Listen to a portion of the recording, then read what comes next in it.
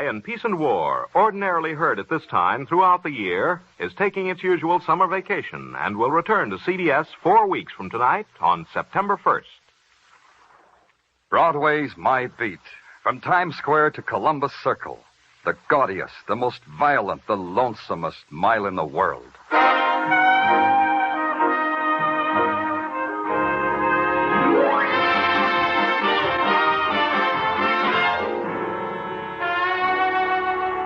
Broadway's My Beat, with Larry Thor as Detective Danny Clover.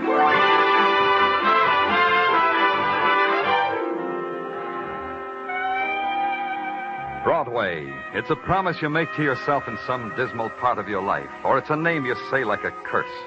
It's a place of golden women and mirrors of chrome, or it's a beggar who will tear off a piece of his soul for a cup of coffee. It's anything you want, any time you want it. And it's My Beat. By 9 o'clock, police headquarters had settled down to its nighttime routine. So far, business was slow. I was sitting in my office straightening out the detail sheets that always accumulated on my desk. Lieutenant Clover. Good evening, sir. Well, Dr. McClure, Dr. Robbie McClure. It's a pleasure to see you. Sit down. Sit down. Thank you. Thank you, Lieutenant. Hey, what's the matter? What's the matter, Doctor? You look pale. Well, I could give you all the clinical reasons for the way I look. Now, Lieutenant. Let me get you something, Doctor. I'll be right... No, wait, Lieutenant.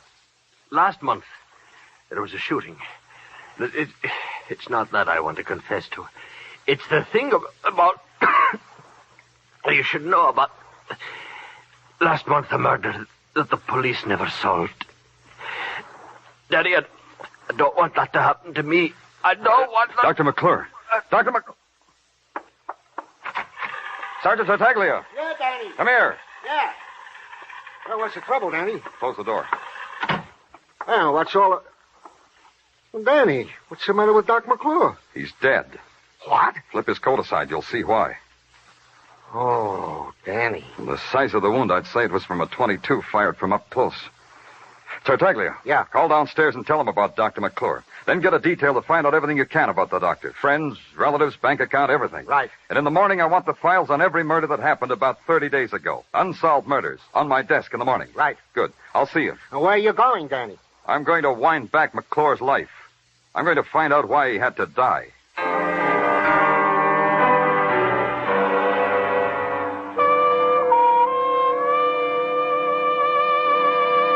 The great buildings of the city lean against the night in crazy, tilted angles, like lighted toys deserted by a sleepy giant. And there's the feeling that unless you walk carefully, you'll upset their insane balance. But Dr. Robbie McClure's office building was different. It sat square and solid on its haunches, and when you pressed the night buzzer, it growled at you.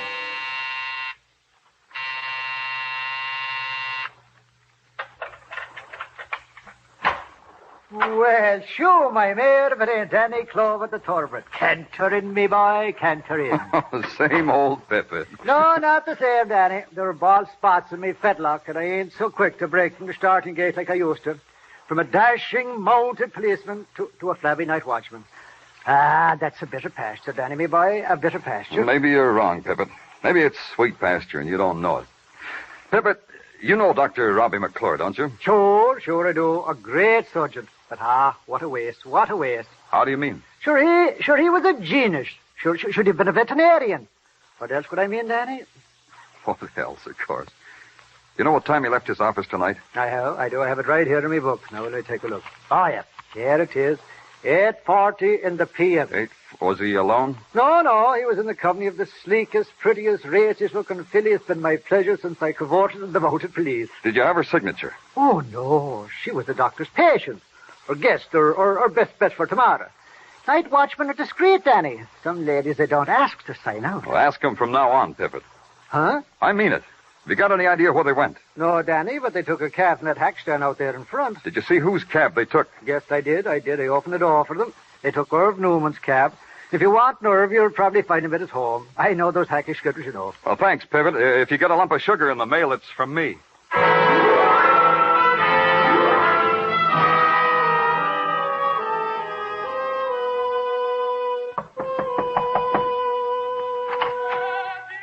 What do you want? Hey, it's Danny. Hi, Irv. Hey, Rose, it's Danny. Danny Clover of New York's finest. So he's going to help me wash the dishes already? Pay no attention to Rose, Danny. She's moody tonight. Come on in. Thanks, Irv. Now, sit down, Danny. Sit down. Irv, Can I offer you something? A glass of tea, a cold beer?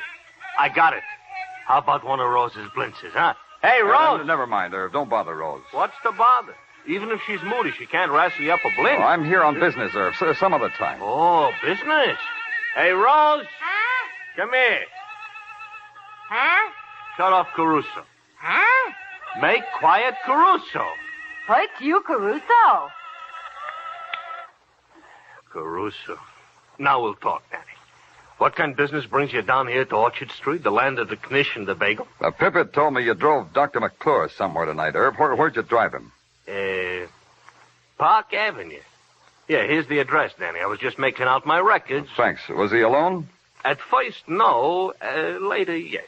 Translation? First, he is with a doll. Lean over, Danny. Rose shouldn't hear.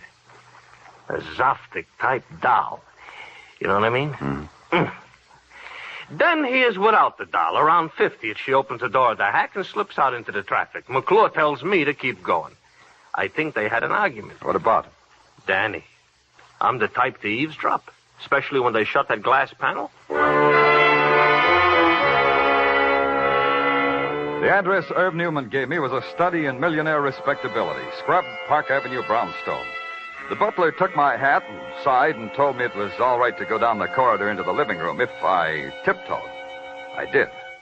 Then all of a sudden it hit me. The light from a couple hundred bulbs set in a crystal chandelier. And when I finally squinted through it, I couldn't quite believe it. It wasn't the size of the room. That was only about 100 yards long.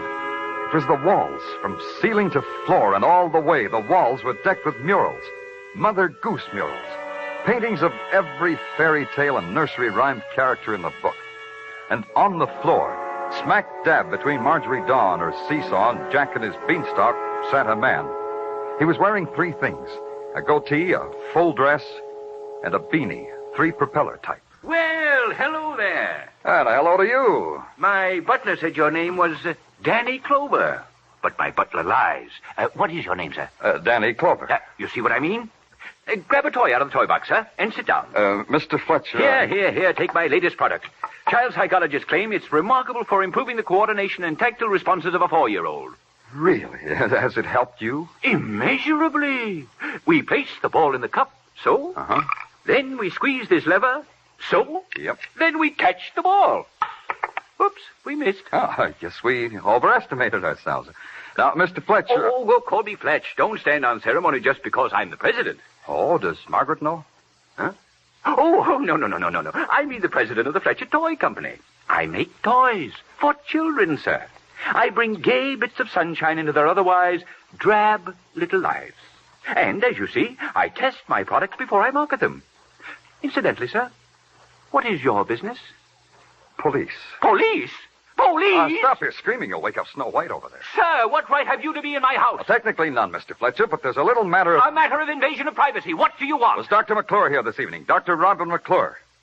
In a word, yes. Why was he here? I'm his patient. Is that a good medicinal reason? Simply sterile. Are you a sick man, Mr. Fletcher? You don't look sick? Dr. McClure says I'm a hypochondriac, but he gives me pills. I take them. They make me feel better. Ergo, I must have been sick before I took the pills. One more thing, Mr. Fletcher. Who was with Dr. McClure? I beg your pardon? Or maybe she stayed in the cab that brought him here. Who was she, Mr. Fletcher? Oh, that one. Yes. I peeked out the window and saw her waiting in the cab. Oh, beautiful, isn't she? Oh, striking. One of the most striking women I ever saw.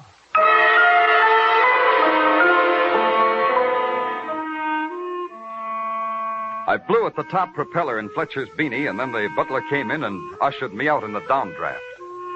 Lying must have been one of the little games they played in that $1 million house.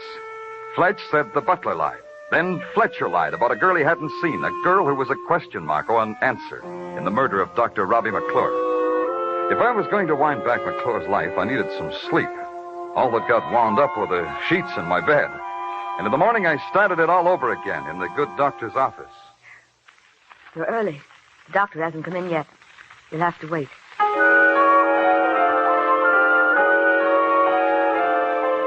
Everything about her was anonymous. The white shoes, the white stockings, the starched white uniform, the starched white face, and the mouth, scarlet and thin, that she wore like a ribbon of merit. You're a new patient?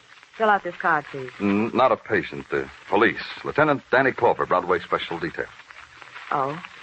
Did Dr. McClure ask you to come here? You could say it that way. I'm here to investigate his death. What? You mean something's happened to him? He died in my office. He was murdered. I don't believe it. I don't believe it. Oh, I'm sorry you had to be told like that, but we don't always have time to be gentle. You were his nurse, Miss... Elliot. June Elliot. I have an agglutination test to make on some Rh-negative blood, Lieutenant. May I do that while you investigate? Yeah, go right ahead. Where do I find the doctor's patient records? In that metal file box. You've been with the doctor long, Miss Elliott? 3 years. Pardon me, Lieutenant. I need that slide. It's the usual question. Did he have any enemies? You knew him. What do you think, Lieutenant? Doesn't matter what I think. He was a fine man. Generous and kind. I'll need that microscope. Oh, sorry. This is strange. In the patient's file? What's strange, Lieutenant? This card has a name and a date. All the other cards are filled with case histories. All this has is a name and a date. Dorothy Rivers, June 29th. Isn't that strange, Miss Elliott? The files were the doctor's responsibility. He had his own way of keeping. Then you don't know anything about a patient named Dorothy Rivers or this date? Nothing, Lieutenant. May I take this with me? You're the police. You do anything you like. I'll have to turn the lights out now, Lieutenant, for the test. Go ahead, Miss Elliott. Go ahead. This will do for now. And thank you, Miss Elliott. Goodbye, Lieutenant.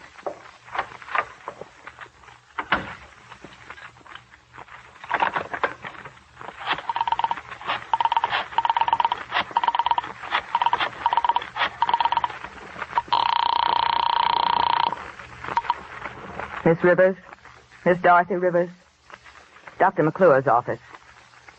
We advise a rest, a long rest in a quiet place.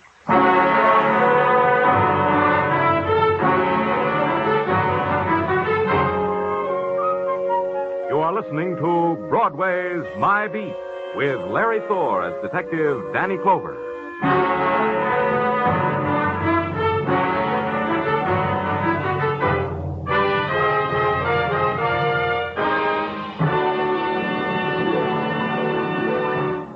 If murder should suddenly explode in your face, you'd know how Casey, crime photographer, feels tonight in the drama titled Sellout. That's exactly what happens to Casey. A routine newspaper case suddenly erupts into a savage murder mystery which requires the sharpest thinking and fastest action of the crime photographer to solve. Crime Photographer is yours for the listening every Thursday evening, as is the other thriller, Escape. Tonight, Escape brings you Leiningen versus the Ants, a top story of harrowing adventure on a top program. Remember Escape and Crime Photographer tonight over most of these same CBS stations. Now, back to Broadway's My Beat.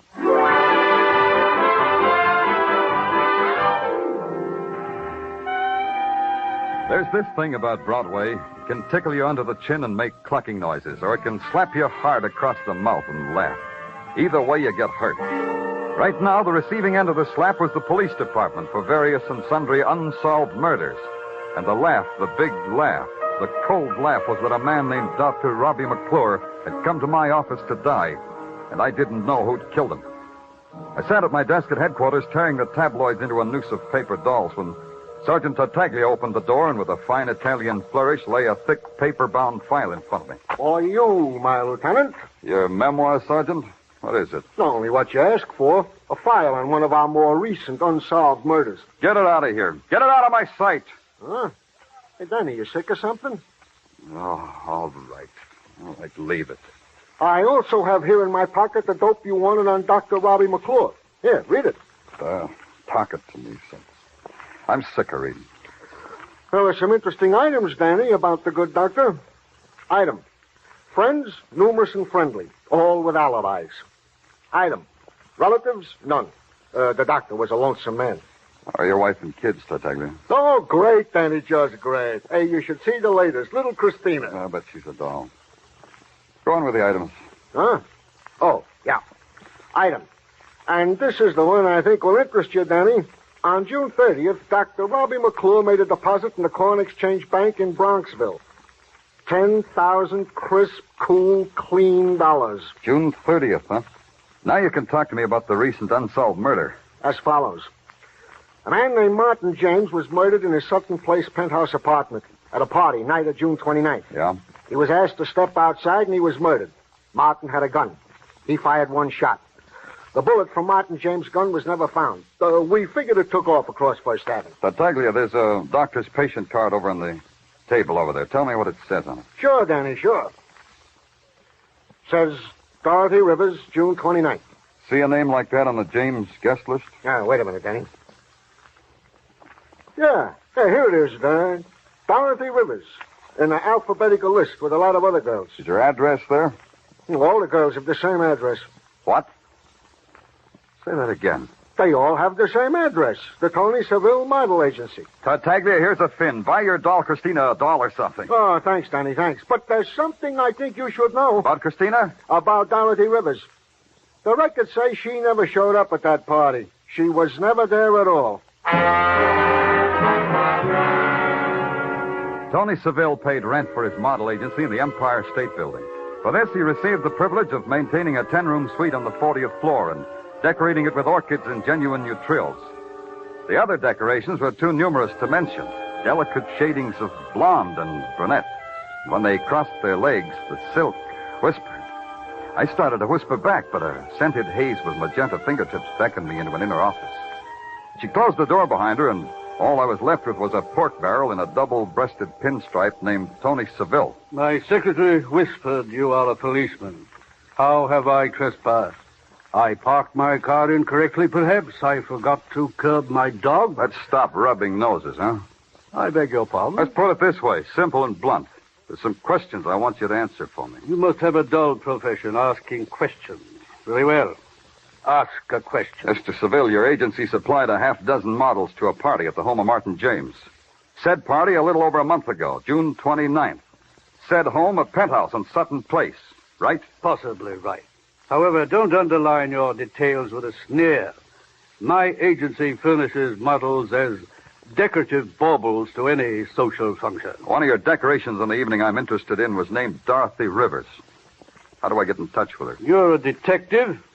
Detective. What's her address, Seville? May I suggest a dragnet detective, or any of the numerous machinations you police are oh so adept at? Her address, Seville. Where do I find her? You should be told. We only give the model's address to an approved client. I don't approve of you. Look, kid, sometimes I can forget I'm a cop. I can forget right now. I think you mean it. Yeah, try being cozy for one more second. I don't know where Dorothy Rivers is. I haven't seen her for a month. You can do better than that. The day after the party, she phoned. She said she was going on a vacation. You're doing fine, Seville. Keep it up. There's nothing more. I tried to get in touch with her several times since. She checked out of the hotel. She left no forwarding address. You're telling the truth, aren't you, Seville? The truth is this, as far as I know and care. Dorothy Rivers could be dead. Beginning at the 40th floor, I picked petals off a tired daisy. At the 38th, Dorothy Rivers was dead. 37th, she wasn't dead. 36, dead. 35, not dead. I don't remember how it came out, because when I got off at the ground floor and walked into the yellow heat of 34th Street, a character stopped me by tapping me lightly on the leg with the front bumper of his cab. The character was the character named Irv Newman. Don't look so scared, Danny. Brake psychotic could stop this cab on a thin latke. Vodka schmatka, so long as I got my health. You're charming, Danny. Absolutely charming. Hey, told me at headquarters I'd find you around here. I got something for you. One of Rose's blinters? Maybe better than that yet. You know that girl he was asking me about? The one I picked up with Dr. McClure, the professional man? What about her? I spotted her for you, Danny. Where? Tell me where. So let me tell you. Happens I got a friend, Danny, a truck driver. He's a peach of a fella. His name is Clem. Every morning gives me a push with the truck so I can start this lousy hat. Where did you spot the girl there? So I'm telling you. While Clem is pushing me with his truck and I'm gliding along in my hack like in a gondola, I see this girl coming out of building. What building? 6 West 23rd Street. So I turn around, I wave to Clem. He should stop already, yeah? Danny! Danny, didn't let me finish!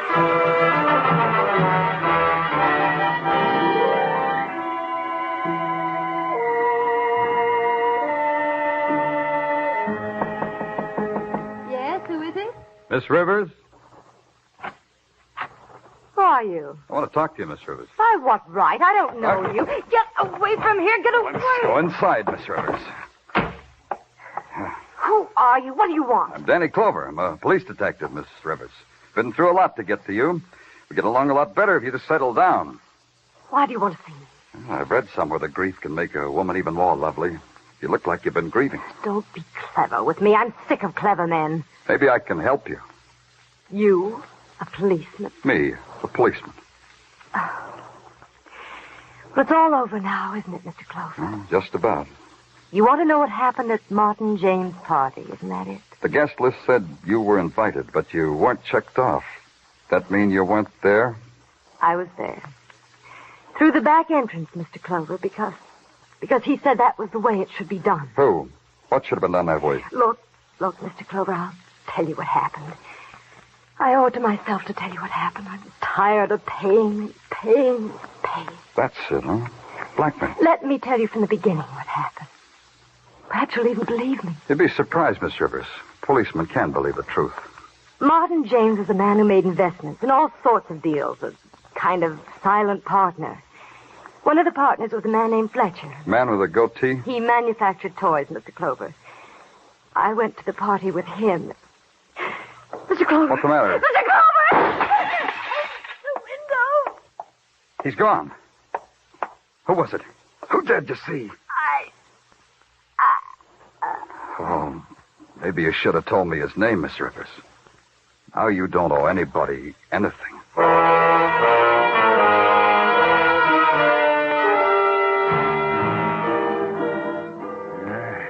Even as a coroner, I say it's a shame, Danny. Such a beautiful girl. Shame. Yeah, it's a shame. What I've been waiting for is your report. Yeah, Dorothy Rivers. Age about 24. Bullet ended left sternum, pierced pericardium. That's the heart, Danny. Dead on arrival. That all? This girl was shot once before. She's got a healing wound that, well, looks mighty like a bullet wound. It's right here, Danny. Yeah, that makes it all add up. That makes it add up just fine, Carter. Neat. Real neat. Hello, Fletcher. There's a friend, Fletcher. The payoff goes on just the same.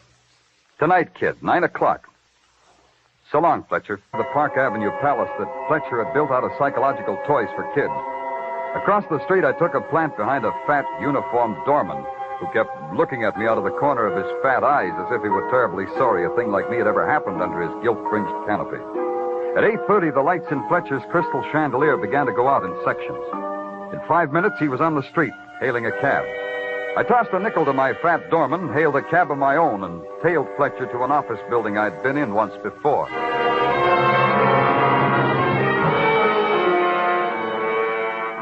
I watched him slip Tippett a bill and then walk down the corridor to a self-service elevator.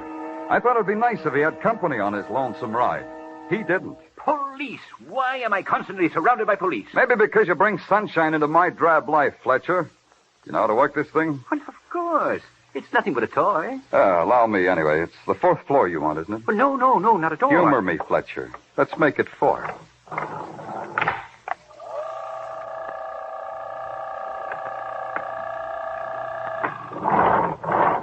Right down this hall.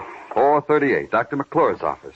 That's where you want to go, isn't it, Mr. Fletcher? There are obviously some titillating gyrations going on in that mechanical policeman's brain of yours. You will reveal them to me, please? I was waiting for you to ask me that in just that way. Here we are. After you, Mr. Fletcher. Oh, thank you. Now I reveal. The payoff money, Fletcher. Give it to me. Of course. I see. I thought it was curious that I should have to keep paying blackmail to a dead man. Dr. McClure is dead, isn't he? The money, Mr. Fletcher. It's hard for me to say please. Well, here you are. $1,000. You want it weekly, I presume, just as I paid it before? That's cheap, isn't it, Fletcher, to buy out the electric chair? It's quite a toy, too, I hear. Yes, quite. Then you know, of course, that Dorothy Rivers and I murdered Martin James. Uh-huh. Oh, he deserved it, you know. He swindled me out of a good deal of money. What was Dorothy Rivers to you? Oh, now, you're talking like a policeman again. Dorothy Rivers was a toy, expensive and fragile. It made her all the more desirable. That and the fact that I could make her do anything I liked. Could you bring her back to life? What? Hey. No, don't get up, gentlemen. As long as I was eavesdropping, it makes me less of a lady. That gun's not becoming either, Nurse Elliot. Put it away, my dear. Toys like that make me nervous. I prefer this pose. Now, what were you saying, Lieutenant? Now that you're here, I've got even more to say. As a nurse, I'm a humanitarian, Lieutenant. You've got a minute more saying time. A man should never lie under the circumstances, huh?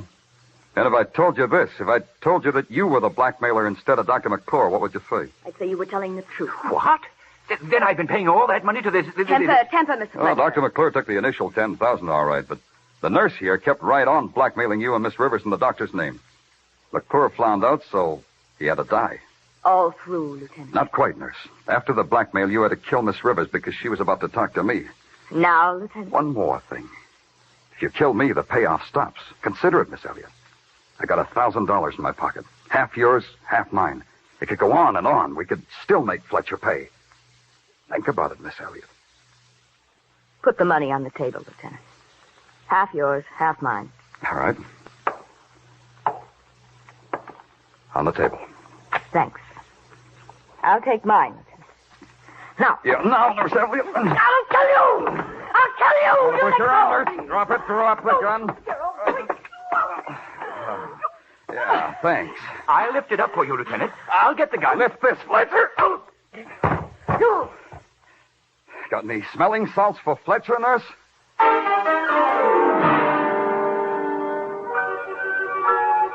It took 3 police officers to carry Nurse Elliot away. She tore at their faces and screamed in a language she hadn't picked up in medical books. Fletcher? He was different. He settled himself in the Black Maria, pulled out a solid gold yo-yo, and played with it all the way down to headquarters.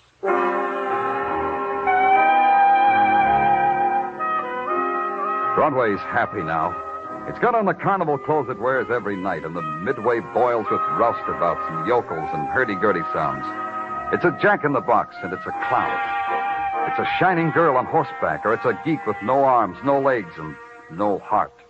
It's Broadway, the gaudiest, the most violent, the lonesomest mile in the world.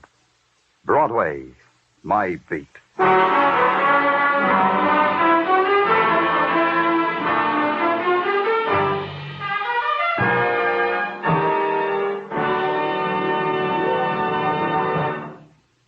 Broadway's My Beat, with Larry Thor as Detective Danny Clover, is produced and directed by Gordon T. Hughes, with script by Morton Fine and David Friedkin. Musical direction is by Lud Gluskin. Be sure to join us next week, same time, same station, for Broadway's My Beat.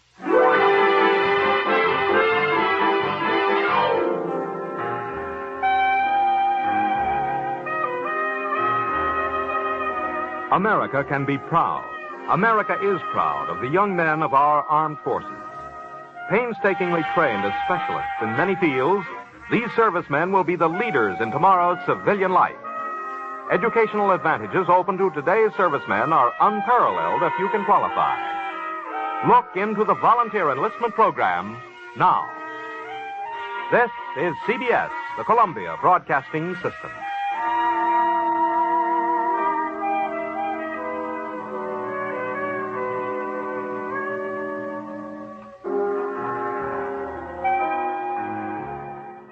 The FBI in Peace and War, ordinarily heard at this time throughout the year, is taking its usual summer vacation and will return to CBS 1 week from tonight on September 1st.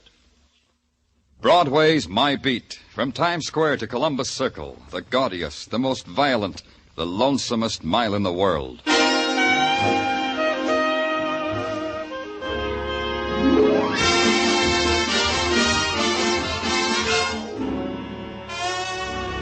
Broadway's My Beat, with Larry Thor as Detective Danny Clover.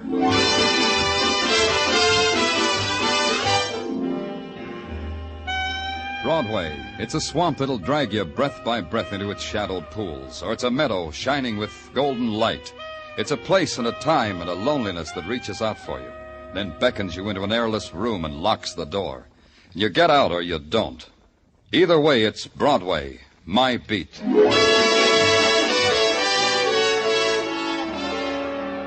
A man dies in silence and in dark, and the city sets up a shrieking clamor, and you're part of it. You ride a scream through the crowded, heat-heavy streets, and then you hit a dead end.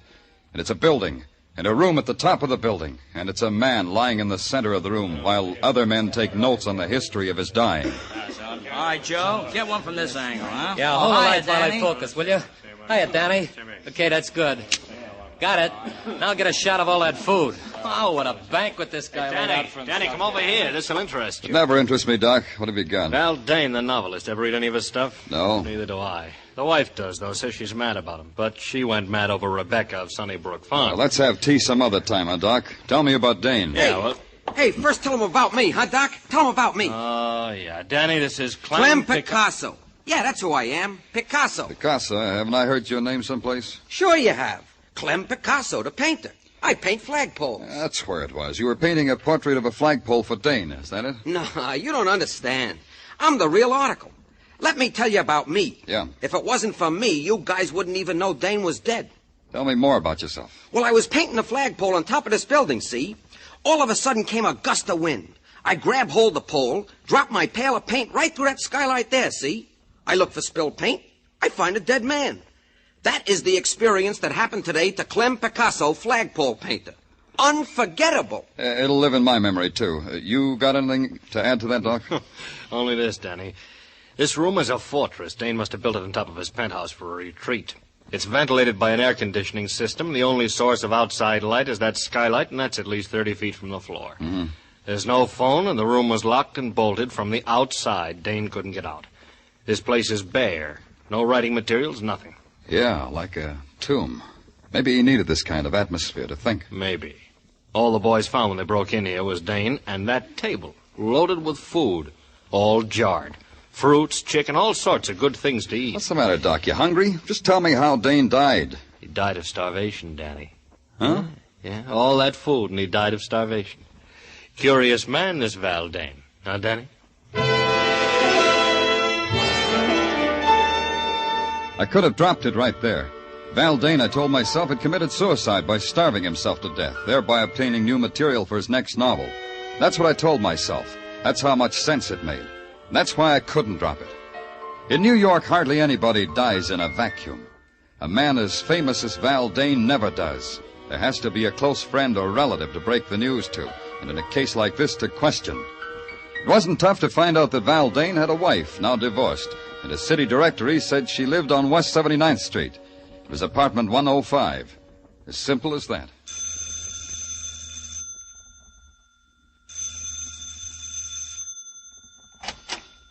Yes, what is it? You're Mrs. Dane?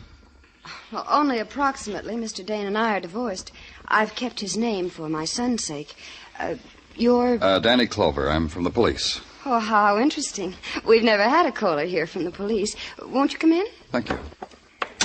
I do hope you'll stay until Jimmy comes home. Jimmy is my son, Mr. Clover. I'm sure he'd love to hear the experiences you'd have to tell him. In here, the living room. That's quite a collection of glass toys there on the floor. Clowns, building sets, animals, and all in glass. Jimmy must be an unusual boy. Oh, yes, he is. That's all I have left in life, Mr. Clover. To make him happy. There's something I have to tell you that might make you quite sad. About Jimmy? No, it's about your former husband, Val Dane. He's dead. Oh, I'm so happy. Well, I mean, I'm relieved. I was afraid with Jimmy being on the streets... Then it doesn't affect you, Mr. Dane's death? I think I should be more sad if I read in the papers that a man I never met had died at the age of 93. I see. No, you don't, really. How could I feel sorrow for Val Dane? He was a miserable 10 years thrust into my life. Why do you say that? Because he was a talented egoist. He cared nothing for Jimmy. Cared even less for me. We lived for him. He lived for Val Dane. When did you see him last? 2 years ago. In that horrible cabin in the Adirondacks. He forced us to go there so he could write. And one more thing, Mr. Clover. Yes? When you write your report about me, put this down. Put down Joanne Dane, Val Dane's ex-wife. She's glad he's dead.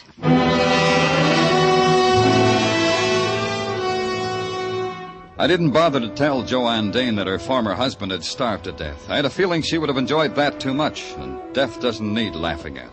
But when I hit Broadway again, death was screaming at me in big black letters. Val Dane had become public property for a nickel a copy. You got the funny papers, too. I called headquarters and asked Sergeant Tartaglia if anything new had turned up. Something new had. Get back to your office right away, the sergeant said. There's a guy wants to see you. He's hysterical. The sergeant wasn't kidding. Something in my office makes you laugh like that? The pollen, maybe? I can't help it. It's rich. It's the richest one I've ever heard. Okay, come out of it. Who are you? My name's Brooks, Lyle Brooks. Lyle Brooks, huh? Tell me gently, what's so rich? Oh, if I think of it again, Lieutenant, I shall roll on your floor in continued convulsions of hilarity. And think of something real sad, like a right to the jaw, and tell me what's on your mind. Why, Val Dane starved to death. Don't you think that's funny? No? Well, I think it's funny. What tickles you about a man's death, Brooks? About Val's death? He was such a pig, and he starved to death. Well, that, Lieutenant, is humor. Category ironic humor. What's your interest in Val Dane's death? I'm his ghost. Ghost, huh? Battaglia. Yeah, Danny. Now, what do you want? Book this guy for impersonating a human. Hey, that's a serious... Right now, Tartaglia, book him. Well, sure. For impersonating a human, huh? Come on, you. Policemen have a sense of jest, too, I see. Come on, you. So I'll explain. I am Val Dane's ghost. You're doing it again, Brooks. His ghost writer. I did much of the writing which is credited to our so literary Mr. Dane. That's why I came to give myself up. To give yourself up, huh? Did you have anything to do with his dying? Assuredly not. But you might think so. I hated him. Val Dane cheated me time and again. But this time was the biggest cheat of all. What's he talking about, Danny? I'm talking about The Great Fake, Val Dane's latest book. I wrote at least half of it, you know. Got no credit. Val said I would get credit. What are you trying to tell us? Just this. If Val Dane met with foul play in any way, I should head your list of suspects. Me and Cynthia, of course. We mustn't forget Cynthia. Oh, we can't forget her. Cynthia who? Cynthia Troy. Why, everybody knows she's the woman in The Great Fake. Heavens, do you mean to say you haven't read the book, Mr. Clover? Mr. Clover hadn't, but Mr. Clover did. The Great Fake, new novel by Val Dane, available at your favorite bookstore, $3 the copy. I bought it, noted it carefully on my expense account, and went home and curled up with $3 worth of vitriol. Because that's what the novel was. A book of hate, a sneering book, a book without humor. There wasn't a person in it, only caricatures dipped in acid. And the leading woman of the novel had been dipped deepest of all. It tweaked me. The next morning, I just had to see her. I'd been expecting a call from the police, Mr. Clover. Drink? No, thanks, Miss Troy. Then you won't mind if I do. No. I realize it's before noon, but then I haven't had my breakfast yet. You sure you won't have a drink? Yeah, I'm sure. Just why had you been expecting a call from the police, Miss Troy? Because I have no doubt about your intelligence. One thing you must know in my business is never to underestimate anybody. You mind if I ask what your business is? The same as in Val's novel. I give parties, Mr. Clover. I arrange that the unfortunate rich be impressed by their leisure and their wealth. By opulent and clever parties, Mr. Clover. For an opulent price, Mr. Clover. Now the question, Miss Troy. Why were you expected, Mr. Clover? The answer is a question. How do you get a man to starve to death? I've been asking myself that. Do you think somebody got Val Dane to starve? Undoubtedly. Val Dane was a man whose only love was Val Dane. He was too jealous of his love to kill himself. He would never commit suicide. Then, do you think he was murdered? I believe I implied that, don't you? Did you kill him? The idea titillates me. Yes, it's a rare thought. Ask me that again, Mr. Clover. Look, Miss Troy, the social graces aren't one of my, social graces. In your circle, how do you tell a lady to quit stalling? By telling her. Then let's quit stalling, huh? Very well. You've read Val's novel, yes? It made a fool of me, didn't it? Is that why you killed him? Locked him in that room and starved him to death? I should like to have done that, Mr. Clover. The idea... Yeah, I know. It titillates you. You've started a train of thought, Mr. Clover. I should like to have locked him in that room and spent days of ecstatic joy watching Val Dane starve. I went back to the clean, almost domestic air of the police laboratory and waited while the lab boys checked and rechecked the coroner's report. No matter how you shook it, it came out that Val Dane had died of starvation. Then it caught up with me what Cynthia Troy had said. It would have given her days of ecstatic joy to watch Dane starve. There was only one place anyone could have done that. That was from the roof and through the skylight of Dane's death room. I took a uniformed officer with me because maybe that kind of ecstasy leaves a clue. Danny, I've been over every inch of this roof. There ain't a particle of it that ain't intimate and familiar to me. I'm also sick of the sight of it under my nose. Okay, officer. You can get up off your hands and knees now. Thanks, Danny.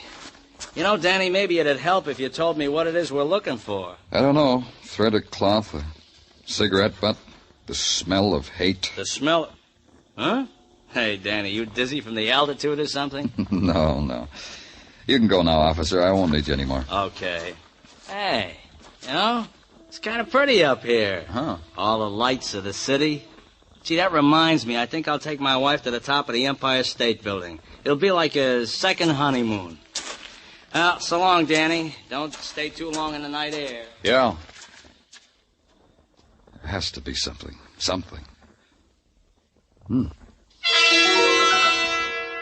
Didn't make sense what I saw. A piece of Scotch tape stuck to one of the panes of the skylight. I leaned down to examine it.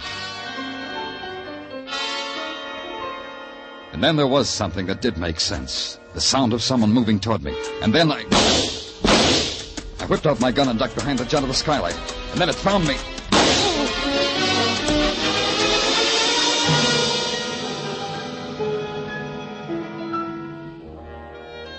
When I woke, a sickly dawn spread itself over the roof and over me. I took inventory and found I was missing 2 items. A valuable hunk of skin from my right temple and a piece of Scotch tape. Just that. Scotch tape.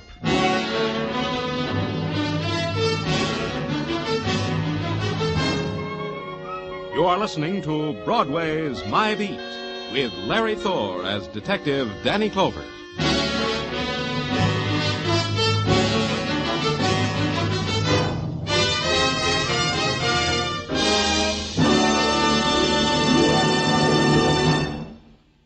A thrill a minute. High-tension suspense from the word go. Dramatic excitement that builds and builds until it explodes in a smashing climax.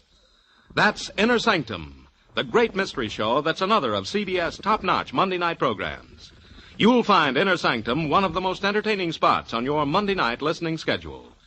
And remember, Lux Radio Theater returns next Monday, August 29th, for its 15th year of great dramatic presentations. Inner Sanctum, Lux Radio Theater, every Monday night over most of these same CBS stations. Now back to Broadway's My Beat.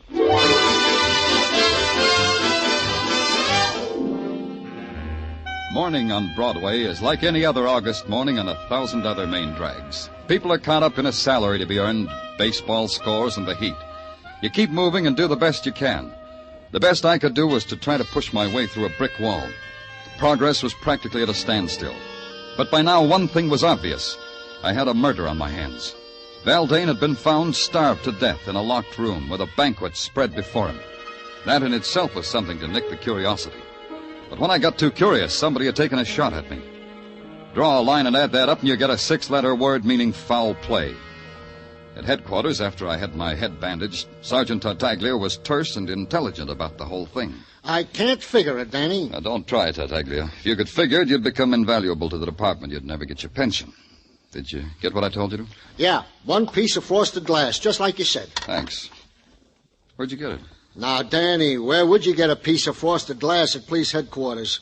Out of the men's powder room. You better hurry up with it. Yeah. Now we'll tear off a piece of Scotch tape. Now we'll paste it over the glass like this. What are you doing, Danny? Pasting Scotch tape on frosted glass. It's the latest craze. Now we hold it up to the light. Look through it, Tartaglia. Get up close and look through it. Hey, you can see right through it. The part of the glass with the Scotch tape on it, you can see right through. Hey, that's a neat trick, Danny. It's also a clue, Sergeant. The skylight to Val Dane's retreat was frosted glass. Somebody stuck that missing piece of tape on the glass so they could watch Val Dane die. Uh-huh. Tartaglia, suppose you were locked in a room loaded with food and you were starving to death. What would you do? I'd eat the food. Unless what, Tartaglia? Unless nothing, Danny. I'd eat the food. Unless what, Tartaglia? Danny, I said I'd eat the food unless it was poison, Danny. You're so right. Tartaglia, I want all the food found in Val Dane's room transferred to the technical lab right away. I want every piece of it analyzed for poison. I want the analysis on my desk as soon as possible. Right. Now, wait a minute. Yeah. Danny Clover speaking. Plainclothes Meshikov, sir, assigned to follow Cynthia Troy. Oh, okay, Meshikov. What do you got? At 9 a.m. this morning, Cynthia Troy entered the Fifth Avenue apartment of one Michael Green. Who? Cream. Michael Cream. C-R-E-A-M. Cream. You know, like in cream. So I took a plant in the hall. At 9:15, I heard loud voices, which at 9:20 became a heated argument. Who's this Merkel Cream? Oh, him I checked. He's a yogi. A yogi, huh? Oh, that's interesting. These guys go on starvation diets to get next to their souls. Thanks, Mechikov. Stick with Cynthia. Hey, Tartaglia. Yeah, Danny. Get my bed of nails. I'm calling on a yogi.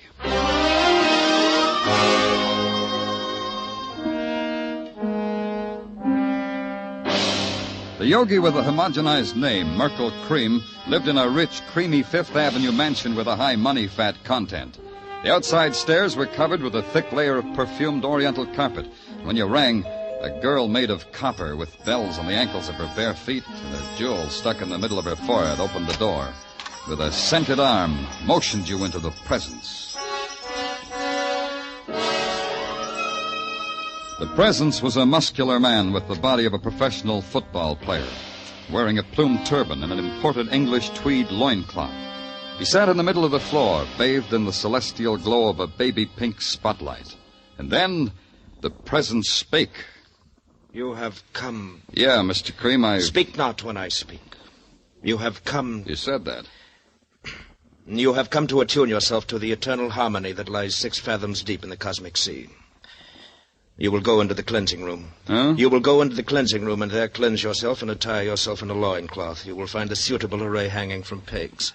The panther skin for you, I think. Look, Mr. Have Cream... no fear. They are sterilized after each use. Now go, tortured one, go. Look, Cream, I'm not here to cross your palm with How silver. dare you speak to Merkel Cream thus? How dare you, savage? That's me. Look into your crystal ball and tell me why you should scream at a tortured one named Cynthia Troy and vice versa. How did you know? Don't answer. I will answer for you. You are omniscient, clairvoyant, like the me that is the true me. Like the me that is Danny Clover, New York police. I got a hunk of protoplasm named Meshikov who floats under windows and soaks up things like a fishwife's brawl between you and Cynthia. But you are clairvoyant. The Cynthia underneath Cynthia is a fishwife. She pays you to tell her that? Cynthia Troy is a disciple. Disciples fall out sometimes, as you know. I've heard. Val Dane, he was a disciple, too. What did you do to Dane, Yogi? Put him on a starvation diet for his eternal harmony? Then you've read his book. Yeah, he gave you a paragraph. Let's see if I can remember the exact words. The Yogi, a vicious parasite, a jeweled vampire, a stinking phony. Did I quote the exact words exactly, Yogi Cream? Dane died in a way that pleases me. He died in an agony of hunger. What does it matter if his exact words are remembered? To him or to me, what does it matter? Yeah. Get up, Cream. You're coming with me. I got a feeling you can give me better answers with your pants on. You believe that I'm a fake? You believe what Dane said of me? To put it bluntly, Cream, yeah. Sorry, but yeah. Maybe Dane killed your lush racket with his bestseller. Maybe you knew it would. Maybe you arranged for him to die. Let's go. Help me up, Mr. Clover. Yeah, cosmic harmony makes you weak. All right. You know I can't afford to go to jail. It would ruin me. Let go of me. If you move, Mr. Clover, I'll break your back as if it were a stick of wood. Let go of me. A little trick I learned from a man on Amsterdam Avenue. 10 judo lessons for $20. Worth it, don't you think? Don't you think? I got my lessons for free. Well, send them back. They're no good. Let's find out, shall we? Let's find out. Now, my way, Cream. Let's do it my way. Oh. Well, what do you know? The yogi found cosmic harmony. Has to be a phone in this dump. Yeah.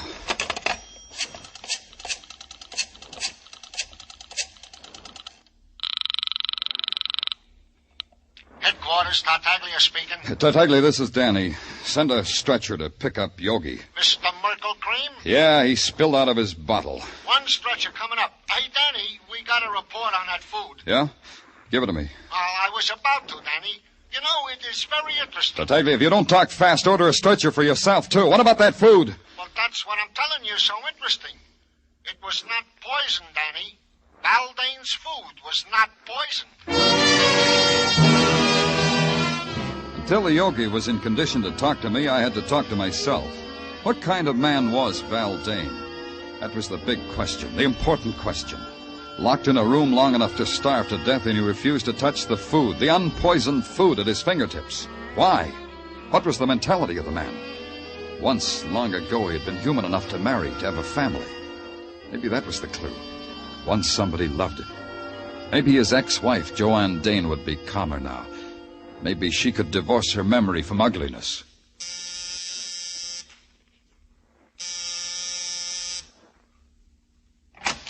Yes?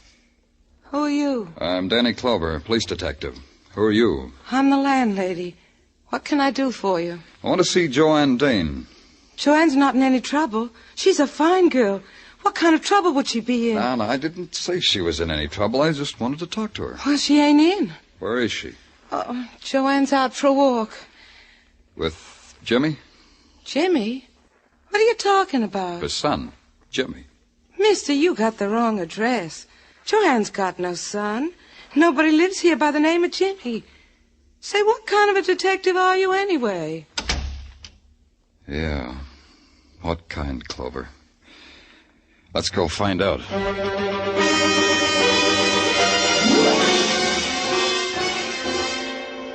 Oh, here are the vital statistics you asked for, Danny. Yeah? Hey, when are you going to take me to see South Pacific, Danny? Oh, any day now, doll. I'm just waiting for that inheritance. Oh, Danny, stop pulling my leg. Here. Know the vital statistics, Danny. Read it to me, doll, because your voice is like honey. Read it to me. Get him. James Dane, age 4, son of Val and Joanne Dane. Died June 22nd, 1947. Cause of death, accidental poisoning. Death spasms took 4 hours. Remoteness of cabin in Adirondacks made it impossible to reach boy in time to help. Signed, Dr. James Robeson. Hey, Danny, where you going? I haven't finished. Danny, come back here. I've got some things to settle.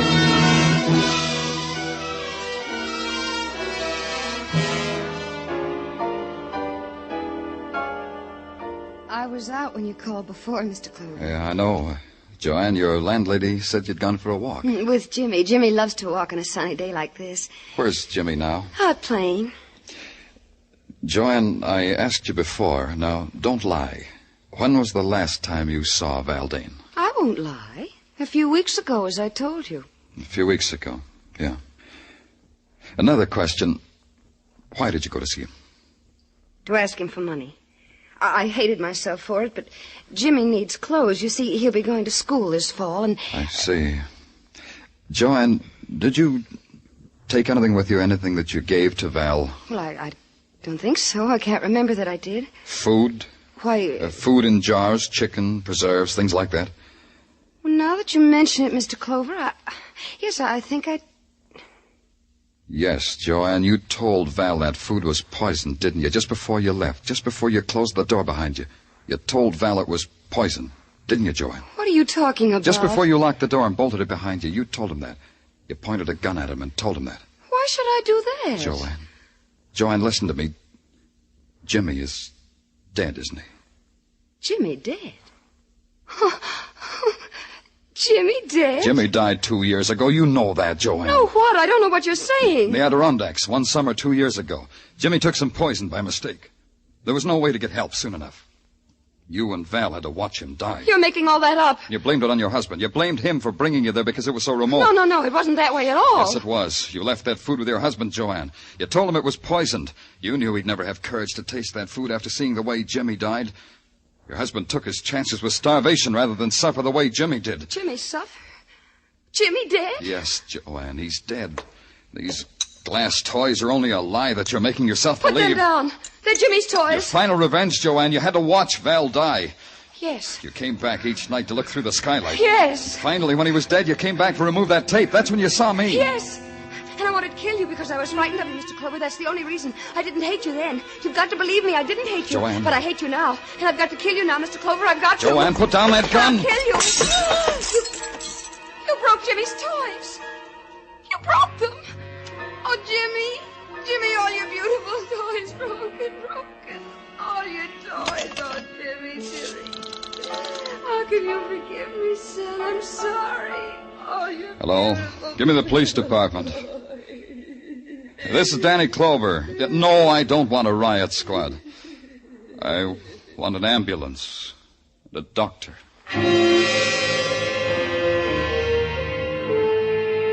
It took 15 minutes for them to come, and in that time I watched the shadows soak up the remnants of her mind. How do you tell a woman her life is done? How do you fill it in reports? How do you make statistics out of it and file it in a ledger? How do you write sorrow as a number? How? Broadway's really living now. It's got a creamy yogi back in circulation. Cynthia is throwing a marvelous party for Patrolman Mishakef. And the ghost, Lyle Brooks, he's haunting another author. Broadway's jaunty now, and it wears a chip on its shoulder. It's flexing its muscles and daring the nighttime. And before it's over, it'll tear itself apart and laugh at its own agony. It's Broadway, the gaudiest, the most violent, the lonesomest mile in the world. Broadway, my beat.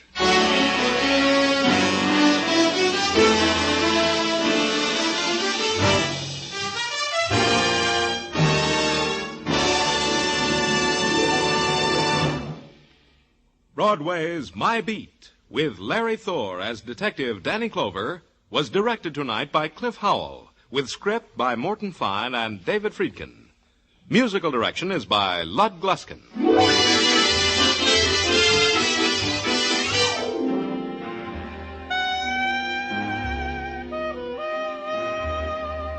That man is coming back again. Yes, Arthur Godfrey is returning from his vacation, and he'll be helping some promising young performers up the ladder of success when Arthur Godfrey's Talent Scouts return to the air next Monday night over most of these same CBS network stations.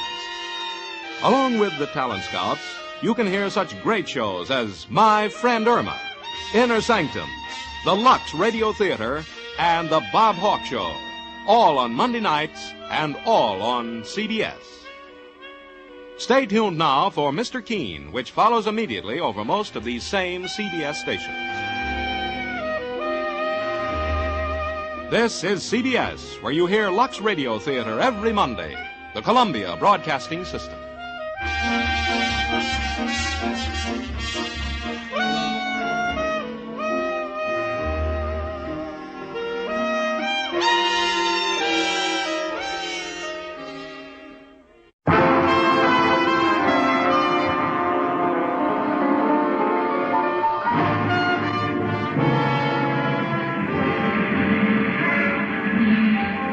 Broadway's My Beat, from Times Square to Columbus Circle, the gaudiest, the most violent, the lonesomest mile in the world.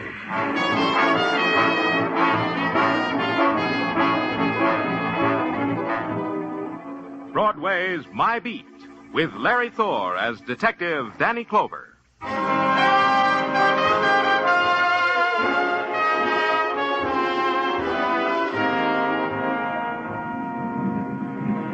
Broadway. It's a neon-lighted revival meeting that screams for the joy and the salvation. And it's a lonely path that sighs down into darkness. It's a fury of voices and stamping feet, or a cry that wanders and waits to be heard. It's Happy Alley with happy talk, where a hot trumpet plays background music for a panhandler. However you want it, that's how it is. It's Broadway, my beat. The November twilight filtered into my office at police headquarters, and I sat there looking at it, pushing away the time for the filling out of my daily report. There were other diversions. Through the open window, I watched a girl walk down the street. She wore a green silk dress that knew summer was over but didn't care. Then I heard two things, a sigh that came from me and a door opening that came from the door. I have no wish to trespass upon a reverie of delight, Daniel. There was only one man who could talk to me like that. A miniature of a man called Lee Kai. Lee Kai, professor of Oriental art at the university. He hadn't changed. The same black military-looking jacket that buttoned high on the throat. The same patent leather shoes with spats slightly pink. And the face still as if it had been engraved on yellow shantung. Daniel, may I presume upon you? Anything you want, Lee, any time. Then permit me to read you this telegram. Is that all? You could have presumed bigger. I shall, when you have read the telegram. It is addressed to me, and it says in 3 words, "Terror follows me." It is signed Mei Ling. Only 3 words. Is not 10 words the usual? Yeah, he's a frugal one, this Mei Ling, huh? Mei Ling is a delicate interweaving of all that is lovely and exquisite in a girl. I do not think she meant to be frugal. I do not think I know what you're talking about. Of course. Therefore, I will explain. You see, Mei Ling, this lovely girl of whom I have told you so much already, she brings me a statuette of the goddess Kuan Yin, the Chinese goddess of mercy. And among friends, there is no need for circumlocution. Of course. For what? Circumlocution, of course. Oh. The Kuan Yin was smuggled out of my bleeding China, Daniel. It is worth approximately $100,000. Mei Ling was bringing it to me. And now, in 3 words, terror follows her. You understand what I need of you? Not yet. I want you to meet Mei Ling's train at 125th Street at 8 tonight. She is in private car 23. You will give her the protection from the terror that follows her, Daniel. Oh, we have other departments for that, Lee. I could... But you are the friend department. No, Daniel?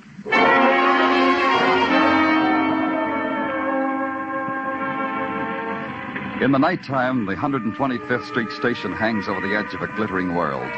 Arrival and departure have a special meaning in the dark. There are shadows between everything, and the talk is always whispers. I walked out on the concrete platform toward the light on the bulk of the train, and I saw him, the man in a conductor's cap, holding a lantern and looking down at his watch. I asked him a question. 23, next one down through this empty coach. Oh, thanks. Hey, wait a minute. Can't get in 23, private coach. That's all right. I just wanted... Nope, can't let you on. Nope. Sorry, but nope. Orders. Want to see something? Huh? Look at this for a second. Oh, hold it up to the light. Yeah. Police badge, huh? Yep. Yeah. Train pulls out in 7 minutes, mister. Oh, bury me not on a lone prairie. Oh, excuse me, mister. I didn't know where... Hey, you big enough to come from Texas. Are you from Texas? No, now, if you'll let me through here... Well, city fella, huh? You know how I can tell? City fellas are always in a hurry. That's how I can tell. Yeah, now, one side, friend. Now, in Texas, it's different. People are friendly. Just folks down in Texas. I'll show you what I mean here. You have a drink. Maybe I didn't understand. I said one side, friend. Hey, you meaner than a shoat with a cut snout. No drink, huh? Well, Texan don't prejudice a man because he ain't no drinker. Let me tell you about Texas. Hey, I gotta prove it to you. Out of the way. Oh, you got the idea. Sure, I got the idea. See if you can get this one through your head. Oh. What are you...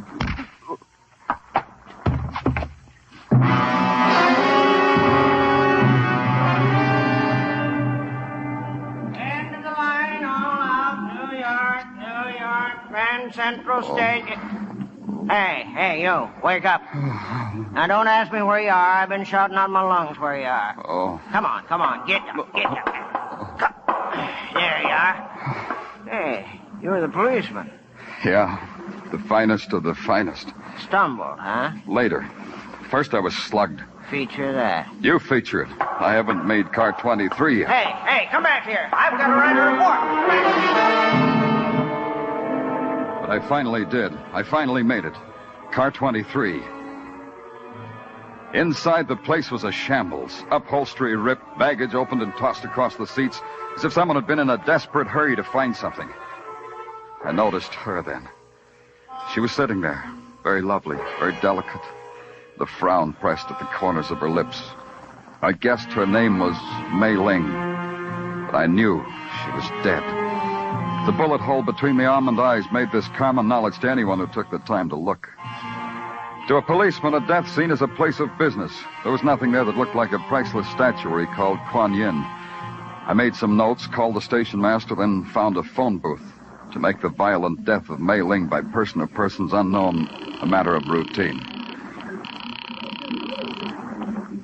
Sergeant Tartaglia speaking. Danny Clover. Mei Ling's dead. Send the boys down to Grand Central. Photographers, fingerprints, technical, the whole crew. The coroner, too. I'll wait for them.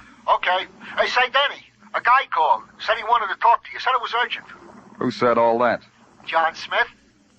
Well, that's what he said his name was, John Smith. I wrote it down so I wouldn't forget. He said something about wait a minute, here, I'll spell it to you. Kuanyi. Kuan Yin? Yeah, Danny, that's it. What's John Smith's address? 1212 Mott Street. Got it? Yeah. Goodbye, Tartaglia. Anyone who wanted to see me about a Kuan Yin was a man I wanted to see. I waited around Grand Central until the crew from headquarters arrived, then I took off my squad car and hit Mott Street in 10 minutes. The red brick pagoda that bore the address of one John Smith held all the charm and grace of a 20th century housing project. The only thing oriental about it was a cast-iron dragon that snarled at me from the door knocker. I picked up its head and banged it against the door. You would be Danny Clover, and I would be John Smith. The ecstasy is mutual. Please enter.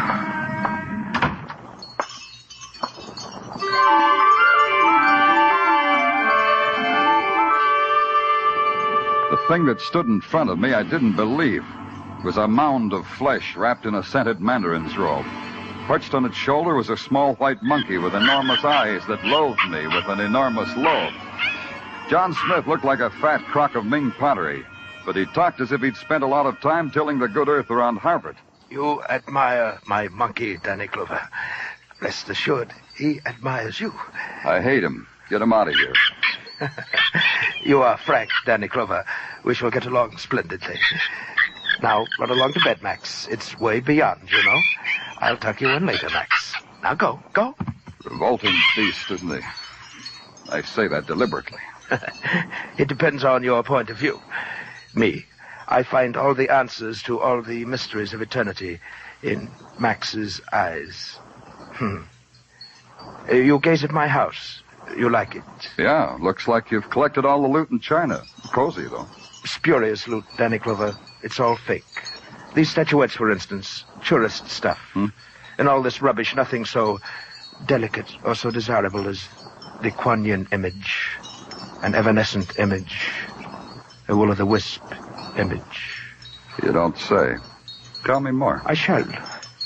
A most intimate source in Hong Kong has revealed to me that the fabulous, the priceless Kuan Yin has vanished. Do you have a theory as to where she might be? Should I have a theory? I thought perhaps the eminent Oriental art expert known to both of us as Li Kai may have helped you formulate one. Your most intimate source operates in New York, too. I have other intimates. Besides Max? Try one from Texas. Texas? What is that, a person, place, or object? You know I wouldn't know. Exactly. And now, Danny Clover, a word of caution. The Kuan Yin is a legend among my people, a fairy tale. Fairy tales are sometimes bloody. A most discerning observation. On a sensitive and intelligent mind, they can leave a most fatal scar. Sometimes not only on the mind.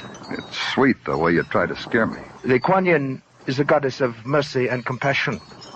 If you know where she is, May she watch over you. If you don't, we have nothing further to discuss. And now I must tuck Max in. Au revoir, Danny Clover. I shook his hand, watched him wince, then bowed out of his fat presence. John Smith was a man who would keep. Now there was one place I just had to go, to the university, to break the news to Lee Kai. It was at this time in my life that I exploded the myth that the thirst for knowledge never ceases. The door to the Arts and Science building was locked. It took me a half hour to find the night watchman, go through the policeman's badge routine, and get ushered to the self-service elevator. Wait a minute. Hey, wait a minute. Thank you. Thank you very much. I feel silly saying this, but... Floor, please? The third. Oh, good, me too. I've never seen you about the building. What are you in, arts or sciences? I never knew which. I'm Danny Clover, policeman. Oh? Mm-hmm. And you're in... Seismology. I'm Professor Higgins. Professor? Oh, here we are. Third floor. Oh, yeah. You, were saying? I was saying Professor of Seismology with a question mark after it. What is seismology exactly? Exactly. It's that branch of geophysics which has to do with earthquakes and their attendant phenomena. Mm-hmm. Here's my lad. Good night. Oh, before you go, and in non-scientific terms, could you tell me where Professor Lee Kai's office is? Lee Kai? Yeah. How nice. In the Argo, any friend of his is a friend of mine. Now we'll shake hands. I'm glad to know you. I'll show you his office. You've known Lee Kai for a long time. Why, he slapped my... He was in attendance when I was born. There were no doctors nearby then. In China, Mr. Clover. In the interior. Oh, and from that moment on, you became interested in earthquakes and their attendant phenomena. Pretty nearly. Understand, Mr. Clover, I enjoy seismology. A girl can always make her way in the world with a good, sound knowledge of seismology, I always say. I'll say the same thing. It does make for dull conversation, doesn't it? Well, Here's Lee Kai's office. Professor Kai. Professor Kai. Professor Kai!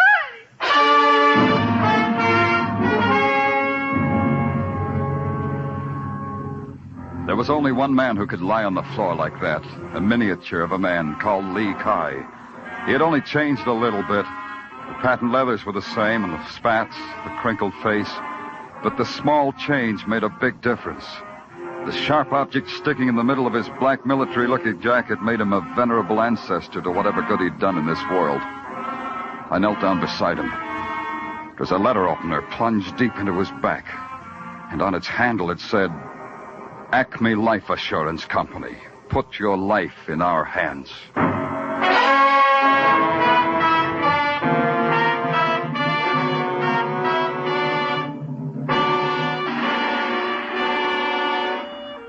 You are listening to Broadway's My Beat, starring Larry Thor as Detective Danny Clover.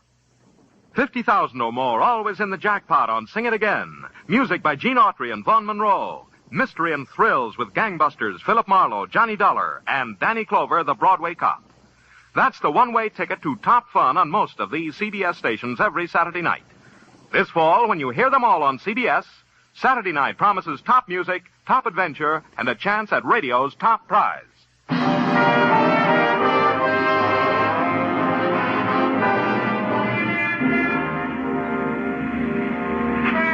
There's this about Broadway. It savors the exotic while it's taking bites out of a hot dog. The deaths of Mei Ling and Lee Kai were duly reported for the next morning's newsstands, were scanned by the crowd while reaching for their respective mustard jars. Then Broadway went about its business. You can't blame Broadway. It's got too many other things to consider, like T formations and mass substitutions, the weather, and making a buck. But a policeman with a murder in his hands has to make a world outside all that. Mine revolved about a specific Chinese statuette called Kuan Yin, and incidentally worth $100,000. It also included paying final respects. I took a ride down to a twisted alley off of Mott Street. The festivities for Lee Kai's funeral had already begun. Venerable Chinese ladies and gentlemen stood on the curb and with great ceremony lighted firecrackers and tossed them serenely into the air. As the body of Lee Kai approached, Others tossed money into his open coffin to ensure his price of admission into heaven. Walking directly behind was a lady by the name of Higgins, Professor Kate Higgins.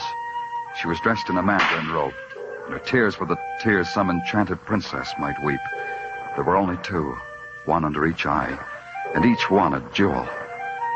And then across the street through the procession, a face that I had seen once before in a train station brought me back. Pardon me. I'm sorry. Pardon. Tell me what Texas, kid. I got more time now. Who are you? Why leave a great place like Texas just to strong-arm a city fella? Take off, friend. They warned me about talking to strangers. In here, friend, in this alleyway where we can be far from the city's rattle. In here where we can be pards. In here. Take your hands off of me. Talk to me, pard. Who told you to slug me on that train? I can do it now without nobody whispering in my ear. Do it. Yeah.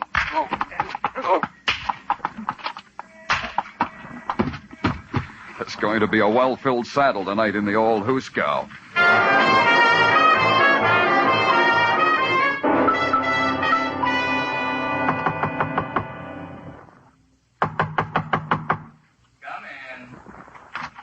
I was looking for Professor Higgins. This is her laboratory, isn't it? Yes. The professor isn't in. I'm John Scarn, her assistant. Danny Clover, police. Social or business? I only ask because Kate has such various callers. Last week it was a gentleman peddling hot Persian prayer rugs. I got quite a seism out of him. Seism?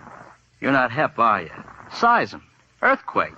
A big bang. Tell me, what do you do around here when you're not having seisms? Well, I'll explain it to you. See, these things here are seismographs. They're connected to another machine embedded in concrete below this building. Oh. If there's an earth tremor, it's picked up by the machine downstairs and recorded on these. I see. And this needle here, writing on this rotating drum, records the time of the shock. Precisely. Interesting. Mind if I take a closer look? Well, take it easy, Mr. Clover. We don't need a tumbler to disturb the needle, you know. It's very delicately balanced. It'll even record footsteps that come too close to it. What do you do with these recordings after you've got them? File them. Each recording is for a 24-hour period. Unfile yesterday's reports and send them to my office. Well, but... And do you get reports from other stations that do this work? Yes, every day, but... Send yesterday's, all of them, down to police headquarters. Now, see here. Mr. Scarn, you had your seism today? I'll send everything down just as soon as I can get them together. Good. And quietly. No one's to know. Another thing, Mr. Scarn. Who has access to this lab? Why, just Kate and me. And, yes, the night watchman. Yes, we three. We have the only keys, I believe. Thanks. And Kate, Professor Higgins, where would I find her? Perhaps at her apartment. 125 Morningside Drive, I believe. Thanks again, Mr. Scott.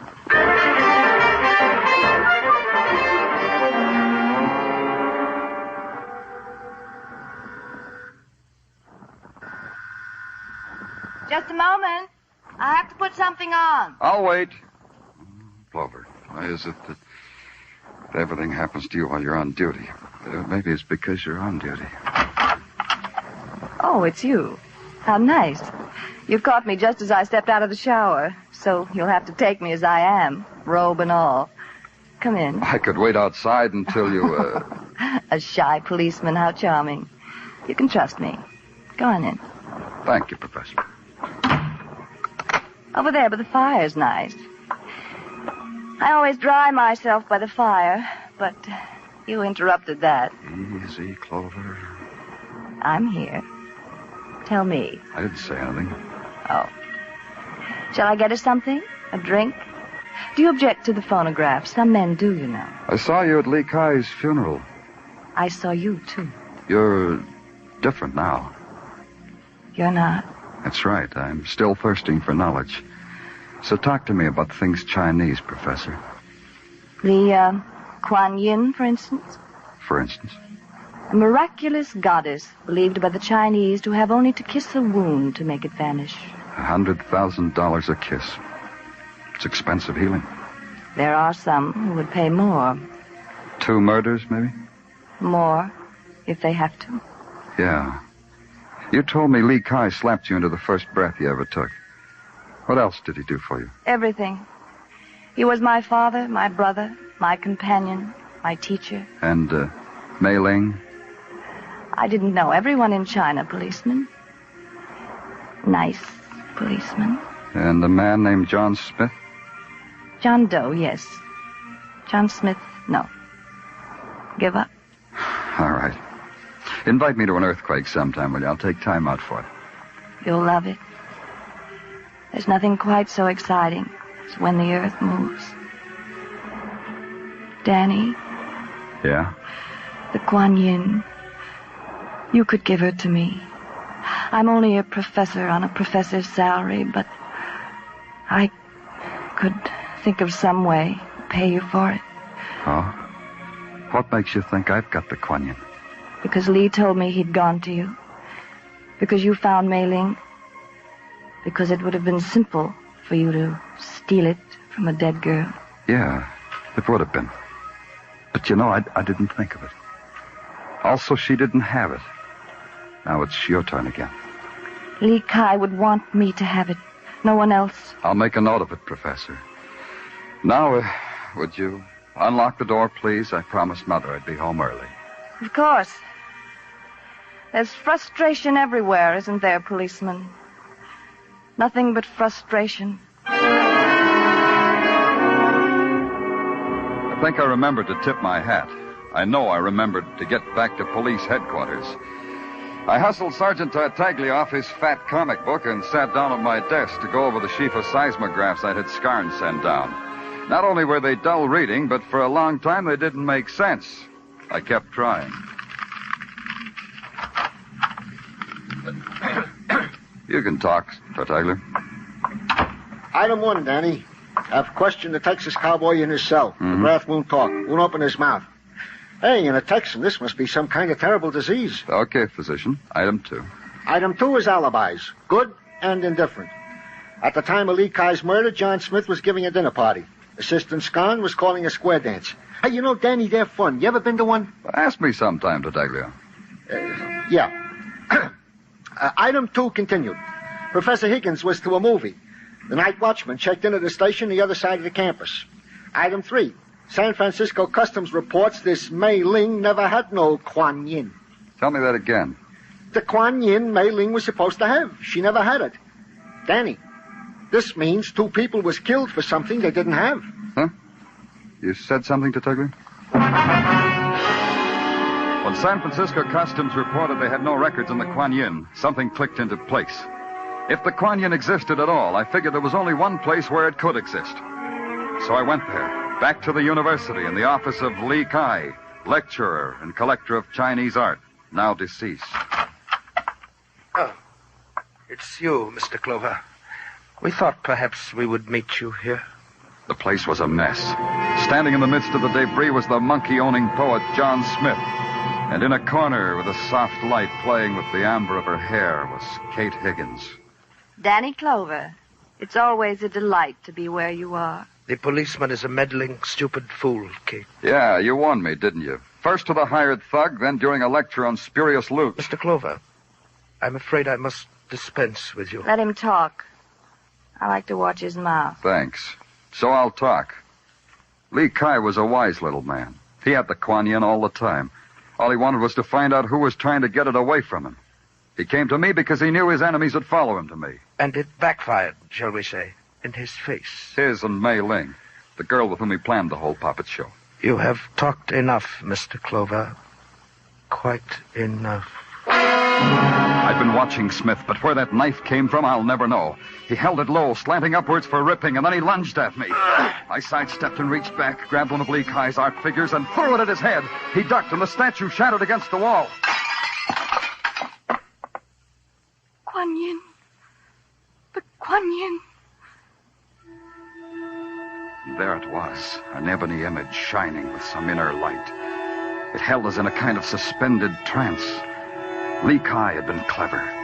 He'd encrusted the Kuan Yin in a cheap plaster cast and set it alongside the rest of his art. One of the oldest tricks in the world. I came out of the trance faster than John Smith did. He lay there with the rest of the crockery, just as pale, just as broken, just as unconscious. He can no longer harm you, Danny. He was an evil man. Yeah, and tricky. Hiring that hatchet man McGrath to kill May Ling and slug me on the train. Kate. Yes, Danny? Maybe I shouldn't ask you this, Kate. But how come you were with Smith? I knew his greed would finally lead him to Kuan Yin, as your curiosity led you to her. And to me. To me, Danny.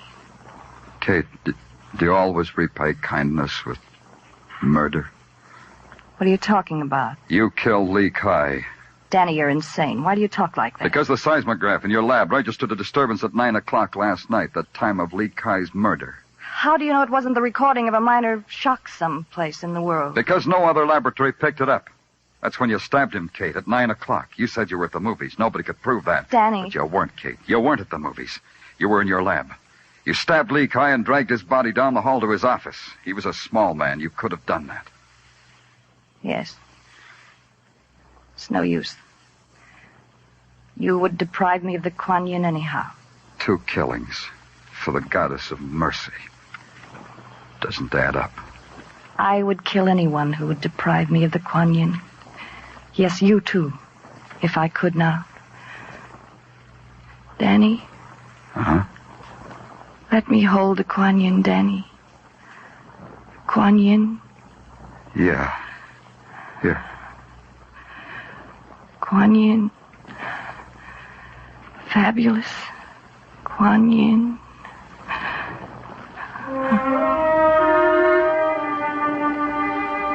I watched her hand slide down the side of her cheek and her body go taut. Her eyes fixed and the Kuan Yin narrowed. I caught her before she fell to the floor. When the boys from headquarters came, it took 4 of them to heave John Smith onto a stretcher. And they started for Kate Higgins. I told them to mark her fragile. Even a professor of earthquakes can break.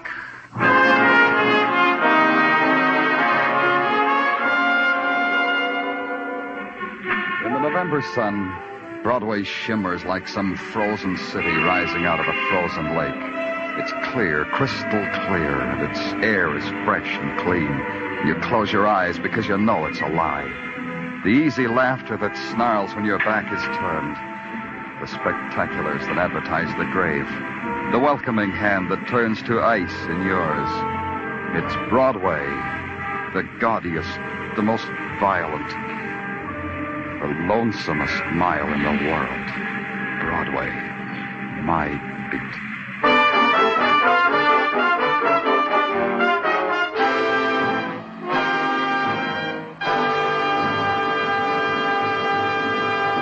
Broadway is My Beat stars Larry Thor as Detective Danny Clover and is written by Morton Fine and David Friedkin.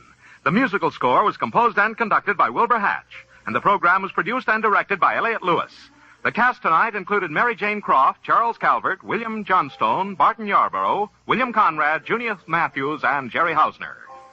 Stay tuned for Sing It Again, which follows immediately over most of these same CBS stations. This is CBS, the Columbia Broadcasting System.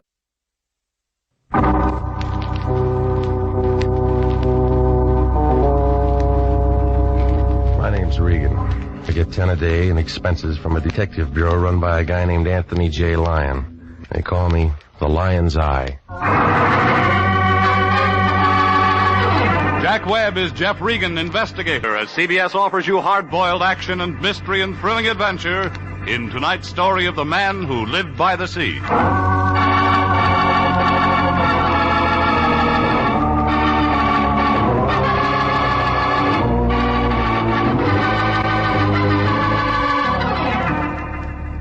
The next time you're out for a drive, pick up Olive Street along about the 700 block. You can't miss it. It's a big building made out of white granite. The Cosmopolitan Building. Anthony J. Lyon, the guy I work for, rents an office there. International Detective Bureau, Suite 308. A couple of rooms with a connecting wastebasket. The Lion has the only desk in the office and a typewriter that Remington dropped from their catalog back in 1915. I walked in about 11 o'clock last Tuesday morning. The room was loaded with taboo. She was a tall girl, with a flock of black hair and a mink coat. The kind you see driving a Nash convertible down Sunset Boulevard on warm Sunday afternoons. No wonder the Lion's cigar was out. It was wet on both ends.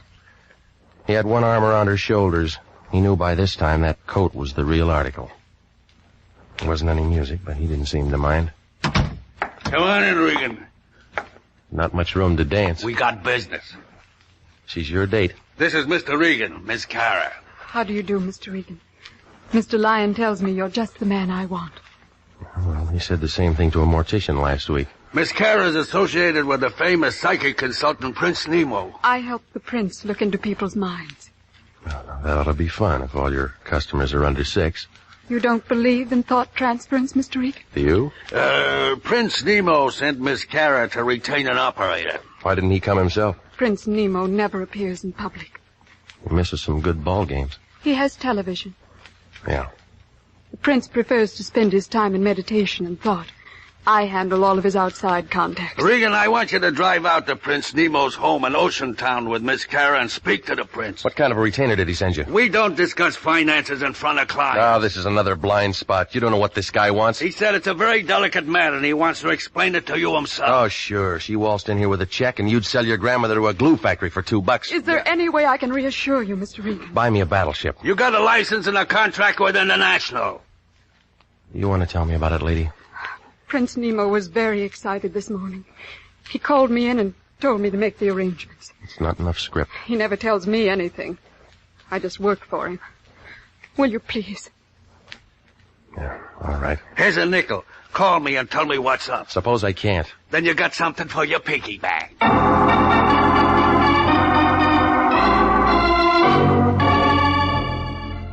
The Lion stood there and watched us leave. He looked happy, like a hobo in a bubble bath. Well, we went downstairs. We climbed into her convertible. The guy in the parking lot had to take a walk around the block when she flashed him a smile. I asked her about lunch. She said no. I asked her about dinner. She said something that meant no. It's like that sometimes. The flag's up, the meter's ticking, and you get nowhere. But from a couple of things she told me, I got the idea that she was doing more than help the prince read minds. His place turned out to be a good hour from Los Angeles up 101. A couple of stories of glass and concrete leaning out over the ocean. Inside, a guy in a white turban and some pants that looked like oversized diapers put his hand on a big curved knife he had in his belt. He was wearing tennis shoes. Right this way, Mr. Regan. Butcher? That's Guinea, the prince's manservant. He's from India.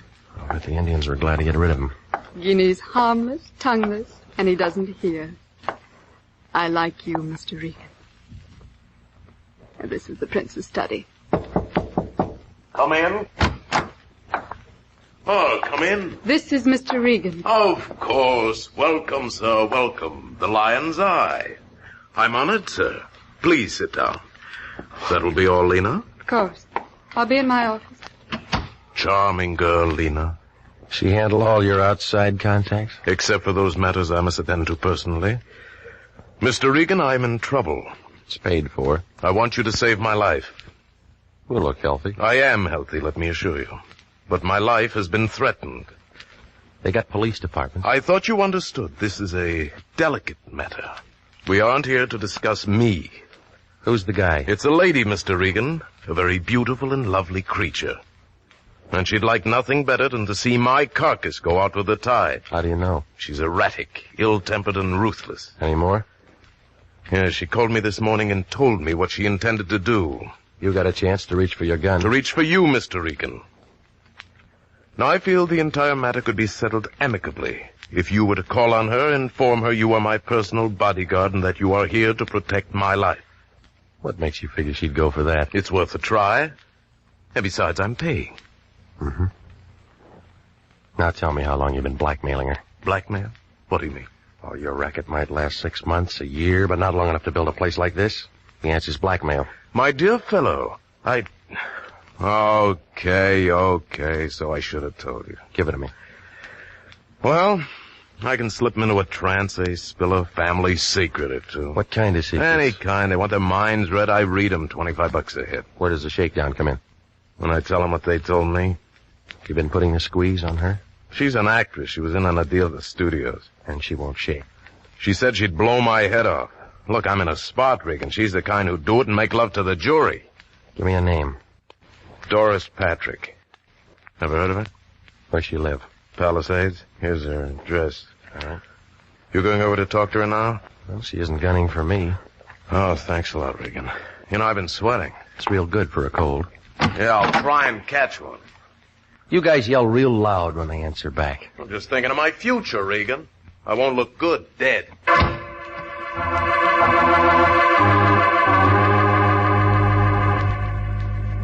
I left him sitting there scratching his bald head under his turban. He looked unhappy, like somebody'd fed him a Vaseline sandwich. Well, I climbed in my car, and I followed the highway to the turnoff back to Sunset. The Malibu fog was coming in for the winter, and by the time I got to the address Nemo had given me, I was looking around for my hands. Doris Patrick's place was too big for a marble game and too small for football. There was a wire fence all around it and a sign every 15 or 20 feet or so that said, not to trespass. I parked in the boulevard and walked up the driveway. It was about then that a guy in a blue suit showed up.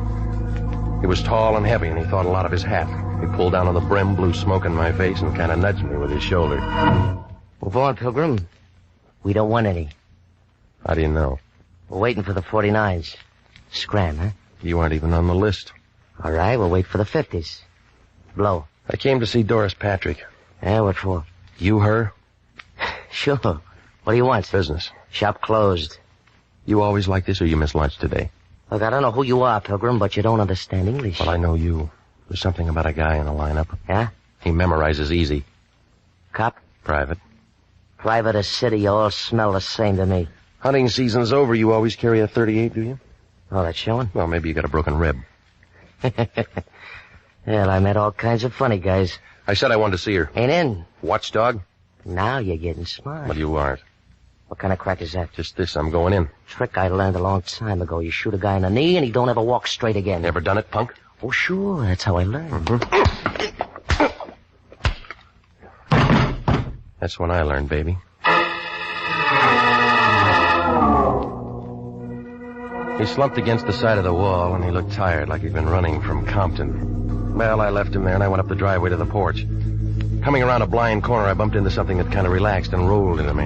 It was a blonde girl, about 25, in a white polo coat. Well, I was willing to try it again, but she began talking with a voice that was deep enough to go in the oil business. Oh, I thought you might be running interference, but you look like the whole team. Whose side are you on, lady? I keep score. Doris Patrick? You're on the right field. Where's the locker room? Maybe I like you. Where do you come from? Right here. Didn't know we raised your kind anymore. Or did you grow wild? Do I pass? What'd you say your name was? Regan. Welcome. Mm-hmm. Which highway? Straight ahead. To the den. Nice place you got. When's harvest time? I said welcome. That isn't what the tall boy said. Tall boy? A blue suit with a .38 and a hat. That'd be Jesse. I was married to him once. What about now? Oh, he hangs around like that sometimes. I never see much of him. Trouble? No, not much. You got a lot of size, mister. Must have been good. Do that kind of thing often? Only when I have to. Sit down. How do you like it? Soda or water? Your way. There now. Isn't that better? I don't know. This is my first drink. You'll get another. It's a cold day. Not in here. You're quick. Must have a good straight man. His name's Prince Nemo. Must we talk about him? He thinks you're dangerous stuff. What do you think? Right now or when I'm a couple of feet away? Now. Hey, now look. Remember me? I just got here. Your name's Regan, and we're going to get along. Yeah. It's in the cards. You got a fast deck. Go ahead. Deal. All right. How much time between rounds? Yes? Who? Oh, just a minute. You know somebody named Lion? Yeah. He has quite a roar. Here. Yeah. Who's the name? Where's the phone? Nemo's friend. Sounds like he's a friend of yours. All right, you got something to say? It's all off. Check bounce? It was certified. Nemo called 10 minutes ago and canceled the contract. Well, what happens now? You finished, come back to orbit. Who told you I was here? The Prince. It was a quick change. We got paid. Well, I already started something. I don't care what you started. You finish it on your own time and expense sheet. Yeah. Bad news? Well, I'm through working for the day.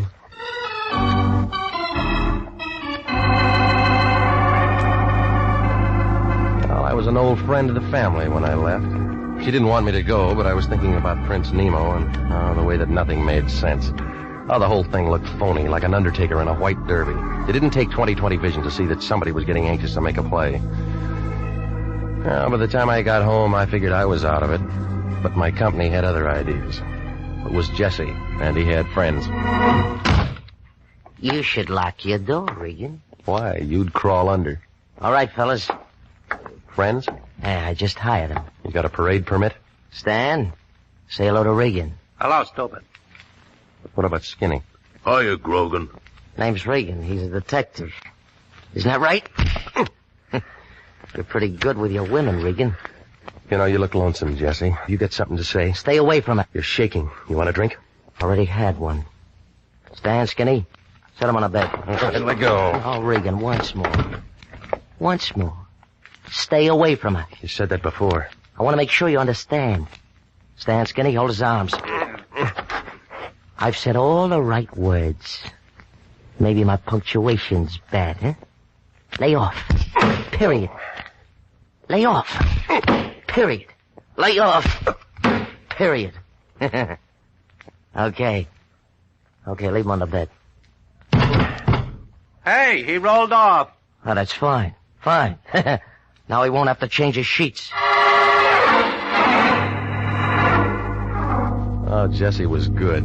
When I got up, my face looked like a relief map of Pasadena. He was wearing a signet ring. He left out some of the boulevards, but the Rose Bowl was right out in front. I found a drink in the cabinet, and I started for the mirror to see what was left. It was about then I heard a knock on the door. He was a little guy in a cab driver's suit. It figured that he got the job because they ran out of big uniforms. They double-crossed him on that cap. If it wasn't for his ears, he'd have been wearing a snood. Hiya. Yeah? Football? What do you want?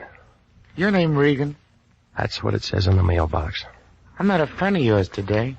Get to the point, will you? A dame. Named Lena Cara. Yeah, Lena Cara. Some dish. All right. You're in the register. Wait, that ain't all. She wants to see you. What about? Didn't say. Just said to see if you was home. You home? Yeah. I got her down in my cab. We'll send her up. I don't think she can make it. What do you mean? She looks kind of funny. Maybe you better come down?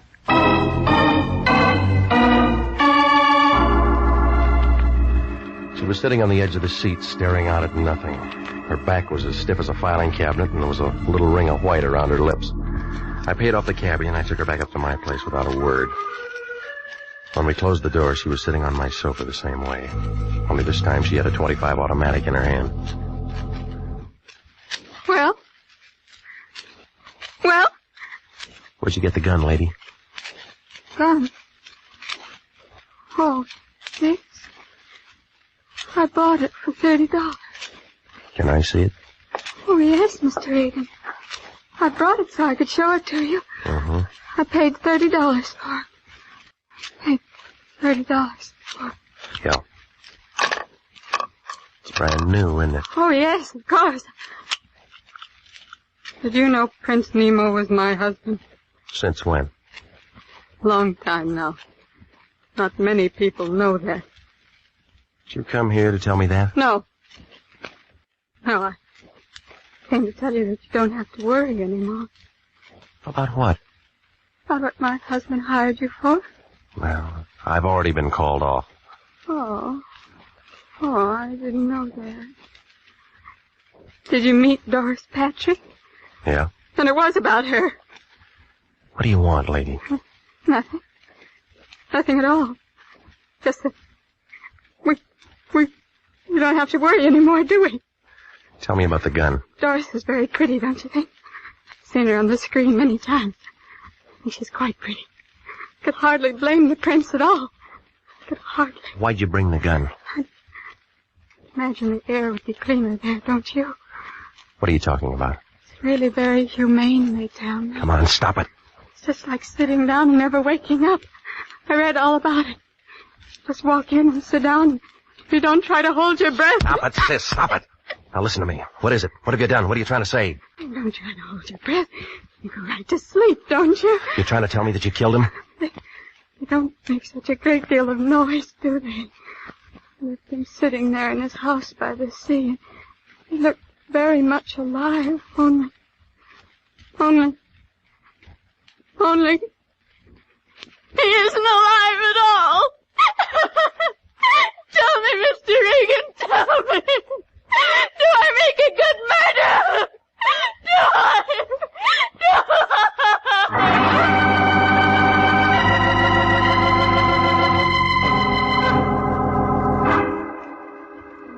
Well, after she got through screaming, she settled down to a slow, even kind of giggle that started somewhere around her shoelaces and didn't get past her knees.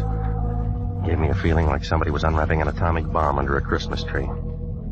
Well, she wasn't going to do any more talking, so I went downstairs and brought back a doctor friend of mine named Sammy Wing. He had his little black bag with him, and he gave her a shot of something. She wilted like last night's orchid and went to sleep. Sammy wrote down a couple of things, and then he looked up at me. Some playmate. Wish I'd have been here for the party. How is she, Sam? You know her better than me. No, is she going to be all right? In 4 or 5 hours, she'll wake up and want some water. And then what? She might ask you what happened, or it might start all over again. By the way, what was it? I don't know. She came over to see me. I should have visitors like this. I've been working too hard. She said she killed a guy who was a client of mine. Maybe I'm lucky at that. Why the past tense? The Lion called me off the case. Official, huh? Yeah. You got nobody to protect. Where's the corpse? At a house in Ocean Town. Here, call the police. And you and me can go out and do our Christmas shopping. Oh, she said she used this gun. A .25, it killed people. Now, Sammy, there's a bullet jammed in the chamber. Dames don't know how to reload. It hasn't been fired. Ballistics got better ways of telling. She's pretty and she's nice, and I'll bet she looks like $1 million in a bathing suit. But if I'd have met her within the last 3 hours, I'd have run for help. Is that professional? Acute hysteria. The kind that pops off guns and people and does a lot of things they can't remember later on. Call Sanducci. Look, it doesn't figure she'd do it with this. Maybe she had another one. While you're at it, call the coroner. Tell him to go out there with some DOA forms. No, I'm going first. Corpse hunt? Just an idea. La Brucherie had an idea. Yeah. This dame's bipped somebody, and she's told you her story. Well, I don't like it. What do they do when a private eye messes up an open and shut murder case? Sammy, stay with her, will you? There's some bourbon out in the kitchen. Maybe both of us will get our pictures in the papers. I left him sitting there. He looked sad, like a water buffalo caught in a drought. I pushed through the fog for about 40 minutes, and I pulled up in front of Nemo's place in Ocean Town about 9:30. It was dark enough to give a ghost the creeps. I used that ring of keys that I'd taken from her purse, and I went inside. It smelled dry and still, like somebody was waiting for the world to fall apart. I clicked on my flash, and I walked down the long hall to his office. Well, he was there, just like she said. And there were 3 holes in the front of his shirt, close range, but it wasn't the laundry's fault. He'd been dead maybe 2 hours. The desk drawer showed some canceled checks made out to Doris Patrick. While I was thinking that over, I spotted a .38 Smith & Wesson on the floor by his hand. Lynn had been carrying a .25. I broke it, and 3 cartridges fell out. From the looks of the holes in his chest, the .38 was the gun for the job. Well, that made her story and the .25 a fairy tale. While I was kneeling there, a light went on behind me. A fat man wearing a sheriff's star was standing by the switch. A tall leather jacket with a flashlight in his hand was in front of me. I began to feel helpless, like a trombone player with a short arm. Scavenger hunt, son? You don't talk, Charlie. Ain't much for him to say, is there, Cap? Guess not. Well, son? You're going to be calling me names. What do you like best? Killer, murderer, slayer? Papers use slayer a lot. I don't like any of them. Kind of breezy for a hot boy, ain't you? You mind giving me a name? Regan. I'm with the International Detective Bureau. It's Regan, Cap. He's with the International Detective Bureau. Got a card or something, son? Yeah. Here. This guy here, a friend of yours? My client once. What'd you do for him? Okay, tell me this. Why'd you plug him? There's another story. Any good? Better than the one you got. You'll have a hard time selling it. It's a fix. Oh, why you want to say a thing like that? How long you been on the force? Easy, Regan. Me and Cap's being nice. Phone call a little while ago. Funny kind of voice. Said we'd find a stiff here. We didn't say we'd find you. Yeah, you're extra. The dame who worked for him told me. You tell homicide? No. That was a mistake. Where's this girl now? Name? Charlie. Call a coroner. Ocean Town is just a small place. Only me and Charlie around. We borrow from the county when we get something like this. Well, I can find you a real answer in an hour. You got ideas? Lots of them. You can tell me all about them later. We got a corpse, we got a suspect. You know that's good. Even a weapon. I'll have an alibi when you check the time of death. We'll worry about that later on. All right, son, let's go. Well, I had about as much chance as an elephant in a tea room if those two locked me and booked me. I leaned back into his gun, spun around, knocked his wrist down. He pulled the trigger. But I'd already hit the light switch, and he was making rockets in the dark. I left my car there and cut across the highway and doubled back up the hill. They spread out in the wrong direction.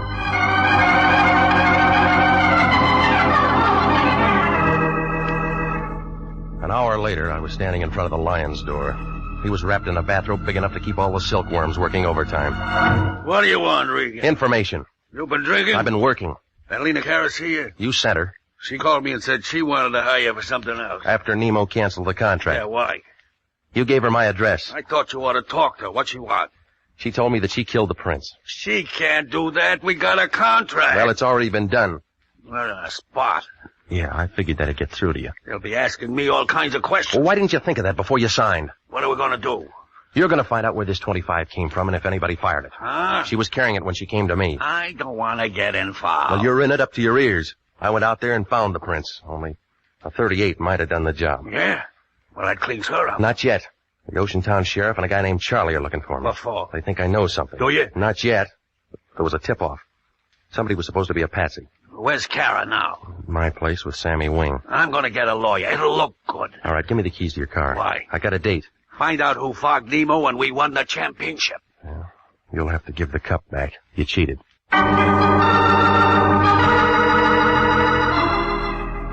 I drove back out to Doris Patrick's place in the Palisades, and I rang the bell and waited. Took her a while, but she showed. She was wearing a filmy kind of a thing that made a spider's web look like canvas. I began to feel warm, like a sun lamp on a picture set. We had a date at 9 o'clock. I broke my watch. Come in, I'll see if I can fix it. I'm great with a swift movement. Yeah, it shows. We were going to look at the stars together. How long you been here?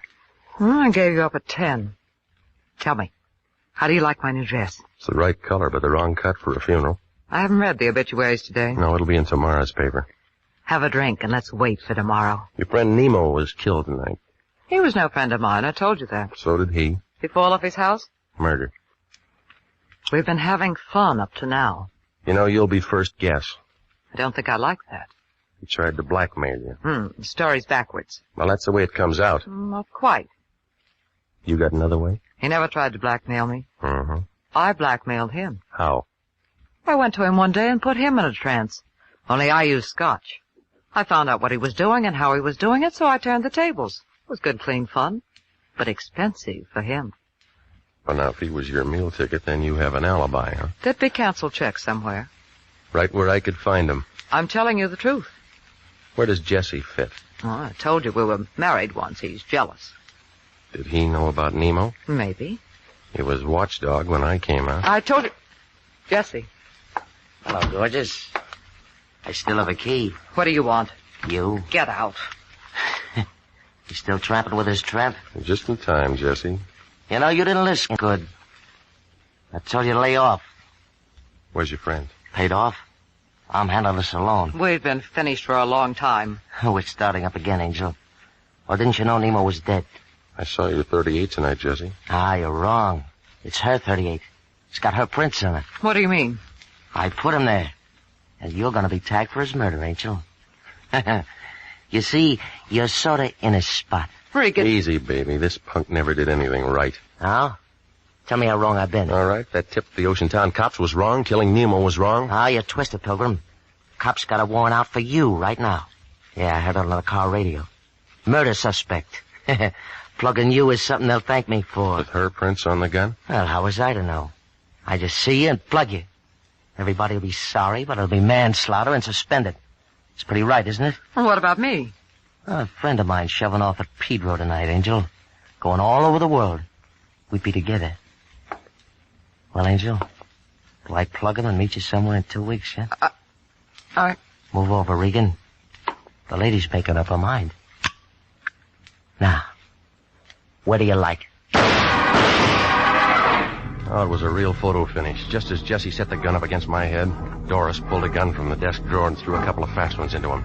Jesse tried for her. I'd call it a dead heat, but you'd have to give Doris the edge. Her first slug cut him down like a blade of grass, but she didn't give up. Angel!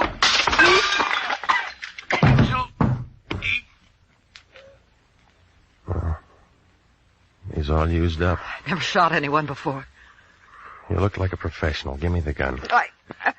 He deserved to die. Didn't he? Didn't he? I don't know, lady. You knew him better.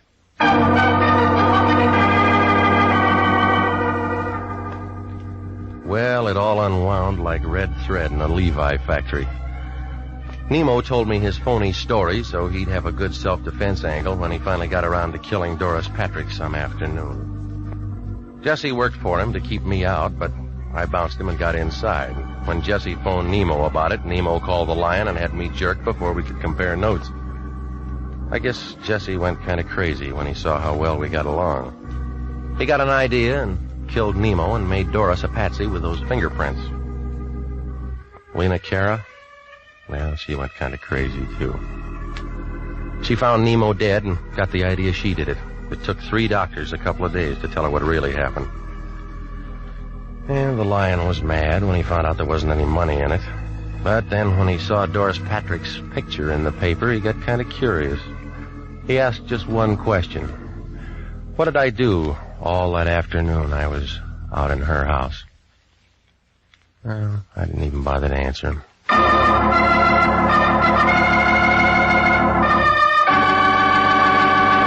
Jack Webb is featured as Jeff Regan with Herb Butterfield as Anthony J. Lyon. The story of the man who lived by the sea returned tonight by special request and was written by E. Jack Newman, produced by Sterling Tracy. In tonight's cast, the role of Doris Patrick was played by Yvonne Patey. Also heard Sidney Miller, Peggy Weber, Paul Frees, Marvin Miller, and Barry Kroger. Music for this program is by Milton Charles. This is Bob Stevenson speaking. This is CBS, the Columbia Broadcasting System.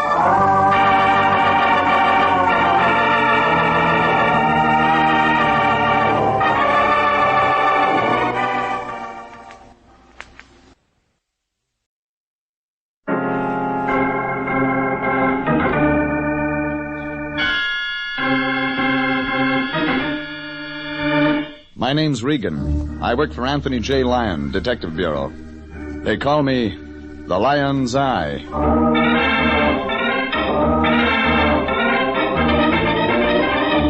CBS brings you Jeff Regan, Investigator, starring Frank Graham as Regan with Frank Nelson as Anthony J. Lyon. So stand by for mystery and suspense and adventure in tonight's story, A Streetcar Named Schultz.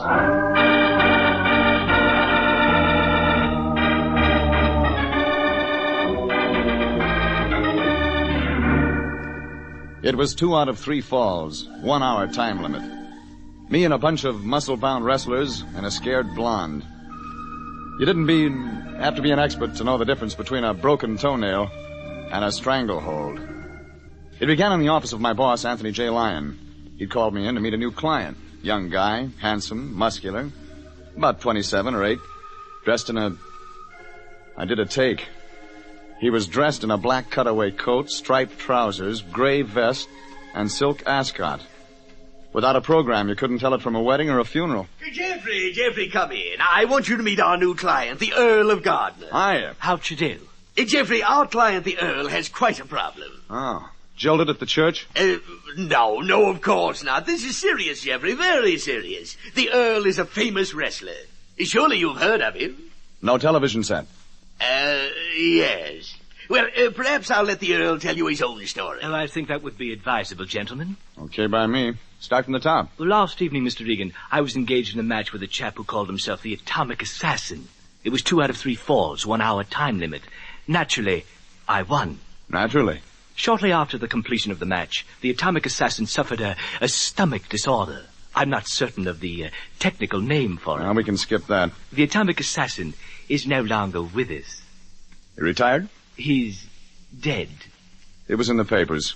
The police have discovered poison in a post-mortem completed only a few hours ago. They suspected me of murder. That part wasn't in the papers. We must help our client, Jeffrey. He's given us a retainer of $100. You understand, Jeffrey, our client is innocent. Oh, sure. Yes, go on, Well, the police are annoying me with their insinuations. The State Athletic Commission is being downright rude. I will not put up with this any longer. Do I make myself clear? We find out who killed the Atomic Assassin, and you sidestep a murder rap. Precisely. What do you know about the other guy? The assassinated Adam? Nothing. Well, that's no help. Well, he's a crude fellow, ill-mannered, dubious family background. Look, you want a murder solved or a family history? Just a moment, sir. Jeffrey, our client... Drop the vaudeville, Earl. Murder isn't show business. Give me some facts, and fast. Okay, I tell you I don't know anything about it. Well, that's better. At least I don't have to cut the accent with a knife. $100 is a lot of money to me, Regan. I want answers, and I want them now. I don't like the smell of gas. Well, that's normal. Jeffrey, you are going to help the Earl. Yeah, I'll help him. But just one thing, Fatso. Yes, Jeffrey? He's the wrestler. He takes the falls.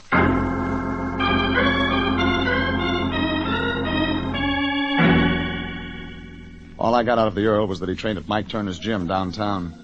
Mike was also the guy who promoted the fatal match, so I headed there. 20 minutes later, I'd pushed my way through jammed-up L.A. traffic and walked up 2 flights of stairs to Turner's gymnasium. It was packed with big muscles and cauliflower ears, the smell of liniment and the smell of sweat-stained leather. Somewhere behind the massive biceps, a little man came toward me. He was mopping his brow, trying to shake off the heat of the clammy room. Hiya, want to work out? Looking for Mike. For why? For reasons? Whose reasons? My reasons. Okay, so I'm Mike. The name's Regan. Lion Detective Bureau. The lights are. Yeah. You promoted the match last night? What match? The Earl of Gardner versus the Atomic Assassin. Oh, that match. What can you give me on it? What did I get? Trouble. Please, Regan, let a guy live and forget, huh? What about the assassin? Truck driver. I picked him up. Named Jay Morley. No family, nothing. Just a guy. Enemies? No. Nobody knew him around here. He just started in the business a month ago. Came from Toledo, I think. Let's try the Earl of Gardner. Schultz? Oh, that's different. Meaning what? Enemies. Enemies all over the place. Nobody likes him, but nobody. His name's Schultz? Yeah, Stanley Schultz. I gave him the title Earl of Gardner. Good, huh? He kind of fit. He used to be an actor. Then a streetcar conductor. He needed the dough, so I picked him up. He draws a crowd. 2 guys wrestle, one of them turns up dead. It's too simple. There's more somewhere. Yeah, there's always more. Listen, maybe a workout will help you, huh? I'll get you some trunks. Some other time. Okay. Take a look around, Regan. The joint is yours. I got work to do. Big match coming up tonight. The little man walked off, mopping his brow. I decided to take his advice, look around. I watched a barrel-chested guy in black tights grapple with a heavy bearded character in a turban, both practicing groans. Near the wall, a big guy, big even in that place, stood raising and lowering a 200-pound barbell. I walked over. His big arms flexed as the black weights went up and down, but his breathing was easy. There was something about the guy you couldn't help notice. His hair. It hung down his back almost to his trunks, in 2 long braids. I turned my back to him. That was a mistake. Hey, Regan, look out! I stepped aside in time to miss the 200 pounds of solid iron that fell from the big guy's uplifted hands. Fell and crashed 6 inches from my head. Regan, you okay? Sure, Turner. I feel great. King, come here. You want me, Turner? Yeah, King, I want you. What's the idea letting that barbell slip like that? You could have killed Regan. Regan. Go on. Tell him you're sorry. Sorry. Save the tears. What'd you say? He didn't understand you, Regan. Yeah, but I understood him, and I don't like the joke. Now, he's okay, Regan. Okay. Sure, you're okay. You just happened to drop 200 pounds of cast iron when my back was turned. You're okay. Regan, it's no use in getting sore about it. King didn't mean it. Now, go on, King. Get back to work. Work? Yeah. That's... He's just a big, dumb stoop, Regan. He didn't mean nothing. What's his name? Harry Walsh. He calls himself King Cobra. He fixes up those braids when he goes into the ring. They look like snakes. He draws a crowd. Yeah, so would my funeral, Turner. Only the gate receipts wouldn't do me any good. Well, no, it's no use being sore, Regan. The King's a little over-anxious, that's all. Got a big match tonight. Who with? The Earl of Gardner. What? Well, say, that's right. You were asking about the Earl. Yeah, him and the King are set for the feature go tonight. Should be the match of the year. How'd you get that? Oh, didn't I tell you? They hate each other like poison. House is sold out. Should be nothing short of murder. Thanks. Thanks a lot, Turner. Maybe that's an idea.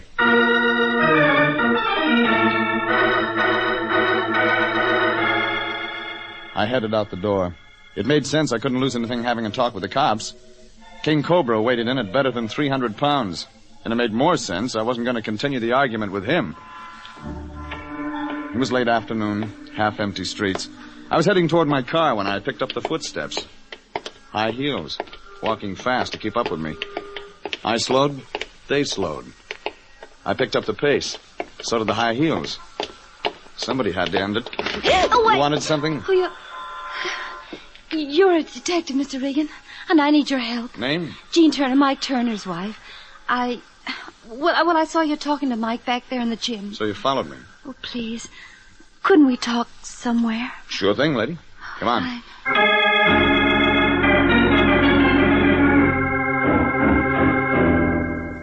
It was a combination bar and cafe. Baffo's, the sign said. I opened the door, place empty, and the girl walked on in. She was maybe 5'4", blonde, young, good-looking. Seemed straight on nylons on nice legs. She turned, looked deep into my eyes, turned away, scared. I've changed my mind. It really wasn't important. Let me decide. Back booth. All right. Hiya, patrons. Can I help you? No, thanks. We'll take the back one. The back booth? You won't like it. Yeah? No television. The only booth in the house where you can't see the television, patron. We'll suffer. You don't like television? You nuts? Everybody likes television. It's here to stay. Sure. Okay, only you're going to miss time for beanies. Okay. Be a reactionary. It's your life. What's on your mind, Mrs. Turner? Jean, please, Mr. Regan. Okay. Jean? Well, it's about the wrestling match. Well, that's a good start. Well, I'm terribly worried. Something horrible is going to happen. It already did. The atomic assassin's dead, you remember? Oh, that match. Oh, that's what your husband said. Make sense, will you? But, Mr. Regan, I'm talking about the match tonight. King Cobra is wrestling with the Earl of Gardner. King Cobra? Well, what's that got to do with the murder of the guy last night? Well, I don't know. Maybe it has nothing to do with it, but Mr. Regan, if you don't do something, there's going to be another murder. I'm sure of it. Now... So you don't like television, huh? Maybe you'd like to hear what happened to me with television? If you'll excuse me, Mr. Regan, I'll be right back. What's wrong with her? I didn't ask. You should have. She got tears in her eyes. Oh, well, where was I? About television and me. Yeah, now there's a story for you. Make it short. I used to be a wrestler. Buffo the Blockbuster is what they called me. And I was great. Until along comes television and they cancel me after my first match. You want to know why? I'm too pretty. Can you imagine that? Rough. Me? Oh, well, I'm philosophical. Look what happened to thousands of silent movie actors when they brought in sound. Who am I to stand up in the way of progress? You know, that's a very good question. Yeah, and besides, even my name, Buffo the Blockbuster, it's out of date. Now they got Jet Sam, Roger the Rocket. 4 shots from somewhere out back. Buffo and I headed that way in a hurry. Back alley empty. No traffic, nothing. Back inside, a storeroom empty. Buffo and I looked at each other. What goes on here? What else have we got back here? Nothing. What's behind the bar? Storage space, washroom, telephone booth. Where? Phone booth's right over the... Oh, you don't think... Look first, then think. Oh, Wait here. No, I hope not.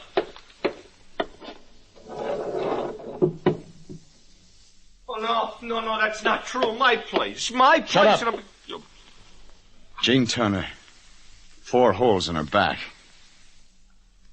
She was right, Boffo. There was going to be a murder. Hers.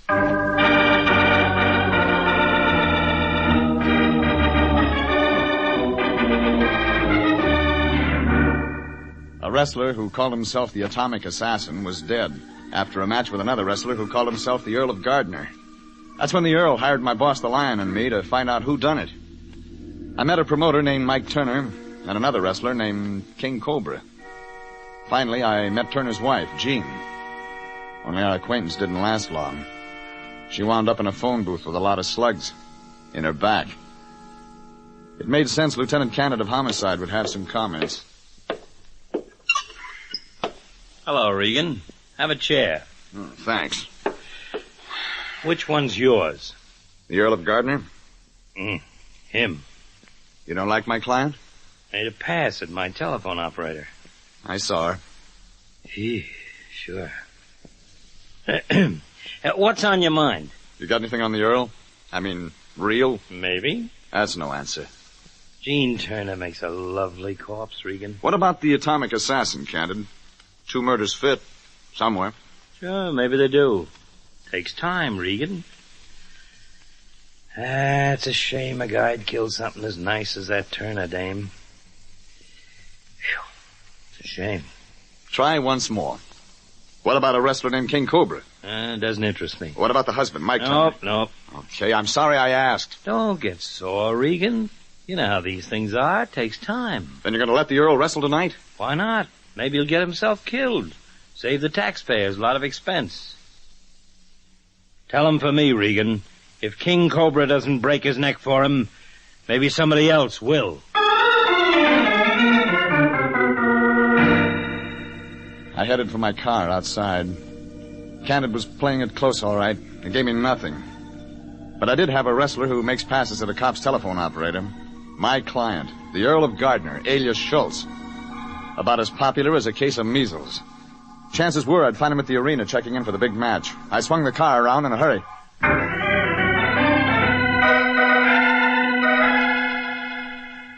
I found him all right, stretched out on a table, getting a massage. He didn't seem happy to see me. Oh, Mr. Regan, I presume. Questions, pretty boy? Something troubling you, Mr. Regan? You. Go on, Mr. Regan. What makes you so popular? Me? That's ridiculous. People hate me. Why? My job, Mr. Regan.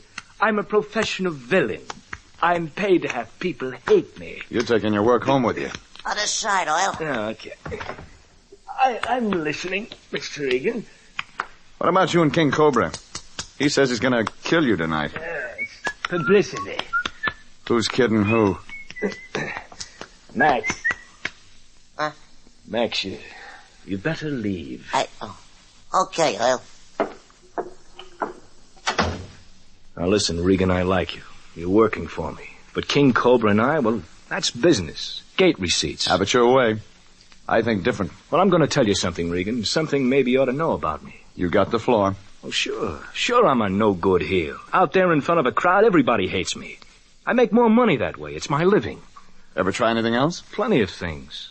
I wanted to be an actor once. Like a lot of young punks, I came to Hollywood. I didn't get anywhere, Regan. I took jobs where I could find them. I ended up as a streetcar conductor. A streetcar named Schultz. Sure, why not? My father was in show business. I know what it's like to miss meals. It isn't fun. Go on. Well, Mike Turner spotted me on that streetcar. I got a good build, and he liked me. Mike's a square shooter, Regan. He gave me the title and the promotion.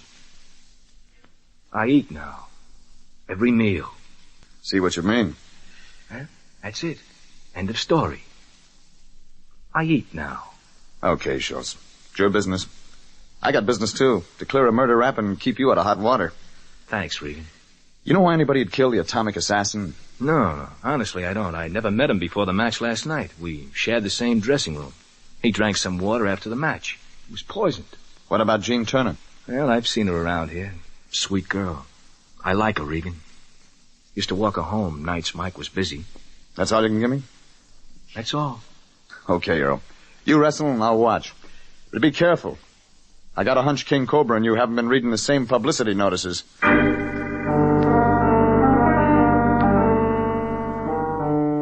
It was beginning to make sense now. The Earl of Gardner, professional villain, wrestles unknown name of atomic assassin. The assassin dies, the Earl lives. No motives. Only if you switched it around, gave the Earl the poison, you got motives all right. Motives by the dozens. Things could add now. I put in a phone call to my boss, Anthony J. Lyon. Lyon Detective Bureau, Anthony J. Okay, it's me, Fatso. I got a job for you. Jeffrey, what's the rush? I need an answer, and I need it within the next hour. There's a wrestler around town named King Cobra. I know, and you want me to find out if he has a record. I'm ahead of you this time, Jeffrey. Yeah, check the police on that already. Lyon, I want to know if King Cobra's married. What? Find out where he lives. Run out there. Meet the wife, if he has one. Jeffrey, are you out of your mind? It's important.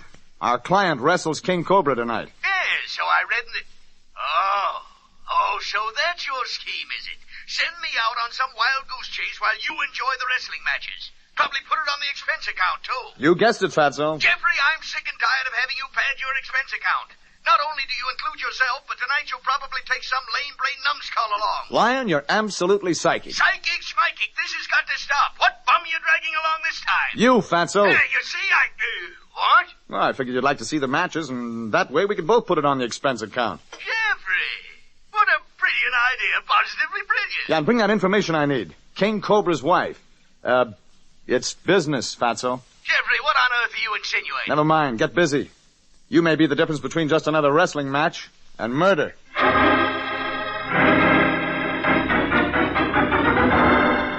Things were moving now. It was after 8 o'clock by the time I finished dinner. At the box office, somebody handed me 2 ringside seats Mike Turner had left for me. Free. When I got in, the place was mobbed. One of the prelims had just wound up. By 9 o'clock, there wasn't an empty seat in the house. Power of the press, power of the imagination. Everybody there. Everybody expecting to see something special. You could tell it from the looks on their faces, the atmosphere, the tense excitement. Everybody waiting for the big match, the Earl of Gardner versus King Cobra. Pretty soon, the Lion showed up, led in by music and a big cigar. Jeffrey, I thought I'd never find you in this mob. Sit down, Fatso. It won't be long. Ringside seats, eh? How much did this cost the company? Passes from Mike Turner. Passes? Oh, delightful. Think of the money we saved. Never mind that. What about King Cobra? Married? Oh, you should see her, Jeffrey. Cool green eyes, red hair, dimples, everything. Legs, lovely, lovely. That settles it. Jeffrey, what on earth are you driving at? Entry of that handsome, noble gladiator, that magnificent specimen of humanity, that glorious champion from Dover, England, at 14 stone 10, wearing white trunks with his family crest, His Highness the Earl of Gardner.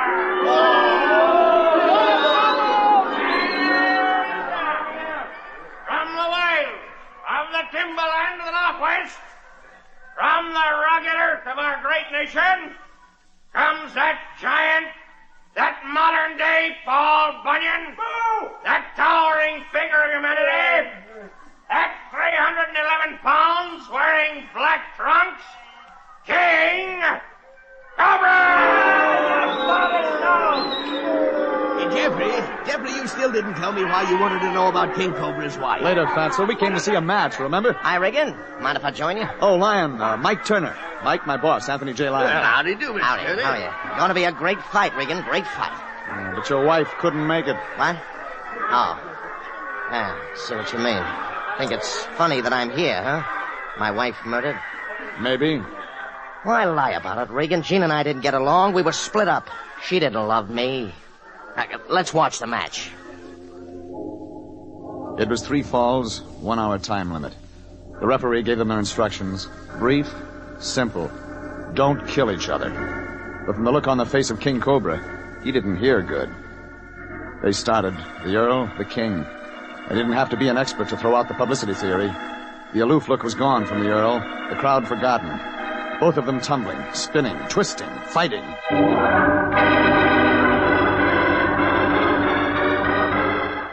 10 minutes. First fall to the King.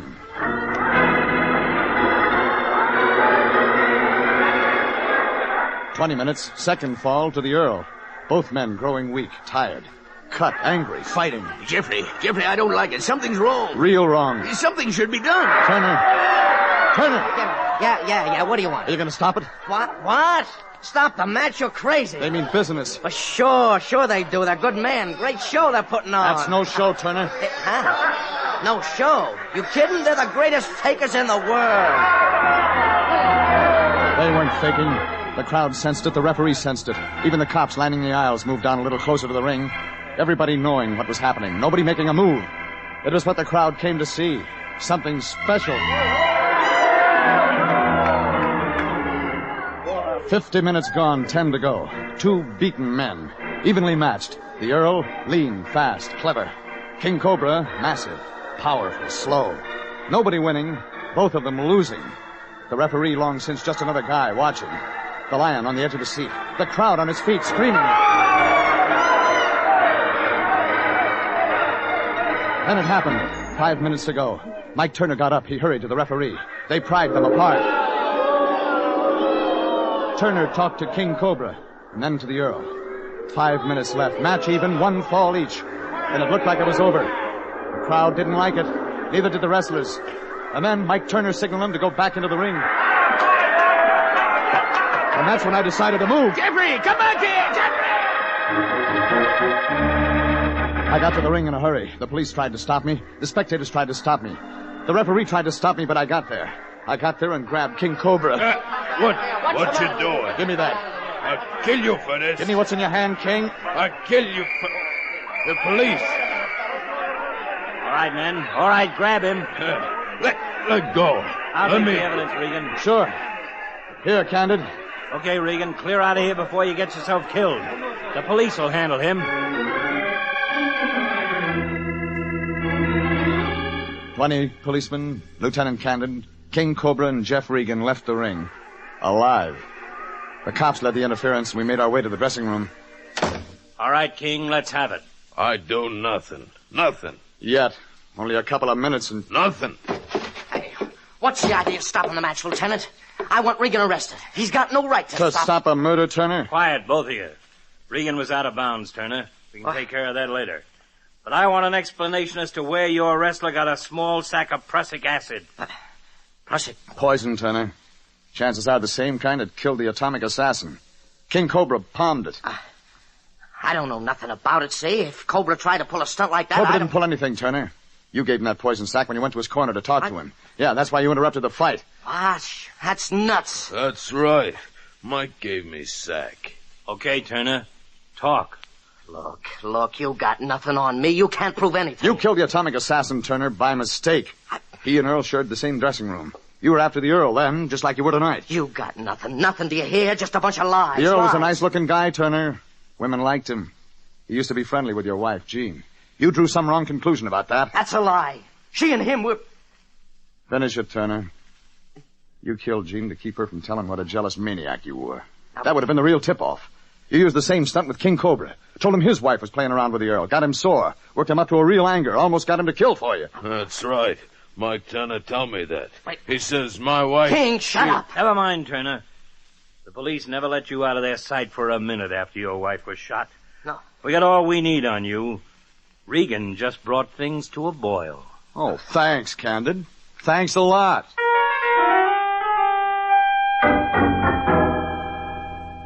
That's how it was. Mike Turner, jealous husband, knocked off two people trying to satisfy her rage. The atomic assassin by mistake. His wife on purpose. The Earl of Gardner was close to being number 3. King Cobra got off with a light charge, but Turner was scheduled for the works. When I got to the office the next morning, my boss, Anthony J. Lyon, was reading the morning paper. He looked puzzled. Hey, Jeffrey. Brushing up on the race results, Fatso? No, Jeffrey. I was reading about the Turner case. You know, I simply can't understand it. Mike Turner seemed like such a nice fellow, giving us those passes to the match and all. To throw off suspicion, Fatso. And to have us right next to him in case anything went wrong. Well, I must confess it was clever of you, Jeffrey, to check up on King Cobra's wife. Imagine Turner using the jealous husband routine to inflame King Cobra to attempt murder. Jealous husbands, Lion. You never know. Now, take you, for instance. You went out to see King Cobra's wife. Yeah, but Jeffrey, that was business, you said. Yeah, but suppose King Cobra didn't look at it that way. Suppose he found out you were with his wife. After the things Mike Turner's been telling him. Well... Jeffrey, no, you don't think... Just a thought, Fatso. Yeah, but Jeffrey, it was business, simply business. You sent me out there to see the woman. Yes, and you said she was lovely. Cool green eyes, legs, things like that get around, Lion. Who knows? Maybe King Cobra's looking for you right now. But Jeffrey, you've got to get me out of this. You've got to explain it. It was... Phone's ringing. Yes, so it is. Well, don't you think you ought to answer it, Fatso? Never can tell. It might be business. Yes, of course. Lion Detective Bureau, Anthony J... What? Who? No, he's not in. No, this is his assistant, Mr. Smith. Anthony J. Smith. That is John Smith. No, he's gone for the day. He may be gone all week. Yes, I'll tell him when he comes in. Who was it, Fatso? Wrong number, Jeffrey. Oh, really? Sounded like a woman's voice to me, Fatso. Anybody I know? Jeffrey, it was Mrs. King Cobra. She called to invite me out to dinner. Like I said, Fatso, never can tell.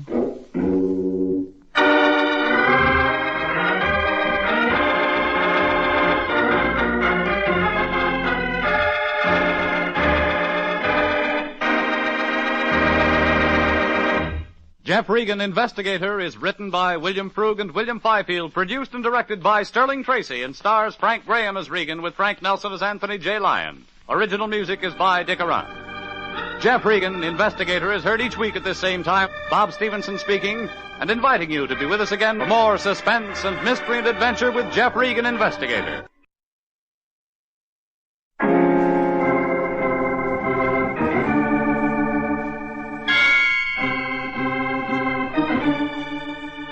My name's Regan. I work for Anthony J. Lyon Detective Bureau. They call me the Lion's Eye.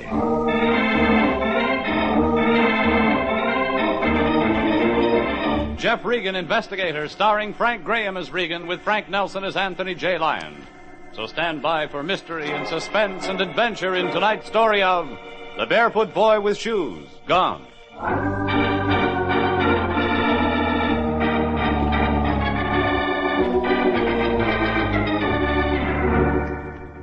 There were 3 women in it, 3 guys, and 7 cats.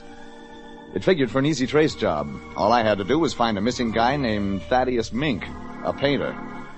Only before it was over, a couple of people turned up dead. And what made me think maybe I was trailing a killer with a screw loose was what happened to those 7 cats. The thing teed off for me when a letter came to the Lion Detective Bureau in the morning mail. My boss, the Lion, opened it. You could see the dollar signs in his eyes. Jeffrey. Well, look here. That rich uncle of yours finally kick off? What do you mean? You look so happy. Oh, it's not that. Jeffrey, listen to this. The Ezra Park Duffield Art Galleries, Pasadena, from the sanctum of E.P. Duffield. Already I don't like it. Oh, now, Jeffrey. Mr. Duffield encloses his personal check for $50. For which we do what? Yes, well, now let me see. No, find a missing person, Jeffrey. A man by the name of Mink, Thaddeus Mink, a painter. Mr. Duffield says we'll be doing an inestimable service to the world of art. Duffield say why he doesn't go to the cops? Well, he does mention that he has personal reasons for maintaining secrecy. They all say. What do you mean by that? Listen, Lion, the L.A. police look for missing persons free. Guy doesn't want the free service, he's got a reason. Maybe he wants a finger man, maybe it's a stakeout. Jeffrey, do you think that if I thought... Sure I do. You don't mean that. I mean it. Only count me out. I don't risk my private op license for $50. See you. Hey, now, wait a minute. Mr. Duffield says in his letter he's coming here to the office himself this morning. Well, you see him, Fatso. I got a short thirst. Jeffrey! I'll be in Dugan's place on Hill Street if anything good turns up. You mean you won't take the case? You take it. All right, Jeffrey, I will. Well, that ought to be Duffield now. I'll let him in, and me out. How do you do? Are you Mr. Lyon? I'm Regan. That's Lyon behind the desk. I see. I'm E.P. Duffield. Yeah? Oh, come in. Thank you, Mr. Regan. Miss Duffield, come in. Shall I sit here, Mr. Lyon? Yes. Well, run along, Jeffrey. I'm taking this case, remember? You're waiting in Dugan's place on Hill Street until something good turns up. Yeah, that's right. See ya.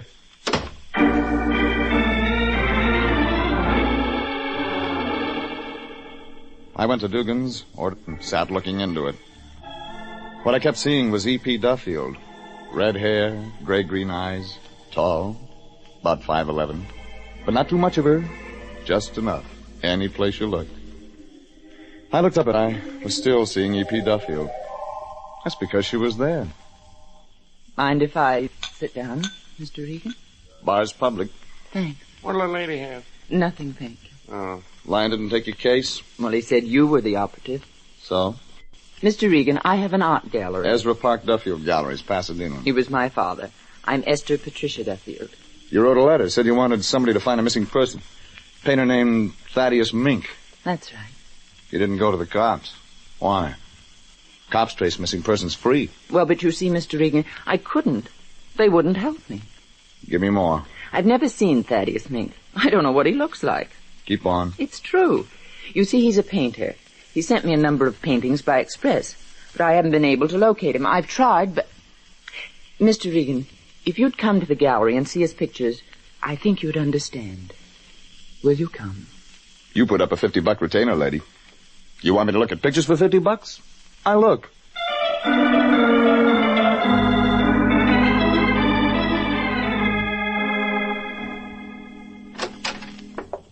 In here, Jeff. With you, lady. The Mink paintings are here in my office. There they are. Cats. Yes, cats. And look how he paints them. How evil he makes them. Yeah, I see what you mean. Cat phobia, Jeff. Sometimes an artist becomes great through passionate love. And sometimes through passionate hate. And Mink hates cats. Is that it? It's made him a great painter. Is that why you want me to find him? I have just these few canvases. I want more. They'll be worth thousands of dollars. You paint those circus pictures, too? No, I did. You? A few years ago. I traveled with the circus, but my paintings aren't much good. Mink ever paint anything except cats? One picture. It here? I have all his pictures. But you've never seen him. I told you he sent them express. I tried to trace him, but I couldn't find him. All I have are the paintings. These are the cats and the one other. All signed the same way. Not with his name, but with the print of a cat's paw painted in one corner. Where's the other one? Over here. I keep it draped. It frightens me. Look. A woman. You see, Jeff? He's painted her back as she stands at the mirror fixing her hair. The back of an ordinary woman, but in the mirror, her face, the eyes, are of a cat. And the way her fingers curl and hook into her hair, like cat's claws. Yeah. Well, maybe she's something we can go on. What do you mean? Well, maybe somebody else has painted it, too. Maybe she's registered as a model. We find her, maybe we get a line on Mink. Might work. I found her photo in an agency. Mrs. Margaret Ames lived in Hollywood. I drove out there. Only when I got there, I rang the doorbell, I got a big surprise. Sergeant Bowles of the Hollywood Division L.A. Police opened the door. Regan, what do you want? Came to see Mrs. Margaret Ames? Yeah, it figured. She a client of yours? You do a lousy job, Regan, a lousy job. There ought to be a law against you private guys. Always getting people killed. She got strangled, Regan. It killed her. Mind if I look? Come on. Thanks. Like I say, the deceased a client of yours? Nope. You know her? Nope. A lot of good you're gonna give us. There she is. Sort of surprised look on her face. Maybe she hadn't planned to get strangled this morning. Oh, could be. Neighbor lady phoned us up. She come in to borrow coffee. That's what she found. Scared the hairpiece off of her, she said. Mrs. Ames live alone? Divorced, lives alone. We got nothing, Regan, nothing.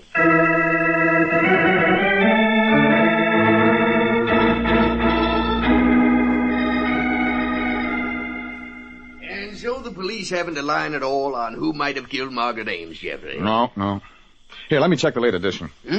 Oh, yes. Here you are, my boy.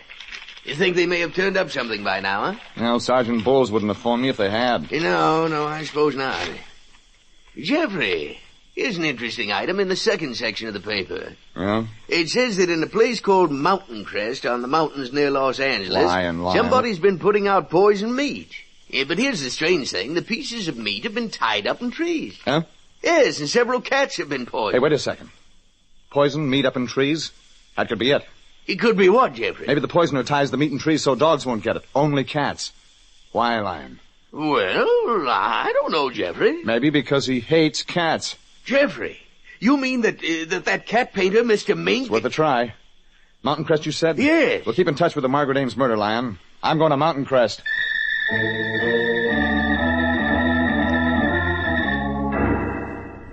It was only a couple of hour drive, but I got started late, and it was dark when I got there. Cold up there. Snow above the 4,000-foot level.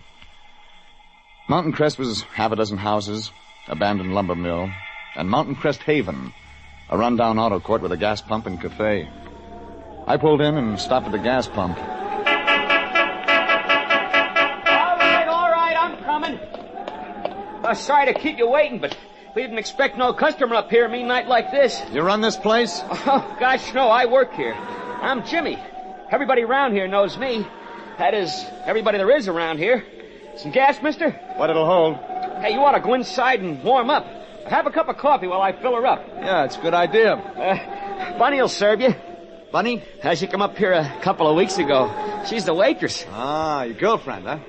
No, she ain't. I went inside. Maybe I saw why Jimmy's face clouded up when I asked him if Bunny was his girlfriend. Bunny was behind the counter, ordinary, pretty kid, corn yellow hair, about maybe 19. But on a counter stool talking to her was a slick-looking guy, 25, thin-faced, pinstripe suit. I walked over, slow. What are you hot for? You got no right to butt in. Well, I butt in. Listen, you can't talk to me like that, Art Jones. Oh, no? You think you want some? You want something? Oh. Yeah, I could use coffee, Bunny. How do you know my name? Jimmy told me. I'll see you later, Bunny. Bill collector? Him? That's Art Jones. He's in one of the cabins. You like the cold weather? He doesn't know what he likes. Cream or black, mister? Black. He didn't look like your type, Bunny. He takes me places. Dancing down to Anaheim. Sure. Here's your coffee. Anything else? No, not now. Why don't you go with Jimmy? He hasn't got a car. Yeah, but the next time I will. I don't know where Art gets off just because Mr. Mink gave me a... Mink? Yes. He gave me a painting. He's a painter. But that's no reason for Art to get sore. Why, Mr. Mink is old. He must be 35. Yeah. Oh. You live around here, Mink? In a cabin up on Lime Peak. Far from here? Couple of miles. You live alone? Mm-hmm. He's sort of funny. I think he's scared of people. But I guess he likes me. You know him, mister? By reputation. He's a very sweet man. What I hear. He gave you a painting of a cat, huh? Yes, he did. Cat's paw painted in a corner? Yes. It was a picture of a dead cat. A dead cat? Read in the paper some cats got poison around here lately, around Mountain Crest. 7 of them. The courtier Mink might have done it? Oh, no. He loves cats. He loves them. Now, what I heard he hates them.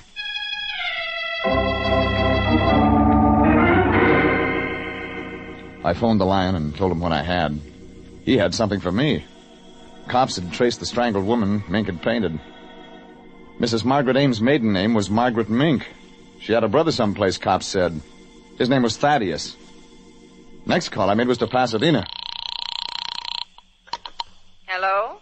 E.P. Duffel speaking. Hello, Esther. Jeff Regan. Oh, hello, Jeff. I located your painter, baby. Thaddeus Mink. You have? Yeah, in a cabin up here in the mountains. I'm near there now. Where are you? Place called Mountain Crest. Mink's cabin's up a couple of miles from here. Well, That's fine, Jeff. Jeff, I want to see him first myself. He's very queer and temperamental. I'm sorry, baby. I've got to go up there first thing in the morning. Minks may be mixed up in a murder.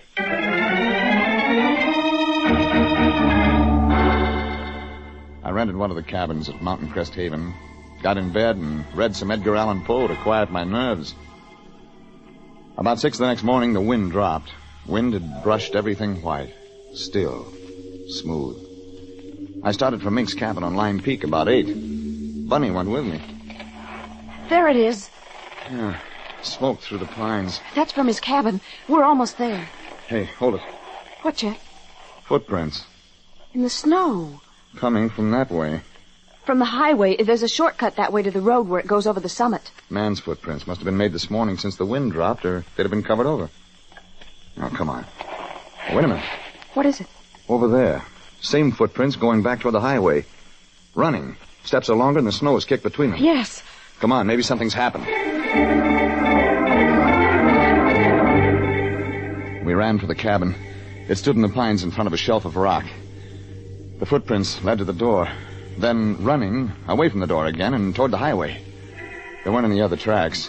The cabin door stuck, but it was unlocked. It always sticks. There. There. Mr. Mink.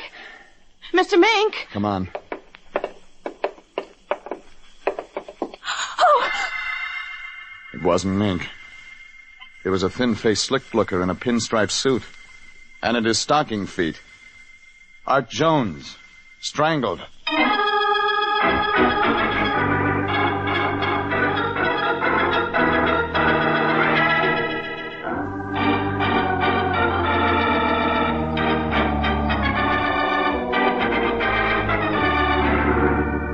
5'11" of beautiful red-headed dame, E.P. Duffield, Duffield Art Galleries, Pasadena, hired me to find a missing cat painter named of Mink. First track I got led to his sister, but that was a dead end. Somebody'd strangled her. Then I went up in the mountains. Somebody'd poisoned 7 cats at a place called Mountain Crest. Maybe Mink. Yeah, Mink lived up there, only when I got to his cabin, there was a corpse on the floor. Art Jones, Bunny's pal in the pinstripe suit. Strangled. No shoes on. I searched the cabin, not a shoe in the joint.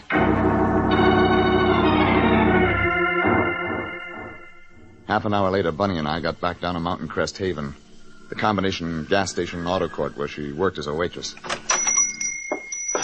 Ooh, this is better. Mm-hmm. I'd better get you some hot coffee. You're not used to the cold. After I phone the sheriff. Where's the nearest place I got one? Meridian Township. Yeah, I'll be back for the coffee. Jeff. Yeah? Jeff, Mr. Mink couldn't have killed Art. Funny. Art Jones went up to Mink's cabin this morning. You and Art were quarreling about Mink last night. Art was jealous. Art was crazy to think that Mr. Mink... Maybe. But he went up there. We saw his footprints going in through the snow. The ones that came back out were made by the same shoes. I checked that. But Art Jones didn't make them. No, I know. The killer took Jones's shoes after he strangled him and wore them when he left so he wouldn't make tracks with his own shoes. Mr. Mink didn't do that. Well, there weren't any other tracks, Bunny. One pair of footsteps in, one pair of footsteps out. Jones in to see Mink. Tell him to lay off seeing you, probably. Who out? I'll get you some hot coffee. Sorry, kid.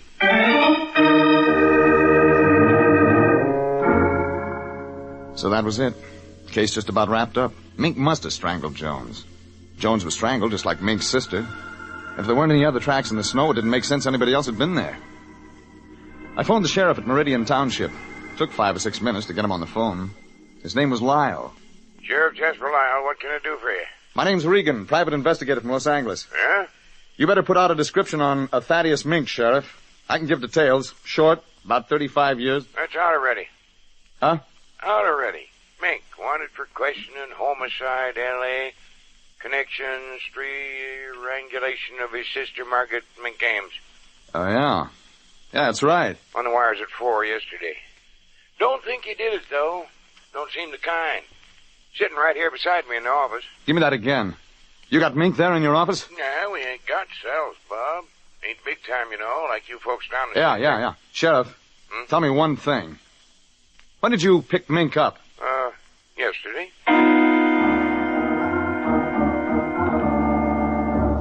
He'd picked Mink up 4 hours after the wanted was sent out by L.A., 8 o'clock last night. Mink was in the Meridian General Store buying cat food. Yeah, and he told the sheriff a sad story.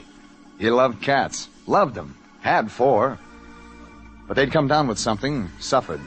Mink had to put them out of their misery.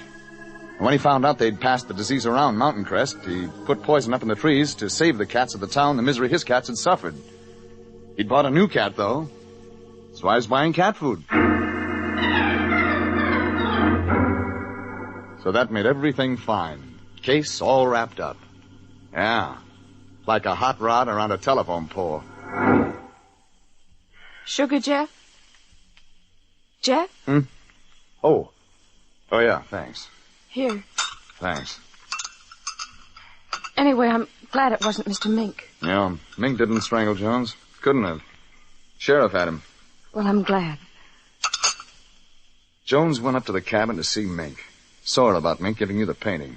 That part still holds. Made tracks in the snow. Didn't walk back out. Got strangled. But his shoes walked out. Somebody in him, you think, Bunny? Not Mink, not Jones. Somebody with a motive to kill Jones? You didn't like him. Well... Did you?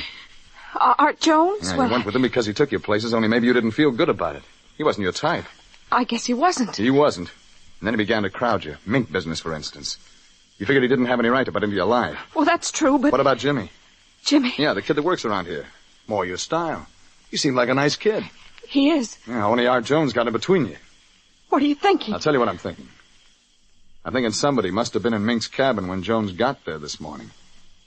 Somebody that had gone in before the wind dropped, so the tracks covered over. Somebody that would have killed Jones. And you think You sleep in one of the cottages here at the outer court? Yes. Sleepwalk, maybe? Jeff, I don't like Now, you. listen, baby, the sheriff will be getting up to Mink cabin in the next 10 minutes on my say-so. Half an hour later, this joint here's going to be jumping. Only not with customers. With cops, deputies, asking questions. Now, let's get ahead of them, huh? Well, I didn't kill Art, if that's what you want to know. I know you didn't. What? Well, then... No, you couldn't have. You couldn't have done the job, strangled him. Strangling's not a girl-sized job. Well, then why did you ask me all those questions? To get answers, baby. About you and Art Jones. And Jimmy. Jimmy? Yeah. Only 2 people had a motive to kill Jones. You and Jimmy. Look on her face said she was scared, but that might be it. Jimmy liked her, didn't like Jones. I started to look for Jimmy, and what he was doing when I found him didn't help. He was stealing my car. Hey, get out of that car. Jimmy, get out of that car. You won't get away. Come here. Come out. All right, this'll hold you. What are you trying to do? Come here. Let me go. I got an arm lock on him. All of a sudden, he quit. Fear had worked 2 ways on him. Made him fight, made him quit. You better talk, Jimmy. Like fast, huh? Wait till I shut off the motor. We'll go inside out of the cold. And then I want answers.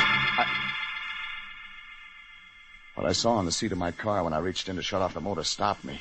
A pair of shoes. Art Jones' shoes. Still wet from being in the snow.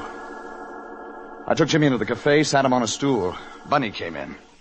Jimmy, what did you do? I didn't do anything. You tried to steal my car. You stole the keys out of my cottage. You'd have gotten away if the motor hadn't been cold. Jimmy.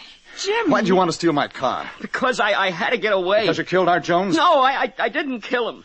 I... Go on, kid. Get it out. I had to get away. I had to. Jeff, please. Keep out of it, Bunny. You think a lot of Bunny, Jimmy. Well, Yes, I do. You didn't like Jones? No, I didn't. Where'd you get his shoes? I found them. Yeah? In the snow by the highway. Look, the sheriff will want a better story than that. You'd better practice up on me. Well, I got up early. You sleep here someplace? I've got a room in the kitchen. Go on. I went up the highway a ways. I was trying to think. Well, because of Art Jones and Bunny. I didn't think I had any chance with her, I guess. But then I saw the shoes in the snow by the highway. I brought them back. Anybody see you coming or going? Why, yes. Yes? Well, they were scraping the road. There's where I found the shoes.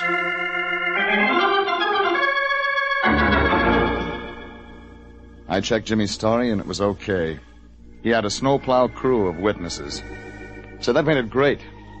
2 people had a motive to murder Jones, Jimmy and Bunny. Bunny couldn't have strangled Jones, and Jimmy didn't. Well, if nobody with a motive to murder Jones had murdered him, then it had to be this way. Somebody without a motive to murder him had. I walked back up to the cabin where Jones was strangled. Sheriff Lyle and his deputies had been and gone. They'd made tracks in the snow. But then I saw some tracks they hadn't made. They were the paw marks of Thaddeus Mink's new cat. I asked myself where I had seen cat's paw marks before. That gave me the answer. I went back down to Mountain Crest Haven and made a phone call. I got the right answer. That left me just one place to go. It took a while to get there.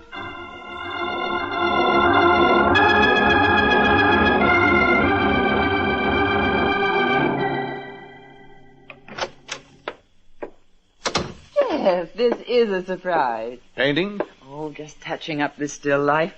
Been better, lady, if you just stayed E.P. Duffield art dealer. You mean because I paint so badly? It's part of it.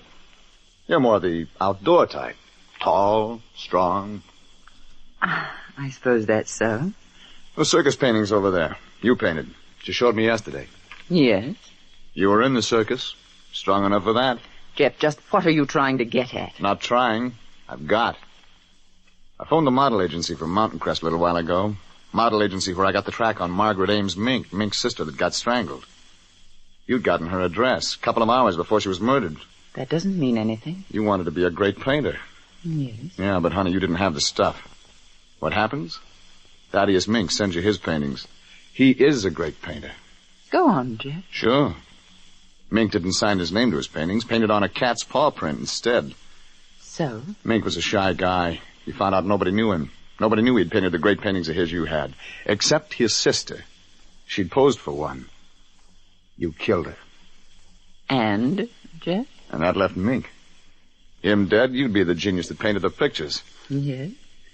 Well, he is dead, Jeff. And I am. You went up to Mink's cabin after I talked to you on the phone last night. Nobody home, but you waited. Guy came in early this morning, you strangled him. Wore his shoes to walk out. I said, Mink's dead. Mink's not dead. You'd never seen Mink, and you strangled the wrong guy. A guy named Jones. Jones? Not Smith. Jeff, I'm not a fool. You're lying to save your skin. My skin? Your skin. Hasn't it occurred to you that there's somebody else who knows who painted the cat pictures? Hey. You mean Regan? That was in it from the first, Jeff. Jeff, bursting in like this into my office, perhaps trying to make love to me. You shouldn't have done it. Not when I happen to be armed. Put that gun down. Oh, no, Jeff. There. Now, stay still. Go! Esther, you should stick to strangling. It's more accurate.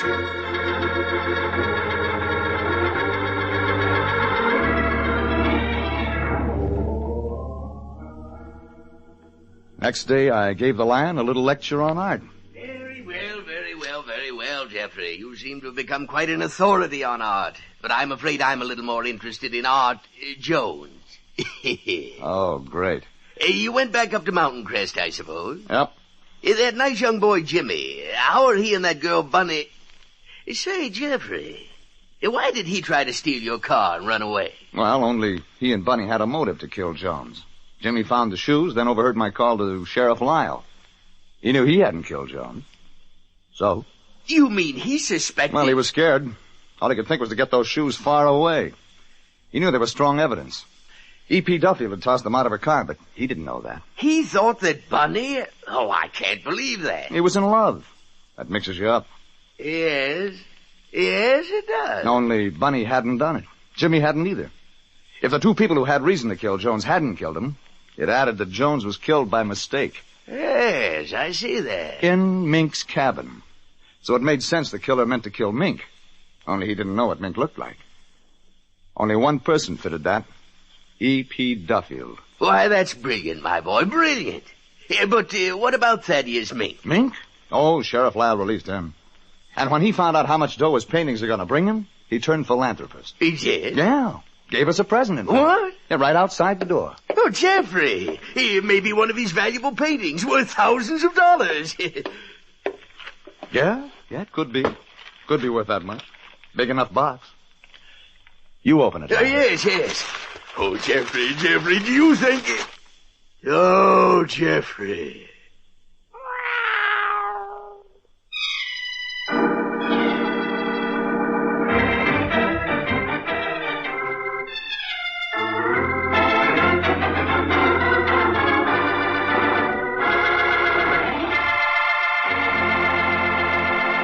Jeff Regan, Investigator, is written by William Frug and William Fifield, produced and directed by Sterling Tracy, and stars Frank Graham as Regan, with Frank Nelson as Anthony J. Lyon. Original music by Dick Arant.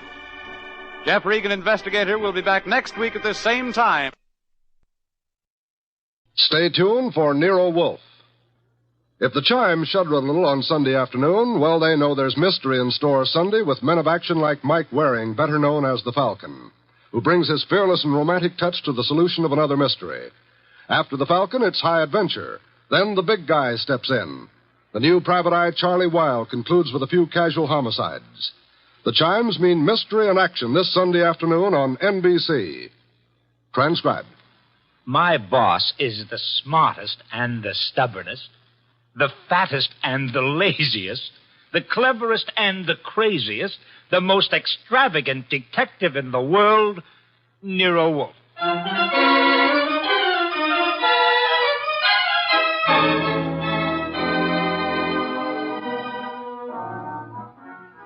It's the adventure of Stamped for Murder, with that brilliant, eccentric private detective, orchid fancier, and gargantuan gourmet, Nero Wolfe, starring Sidney Greenstreet.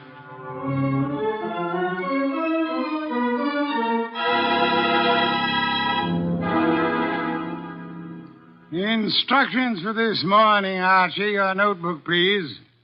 First, Mr. Salinsbeck. Inform him that the Long Island peafowl he sent were most unsatisfactory. Peafowl's breast flesh is not sweet and tender unless it is well protected from all alarms, especially from the air, to prevent nervousness.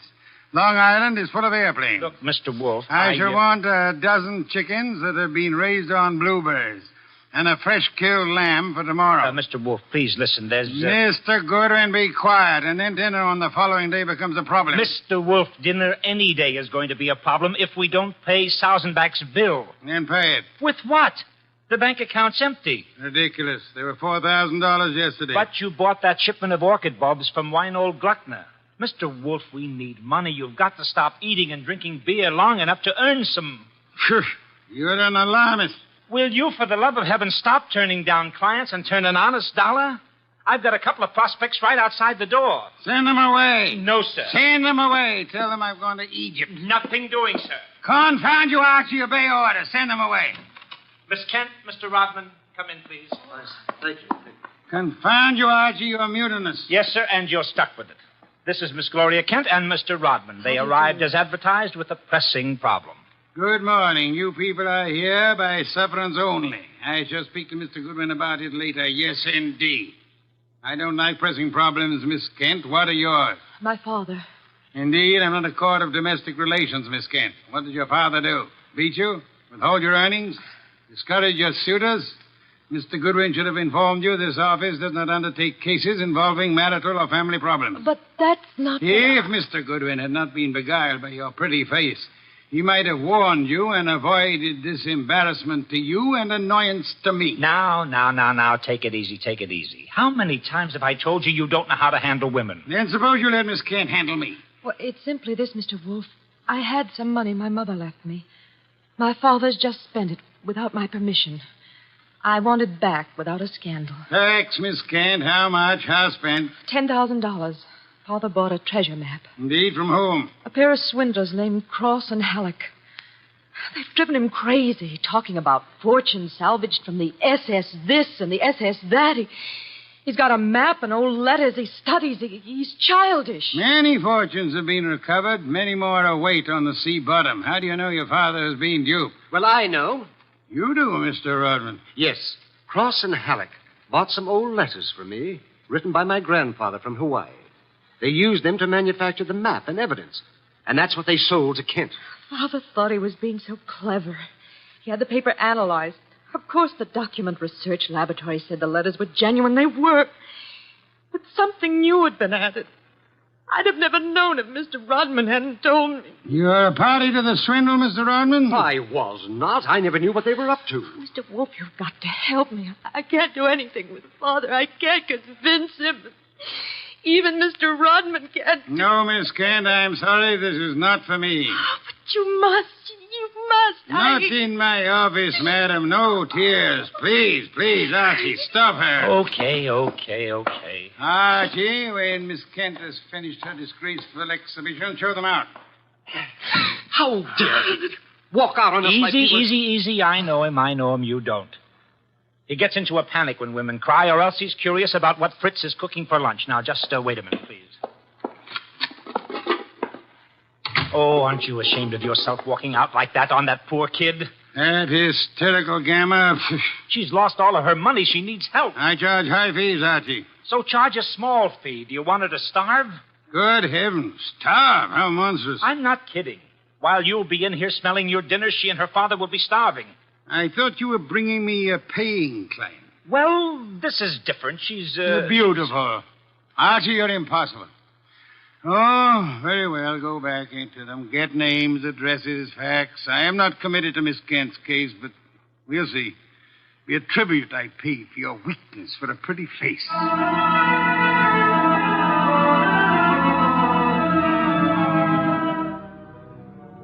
Rodman and Gloria Kent were gone, however. So all I had were the few facts they'd given me before they met Wolf. I felt guilty about that when he came back into the office and sat down in his specially built chair. He closed his eyes, and I glared at him. Well, how much of you is awake? Mr. Wolf. Well, they disappeared.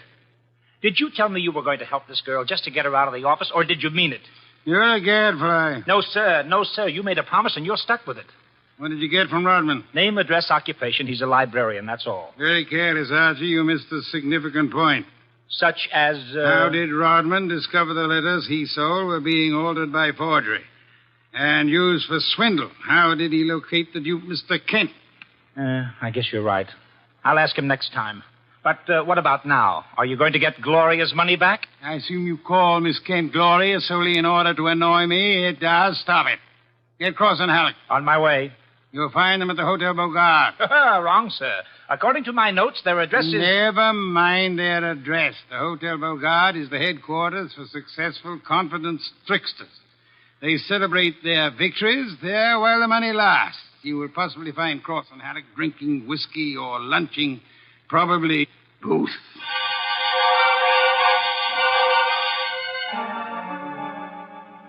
I located Cross and Halleck in the hotel bar and lured them back to our place on 35th Street. Wolf was sitting behind his desk with his hands crossed on his impressive middle, at peace with his lunch and the world when I ushered them in. He sat bolt upright and scorched me with a look. Good afternoon, Mr. Wolf. The tall one's name is Cross, the short one is Halleck. They want to help me invest my money. Gentlemen, Mr. Nero Wolf. What? Who? Nero Wolf. Hey, what is this? Confound you, Archie. How drunk are they? Not too drunk for business. Let's get out of here. Come on. Wait a minute. You want me to keep him here, Mr. Wolf? Not by violence, Archie. Come back here, gentlemen. Unless you want 7 years in the state penitentiary. You got nothing on us, Wolf. Nothing. I have the Kent case. The Kent? That's a laugh. We're sitting pretty. You are not, sir. You imagine you possess legal immunity. Mr. Kent believes you are grotesque balderdash and will not sue for fraud. Miss Kent cannot sue because she is reluctant to accuse her father of wrongfully obtaining her money. Ergo, you think you are invulnerable. Now, listen. But you forget me. I'm a detective with a fee to earn. A big fee. Quiet, Archie. I am determined to get that fee. Therefore, as Miss Kent's agent, I can and will bring action against you. I'm indifferent to her tears or her father's disgrace. I'm indifferent to anything outside of money. You will return the $10,000 to me at once, sir, or you will be in jail by morning. You mean that? I do, Mr. Cross. Halleck, come here.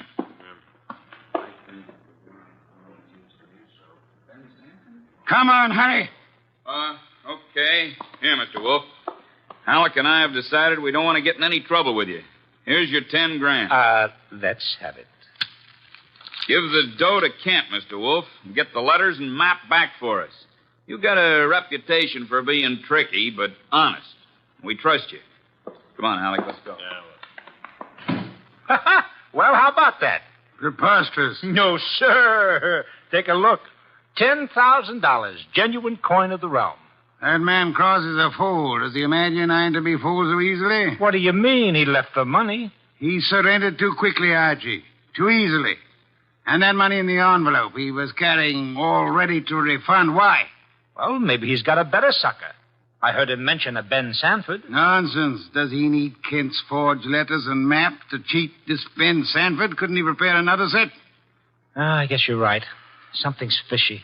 In any event, it's no concern of mine, thank heaven. Why not? I'm not committed to Miss Kent in any way.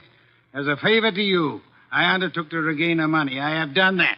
You may take it back to her and obtain the forged papers in return. But, Silence, Mr. Goodwin. Go to your red-haired charmer. Leave me in peace. I intend to spend this afternoon with my New World Atlas.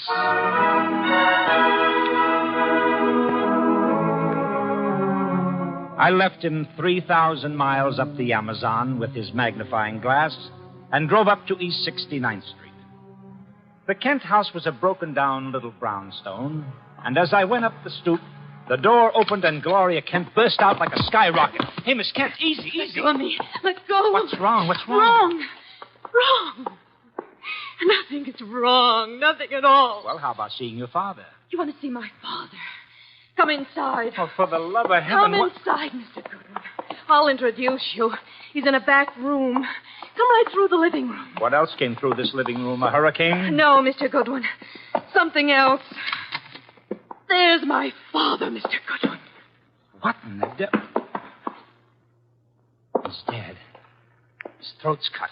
Father, this is Archie Goodwin from Nero Wolf's office. He and his boss refused to help while they could. Maybe he can help you now. Stop it. All I'm good for now is revenge, that's all. Stop it. Stop it and look at me. When did it happen? I don't know. When did you find him? Just now. Keep looking at me. Who went through this house like a hurricane? You? No. Where did you go after you left the office? To the laboratory. What lab? Document research. The place that checked the map. How long were you there?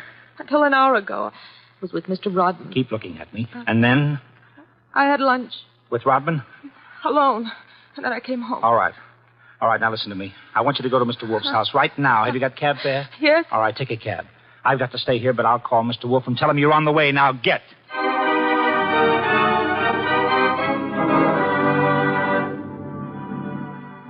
I called Wolf, told him everything, and he instructed me to advise Inspector Kramer, who arrived with the homicide squad. I gave the inspector everything while the squad photographed and measured, print dusted and detected. At 3:30, Kramer took me back to the house on 35th Street for a fight with Wolf. It's a great story, Wolf. Great. Kent buys a phony treasure map. Everybody knows it's phony except Kent. But Cross and Halleck try to buy it back, and Kent gets himself murdered. Did you find the map and letters in the house, Inspector? No, I didn't. The killer was after the map. A phony map? Certainly. Why? Well, if we knew that, we would know why Cross and Halleck so willingly paid back the money and why Kent was murdered. Maybe it's not phony. I'd better see the girl now. No, you fancy her for the murder. Well, I'll know after I ask a few questions. Tonight. She's had a shock, Mr. Kramer. She needs rest. Look, Wolf, I want her. Why bother with her when there's so much to be done? Yes, such as? Cross and Halleck, find them. And the mystery man they spoke of, Ben Sanford. These are the men you want now, not this poor, overwrought girl. Yeah. All right. The girl will be here for questioning tonight, though, huh? Tonight, Mr. Kramer. Okay. You'll hear from me later on. Well, you buffaloed him out of that, okay. Say, why don't you want her questioned? Is she guilty? I don't know. Well, what did she say when she got here? She said nothing. She never arrived. She never what? She never arrived. Well, then why did you tell Kramer she was resting? Would he have believed the truth? She must be found. More important, we must learn why forged letters and forged map produces turmoil. Find the killer and you find the map. You said so. I said the reverse, which is an altogether different statement. Archie, I want a photograph of that map. Get it. Oh, sure. Any particular camera you want me to use? You'll find the photograph at 200 Vanderbilt Street. Are you kidding? The lab cannot check the authenticity of old papers without photographing them in ultraviolet light, infrared light, and so on. If this document research lab has examined those papers, they will have photographs. Get them.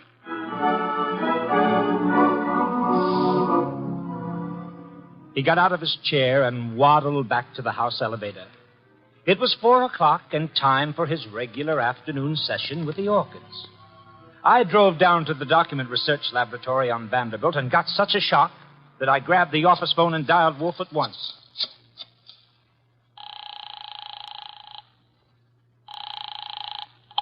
This is Nero Wolf. Mr. Wolf, Archie here. What's the matter? You lost? No, sir, but I found something. Photographs?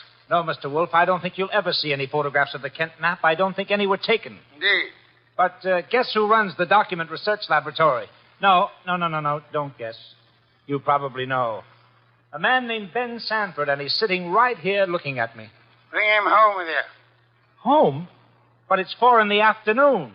This is the sacred hour when you pray over your orchids. And Mr. Sanford can join the ceremony.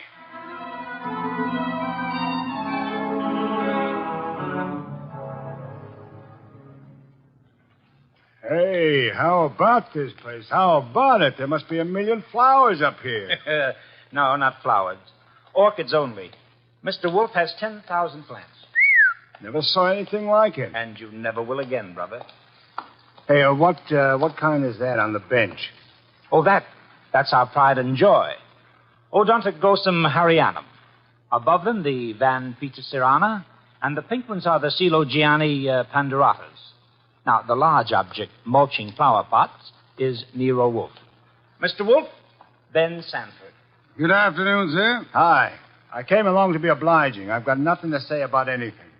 How much have you offered Cross and Halleck for their treasure map? No comment. Mr. Sanford, I'm going to make some assumptions. I assume that you are not, in fact, a document expert, but an accessory to the fraud of Halleck and Cross. No comment. That you actually prepare fraudulent maps for those swindlers, and then, in the guise of an expert, guarantee their authenticity. No comment. But this you must answer. You did guarantee the authenticity of the map and letters Kent bought. It's on record. All right, I did. Then will you admit they were forged? What are you, a comic? No. You guarantee the value of the Kent map? Yes. As an expert? Yes. Then you've convicted yourself of murder. Murder? What is this? Mr. Kent was murdered, sir. Evidently for the map and letters he bought. But of all persons involved, you alone believe in the value of the map. No one else does. Therefore, you alone would have murdered Kent for the map. For the love of... Now, wait a minute. Chew it over, brother. Chew it over. Either way, he's got you. Okay, you want me to level? Here it is. Level, Archie? Okay, boss. Thief-type talk. It means tell the truth. It's like you say. The letters were bought from Rodman. I forged the map and evidence onto them. I guaranteed them to Kent. It was a swindle. The letters are without value? Oh, sure, they're old, that's all. From 1851. Just tired family gossip and stuff. Indeed. There we have the problem again, Archie. Mr. Kent is swindled with a map and letters that are known to be worthless. He alone believes the fantasy of the treasure. There isn't any treasure. Never was. Yet Cross and Halleck refunded the swindle money so eagerly. It is obvious they want those worthless documents back badly. Someone else wants them so bad he murders Mr. Kent. Why? I don't know. Archie, we must find the girl. There's a chance she turned to Mr. Rodman for refuge. I'm sorry you'll have to go there at once. If the girl isn't there, bring Rodman.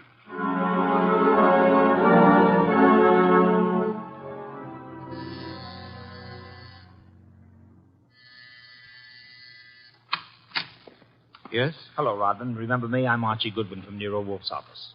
Oh, yes, of course. I came to get Gloria Kent. There's been a change in plans. Tell her to come out, please. Gloria? Well, she's not here. Why should she be? Haven't you heard? Heard what? Well, I guess you'd better come down and see Wolf. Mr. Goodwin, I'm afraid I can't. I'm rather busy. Look, Rodman, maybe you ought to know. Old man Kent was murdered.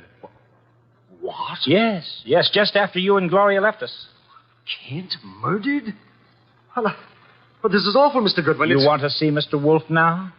Get your hat. Murder. Well, believe me, I never wanted this.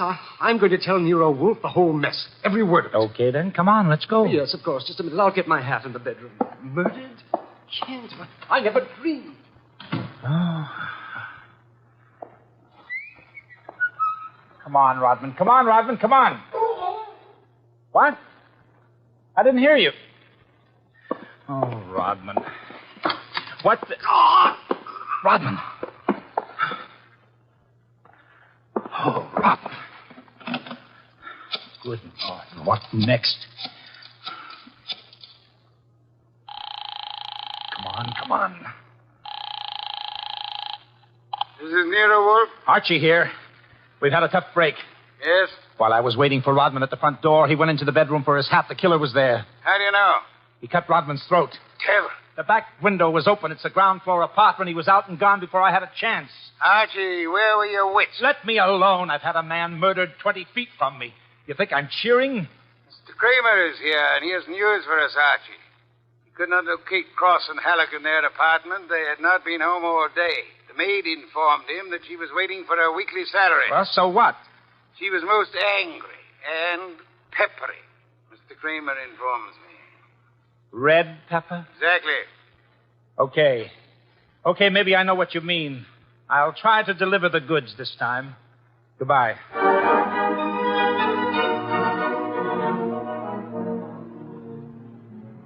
I drove down to the apartment house on Gramercy Square where Cross and Halleck lived, took the elevator up to the 10th floor, found the right door, and slipped in with a passkey.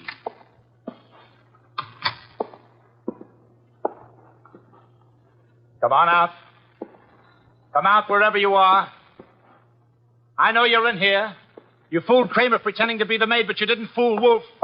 You'd better... Gloria! Cut it out, you idiot. Lay off. Archie, you dope. Archie Goodwin from Nero Wolf's office. Remember me? Go. Give me the gun, Gloria. Give it to me. That's right. Who did you think I was? Halleck. Oh, brilliant. So Wolf figured you out, huh? Well, you are a brave girl. They killed your father. You came up here and waited for them. You were going to kill them right back, huh? Oh, that red-headed temper. And you bluffed Kramer into thinking you were the maid. I had to do something. It was the only thing I could think of. To come here and kill him. Well, you're coming home with Archie. And just remember one thing. When Wolf's working for you, don't try to do any thinking. It only gets in Wolf's way.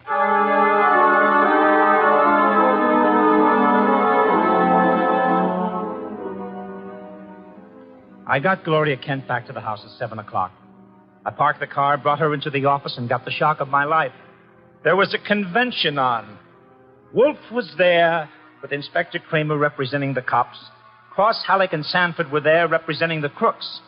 When Kramer saw Gloria, he scowled first at her and then at Wolf. So it was a slick one after all, Wolf. You didn't have the girl. You had no intention of producing her. Please, Mr. Kramer, that can wait. There are other matters more important. I dine at 8. That leaves me 1 hour to solve your murders. Murders? More than one? Yes, 2. Elmer Rodman. By heaven, Goodwin, if you... Please, Mr. Kramer, not now. First, Miss Kent. Good evening, Miss Kent. I presume you have met these gentlemen, Cross, Halleck, and Sanford? Yeah, I'll take your purse, please. Well, why? Don't think me as naive as Mr. Goodwin, miss. When you left your home after the murder of your father, you took the map and letters with you. They are in your purse well, now. That's not true. Archie, the purse. Thank you. We have here an interesting situation. There exist some old letters and map, forged and fraudulent. They're worth $10,000 and more to Cross and Halleck and worth 2 murders to a killer. Why? There must be something of great value in the letters. Yes, such as? Something which Mr. Sanford could not see, although he worked on the document closely. Yet something which could be made manifest. What is the answer, Miss Kent? You know it? I swear I don't. Secret writing, Archie. Bring the chafing dish from the dining room. Right. Secret writing? I saw nothing when I worked on those letters. Naturally, Mr. Sanford, the writing is invisible. But heat is an agent. It makes most forms of secret writing visible. The chafing dish, boss. Thank you, Archie. Place it before me and light it. Right. Now I open Miss Kent's purse. From it, you see, I withdraw these ancient letters which he took from her house after her father's murder. That's not true. Archie. That's enough, Gloria. That's enough. From now on, you just listen. We remove the letters from the envelope and toast them gently. The secret ink vintage 1851 will easily succumb to the agency of heat. Careful. Those envelopes will catch fire. Hey, they've caught. Don't be upset, Mr. Cross, Mr. Halleck. The envelopes! They'll burn safely in the dish. We can concentrate on the writing. Watch closely. I don't want to be accused of trickery. You fat fool. The envelopes are everything. Put 'em out, Sanford. Don't sit there. Put 'em out. Why, Mr. Halleck? Well, the stamps, the missionaries, are worth a fortune. The missionary. Of course. You know that. Mr. Cross knows. So does Mr. Sanford, right? Yeah. Of course, Sanford knows, you old fool. Let me... Mr. Sanford is not alarmed. Why not, sir? I don't know what you're talking about. $50,000 or $100,000 is burning before your eyes, Mr. Sanford. Cross and Halleck are burning their fingers, putting out the flaming envelopes. And you sit there quite indifferently. Why? Well, You know the value of the missionary stamps on the letters you bought from Rodman. But you know these aren't the real letters. Isn't that it? Not the real letters? I told you I'm tough to crack, Wolf. You didn't fool me with those dummies. Dummies, how do you know? Mr. Cross didn't know. Mr. Haddock didn't know. How did you? Well, I'll tell you, sir. Only one man could know I was framing Miss Kent as a decoy. Only one man could know I prepared these dummy letters and pretended to take them from her purse. And that is the killer. The man who murdered her father and stole the map and letters this morning. You, sir, Mr. Sanford. Well, I'll be... Mr. Kramer, there's your killer. You'll find the missing map and letters on him or concealed in his home or office. You won't need the evidence anyway. Look at his face. He's self-confessed. Self-confessed like fun. He was booby-trapped.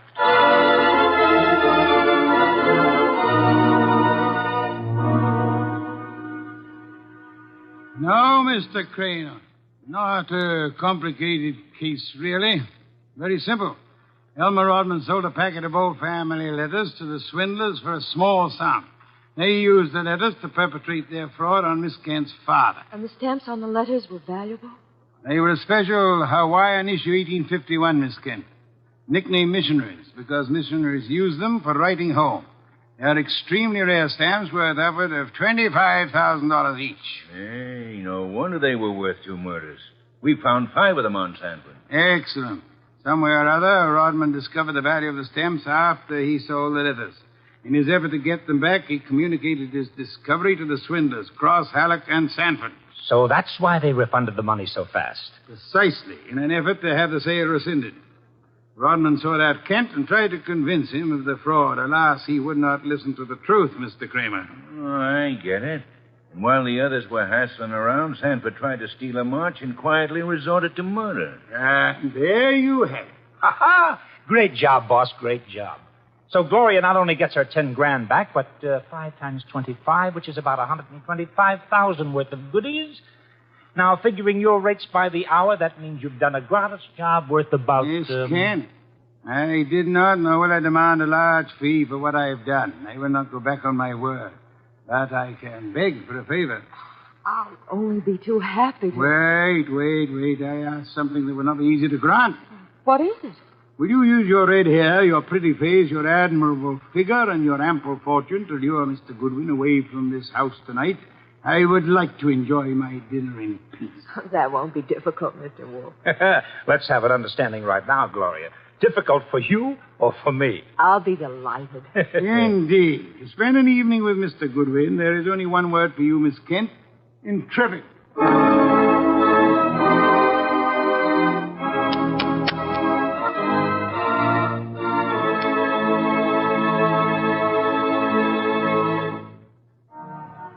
You have been listening to The New Adventures of Nero Wolfe, starring Sidney Greenstreet. Tonight's story by Alfred Bester was based on the famous characters created by Rex Stout, produced by Edwin Fadiman, and directed by J. Donald Wilson. In the cast were Wally Mayer as Archie Goodwin, and Gene Bates, Howard McNair, Jay Novello, Larry Dobkin, Bill Johnstone, and Herb Vigran. Music by Joseph Enos. Next week at this same time, Nero Wolfe and Archie will bring you The Case of the Careworn Cup. Don Stanley speaking. The preceding was transcribed. 3 chimes mean good times on NBC. The chimes ring for Dennis Day and Judy Canova tomorrow night on NBC. Also, Judy Canova prepares to go operatic tomorrow because her special guest is Ezio Pinza. This is Chester William Bendix Riley. The Man Called X follows on NBC.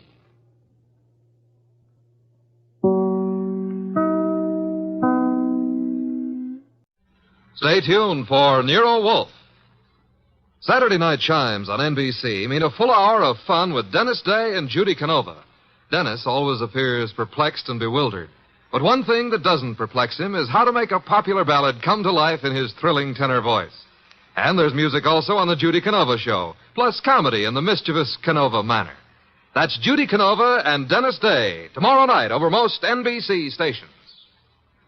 My boss is the smartest and the stubbornest, the fattest and the laziest, the cleverest and the craziest, the most extravagant detective in the world, Nero Wolfe.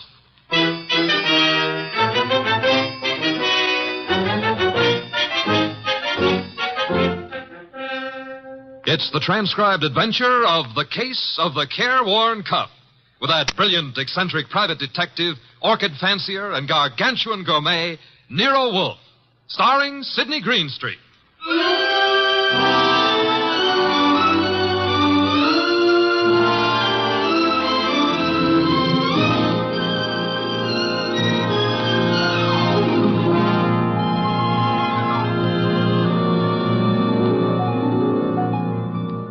The place is Nero Wolfe's office. At the moment, the world's greatest motionless detective is sitting in the chair which was built especially to support his 300 pounds. His eyes are closed, and he's making sounds through his nose.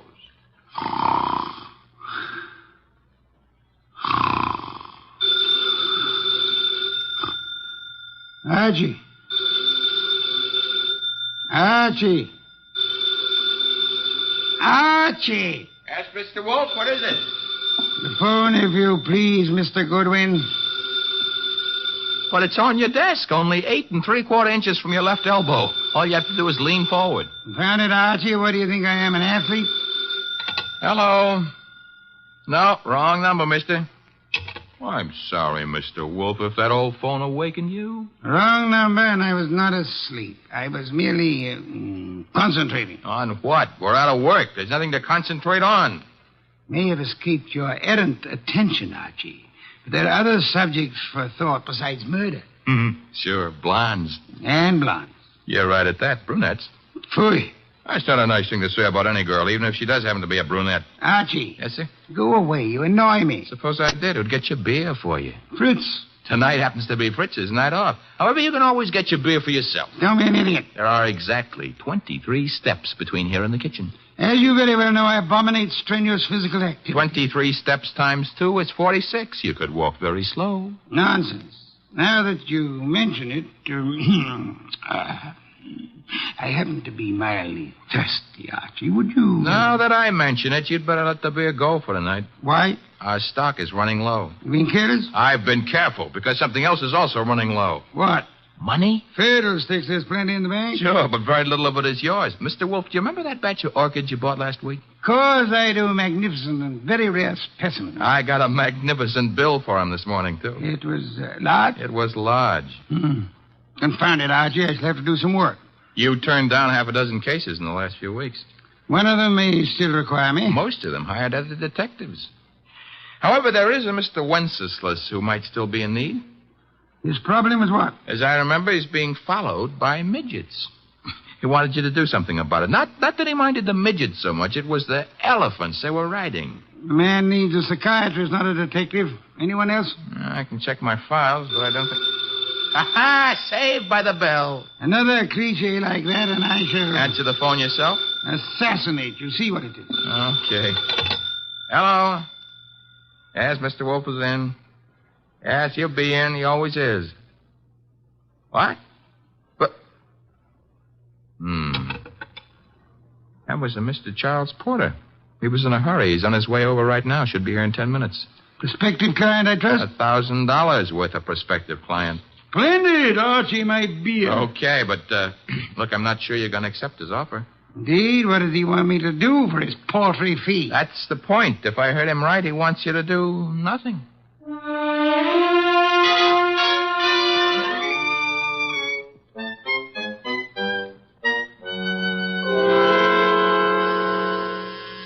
The door, Archie. Yes, sir. I hear it. Mr. Porter? Naturally, I'm Charles Porter. Who else would I be? It's a large field. Never mind. Come on in. I'm Archie Goodwin. Where is Wolf? Mr. Wolf is in here. Mr. Wolf, this is Mr. Porter. Good evening. Fat, aren't you? It's moderately noticeable. Archie, a chair for Mr. Porter. Don't bother. I'm too impatient to sit. When I've business to take care of, I take care of it quickly. Very well. Send him out of the room. Mr. Goodwin, nonsense. He's my assistant. He remains. I don't like it. Archie, show Mr. Porter out. Now, wait. There's no need to get temperamental. Perhaps I'm a little abrupt. Rude. I'm a worried man. And impatient. You're wasting time, Mr. Porter. I suppose I am. The reason I came to you... Young man, what are you doing with that notebook? Getting ready to make marks in it. But... Oh, never mind. Mr. Wolf, you have a client named Dorothy Spencer. Have I? There's no need to be coy about it. I happen to know. Then you know. I want you to drop her. Drop her? Refuse to handle her case. Close the books on her. You know what I mean. Why should I? The girl has no money. I have. That doesn't answer my question. Perhaps this will.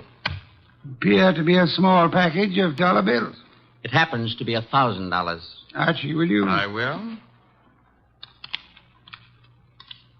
It is $1,000. Thank you. Mr. Porter. Yes? You're paying me $1,000 in order that I refuse to act for Miss Spencer. Nothing more. That's right. What does she suspect you of? I said nothing about... Well, that is... You must know that as well as I do. Possibly. Nevertheless, what does she suspect you of? Of being a blackmailer. Whereas your occupation really is? I'm a musician. Pianist. I'm appearing nightly at the Windsor Hotel. Archie, have you made out a receipt for Mr. Porter? Yep. Give it to him and show him to the door. Okay. Mr. Porter? Mr. Wolf, I want your assurance that the entire affair is definitely finished. My association with Miss Spencer, you mean? You have my assurance that it is. You will forgive a classical illusion. The carver. Thank you. Good night. Mr. Wolf, I have a secret about Mr. Porter. He smells.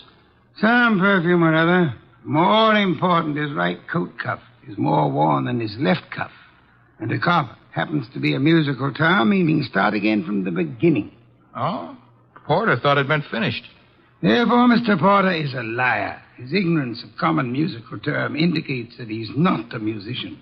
The worn right coat cuff, that he is an office worker. That's kind of leaping to a deduction. But even if Porter's a liar, Mr. Wolf, there is something else.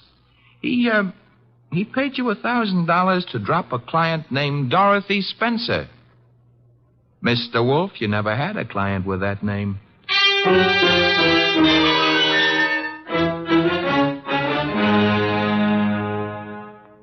Well, that's that. Dorothy Spencer is not in. Anyway, she's not answering her phone. Mr. Wolf, I said... I know what you said. That a comment? I'm worried. Mr. Porter may have assumed erroneously that Dorothy Spencer had employed or was intending to employ me. That does not explain why he lied about his occupation. Maybe he didn't lie. After all, your deductions could be wrong. Phooey. Okay. Take care of that right now. I'm phoning her. Hello? Windsor Hotel? Get me the manager's office. Thanks. Could you tell me if a Charles Porter plays the piano at... Uh-huh. She sounds blonde. I see. Thanks a lot. What do you do after work? Oh, so long. She goes home and beats her husband. About Porter, Archie. Bad news. He does play the piano at the Windsor in the move room. So where does that leave your deductions? Untouched, of course. Let me think. Yes, naturally. Naturally what? I came to the conclusion that Mr. Porter was an office worker. We have just discovered that Mr. Porter is not an office worker, therefore... You were wrong. I am never wrong. Therefore, the man who was here is not Charles Porter. Mr. Wolf, do you think a man of your weight should climb out on a limb like that? Fiddlesticks. Look up Porter in the phone book and call him. Okay. Take a second. Archie, the phone company's best friend. Yep, here he is. What do I ask him? There'll be no need to ask Mr. Porter anything. Just phone. You're the boss. Yeah. Have to say something to the guy. Hello. I'd like to speak to Charles Porter. So would you. Who's... Oh, Stebbins, huh? Yeah, that's right, Archie. Oh. No, don't bother why I called. It's a coincidence. Goodbye. You know who that was? No. That was Sergeant Stebbins, Sergeant Pearlie Stebbins. I might add, as though you didn't know, that Stebbins happens to be a sergeant in homicide. Indeed. You expected this. I still don't know what your conversation was about. It was about Charles Porter, who maybe was a liar, but who isn't going to tell any more lies on account of he was just shot to death.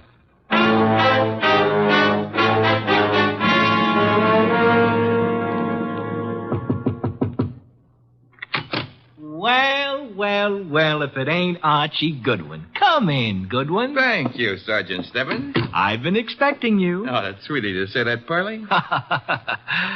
Why did you phone Porter? His right coat cuff was more worn out than his left. So for that, you had to kill him? No, actually, I killed him because he didn't know his da capo.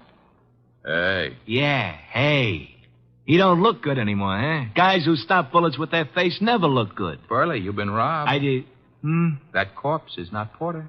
Now, relax, Goodwin, relax. His fingerprints were on file and they check. His girlfriend says he's Porter. If he could get up and talk, he'd tell you he was Porter. And what makes you think he isn't? Well, because when he visited us earlier tonight, he looked different. Not much, but...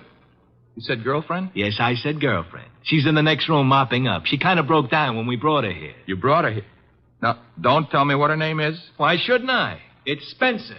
Dorothy Spencer. Ooh, that's what I was afraid of. Sergeant, Oh.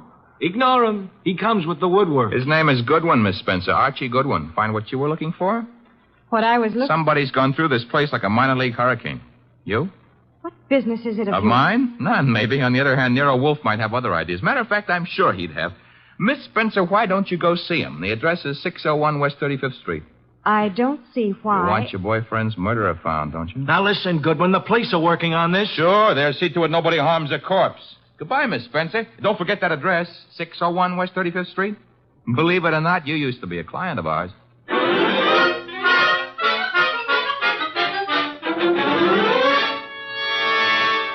Oh, Mr. Wolfe, you're getting to be so brilliant, it's boring. Boy. That is, All right, tonight you deserve it. I'll get you another can of beer. But this is the last one. What's your promise to do some exercise, like maybe standing up and sitting down 5 minutes a day? Thank you. And why should I indulge in such idiotic behavior? Well, after a while, you might be able to see your shoes. I've already seen them. Oh, that was 20 years ago. Things have changed. No more buttons. Hey, that must be Dorothy Spencer. She's undoubtedly young and beautiful. You deduced that from the way she pressed the buzzer? I deduced that from the gleam in your eye, bah. Bah, all you want. I'm going to keep that gleam shining. Hello, Miss Spencer. Come in. Thank you.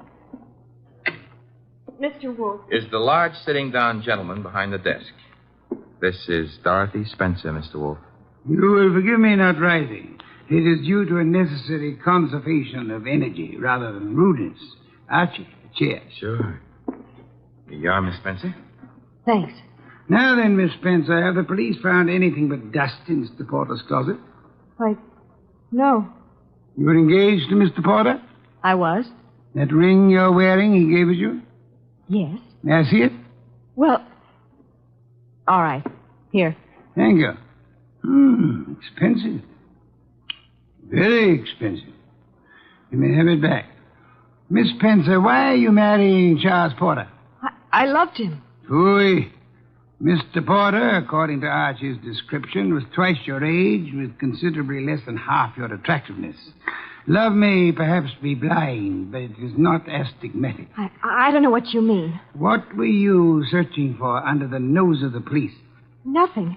Nothing at all. How did your fiancé earn his money? He played the piano at the... Phooey. What he earned there in a year wouldn't begin to pay for the ring he gave you. Would you like to try again? I don't know how he made his money. I suggest that you do. I suggest that he earned money by the same method that he induced you to consider marrying him. Blackmail. Oh, but... Why was he blackmailing you? Old letters I'd written when I was too young to know any better. Your motives for murdering Porter would be twofold, then. Recovery of blackmail material and the avoidance of marriage to a man you dislike. I didn't kill Charles. No doorbell, Archie. Get Miss Spencer into the kitchen. Once. Must be the police. Yeah, let's go, Miss Spencer. Right through that door. And stay there until I call you. Front door, Archie. Now, Mr. Wolf, do I know Dorothy Spencer's here? You know nothing.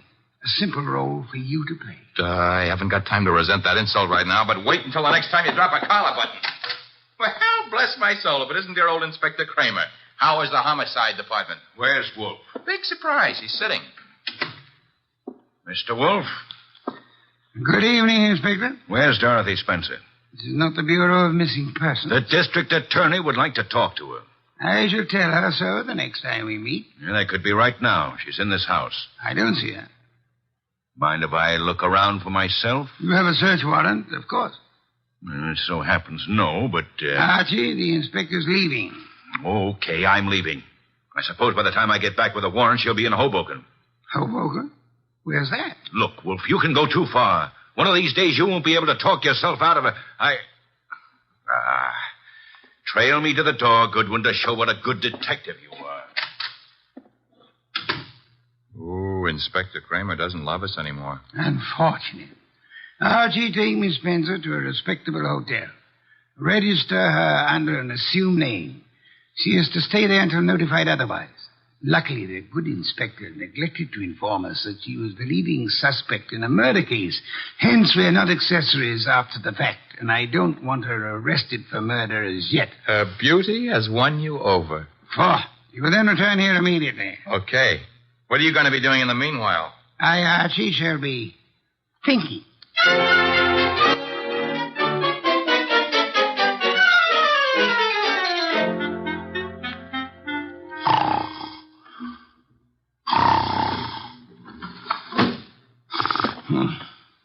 Archie?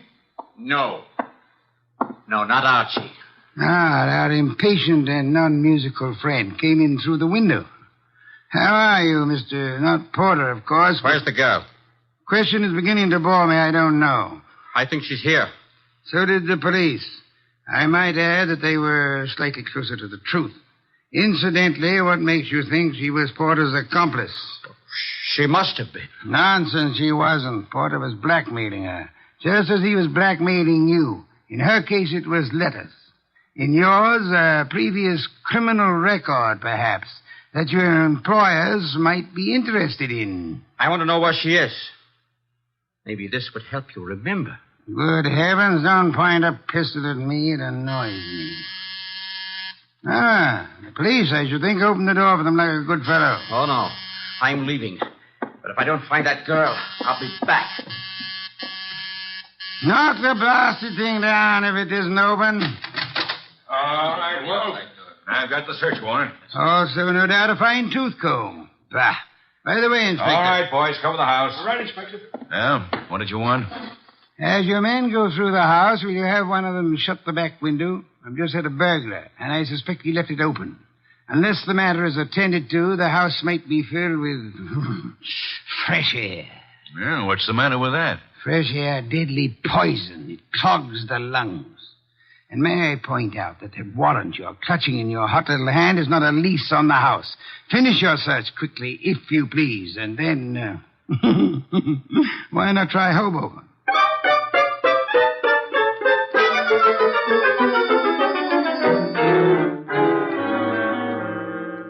So I just missed the inspector, huh? You did? That I can stand. I'm sorry about the burglar, though. Perhaps we can arrange to have you meet him in the morning. He left his calling card with name and address on it? He dropped his handkerchief here on my desk. Oh. It's a handkerchief. It smells. So it does. But, All of our unknown friends' clothes carry the odor. Therefore... Yeah?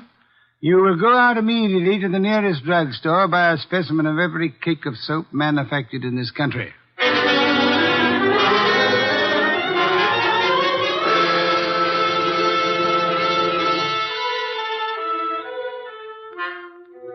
Mr. Wolf? Mister? No.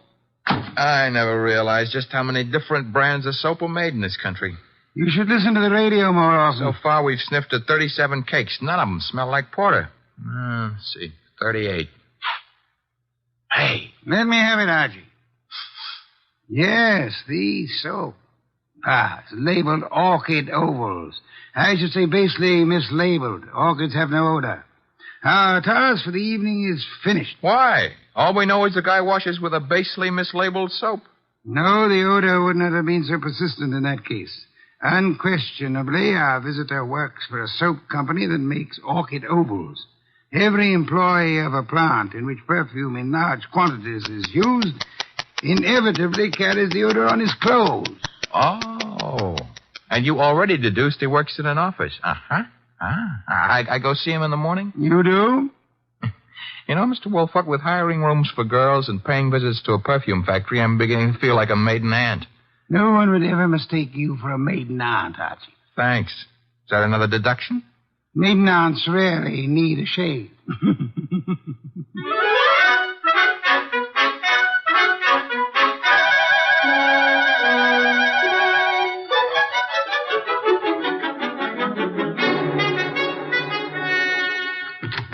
Orchid Ovals, good morning. One moment, please. Oh, can I do anything for you, sir? Yeah. That is, let's postpone that question and slip in another one. I'm looking for one of your office people. In his 40s, 5'10", brown hair and eyes, speaks in a sharp, quick voice. He owes you money, too. Who owes me money? Mr. Wheeler, the man you were describing. He owes everybody money, in spite of the fact that he's office manager and makes lots and lots of money.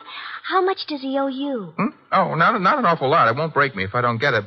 Is he in yet? Well, he was, but he went home. He was sort of sick. Sort of? He got a phone call from somebody and rushed out. Too bad. Well, I better scram. Well, you didn't answer my question yet. I'm off at 5. My name's Gwen. Goodbye.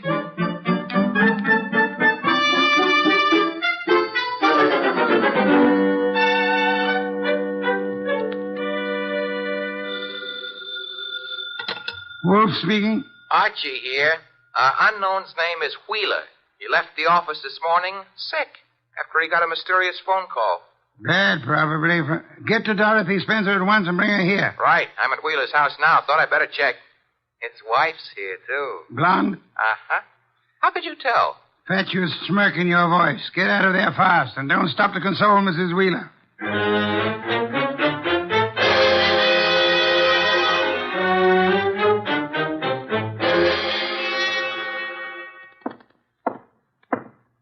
(908) Room 909. Miss Dorothy Spencer.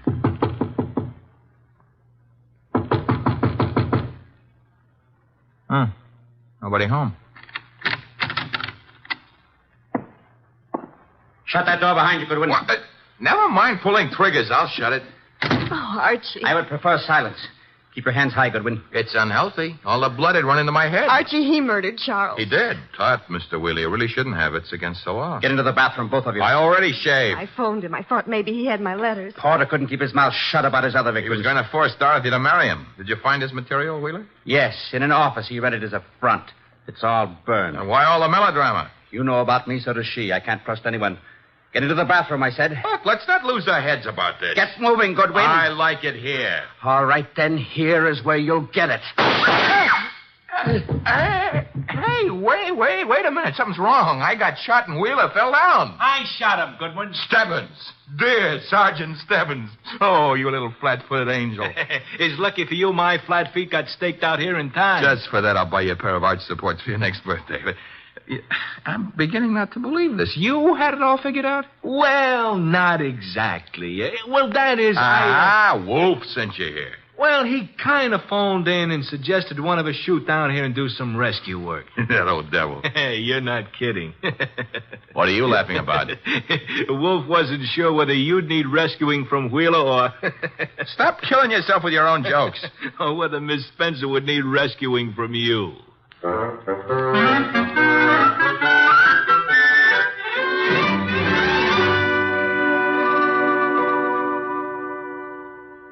You've been a very foolish young woman, Miss Spencer. I suggest that in the future you exercise more care in your correspondence. Oh, I shall, Mr. Wolf, but how can I ever thank you? Well, one way would be to listen wide-eyed while he explains how he solved the case. I have no intention... Oh, come on, Mr. Wolf. Stop stalling. Please, Mr. Wolf.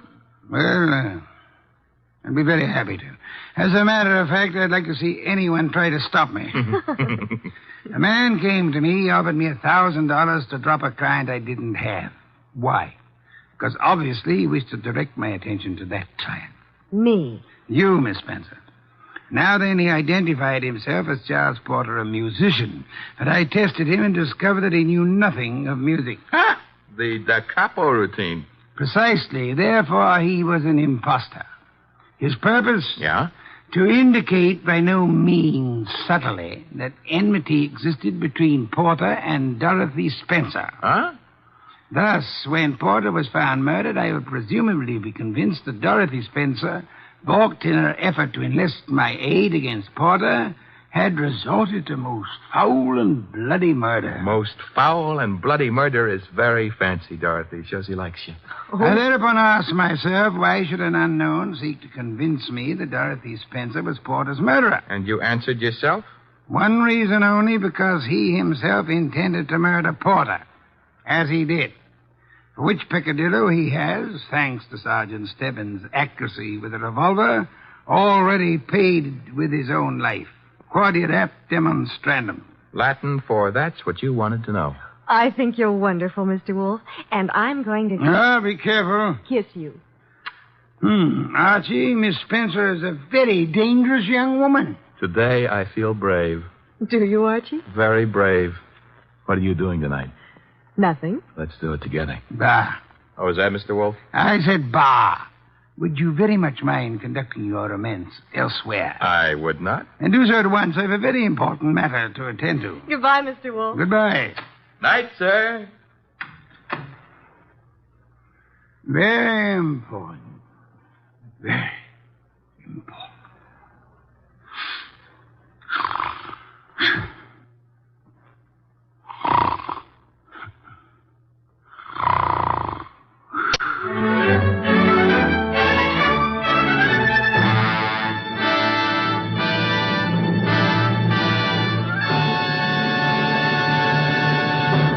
You have been listening to The New Adventures of Nero Wolfe, starring Sidney Greenstreet.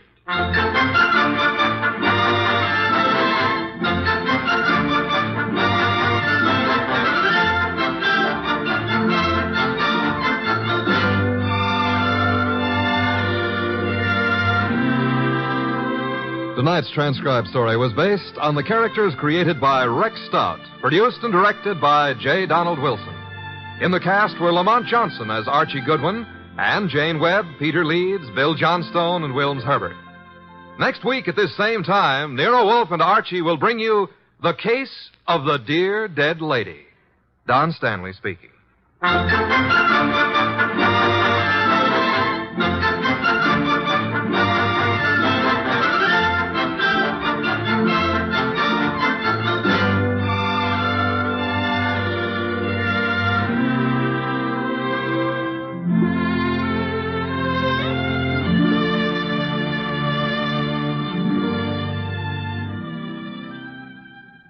Three chimes mean good times on NBC. The NBC chimes are excited about The Big Show, an hour and a half every Sunday night with Tallulah Bankhead as Fem-C. Comedy with stars like Jimmy Durante, Fred Allen, Jack Carson, Groucho Marx, and a host of others. Music with Meredith Wilson, Mindy Carson, and many more. It presents drama with Mr. Jose Ferrer and many more leading stars of Broadway and Hollywood. It's The Big Show. Starts Sunday, November 5th on NBC. This is Chester William Bendix Riley. The Man Called X follows on NBC.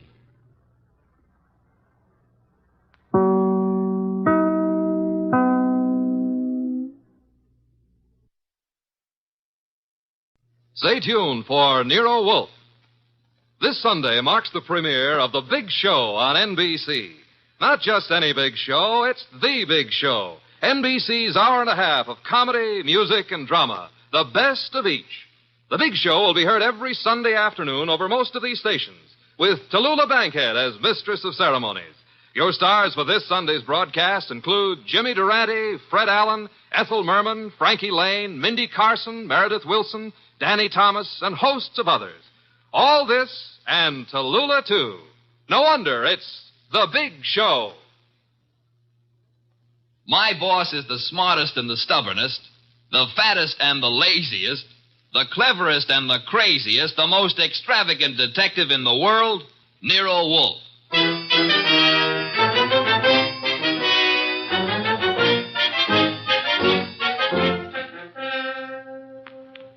It's the adventure of The Case of the Dear Dead Lady, with that brilliant, eccentric private detective, orchid fancier, and gargantuan gourmet, Nero Wolfe, starring Sidney Greenstreet.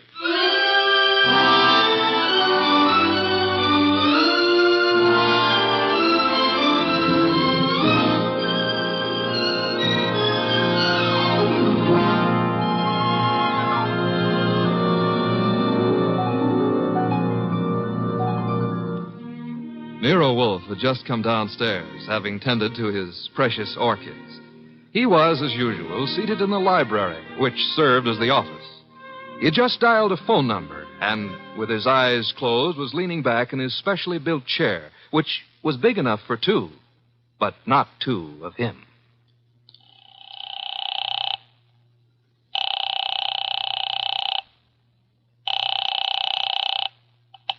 Halsbecker's Market, domestic and imported delicacies. Mr. Halsbrecker, this is Nero Wolfe. Oh, yeah, Mr. Wolfe. I was just about to ring you. Well, I have need of 2 pounds of duck liver. I do not, of course, refer to the commercialized Strasbourg pate. Well, I appreciate the order, Mr. Wolfe, but... Next, my cook Fritz informs me that we require 3 fine fat geese. Look, Mr. Wolfe, there's a little matter of an unpaid You bill. might add 12 cases of beer, a bushel of Vermont apples, green for stuffing, and a gallon of Marquesa Patricia Roman oil. Mr. Wolfe. In addition, Fritz has listed 6 dozen eggs, 4 braces of Sussex woodcock, and a few pounds of Westphalian ham. You have all that? Well, I can get it, Mr. Wolfe, but my bookkeeper... Thanks very much, Mr. Halsbrecker. That will be all.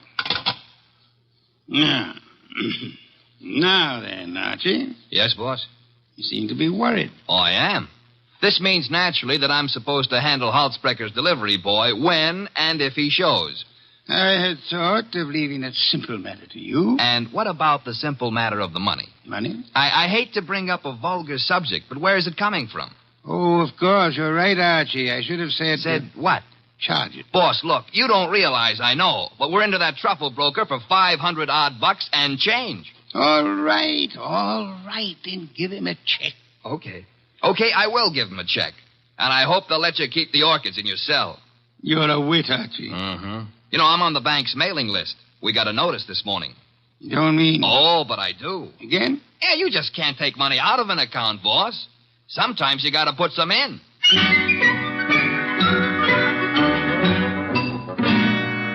This is the only way to deal with the man I work for, and if I hadn't thrown him that scare, he wouldn't have been willing to listen when the door buzzer rang, and a prosperous-looking young guy in the kind of clothes that don't grow on trees came in and stood in front of the boss's chair, fiddling with the brim of his pork pie. My name is Oliphant, Mr. Wolfe. Oliphant? Yes, sir, Oliphant.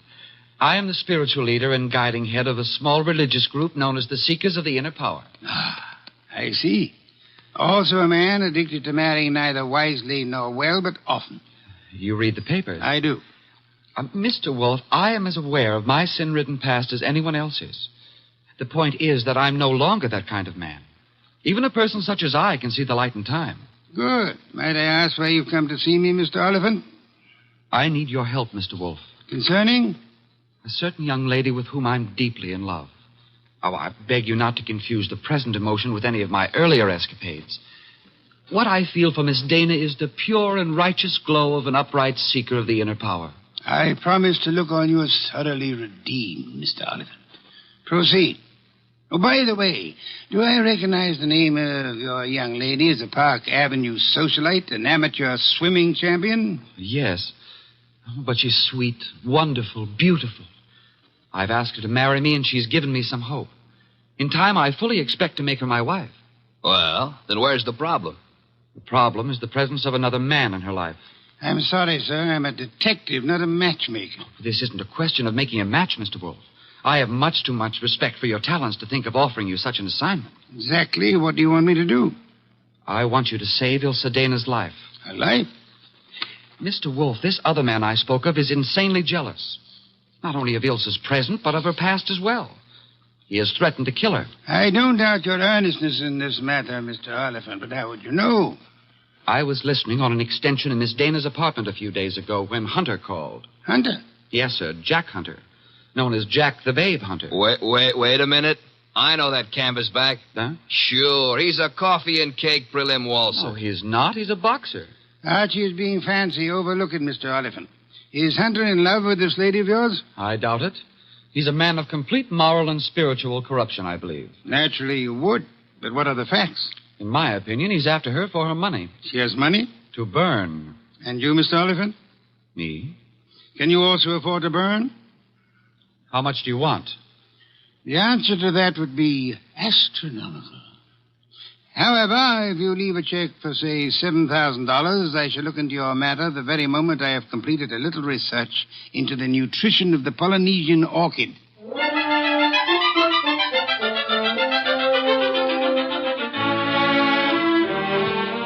Oliphant's check gave our bank account a slight blood transfusion.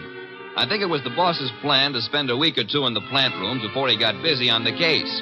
And he'd have done it, too, if that phone call hadn't come in about a little after 9, just after Wolf had polished off one of Fritz's dinners and was settling back with a stein of beer in his hand. Don't disturb yourself, Archie. I'll get it. Now, well, look out you don't strain yourself, boss. You got to straighten out an elbow to reach that receiver. You have an unfortunate flair for mixing humor with impertinence, my friend. Hello, Nero Wolf speaking. This is Ilse Dana, Mr. Wolf. How do you do, Miss Dana? We were discussing you only this morning. So I've heard. Through whom? Ted Oliphant. I see. The young man seemed to be quite worried about you. The young man should tend to his own affairs. Said you were in some danger. I know what he said, and not one word of it was true. Oh? I'd like to talk to you, Mr. Wolf. I'm sure it'll be an immense pleasure. Where do you live? I have an apartment at 22 Blanton Street. Could you be here soon? I could be there in a quarter of an hour, Miss Dana. By proxy, of course.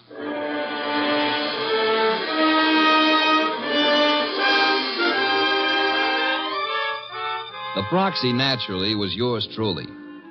10 minutes later, at 9:20, I walked up to Ilse Dana's door with a nosy elevator boy giving me the 00. The reason for his interest was that her door was open and the room inside was empty except for a little twisted pile of pale pink satin, which at close range turned out to be a woman. Which woman turned out to be Ilse Dana. And Ilse Dana was dead. She used to be pretty.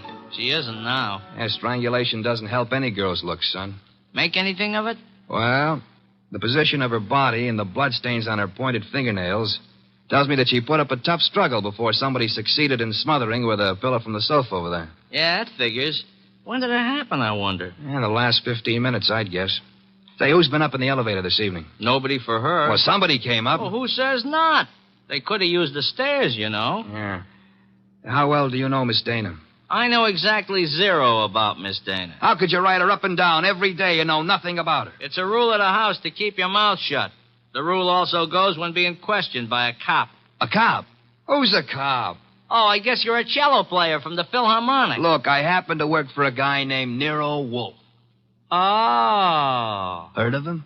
Maybe. Well, if your memory comes alive, son, I might see my way clear to spend a few dollars with you.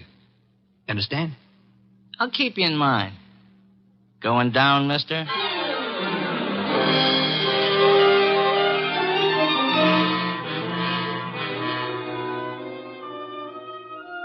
I spent time trying to get sense out of the superintendent and a set of chambermaids, but they were as quiet as a ballpark on Christmas Eve. Then I called the cops and told them about Oliphant and Hunter. By the time I got home, the house was dark and Nero Wolf was sleeping. Next morning, I gave him the details while he drank 3 bottles of beer.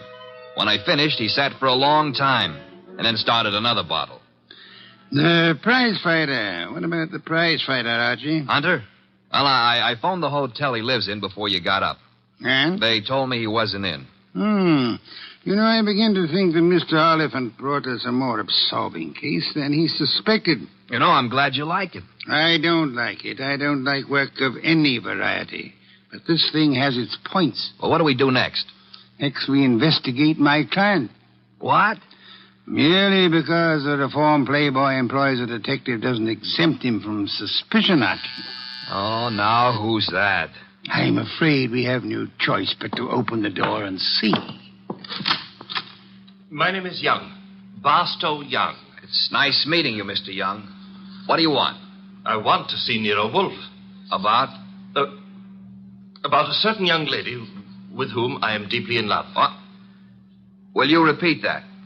I want to see Mr. Wolf about a certain young lady with whom I am deeply in love.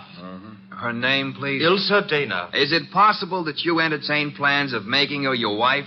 Why, yes, but there's a problem involved. Another man? Yes. Well, do come in. Do come in. I think we've been waiting for you.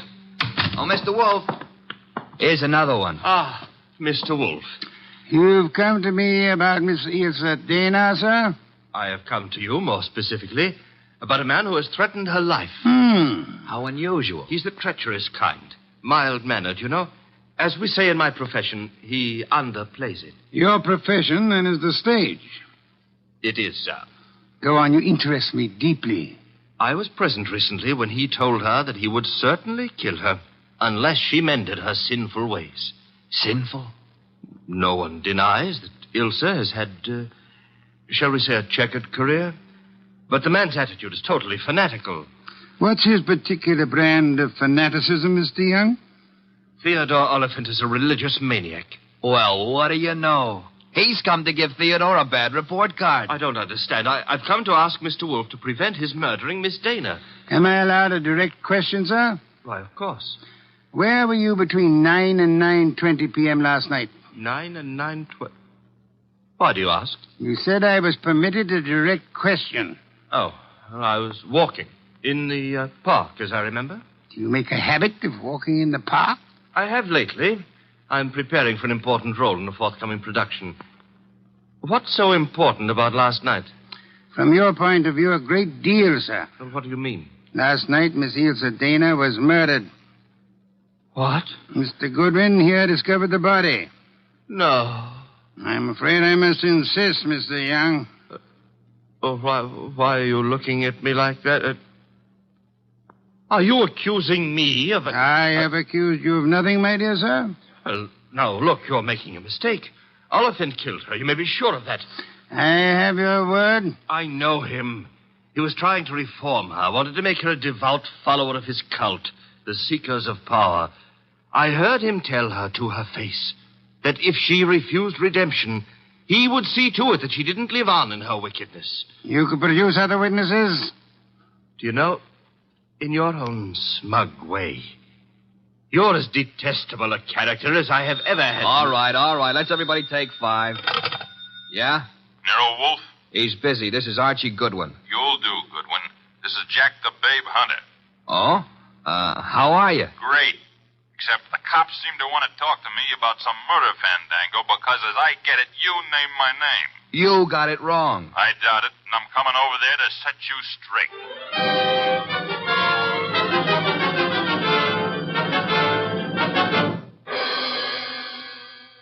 Why'd you ring me in on this mess, Wolf? You knew the girl pretty well. Me and how many more? Besides, what time was she murdered? Last night between 9 and 9:20. I see. So if you would inform the police where you were at the time, that should be that. Yeah. By the way, Mr. Hunter, where were you at the time? I don't see your badge, Wolf. I was only wondering. I haven't been near the Dana woman for over a month. But if you're really interested, I'll give you the name of the killer. Please do not keep us in suspense, Mr. Hunter. A couple of years back, Ilsa financed a guy in a big and lousy Shakespearean play that closed like a clam and nothing flat. Go on. It was money down the drain. The guy's got nerve. And he was in love with her, and he figured she'd do anything for him. So he comes back to her to finance him again. This time in Hamlet, no less. I see. I don't have to tell you what a flop that would be. You needn't tell me the actor's name either. You know? Mr. Barstow Young just left here. Yeah? Well, he's your man, Wolf. He got so sore when she told him she wouldn't toss any more moolah into his broken-down career, he went off his rocker and tore it down. Your reason for thinking so? I met him on the street one day, and he started beefing to me with blood in his eyes. It's all I could do not to punch him.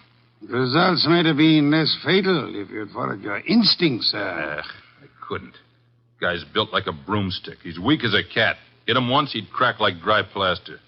I see. What's on your mind? This man you're accusing of Miss Stayner's murder, Mr. Hunter, he was very much in love with her. She was thinking about marrying him, he said. He said? Yes, he did. I heard him, too. He was talking through his skull cap. Ilsa wasn't going to marry anybody. No? No, she couldn't. Why couldn't she? Well, she just couldn't, that's all. So long.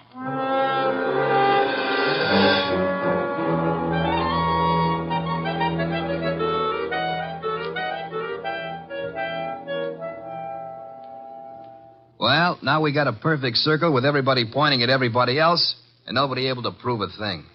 What Hunter says isn't impossible, Archie. You think Young did it? I don't think at all yet. But if there's anything more dangerous than a woman scorned, it's an actor scorned. We have another visitor. Yeah, who are you expecting? At this point, anybody. Hi. Oh, you. Yeah, I told you might hear from me. Come on in. Who's this? Fella runs the elevator at 22 Blanton Street. What do you got for me, kid? Postcard? Postcard? Yeah, the cops missed it, but I spotted the edge stuck under a rug.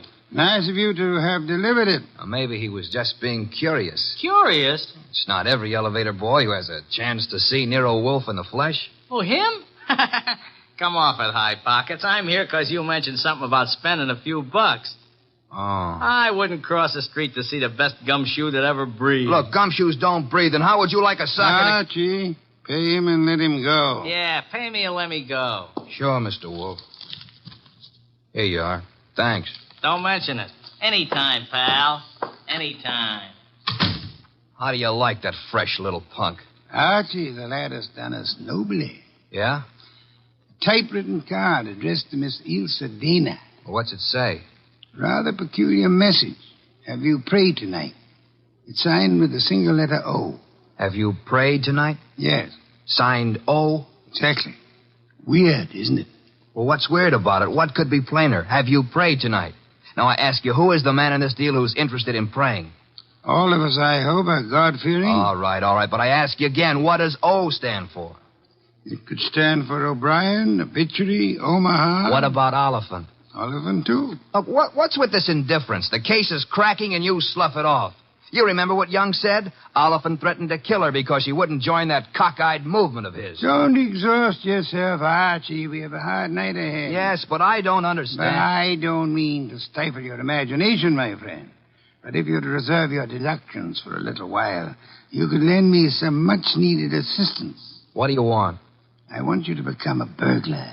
A burglar? I want you to hurry over to the dead woman's apartment on Blanton Street and ransack it. For what? How do I know? We need help. Anything may help us. Go through the place with a fine tooth comb.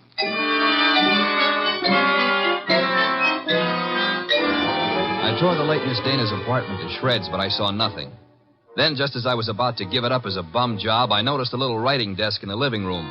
Pried loose the lock and spotted something among a pile of papers that belonged to no well-to-do flat. It was a pawn ticket, lot 8N046, and the address was a pawn shop around the corner on 6th Avenue.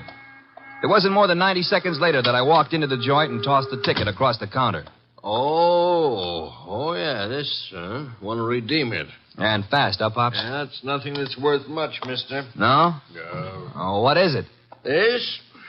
Small steel filing box. Oh. Anything in it? I don't know. Come to me locked, never been able to get it open.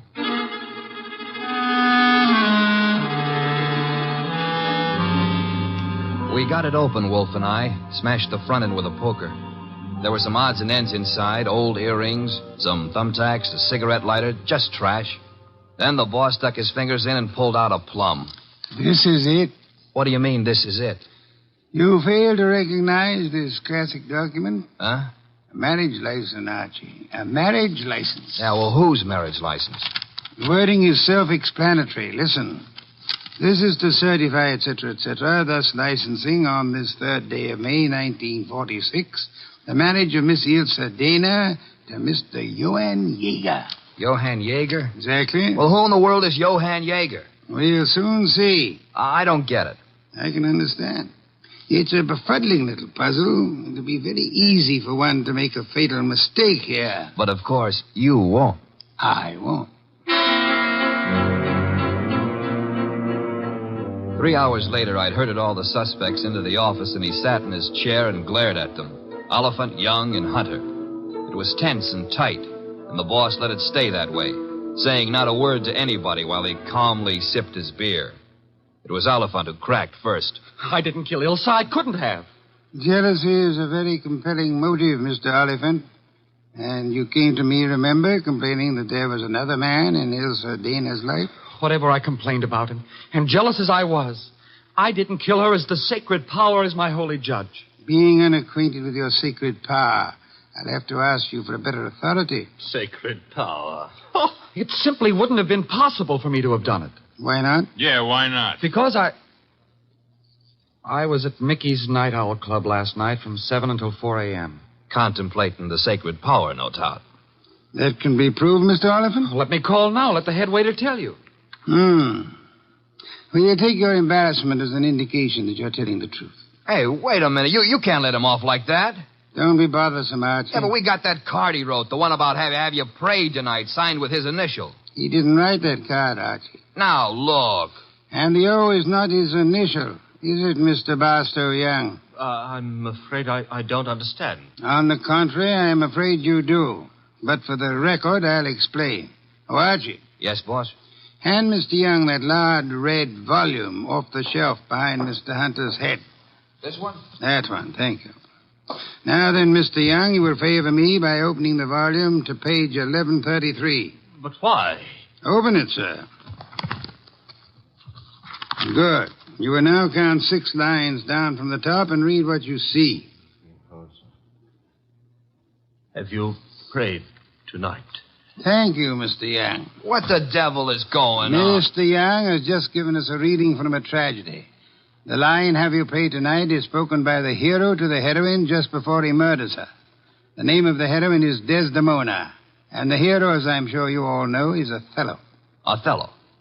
Yeah, the O was not Oliphant, Archie. Othello, I think, was a Shakespearean play which Miss Dana financed for our Mr. Young. And knowing she would recognize the quotation as well as the threat behind it, he sent it to her to warn her that he meant to murder her. You won't have the unmitigated gall to deny that, will you, Mr. Young? No. No, I don't deny it. Do I call the police? But I didn't kill her. The fact that I sent the card doesn't mean I killed her. Well, it'll do for my money. But not for mine, Archie. What? Mr. Young couldn't have killed Miss Dana. Why not? Because he lacks the strength to strangle such a healthy young woman, a champion athlete. Wide awake and full of fight. He's rather a frail person, as we know, and smothering Miss Dana with that pillow was no easy task. She struggled. Therefore, she clawed the wrists of the murderer.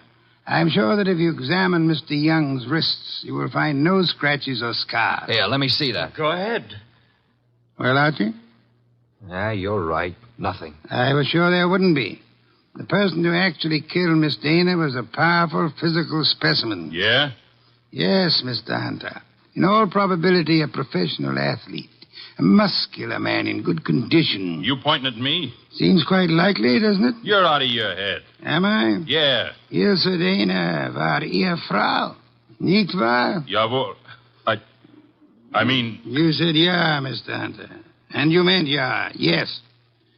I asked you in German if Ilse Dana was your wife, And you, in the heat of emotion, answered me yes in your mother tongue. Look, what's going on here? Allow me to present Mr. Johann Jaeger, Archie. Him? I've known it since we first saw that marriage license. You see, Jack Hunter is the English translation of our friend's real name back in Germany, where he comes from, Mr. Johann Jaeger. Oh, what do you know? So you proved nothing. Yeah, I was married to Ilse. That's why I said she couldn't marry anybody else. But I didn't kill her. She was my wife. I loved her. Olivan told us you were insanely jealous of her. What if he did? You know better. Do we? Sure you do. Ilse told you herself over the phone that every word Oliphant said was a lie. Interesting. What is? How you could possibly know what Ilse Dana told me over the phone. I haven't mentioned it to you or anybody else. Oh, well, you see... I see most clearly, Mr. Jaeger, that you must have been in the apartment with her listening on the extension phone, or you couldn't possibly have that information. And it was only a few minutes after that telephone call that Ilse Dana was smothered to death. And I see it's about time I said good night. Wait a minute, Jaeger. Wait a minute. Good work, Archie. I advise you to sit still, Mr. Johann Jaeger Hunter. I was right. I told you he threatened to kill her. But why? I've only guessed at the story. Reconstructed it, so to say. But I think you and Mr. Young ought to be congratulated. On what, sir? On not having won your fair lady. You've always thought of her as a sweet, demure society girl. But actually, she was a vicious person, as bad as the man who killed her, if not worse. She tortured him cruelly for 4 long years. How can you say that about her? How can you doubt it, Mr. Oliphant? There must have been a great many men in her life. We know at least 2 definitely, you and Mr. Young. But she was in love with me. She was in love with me. I'm sorry to shatter your illusions, but she was not in love with either of you. She was using you for her purpose. What was her purpose? Tormenting the man she married. That was her preoccupation day and night. She delighted in tyrannizing over him, as one might in breaking a bull or taming a wild mustang. Do I come near the truth, Hunter? Yes. Until I couldn't stand it any longer. May I ask then why you married her? Why? Because I couldn't help myself. I crawled for her. I married her on the terms that nobody should ever know I was her husband. She was too good for me, she told me that to my face over and over. But we belonged to different worlds. But I was crazy about her, so I took it. What I've taken you wouldn't believe. Oh, I'm sure I would, Mr. Hunt. I'm a very understanding man. The question is, will a jury believe you? And that we must begin to learn immediately. Archie. Yes, sir? Phone for Inspector Kramer.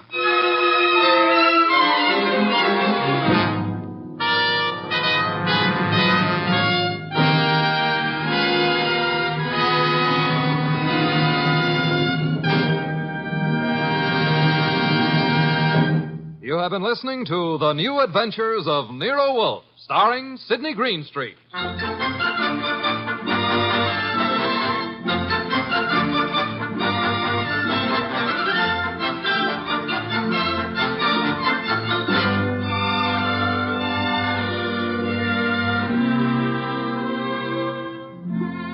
Tonight's transcribed story by Peter Berry was based on the famous characters created by Rex Stout. This is an Edwin Fadiman program produced and directed by J. Donald Wilson. In the cast were Herb Ellis as Archie Goodwin and Lee Millar, Marna Keneally, Larry Dobkin, Barney Phillips, and Jerry Hausner. Next week at this same time, Nero Wolfe and Archie will bring you The Case of the Headless Hunter. Don Stanley speaking.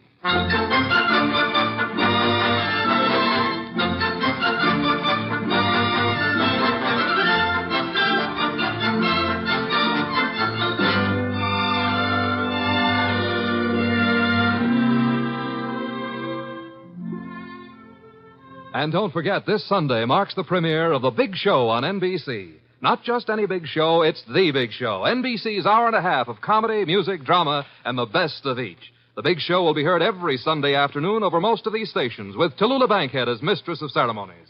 Your stars for this Sunday's broadcast include Jimmy Durante, Fred Allen, Ethel Merman, Frankie Lane, Mindy Carson, Meredith Wilson, Danny Thomas, and hosts of others. No wonder it's The Big Show. And Theater Guild on the Air this Sunday presents Judy Garland in Miss Alice Adams. So don't forget, Tallulah Bankhead brings you The Big Show Sunday on NBC. Stay tuned for Nero Wolfe, which follows transcribed in 30 seconds. What's on the menu at Duffy's Tavern tonight? Well, there's a full serving of laughs with Archie the manager, played by Ed Gardner, and his unpredictable friends, Miss Duffy, Clifton Finnegan, and Eddie the waiter.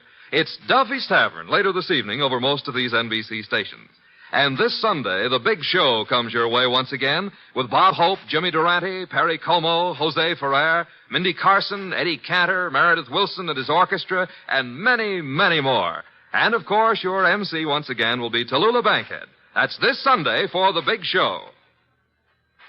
Now, ladies and gentlemen, we take you to the most famous brownstone house in New York City, the one located at number 601 West 35th Street. Oh, Mr. Wolfe. Mr. Wolfe.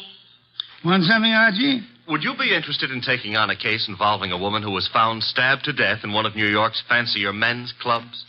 Can't you see I'm already occupied, Archie? My Oncidium hybrid is ailing. But, sir, cash. C-A-S-H. Remember, you need it to live on. Well, you're actually learning to spell. You'd better learn to count. We're broke. Thank you, Mr. Goodwin. Now, if you'll just go away and stop interfering. Oh, just a minute. Yes, sir? On your way out, switch on the fan.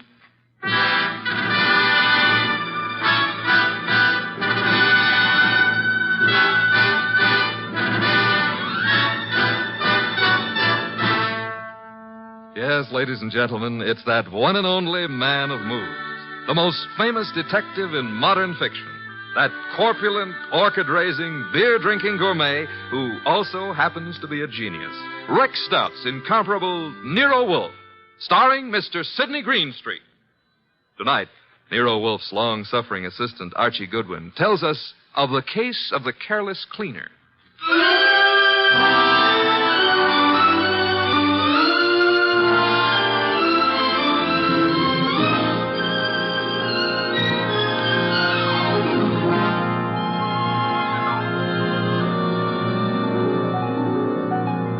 We didn't know Clay Michelson very well at the time, though Mr. Wolfe had hung one of the Michelson's paintings on the library wall. But then I guess we should have considered ourselves lucky not to have known him or his wife, Phila.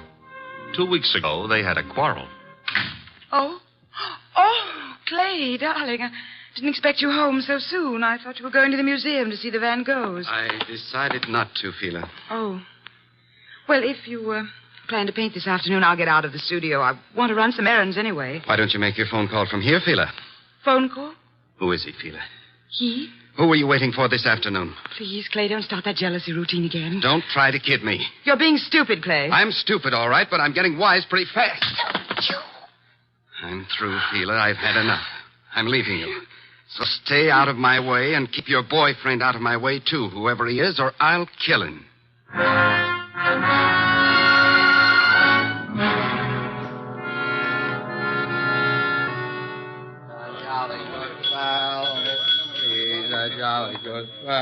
Yes? What can I do for you? Sleepy. I want to have a drink and go to bed. I'm sorry, sir. The Garrison Club's a private establishment. No rooms available to the public. You think I'm drunk? Oh, no, sir.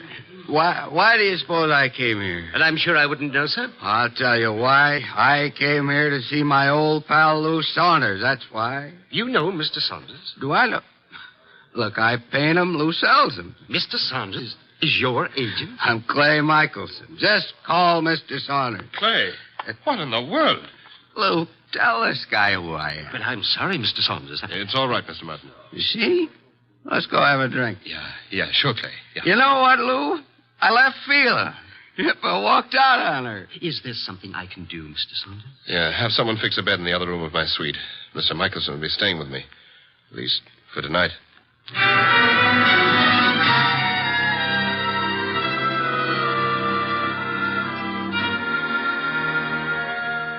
Mr. Wolfe?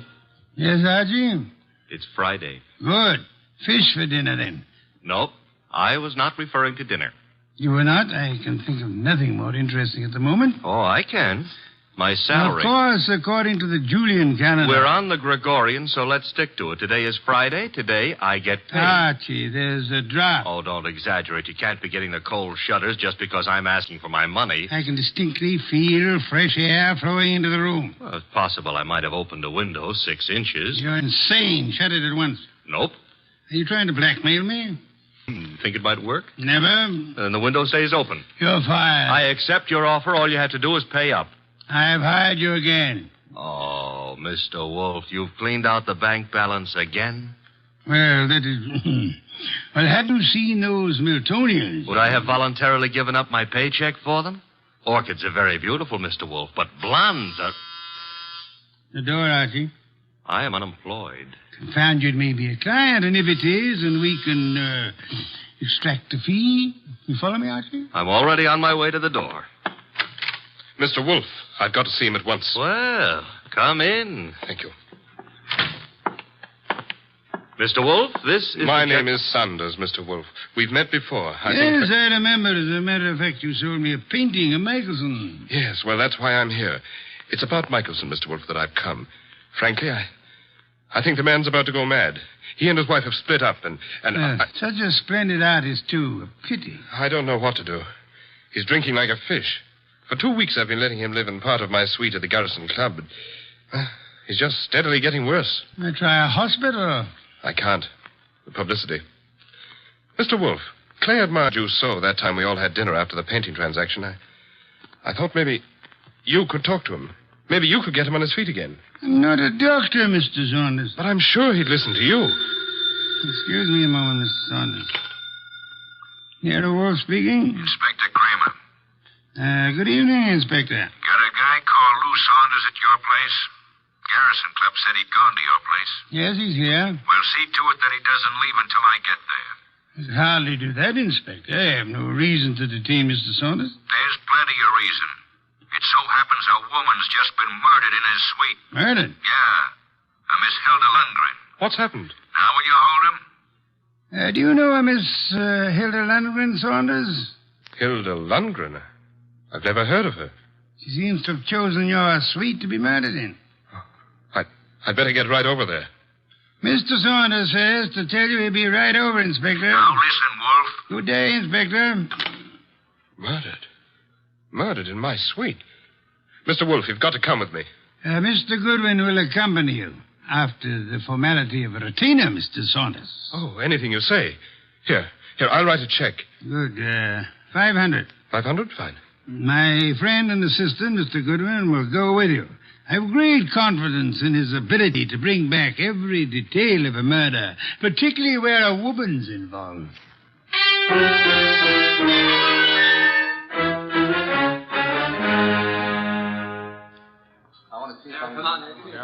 Okay, you photographers, picnic's over for tonight. Pick up your stuff and get out of here.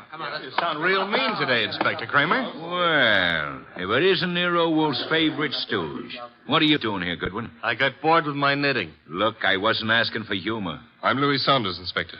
Saunders? Ever seen that woman before? Yes, I believe I have.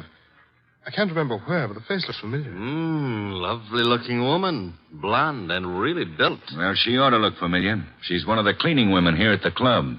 She is? Cleaning? Well, since when have gals like this been reduced to cleaning floors? What's happening to the world? There ought to be a law. Yeah, there is. She was killed with a knife, or haven't you had time to notice? That's not a knife, Inspector Kramer. That's one of Clay's Chinese letter openers. What was that? Well, nothing.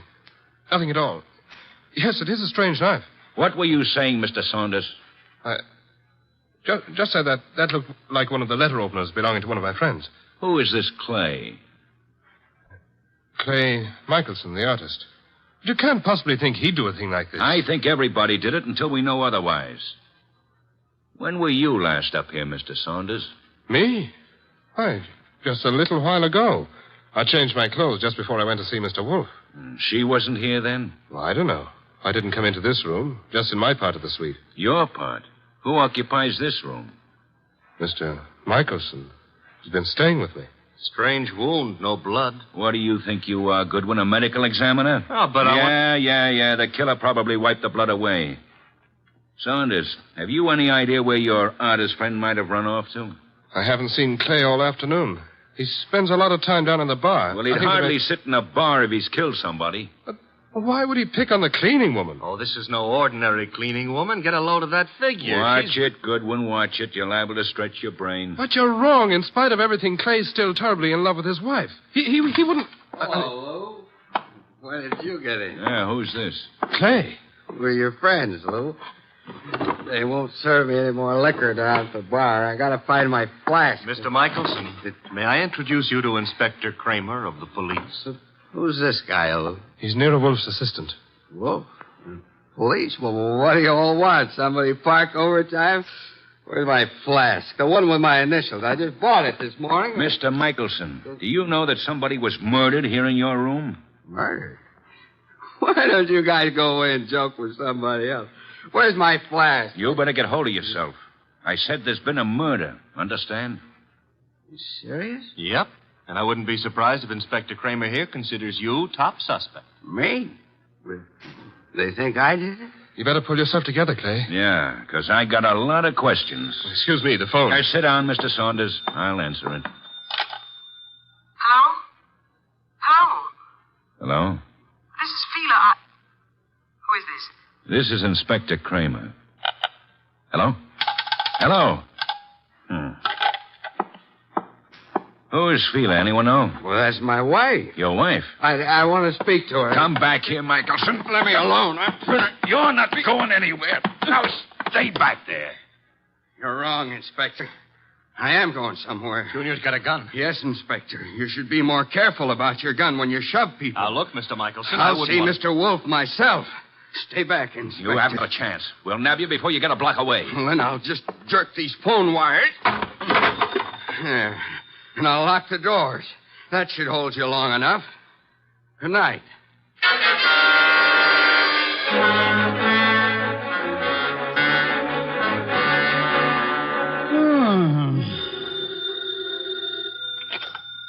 Here, Wolf speaking. Wolf Kramer. Indeed. Clay Michelson may be on his way over there. Hold him until I get there. Hold him, why? Not more than 10 minutes ago, he held me up at the point of a gun. He carries a gun. It was my gun. Careless of you, Inspector. Goodbye. Come in. Mr. Wolf? Yes? My name is Clay Michelson. Yes, I was rather expecting you. You've got to help me. They think I murdered someone. You shouldn't have run away from the police. I've been drinking a lot, but I wouldn't murder anyone. Fela'd tell you that. Your wife. Was she the model in that painting of yours I purchased? What difference does that make? I tell you, they're after me for murder. You obviously loved your wife deeply at the time you painted her. Oh, here you are, Mr. Wolf. Michelson. Clay.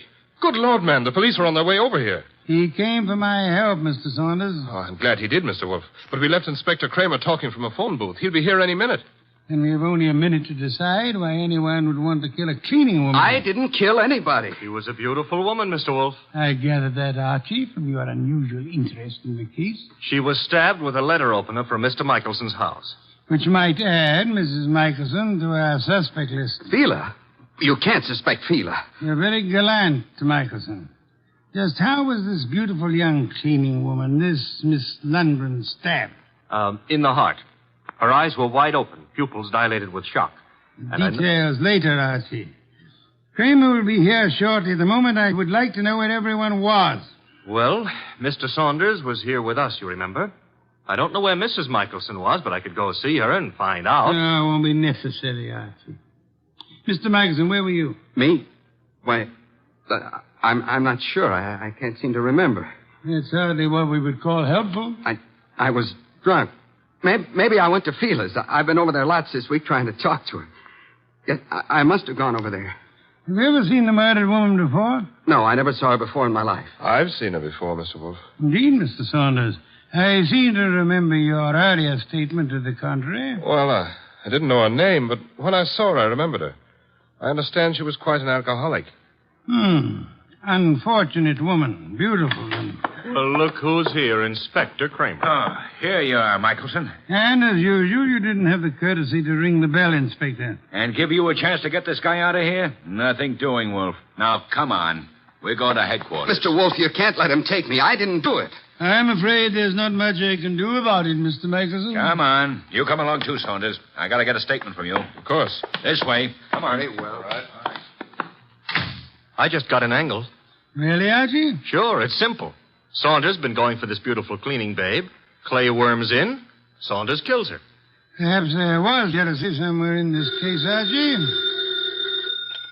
Yeah, Wolf speaking. Mr. Wolf, this is Fela Michelson. You don't know me, but you once bought a painting from my husband. I've got to see you, Mr. Wolf. You've got to help me.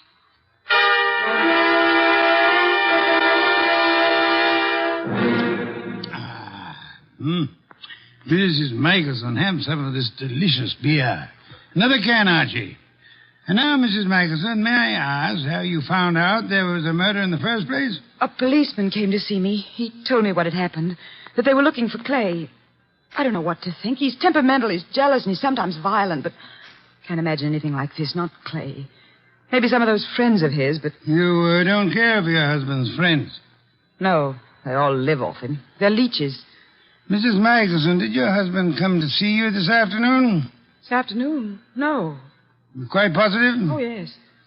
That was his alibi for the time of the murder. He said he went to see you. Of course, he was fuzzy, usual effect of alcohol on the brain cells, but... Mrs. Michelson, might I be a little indiscreet for a moment? Indiscreet? Have you been seeing some other man? I don't know what you're talking about. Please, Mrs. Michelson, I'm afraid your face gives away more than you tell. I thought we were here to talk about a murder, Mr. Wolf. Indeed, but your husband's jealousy might well fit into that category. Clay, imagine things. You're a very beautiful woman, Mrs. Michelson. Now, if you'll try telling me the truth, perhaps we can accomplish something. But I tell you... All right. So I thought I was in love with another man. Your husband suspected but didn't know, huh? No. Clay didn't know. He wouldn't have given me a divorce anyway. You sound as though you want your husband back. I did, but I didn't even know where he went. Indeed, Mrs. Michelson. Archie informs me that the murdered woman was quite lovely. What are you trying to suggest? You said yourself you wanted your husband back. Yeah, one woman jealous of another, that's always murder. Why, that's stupid. Clay wouldn't play around with a maid. That's stupid. Clay loves me. I'm not jealous of anyone. No one, do you understand? Archie, if you'll see Mrs. Michelson home... Yes, sir. Thank you. I can find my own way. I'd prefer Archie took you, Mrs. Michelson. You wanted my help, didn't you? Thank you. Thank you, Mrs. Michelson. If you will just wait outside for a moment, please. What have you got in mind, Mr. Wolf? Try exercising your own judgment just once, Archie. You mean she's the one who's jealous? Perhaps, Archie. Perhaps she may want us to think she was jealous. Perhaps she actually doesn't want her husband back at all, only to pin a murder on him. Oh. You see, in this case, it would be simpler than divorce. Yeah? Yeah, she might just be trying to get rid of him. She might, Archie. But then she's a woman, so don't count on anything. She might even be telling the truth.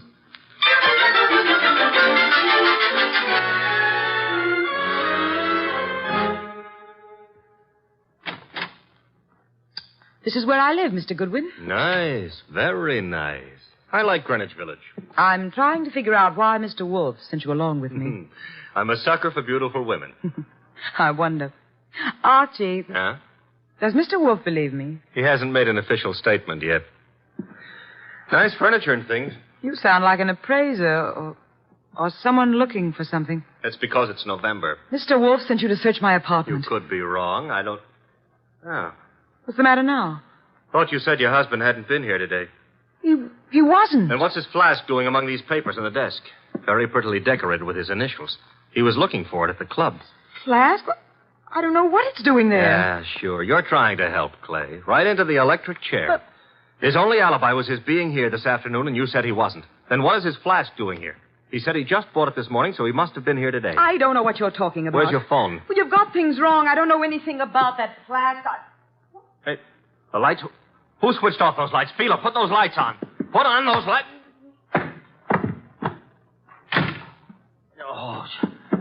Oh, the lights are... Get to the lights. That flask... gone.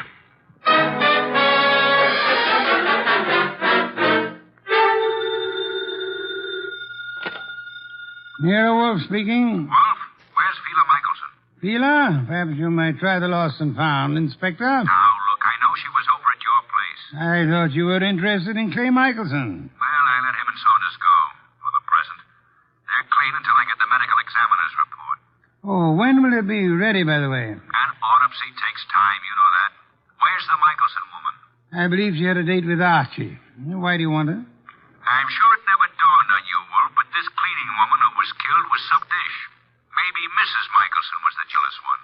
Your thinking is beginning to bear an amazing resemblance to Archie's, Inspector. Also, it maybe never dawned on you that Fila Michelson hasn't offered an alibi for the time of the murder. You're right, Inspector. Yeah, you are. Come on, Wolf, quit stalling. Where's Fila Michelson? What? Oh, I really don't know, Inspector, but perhaps as a last resort, of course, you might try her home. Good night, Inspector.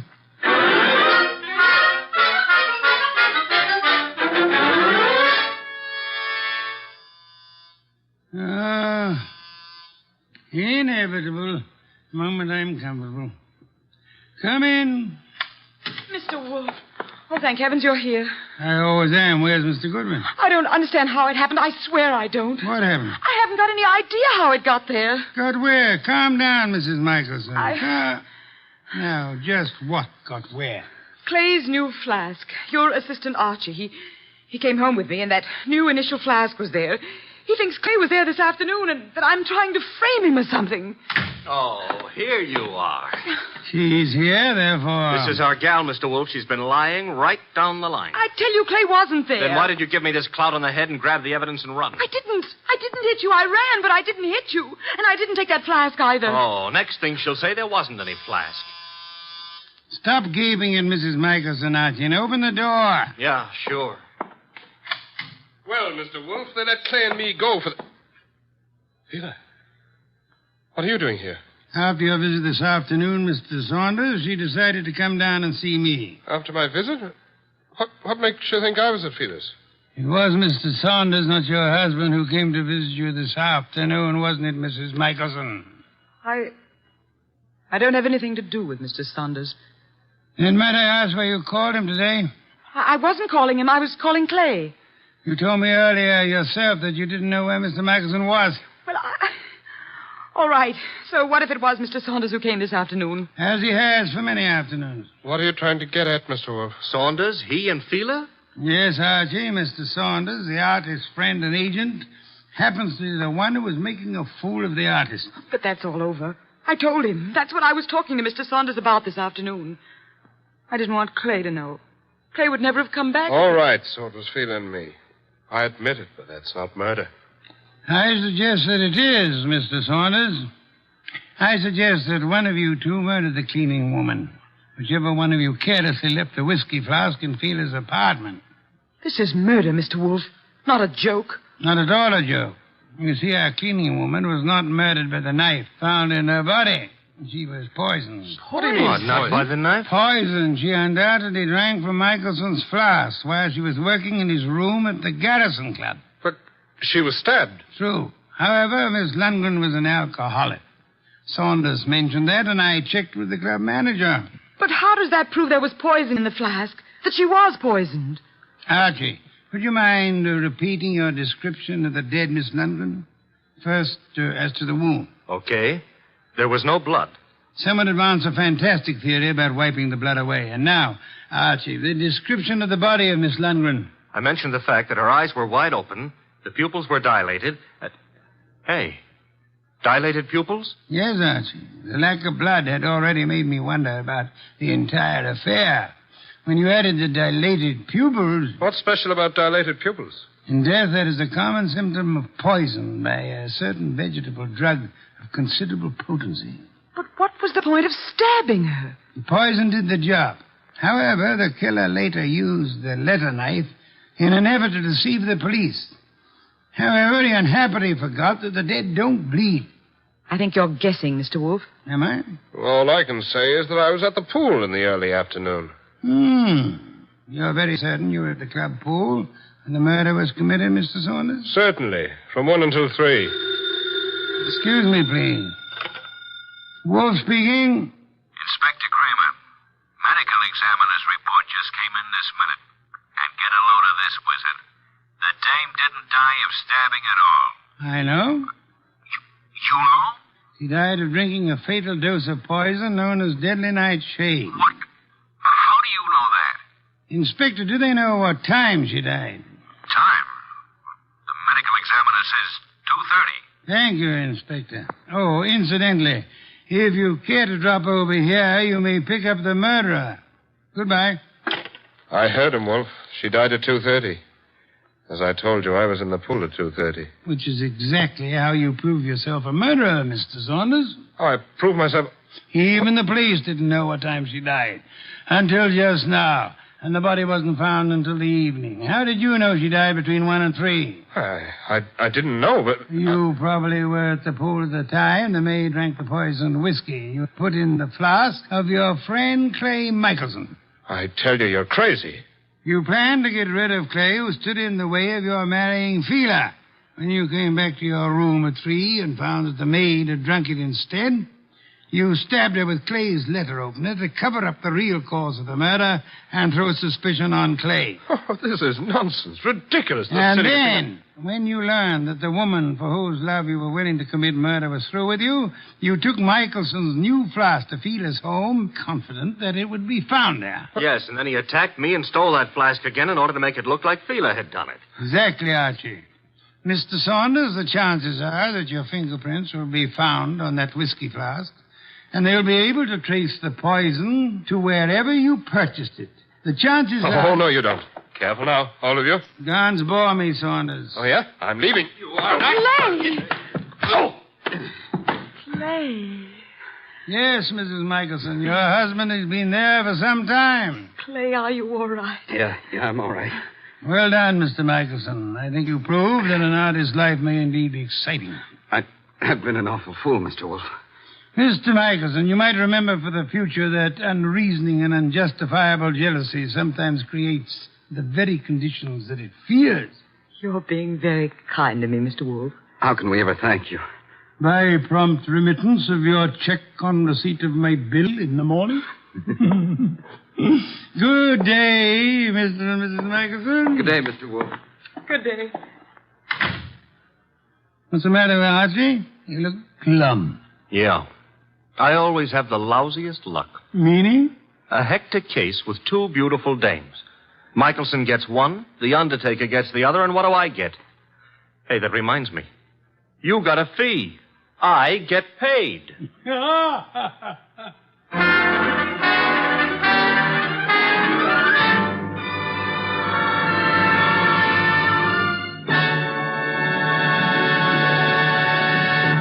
You have been listening to The New Adventures of Nero Wolfe, starring Sidney Greenstreet.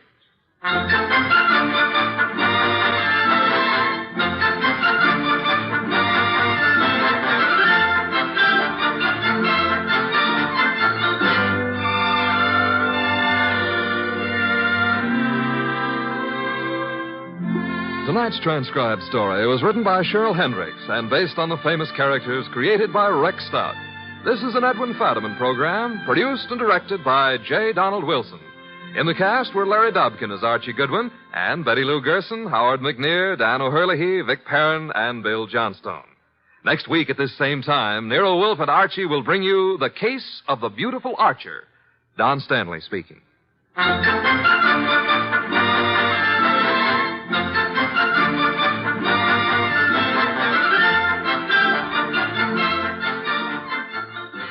3 chimes mean good times on NBC. There's fun and laughs with the chimes later this evening when Ed Gardner stars in Duffy's Tavern. As usual, Duffy won't be there, but Archie the manager will definitely be on hand to spread his whimsical advice where it'll do the most damage. Tomorrow night, there's action on NBC with Herbert Marshall starring as the man called X in another exciting battle against the forces of international intrigue. Next, Sam Spade. Later, William Bendix on NBC.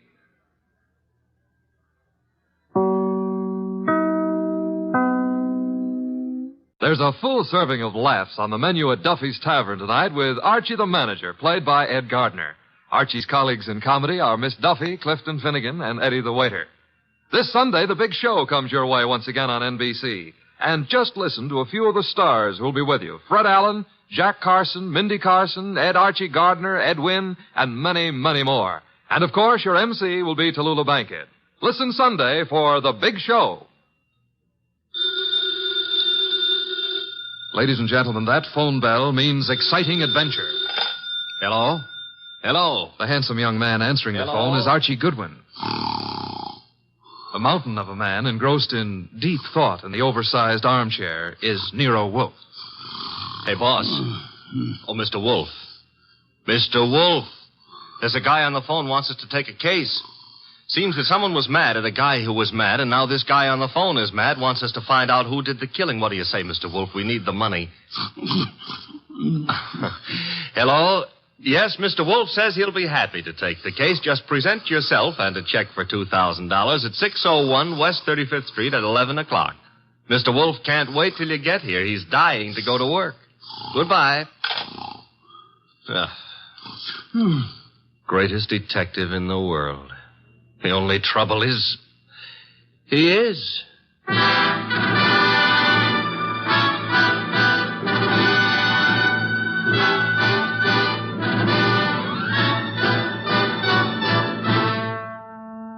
Yes, listeners, Archie is so right. He is the greatest detective in the world, and the fattest, and the least energetic.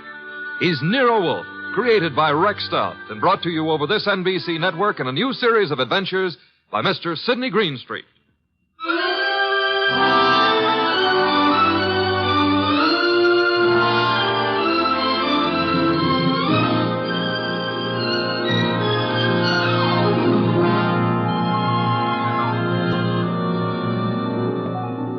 Tonight, it's The Case of the Beautiful Archer.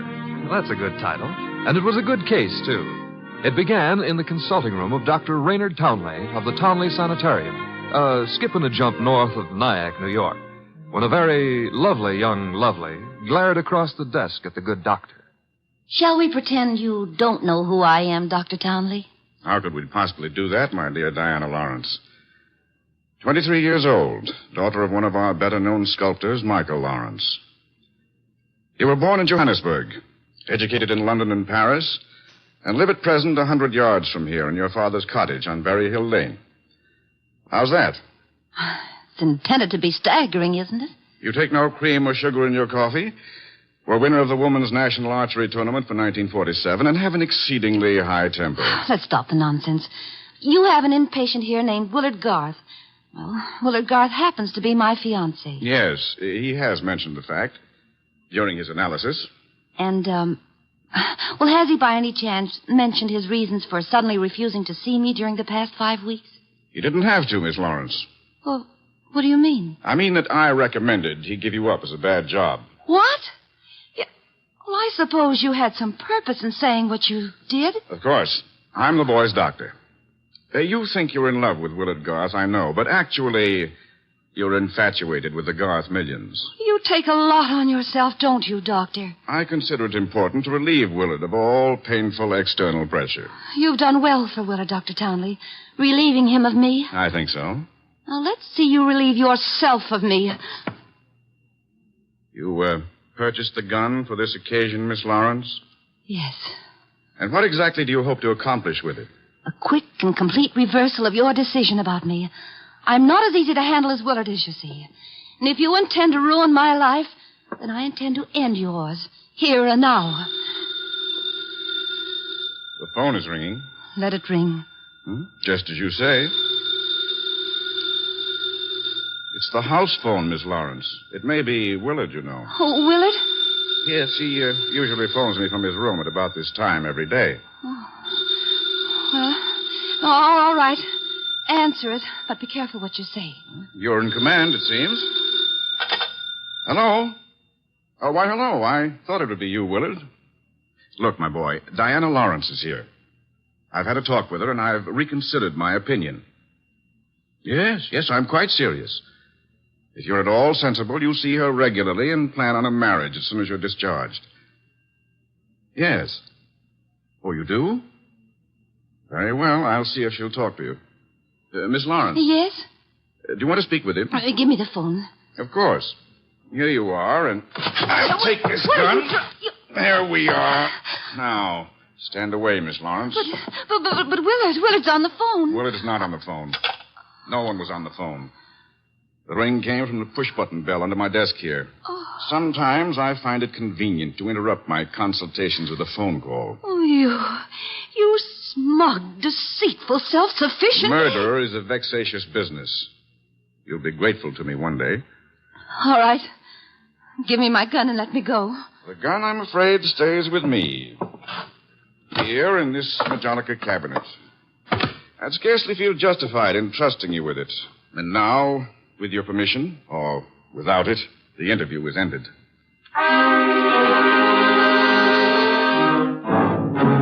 Later that day, the phone in the Lawrence house on Berry Hill Lane began to jingle. And this time it was no phony.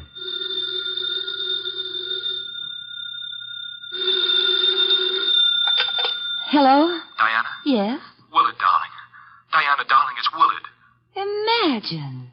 Has the doctor let you use the telephone just as if you were a great big adult? Oh, I've got to see you, sweetheart, and I didn't call you to argue. Love, beauty, understanding, that's what matters. Isn't it? Isn't it? Do I hear the overtones of a change of heart? Oh, Diana, what's happened wasn't my fault. He poisoned me against you. Then why don't you walk out of that amateur nut house and stand up like a man? I probably shall, Diana. Now, please listen to me. He's letting me have the limousine tonight from 8 until 12. I want us to go for a ride and talk and talk and talk until everything is clear. Clear as a bell, my baby. Don't tell me he's trusting you to drive. Oh, no. No, one of the handymen here will chauffeur us. Oh, say you'll come, Diana. Will you? Say it. Say yes. Say you will. Well, yes, Willard. I'll be glad to. 8 o'clock, then? 8. Oh, bless you. Bless you, my angel.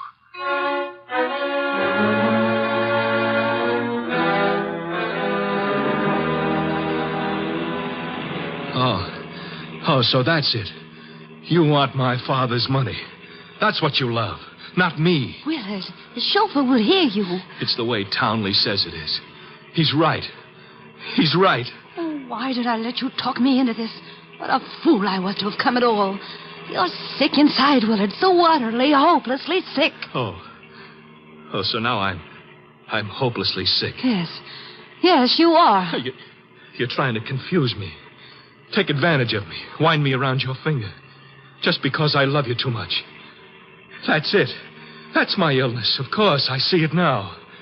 You're the thing I must get rid of. You with your beautiful, beautiful face and your twisted values. You're at the bottom of all my agony. Willard!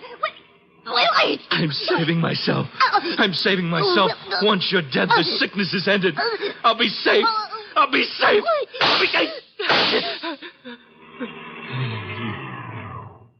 Willard.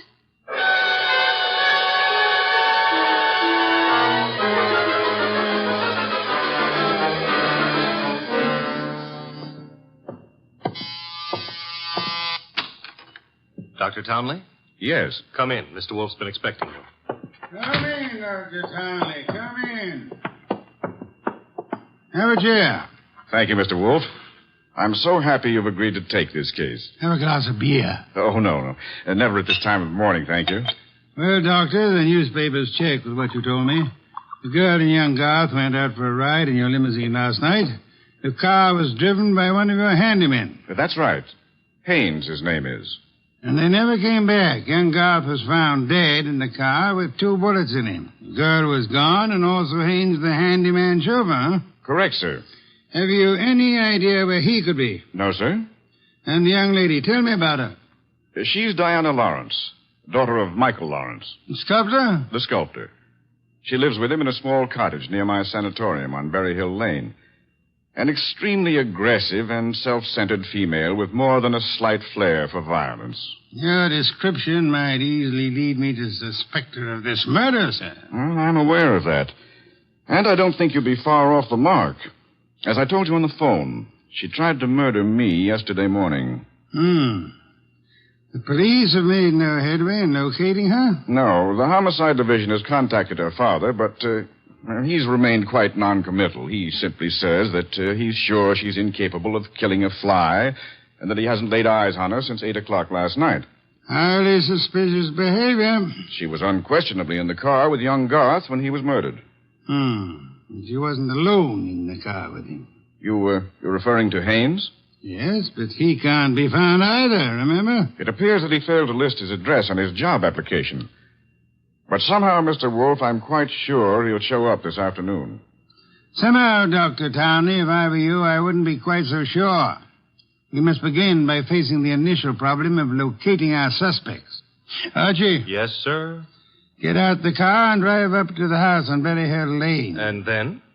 There you will ask Mr. Michael Lawrence to be sensible enough to cooperate with us in finding his daughter. And if the answer is no? I recommend, Archie, that you flatly refuse to take it.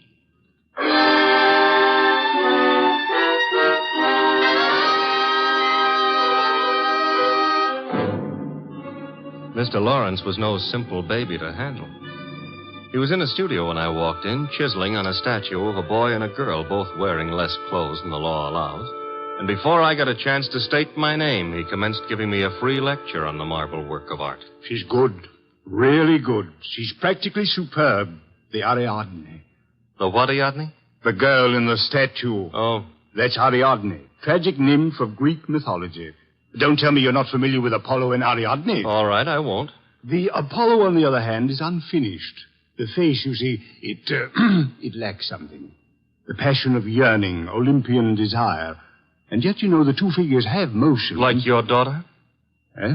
Your daughter, Diana, she's got motion also. As I hear it, she's been in motion ever since she murdered Willard Garth last night in the back end of a limousine. So you're another flatfoot? Not exactly. I'm paid in private by Nero Wolfe. Nero Wolfe? Yeah. You don't mean that a creditable man like Wolfe thinks Diana killed young Garth? Well, he'd like to talk over the possibility with her. How laughable. Look at that face. Is there anything of the murderess in a face like that? In a face like what? Oh, I'm sorry. Diana posed for the Ariadne, you see, and the likeness is exact. Do you think a girl of this type, classic, sensitive, civilized, could descend to the clumsy, brute level of murder? Well, it's a little hard to imagine. There. Even you agree with me. On the other hand... Shall we discuss the other hand over a cup of coffee? I'm quite exhausted. If you insist. I do. Sit down and inhale the atmosphere of culture at its source. There's a pot warming on the stove. Pot of what? Coffee or culture? Well, wait to see what he means. Should never ignore a phone call. Who knows? Might be something important. Yes? This is Diana, Father. Oh, yes, Diana. It's all over the papers. Yes, I know. Well, I don't think they'll find me where I am, and I'm staying here until things quiet down a little. Where are you, honey? What did you say? I said, where are you? You said honey. Daddy, you never call me honey. I know it's because I'm excited. Where are you, sweetheart? Well, you mustn't let anybody find out. Not a soul in the world. Where are you? Well, you know where Tyne Pike turns off to the left beyond Bartsville? Yes? Well, I'm... Call me later, Angel. But, Father, Oh, get that motorman's number. You will live, my friend, but not long if you don't control your curiosity. You hit me. With that mallet you hit me. What was the big idea? Do you really have to ask that question? Weren't you trying to trick my daughter into disclosing her whereabouts? The police are pretty interested in her whereabouts. Then let them find her. But you can't be surprised, my friend, if I choose to protect Diana's interests.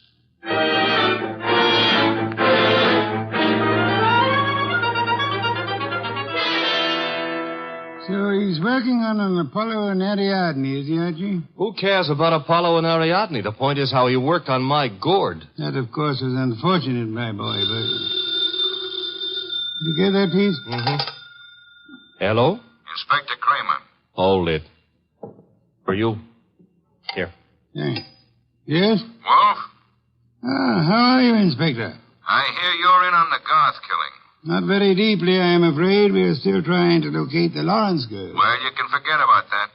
Yeah? Yes, we've already located her and released her on a habeas corpus. That sounds interesting. Her father had a lawyer on our heads before she was in here 10 minutes. Too bad you couldn't have held on to her. Oh, I don't know. I'm not so sure we want her. Why not? Well, first of all, it's not likely she did it. No? No. Ballistics stated that the bullets that killed Willard Garth were not fired from point-blank range.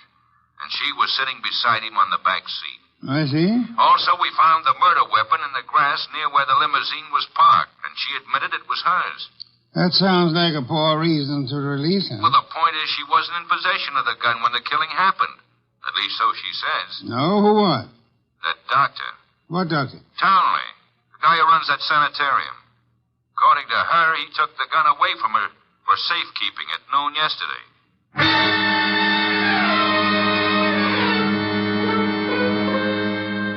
There was a little more talk between them, something about fresh cigar ashes that were found in the dashboard ashtray of the limousine. After that, the boss hung up and exerted himself enough to put a call through to the Townley Sanatorium. I'm afraid the doctor is very busy just now. So am I, and my business happens to be highly important. Well, I'll say you called, Mr. Wolf, and I'll ask him to contact you just as soon as he has a free moment. Do you happen to have a free moment, miss? Why, well, yes, sir. Could you spend it by telling me if that handyman, Mr. Haynes, is being located? Why, yes, as a matter of fact, he has. One of the staff just found out where he lives, Mr. Wolf. Well? He has a little cottage at 206 Dockside Road. That's out near Sheepshead Bay. Thank you. Archie. I'm going someplace, I suppose? You are? You're going to Sheepshead Bay.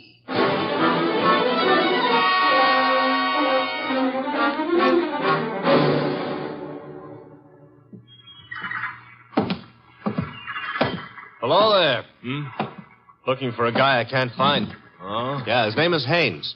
Stopped at the cottage up there, but there's no one there. I saw you here on the wharf fishing, so I... What did you say his name is? Haynes. Haines. Oh, Haynes. Yeah, do you know him? Well, there's a fella named Hines used to fish out here. No, not Hines. Haynes. Couldn't be Huntingburg? No, it couldn't be. The name is Haynes. Hain... Haynes, give me a hand here, eh? Well, what do you know? Funny, huh? That guy seems to think my name is Haynes. Yeah, so do I. You do? Yes, I...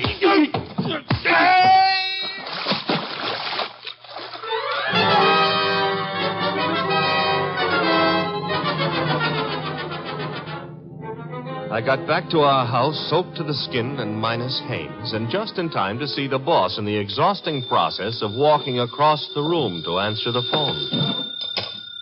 Hello? This is Dr. Townley. You called me. So I did. About the murder? More specifically, about the statement from Diana Lawrence that you removed a firearm from her possession yesterday morning. That's quite correct. It's here in my Majolica cabinet. Is it? Of course it is. I suggest you check. Just a moment. Mr. Wolf. Yeah? I'd like to see you at once. The gun, I suppose, has vanished. What? How did you know? Because it is a ballistics doctor. It turned out to be the gun that killed Willard Garth. I see. Do you? Yes. I understand everything now. It's all so crystal clear. Just how crystal clear? I'm quite certain, Mr. Wolf, that I can put my finger on the killer. Then I think it would be well if you came here immediately. No, I'm afraid it's impossible, sir. There's an important operation scheduled, and I simply cannot leave. What do you suggest? Well, is it outside the realm of possibility that you come here? Is it, Mr. Wolf? Hello, Mr. Wolf? Mr. Wolf?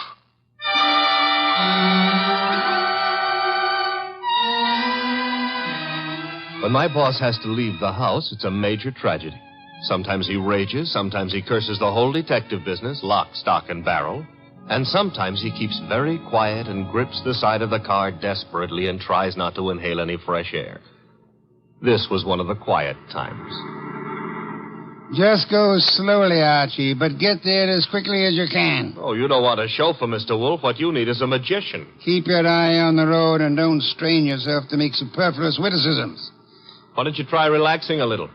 I hear there hasn't been a man-eating tiger sighted on the Sawmill River Parkway in the last 500 years. Your liberty is out of order. Don't try to make light of a deplorable situation.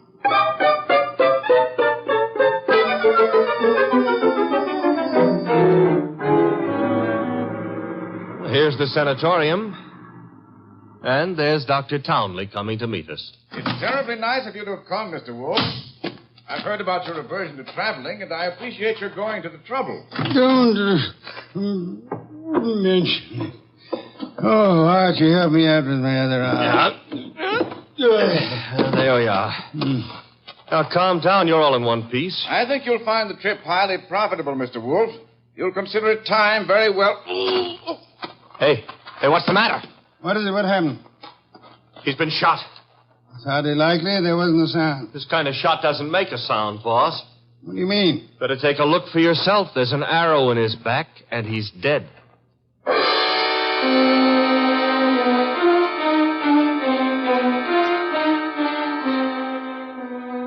We remembered that Dr. Townley had said Diana Lawrence had won the Women's National Archery Tournament for 1947.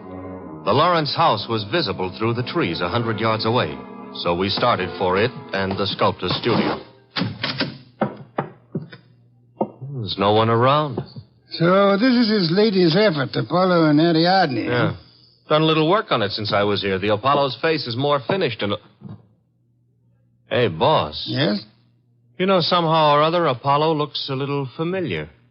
I wouldn't be surprised, Archie. I think if you examine it closely... Mr. Wolf. Our host. You remember me, don't you? I met you once at a dinner party at your house, the time they opened the new museum on 67th Street. Of course, Mr. Lawrence. And to what do I owe the honor? It's not much of an honor. Dr. Townley has been murdered. No.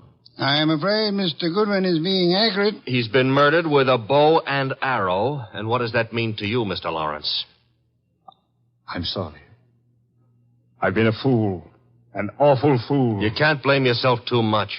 If you'd cooperated with the police instead of looking out for your daughter's interest, the man would still be alive. But I assure you Where's the girl? She should be here now. She phoned me a while ago and said she was coming by for passage money to Rio. You were looking for me? Boss, Diana. Put the gun down, Angel. And tie a rope around my neck? Might I inquire if your plan is to kill us all, Miss Lawrence? Oh, what would yours be if the world was after you for something you didn't do? Wouldn't you be willing to risk persuading a jury of that? Thanks, no. I'll skip that chance. Father, get me the money. Diana, sweetheart, don't make me a part of your murders. That's asking too much of love. Don't you know I'm not guilty? No, Diana, I don't. Leave that gun away, Diana. Haynes. Looks like I walked in on the nose. That's him, boss, the guy who soused me. Take a little of your own advice. Relax, Archie. What do you want here, Mr. Haynes? I want to give up and try to straighten out this little deal. Mr. Lawrence. Yes? Here's your money back. You got a right to call me a welcher. I promised I wouldn't give evidence against the girl, and you paid my price. But enough is enough, and right here and now I'm unloading. Just what does this mean? It means I saw her do it. Oh, you stupid, lying, rotten... Oh, yeah. Grab her, Archie. Grab her. Get the pair of them out of here.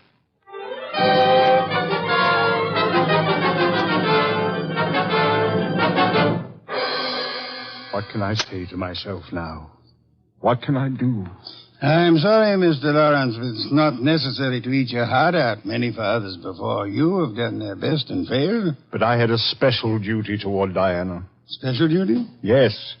Well, you see, you'll find it out sooner or later, so I'd best tell you now. I'm not a real father. I adopted her 9 years ago, and she was 14. I see. And I should never have done it. I realize now that I wasn't equal to the task. Well, all's not lost yet. They may not convict her, you know. Eh? I said they may not convict her. But how could they fail to convict her? She killed Garth, didn't she? Did she? She shot him. But the gun was in Townley's possession. She could easily have stolen that. She could have broken into his office later. It wasn't locked. What wasn't locked? The Majolica cabinet. I believe you mean what you said, Lawrence, the Majolica cabinet. Though for the life of me, I can't see how you could know whether it was locked or not, unless you had the experience of opening it. Could it be that you went looking for the gun yourself after Townley said he had confiscated it? That you killed Townley with a bow and arrow which you handle as well as your daughter because he was just on the point of telling me that you knew where the gun was and that you were the likeliest murder suspect? You must be mad. Oh, sir, not I. But you are mad and more than a little. You hated Willard Garth. It was you who were making the marriage impossible. You loathed him, and in the end, you killed him. How could I have killed him? I'll tell you a little secret, Mr. Lawrence. The police found cigar ash in the dashboard tray of the death car. Chemical analysis showed that the ash was from an El Adoro cigar. What have you got in your left hand, sir? In my... an El Adoro cigar. And in my right hand, a Derringer. Powerful and admirable little weapon, Lawrence. I suggest you show proper respect for it by dropping all this here and now. You don't wish to hear me say the rest, that you were horribly in love with Diana, your own adopted daughter? In love and hopelessly, eternally frustrated? You begrudge me the triumph of accusing you of having bribed Haynes to let you take his place at the driver's seat of the limousine? And further bribed and threatened him into putting on his show of merry pranks and false confessions to confuse us all beyond measure? You said I loved Diana. Would I do all this to her if I did? Oh, but of course, such love as yours is really hate. You were content to see her dead rather than relinquish her. Like all miserly, small-hearted men, you would rather kill the thing you love than muster the generosity necessary to seeing it attain happiness. That's enough out of you. I should think it was much too much. It is.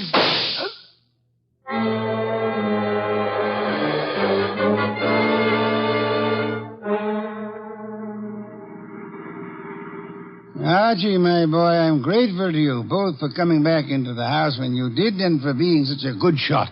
Hope you remember that next time you feel like insulting me. Mm-hmm.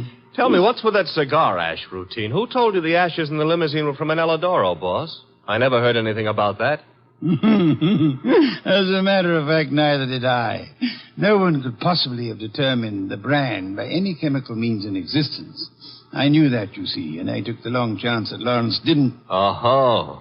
But I still don't get the mainspring of the deal. How did you know he was in love with Diana? That was genius. I have to admit it. You see, it all hinged on the statue of Apollo and Ariadne. According to the Greek myth, Apollo fell deeply in love with the nymph, but because they were of different worlds, he was condemned to pursue her always and never to catch her. Well, what's that got to do with the price of eggs? Isn't it perfectly obvious? Didn't he tell you that Diana had posed for the Ariadne? Yeah, but I still don't... And you yourself remarked on the fact that the finished Apollo looked somehow familiar, didn't you, Archie? Yeah, I did, boss. Don't you know why that was? You mean that... I mean that Michael Lawrence unconsciously revealed the true state of his heart. He didn't intend to, I suppose. But precisely and accurately, he chiseled the features of the tortured god in his very own image. Oh. And speaking of torture... Yeah? Will we be home in time for dinner? Oh, boss, you can't be that hungry. Oh, I am. Good heavens, Archie. Do you realize that I haven't eaten since lunch?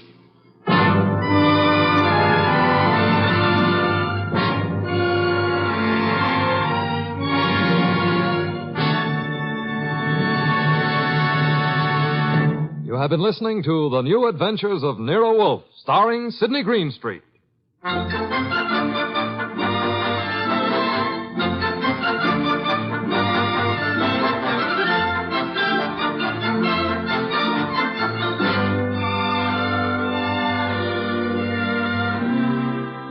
Tonight's transcribed story by Peter Berry was based on the characters created by Rex Stout. This is an Edwin Fadiman program produced and directed by J. Donald Wilson. In the cast were Larry Dobkin as Archie Goodwin and Gigi Pearson, Ted Von Elst, Bill Johnstone, Peter Leeds, and Jay Novello. Next week at this same time, Nero Wolfe and Archie will bring you The Case of the Brave Rabbit. Don Stanley speaking. There's fun and laughs later tonight when Ed Archie Gardner stars as Archie the manager in Duffy's Tavern. As usual, Duffy won't be there, but Archie will be there, armed with his own whimsical version of the English language. Another Friday favorite you'll hear later is The Delightful Life of Riley, starring William Bendix as Chester A. Riley.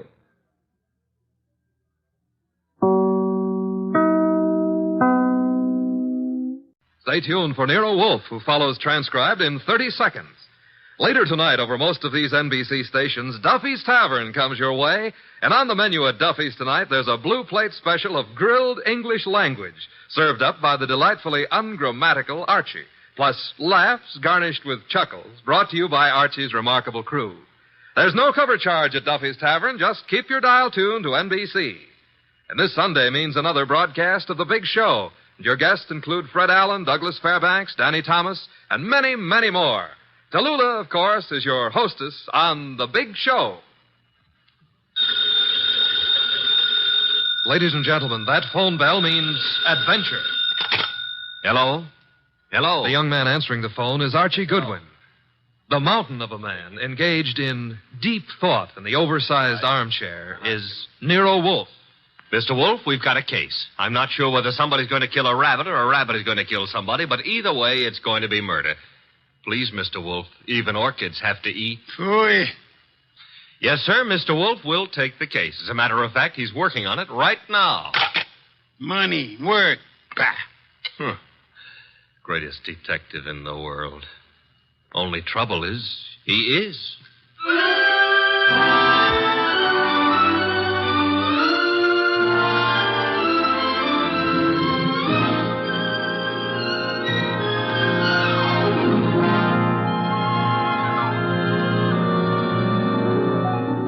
Yes, ladies and gentlemen, Archie is right. Nero Wolfe is the greatest detective in the world, and the fattest, and the least energetic. Nero Wolfe, created by Rex Stout, and brought to you over this NBC network in a new series of adventures by Mr. Sidney Greenstreet.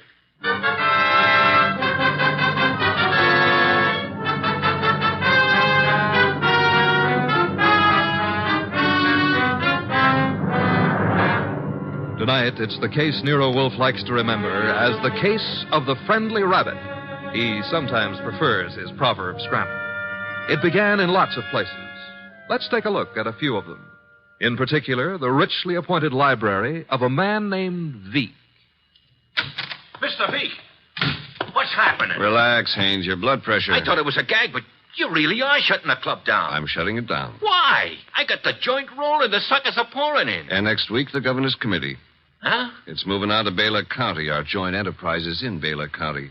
I think the club needs a rest. Crime committees so rarely admire gambling. Oh, that's different. So it is. The club needs a rest. You need a vacation. Florida, perhaps? I don't like Florida. Pick any place you like, just so long as you get out of reach of a subpoena. The heat's on, huh, boss? You've just coined a phrase that may very well catch on. Get out and stay out of the state until I send for you. Okay, Mr. Veek. Sure, Mr. Veek. Marshal? Yeah? That about covers us in Baylor, am I right? You're right.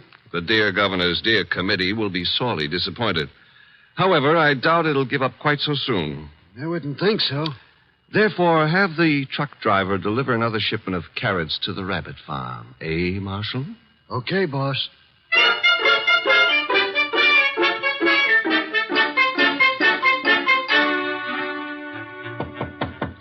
Come in, Williams. Good afternoon, Governor. Good afternoon. Williams, I'm disturbed. The crime committee, sir? It was doing well, very well. And then I know, sir. there's a leak. Someone is passing on confidential information. Who? That's the problem. Who? Started 3 weeks ago. A three-man committee, Wilson, McCarthy, Tolliver. One of them, Williams? I'd stake my life, sir, no. Then who? You've forgotten Collier, committee secretary. You have reason to suspect him? No, nothing that means anything. Except... You do suspect him? Well, he's been watched, telephone calls checked, mail. I have no reason to suspect him.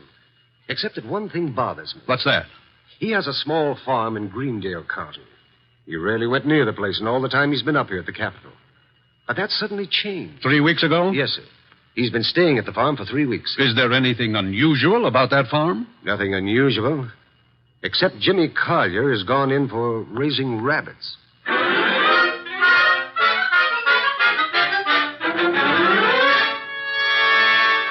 Jimmy, Oh, hello, Claire.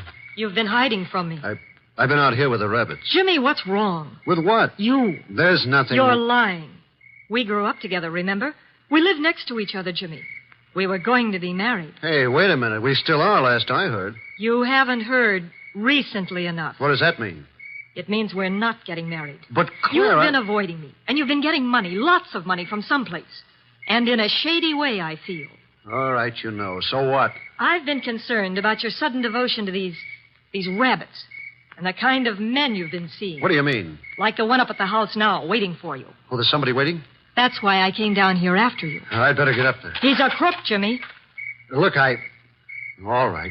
I sort of got myself in a mess. I needed money, but it's over, Claire. No more. Are you sure? Of course I'm sure. I wish I could believe you. For your own sake. But I feel I can't. Not anymore.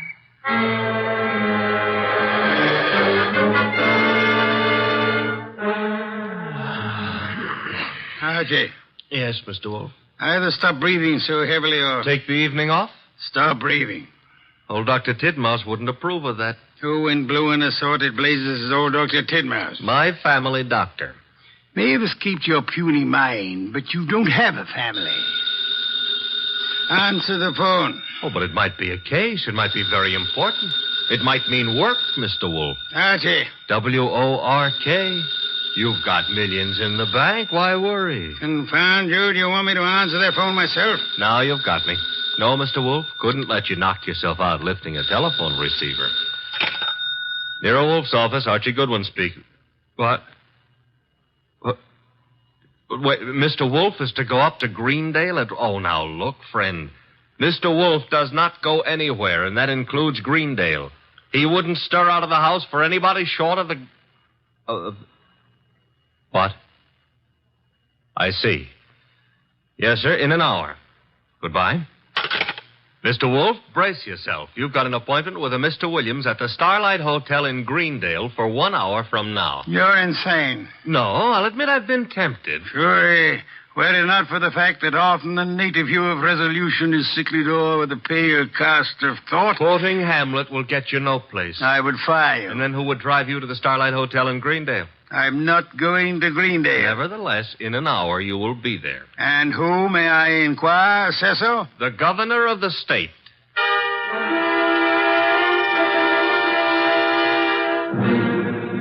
Is that all, Mr. Williams? That, Mr. Wolf, is all anyone knows about the situation. Except the guilty man, of course. An admirably clear summary, Mr. Williams. Obviously, our meeting here at the hotel was necessary. I couldn't be seen entering your house, nor would it have been advisable for you to visit the governor. I can appreciate that. You're quite sure I need pay no attention to anyone on the committee except James Collier? Quite sure. Police surveillance of Collier is deemed unwise. He has suddenly taken interest in rabbits, but although keeping them may perhaps be considered suspicious, it is hardly in itself of value. You have no other evidence against Collier? I know we're clutching at straws, Mr. Wolf. But there is a leak and work is being nullified. Something must be done. Hence the governor's call for you. Very well, sir. I shall attempt to be more than a man clutching at a straw. I said attempt. Archie, unpack. We shall stay at Greendale near Collier and his rabbits.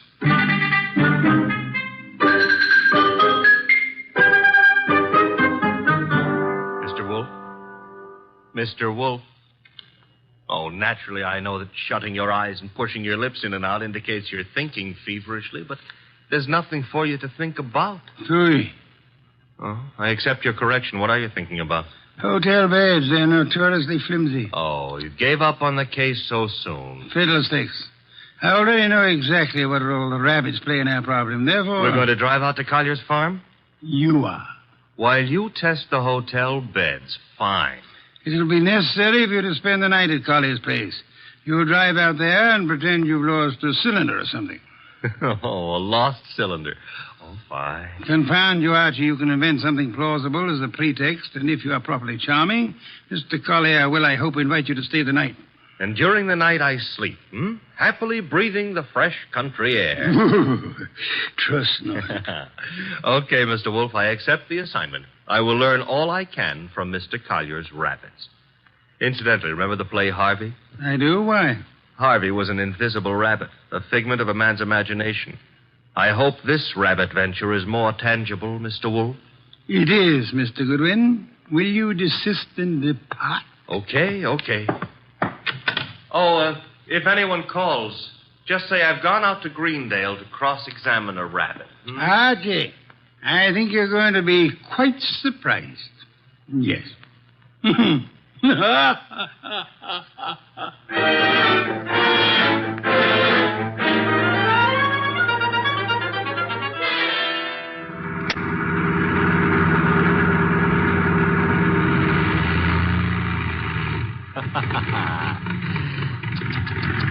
Running out of gas, and me such a big boy.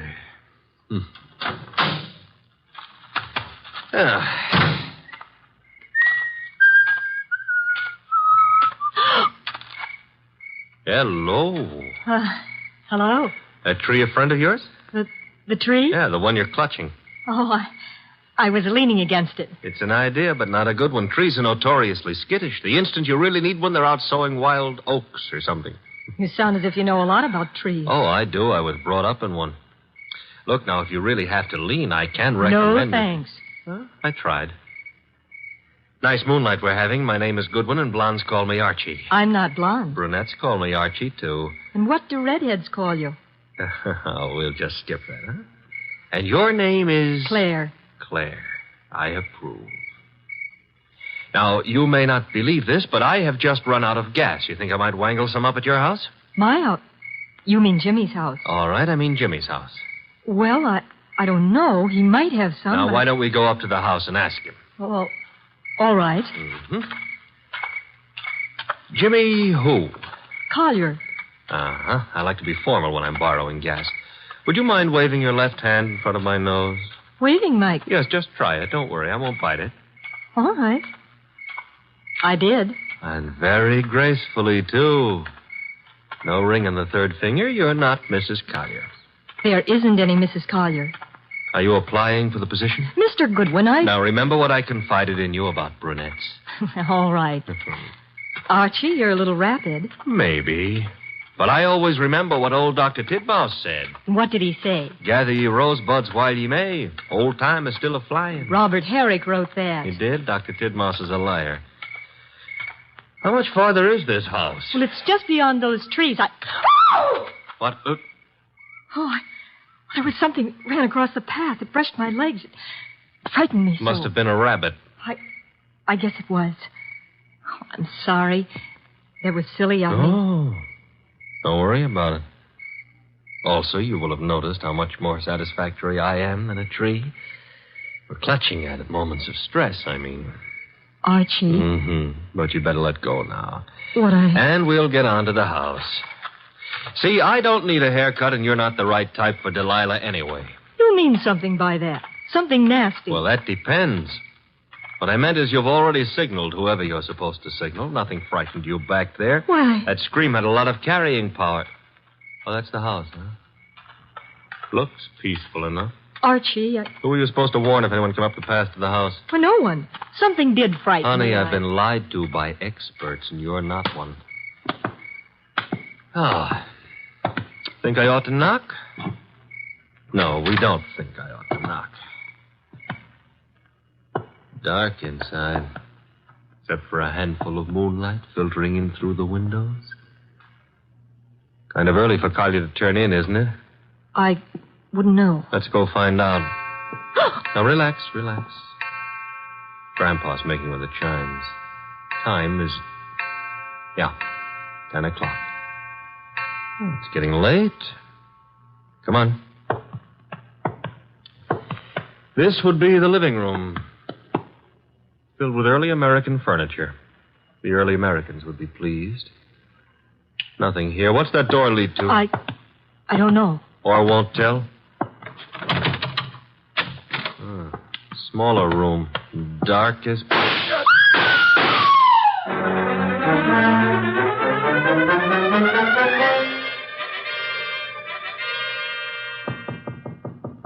Come in.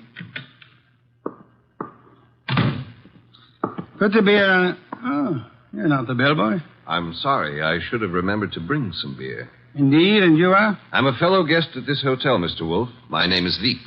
Veek, yes. A criminal of moderate intelligence and moderate pretensions. We won't quarrel, Mr. Wolf. I've something to offer you. You and your boy Goodwin didn't drive up to Greendale for the exercise. I dislike exercise. Shortens life. James Collier lives nearby. The Governor's Committee on Crime is unhappy. There's been a leakage of information. It hasn't helped them in their work. But it has helped you. You wouldn't have left your house in New York on any ordinary job. A request from the governor, however. Shall we stop fencing? I don't have to fence with you. The committee's work doesn't particularly bother me. I've already made my arrangements for retiring from active business, shall I say. However, I don't want you messing around in the meantime. Indeed. In your effort to discover how the committee's information leaked out, you might also discover a number of things about me that I prefer to remain undiscovered. No one has employed me to do anything about you, sir? Not directly, but indirectly you might have to. I want to insure myself against any such possibility. I want to make a deal with you. I'm ready to supply you with the name of the man responsible for the leak and papers proving his guilt. I have them here. In return for which you expect? A quick conclusion to your activities and your return to New York, leaving my name out of your reports. I'm neither a public official nor a philanthropist. I should do nothing about you unless it becomes necessary. You may remove your hand from your pocket. You wouldn't dare shoot me. Now then, the name of the man. James Collier. Proof of his guilt? These. A series of reports on the committee's meetings in Collier's handwriting. Thank you. Good night, sir. Good night. And I hope for your sake that we do not meet again. Phew. Archie, answer the... Oh. Hello? Mr. Wolf? Yes, Archie. I'm at the Collier place. Since it takes only 10 minutes to get there, may I congratulate you on your speed? I've been at the Collier place for nearly an hour. Doing what? Oh, meeting Claire for one thing, discussing Rosebuds. Your delay has been explained. Good night. And for another, I was being around when someone got murdered. Ah, you laid hands on the murderer? No, the room was dark. The time I got Claire untangled from me and started looking for somebody with a gun, he'd left. I see. And the dead man, of course, is James Collier. No, sorry. Found it had to be. Who was he? Total stranger. Archie. I'm not being difficult. There was no identification on him. Strange. A description. Early 30s, height maybe 5'10", weight around 175 pounds. Blonde hair, blue eyes, very natty dresser. Suit custom tailored with a built-in shoulder holster. Don Juan shirts. Manicured but very dirty fingernails. And he... Uh-oh. Company. The police? Mm-hmm. Very well, you tell them whatever you think proper, without mentioning the governor's committee, of course. You'll then bid them farewell and come to the hotel. Can't I say goodbye to Claire, too? You cannot. Confound you, Archie. Do you think I want to wait up all night?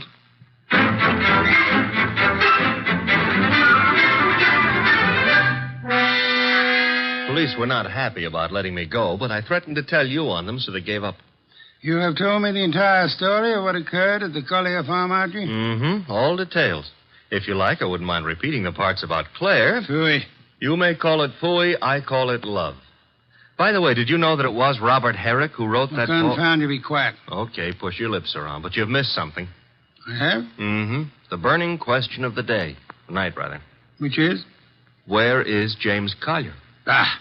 Stop vying. The cops want him on suspicion of murder. The way it shapes up, he shot our unknown pal and then headed for the nearest border. Nonsense. Mean he didn't shoot our unknown pal? I mean Collier's whereabouts are not a mystery. You know where he is?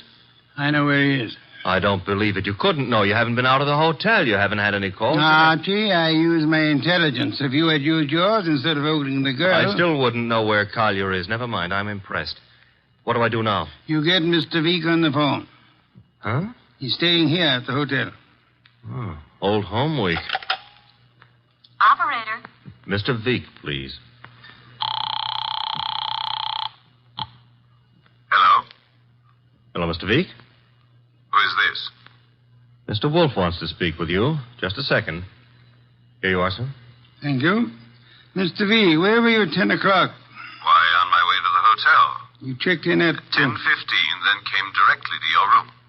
One other question. You have an employee, a man in his early 30s, blonde-haired, blue-eyed, and well-dressed. Am I correct? Yes, that is Marshall. No, that was Marshall. Good night, sir. Having done that, whatever it meant, we now go to sleep? Phooey, we go to the Collier farm. Okay, but why? Because, Archie, The time has come to cross-examine the rabbits.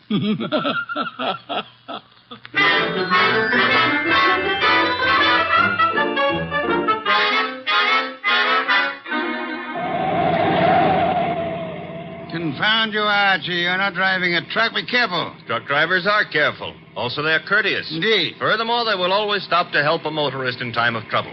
Archie, are you training to become a truck driver, or have you fallen in love with a truck driver's daughter? Her name is Susie, a hair the color of wheat fields at high noon. Never mind turning purple. I'm about to change the subject.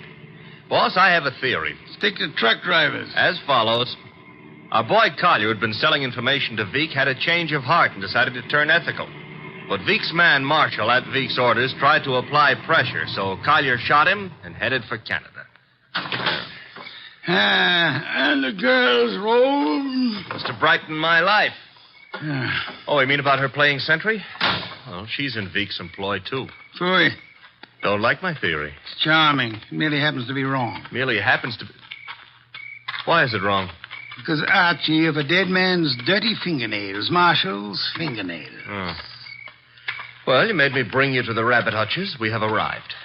There are the rabbits. Go ahead, cross-examine them. Good many hutches.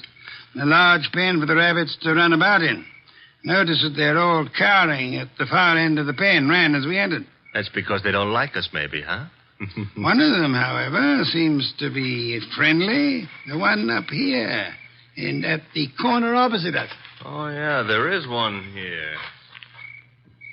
He's not friendly, Mr. Wolf. Indeed? He's dead. Somebody stove in his skull. Interesting. What's interesting about a dead rabbit? He may be dead now, Archie, but he was friendly. Too friendly.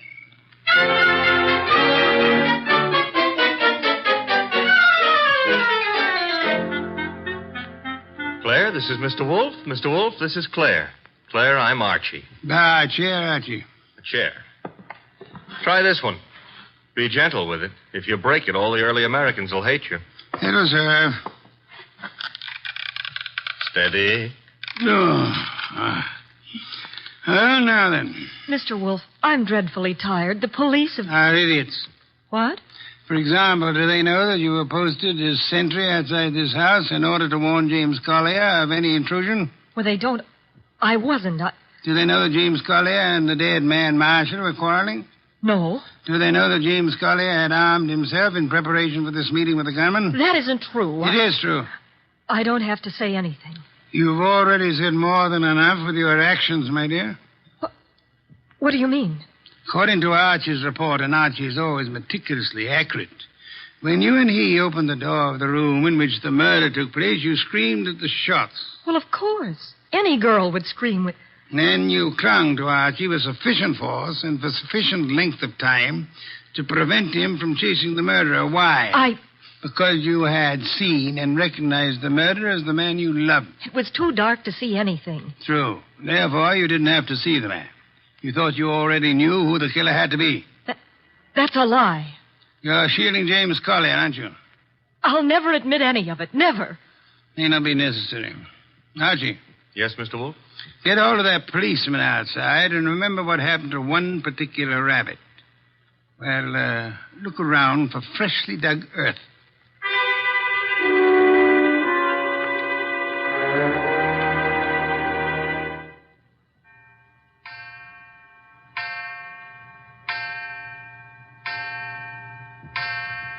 Midnight.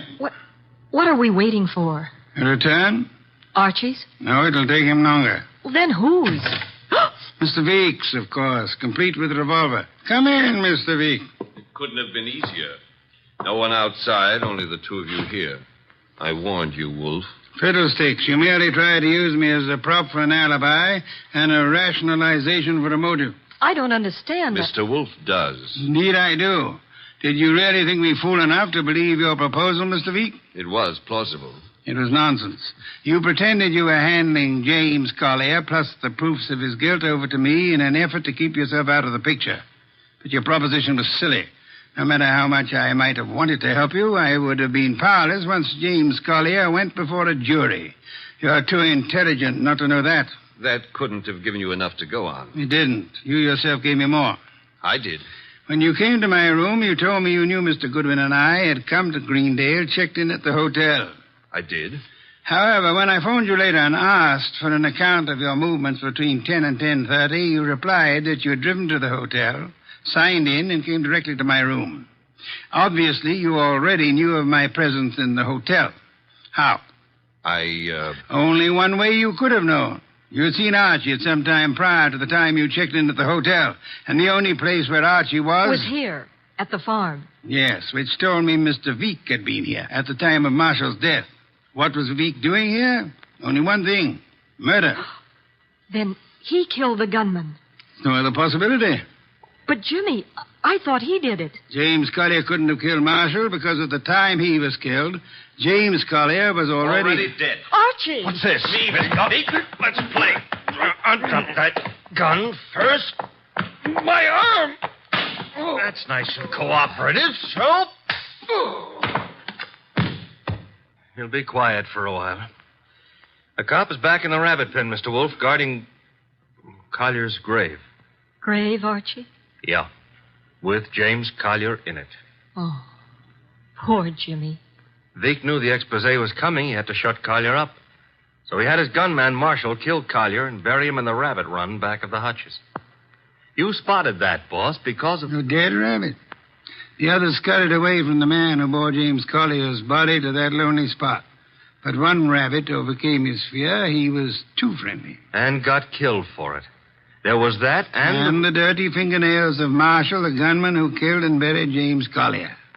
Your description indicated extreme neatness. The dirty fingernails were a wrong note. Yeah, indicated he'd been digging. So we know now, don't we? Veek killed his own trigger man to frame a dead man for it. Collier would be thought guilty. He'd be hunted among the living. And all the while... Oh, I'm sorry, Claire. It's all right, Archie. I didn't love Jimmy. That was all washed up. Mr. Wolf, I understand everything, except why did Jimmy suddenly start staying at the farm with the rabbits? He knew he'd be watched. He couldn't risk conveying his information by telephone or the mails. Nor could he be seen holding conversation with men who might be traced to Veek. But who would suspect a truck driver delivering carrots for the rabbits as being the go-between for Jimmy Collier and Veek? Nero Wolf. Which is why I hope there's an adequate bed in this house for Mr. Wolf. I'm sure I'll be able to find one. Splendid, Archie. You will have the police remove Mr. Veek, and then... And then maybe Claire would like to go gathering rosebuds, huh? By moonlight? I would like to. Sure. I shall go up to bed now. I've seen the moonlight more times than I care to remember. However, while you and Miss Claire stroll through the moonlight, Archie... Yeah? You might remember that rosebuds have thorns.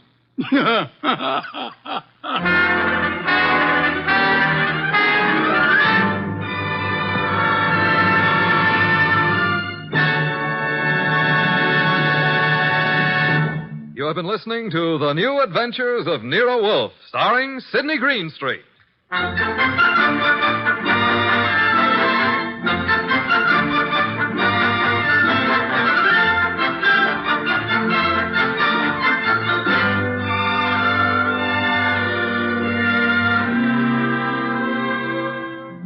Tonight's transcribed story was based on the characters created by Rex Stout.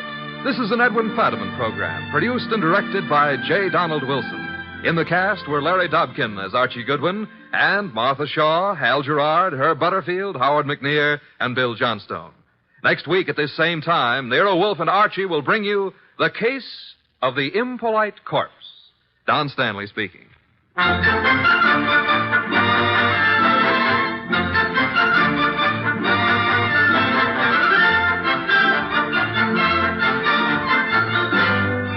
Three chimes mean good times on NBC. There's no cover charge at Duffy's Tavern. Just keep your dial on this NBC station this evening as Archie the Manager, played by Ed Gardner, and his remarkable friends serve up another blue plate special of grilled English language, fresh laughs and whimsy a la mode. Another Friday fun favorite is the delightful Life of Riley, starring William Bendix as the beleaguered Chester A. Riley. Now it's Sam Spade. Then, The Magnificent Montague on NBC.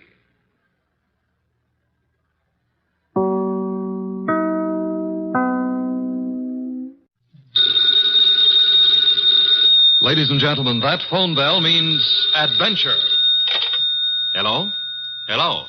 The young man answering the phone is Archie Goodwin.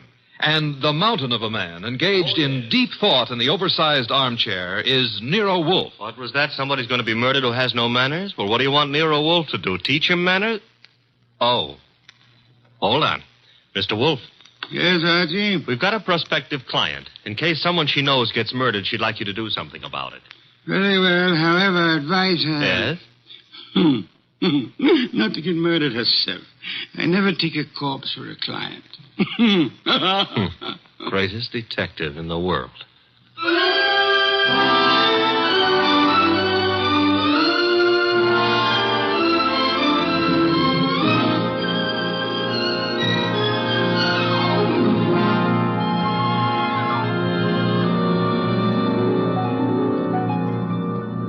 Yes, Archie is so right. He is the greatest detective in the world, and the fattest, and the least energetic. He's Nero Wolfe, created by Rex Stout, and brought to you over this NBC network in a new series of adventures by Mr. Sidney Greenstreet.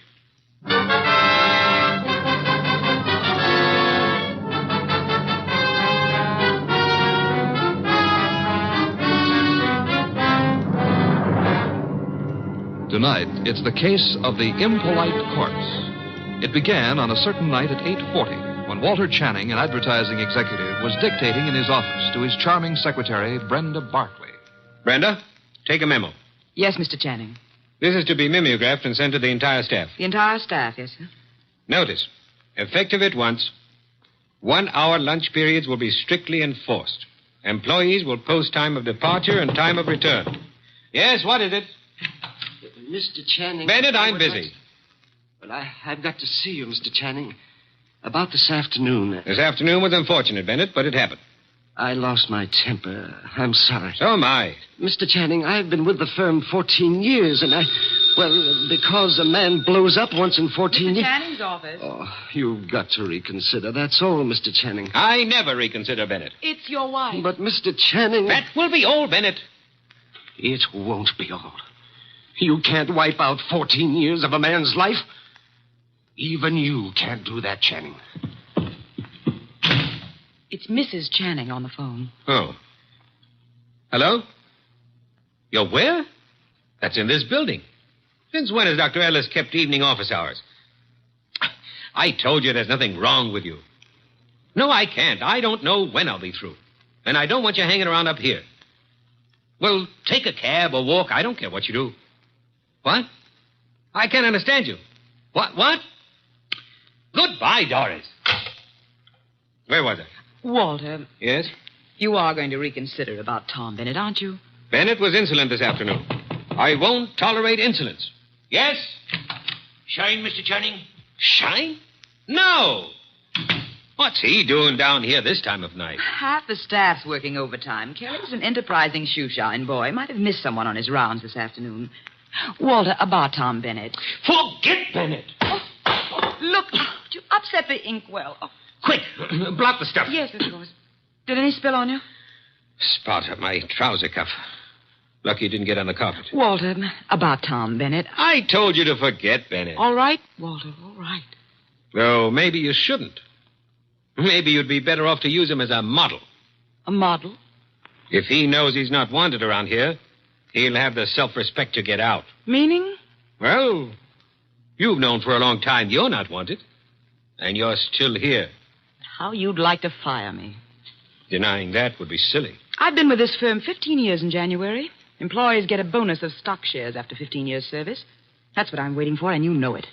Suppose we get back to that memorandum. You'd like to get me out before I collect those shares, wouldn't you? I said let's get on with the memo. You'd be petty enough to do it, too, if you knew how. There may be a way. There isn't, and you know it. I'm too careful. You can't fire me without cause, and I've given you no cause, Walter. Nothing you can possibly dictate one of your vicious little memorandums about. Don't try my patience too far, Brenda. Walter, what? This can't be us talking like this, you and me hating each other. I find it remarkable there ever was anything between us except hate. Walter. I mean it. Look at you. You were flashy when I met you. You're getting flashier. That means cheaper, Brenda. Stop it. Too much lipstick? Too much rouge? Hair too bright? Dress too tight? You're trying too hard, Brenda. You're labeling yourself like a sound wagon. I wonder what it is that stops me from killing you. Cowardice, of course. Now, when you've stopped sniveling, we'll get on with a memorandum. You ready? Yes, I'm ready. Notice. In the interest of economy and efficiency, junior executives will confer in the conference room, not in private offices. Mid-afternoon coffee and personal phone calls and daily shoe shines will be eliminated.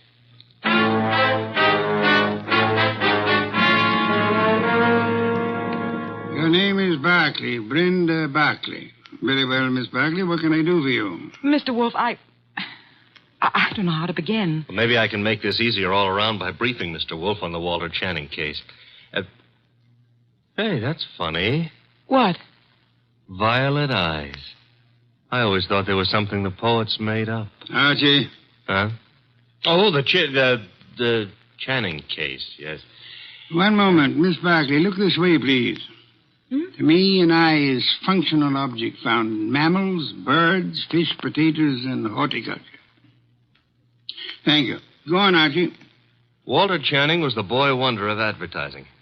At 33, executive vice president of Winslow, Hart, and Straightmeyer. Just 24 hours ago, they found him at his desk, shot through the heart. They? Who is they? A night porter and a shoe shine boy, is that right? Yes. He'd been dead about an hour. The bullet went through Channing, his desk chair, and lodged in the windowsill behind him. Police thought at first it was suicide. The gun? 38, found it on the floor, 10 feet away. No fingerprints, anyhow, no clear ones. Seldom are on a gun butt. You say suicide was suspected. Why? The gun was 10 feet from the body. It was the smudges. Smudges? Powder burns. According to the papers, he was sitting at his desk. There were no signs of a struggle. The gun was held against his chest and fired. But it wasn't suicide, Mr. Wolf. Walter Channing would never have killed himself. The police have already decided that, finally, according to the evening papers. And I presume you, Miss Barkley, are a suspect. No, not yet. But you expect to be. That's why you came to me. When the police talked to her, Her? Doris, his wife. I've been Walter Channing's secretary for 8 years. At one time, we thought we were in love. Mrs. Channing was aware of this? Yes. Oh, it was a long time ago. It was over. It was finished a long time ago, but she never believed that. Neither did Alan. Alan who? Alan Mielik, head of the media department at the agency. We were going to be married when Walter and I... Well, Decided you were in love. Miss Barkley, who finally decided you were not? You or Mr. Channing? He did. I see. Mr. Mielik believes you did not share this change of heart. Yes. Oh, he's such a fool.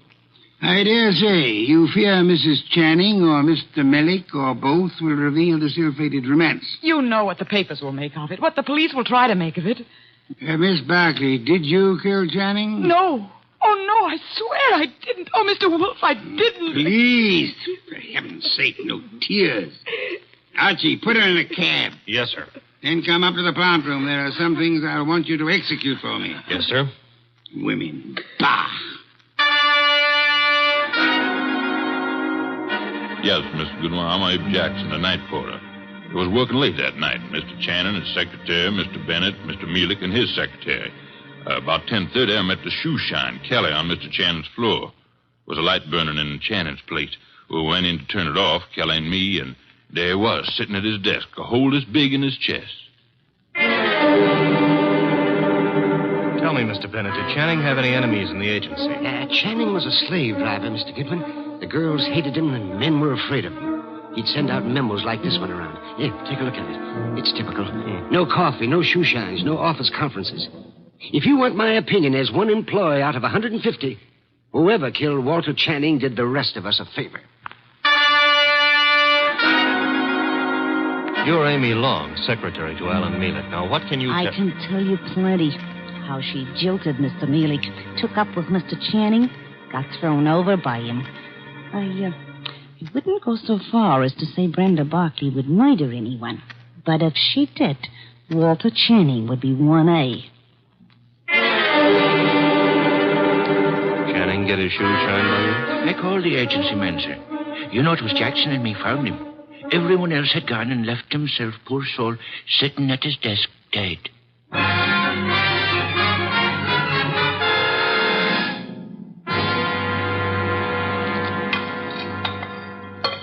This specimen of an enormous straight orchid. Beautiful, isn't it, Mrs. Channing? Mr. Millick? I could never quite like orchids. They have no smell, you know. It's pretty all right, but tulips are more in my line, Mr. Wolf. Tulips, Mr. Millick? I had a stand of emperors this spring.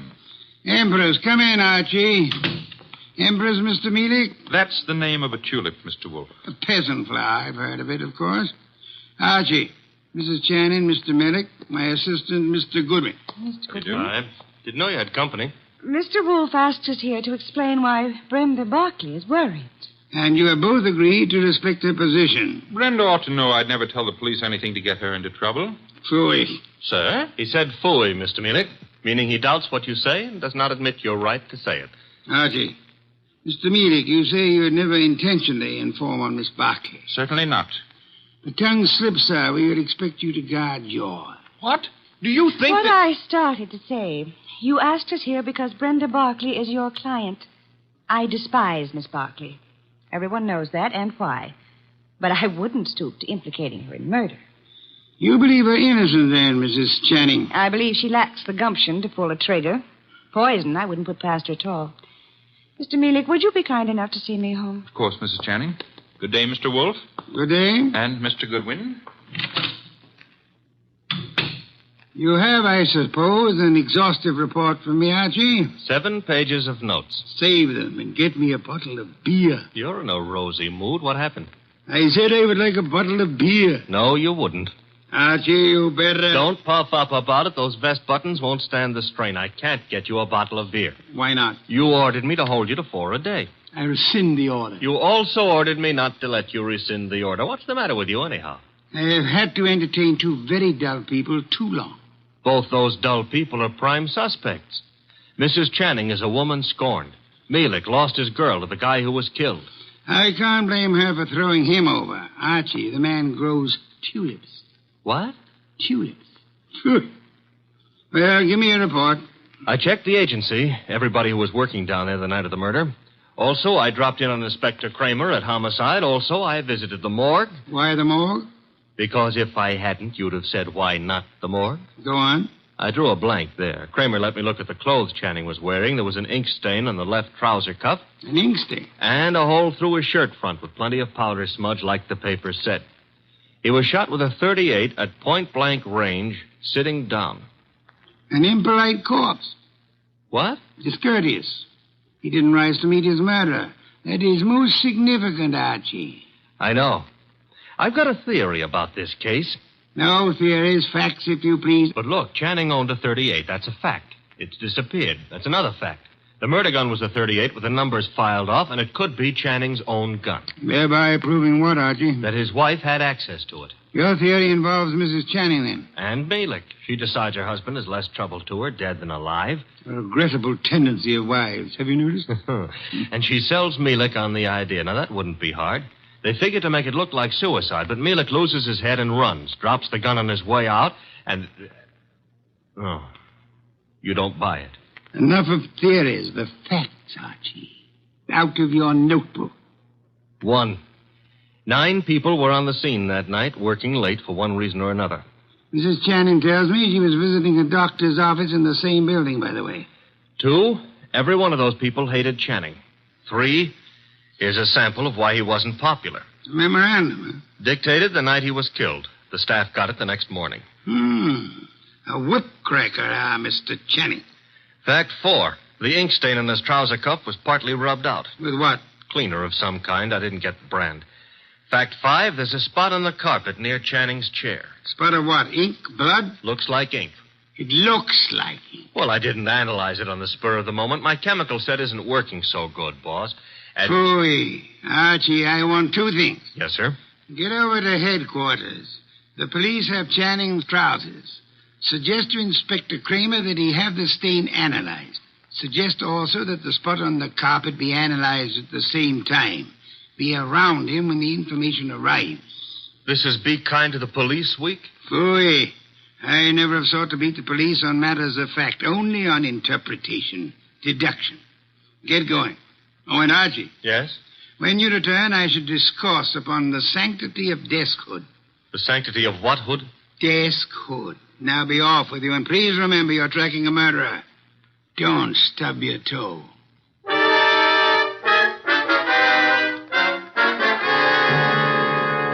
Goodwin, the thing on the carpet was a dye of some kind. Dye, huh? Mm-hmm. How long will it take the lab to give you the analysis on it, Inspector? Oh, not very long. I've got the report on what was used on the trouser cuff right now, though. And? They found traces of carbon tetrachloride. Wait a minute. This goes in the notebook. Okay, carbon tetrachloride. And something else. Goodwin, what's Wolf after? Interpretations was what he said, Inspector. You object? No. Maybe I'll get an interpretation, too. The something else was perchlorethylene. Perchloreth... Why, Inspector, such language.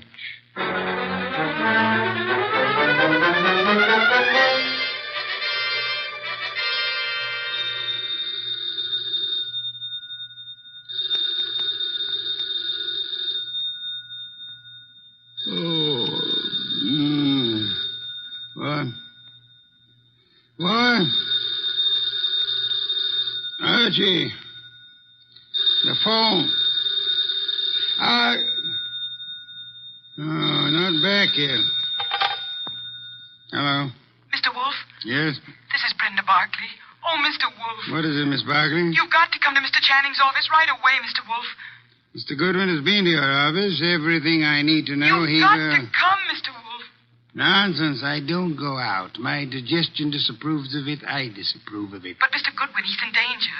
What's that? Terrible danger. He needs you here at once. Archie, in danger?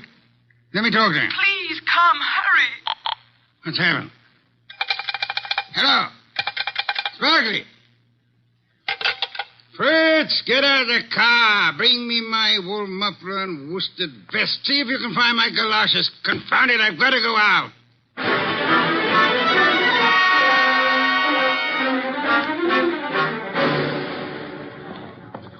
Going up. Step to the rear of the car, please. Mister, will you please step back? I'm back as far as I can go. You are? Elevators, contraptions for little men. Come, take me up, young man. Hold it. Hold that car. I'm late for a date with a blonde. 16th floor, buddy. Evening, Mr. Goodwin. Good evening. I was told you were in danger. Danger? Mr. Wolf, what are you doing out down here? Sparkley's idea. About me being in danger? Obviously, she was lying. I suspected at the time. But I fell in with her suggestion. I'm anxious to end the case. My presence here is needed. Don't understand why she'd do such a thing. And why is your presence needed? 16th floor. It's a matter of, perspective. Brenda's got a very nice perspective. She'll be around here someplace. The agency's got this whole floor. Her office? Down this corridor, next to Channing's. Well, Kramer came through on those reports from the lab. That smudge on the carpet wasn't ink. It was a dye. Powdered aniline. Brenda. Oh, Mr. Wolf, thank heavens you're here. Hey, I'm here, too. The police, they questioned me again this afternoon. I'm so frightened, Mr. Wolf. You've got to find the murderer before they... Baby, take it easy. Well, oh, hello, Archie. Hello. What's the idea of trying to pull a fast one on Mr. Wolf? I just had to see him. Please understand. Is this Channing's office? Yes. You told him I was in danger. At last, the place to sit down. I had to tell him something to get him down here. He's not happy. You comfortable there, sir? Miss Barkley, come here. Mr. Wolf, I can explain. I thought if you were here, where it happened, I mean, if you could see for yourself, then you'd... Young woman, there are many things I'd like to say to you. Oh, now, wait a minute. She was scared, boss. However, I am too short of breath to do them justice. Archie. Yes? Round up everyone concerned with this case. Right now? Including Mrs. Channing. Get them in here. Yes, sir. You help him, Miss Barkley, and close that window. Yes, Mr. Wolf. Fresh air. I've had enough today, thanks to you, to last me a lifetime. If after all that exposure... I live a lifetime.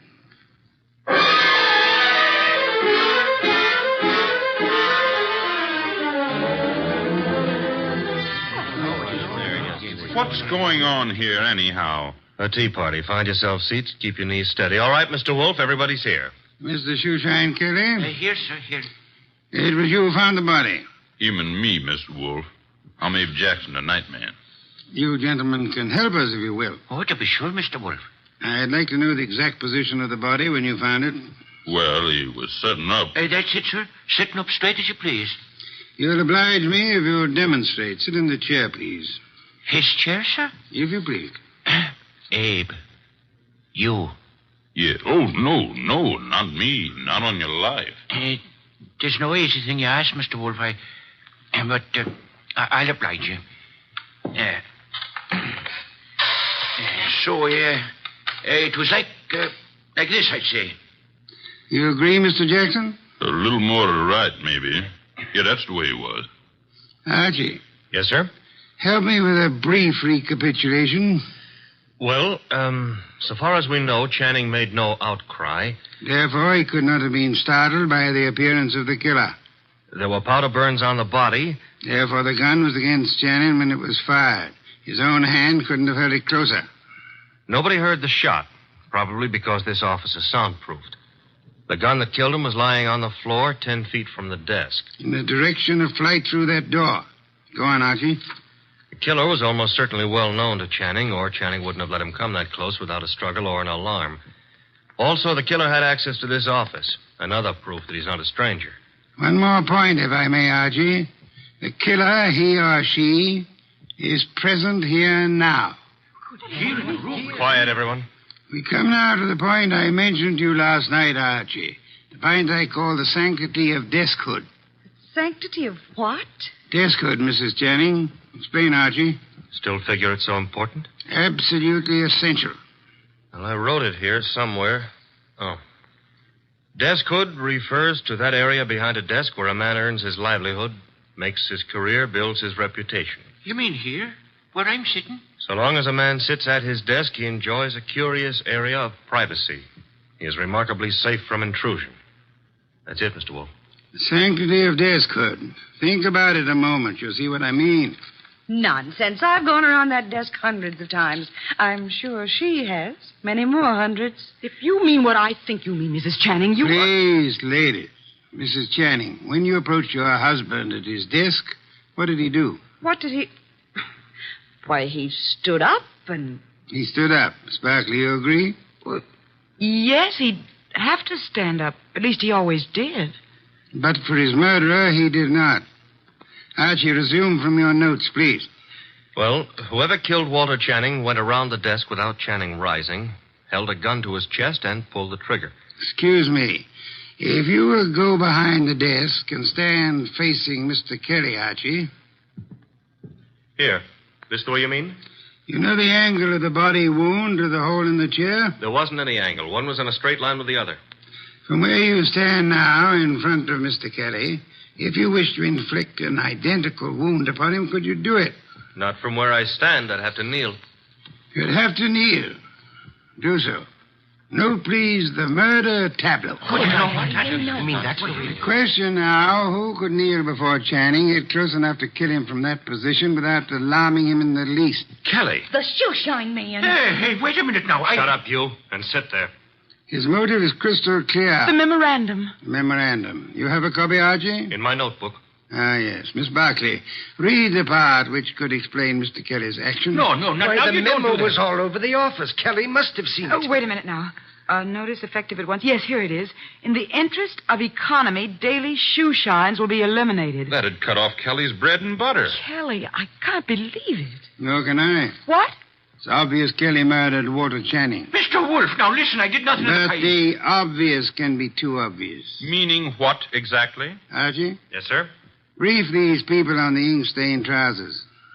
Channing spilled ink on his trouser cuff the night he was murdered. Somebody tried to clean the spot off. With what? According to the police analysis, carbon tetrachloride and perchloroethylene showed up. Both non-inflammable ingredients used in many commercial cleaners. Exactly what are you getting at, Mr. Wolf? One moment, Mrs. Channing. Mr. Goodwin also has an analysis of the spot on the carpet behind the desk. Archie? A powder form of dye, aniline dye. Used in what, perhaps? Well, the lab suggested a shoe dressing. I got no powder dye. I swear I ain't, Mr. Wolf. I'm sure you haven't, Mr. Kelly. You'll find this particular type of dressing is used on women's shoes, suede shoes, usually. I don't understand. Wait a minute. Yes, Archie? If a woman... Now, suppose a woman knelt in front of Channing to clean that ink spot off his trouser cuff. That smudge could have rubbed off the tip of her shoe onto the carpet. Exactly. I believe you'll find a typewriter cleaner contains tetrachloride and perchlorethylene. Something else just occurred to me. That memo was sent around the morning after Channing was killed. I never thought of that. True, Archie. And for only one purpose, to point suspicion at Kelly. But when the police didn't take the hint... Go on, Archie. What then? Somebody else was brought down here who would. Comes around to 3 questions, doesn't it?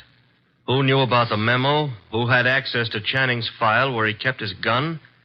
And who made sure Nero Wolfe would see the evidence against Kelly? 3 questions, Archie, with one answer that spells the name of the murderess. Our own client, Brenda Barkley.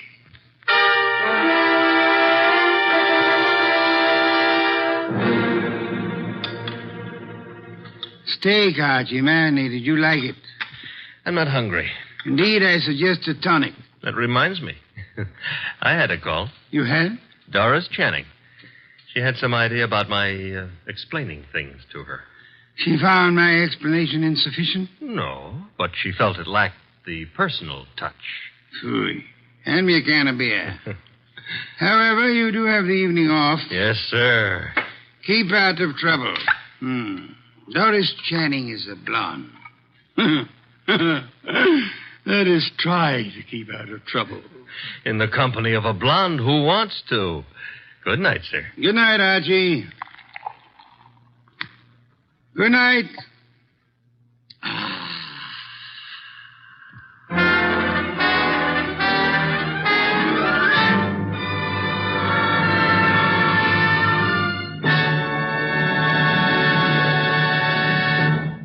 You have been listening to The New Adventures of Nero Wolfe, starring Sidney Greenstreet.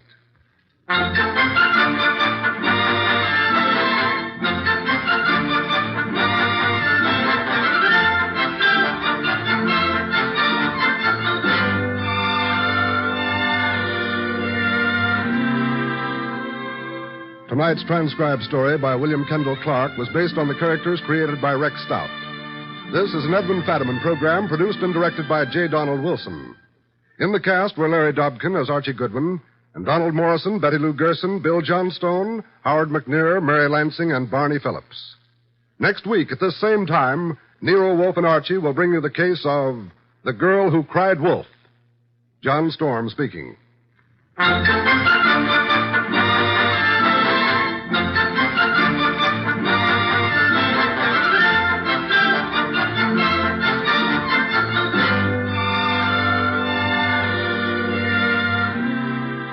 Nero Wolfe, Archie, and all of our cast hope that our listeners have taken time out from this busy Christmas season to help brighten some youngster's Christmas day. Be sure to send a thing, your choice of anything you think a child would like for Christmas, to the groups in your own town who are distributing these toy gifts to less fortunate children. 3 chimes mean good times on NBC.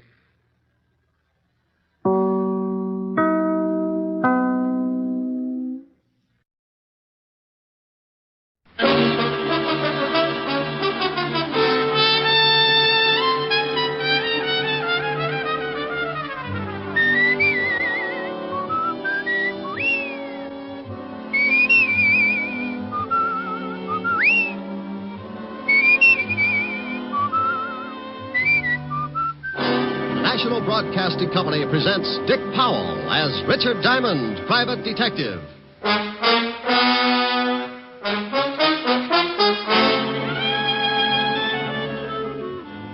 Diamond, this is Walt. Where the devil are you? Where I started out to be, down on River Street, looking for Well, the you guy... stay right there and wait for me. But you might as well stop looking. Why stop looking? Take my word for it, he's not there. Well, if you're so smart, where is he? The city morgue. We fished him out of the river 10 minutes ago. here's another exciting case from the files of Richard Diamond, Private Detective, starring Dick Powell.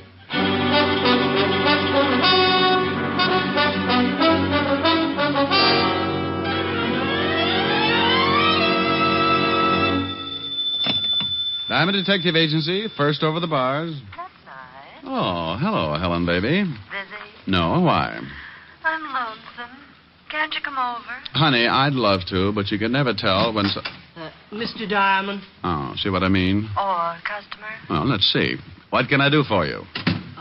I want to hire you. Helen, the man wants to hire me. Oh, good. I'll call you back. Bye. Bye. Now, Mr. Wellington, Mr. Diamond. Casper Wellington. Oh, well, pull up a couch and tell me the details, Mr. Wellington. I need a bodyguard, Mr. Diamond. Why? Oh, it's not for myself. It's for Timothy. Well, why does Timothy need a bodyguard? Someone's trying to kill him. Oh, you've been to the police? Oh, yes, but they feel it's not quite important enough for them. You mean this Timothy's life is in danger and the police won't handle it? Yes. Isn't it ridiculous? I don't know. Has anybody tried to kill Timothy before? Well, no one has exactly tried to kill him, but I very definitely expect an attempt. Well, now, look, this Timothy, is he a friend of yours? Oh, yes. A very good friend. So what makes you think that someone is going to try to kill him? Mr. Diamond, I came here to hire you to protect Timothy. I'm perfectly willing to pay you your fee, but for the moment, the rest of your questions must go unanswered. Well, my fee's $100 a day in expenses, Mr. Wellington. Still perfectly willing to pay it? Here's the cash. And there'll be another 100 if you protect Timothy long enough for me to get him on a train tomorrow. Where's he going? Out of town, where he can be safe. What's Timothy's last name? That will also have to go unanswered. Oh, well, now, wait a minute. Supposing I do take the job, where do I meet this Timothy? How will I know him? If you take the job, he'll be in your office in a matter of minutes. Well, something sure doesn't ring up right, but the 200 fish in expenses, I'd play footsies with a cobra. Good. Now, I'm going down to the train station to pick up Timothy's ticket. When he arrives, I expect you to remain with him constantly. Until tomorrow? Oh, I got a small apartment. I hate to bundle. Don't let him out of your sight for a moment. I want him alive and well when he gets on that train in the morning. Does he play Parcheesi? Well, I doubt it, but you never can tell. He might like it. Dandy. Have him at Grand Central at 8 o'clock. I'll meet you. Do you know of any way I could possibly learn to hate money? If I did, I would never have come to you. Good day, Mr. Diamond.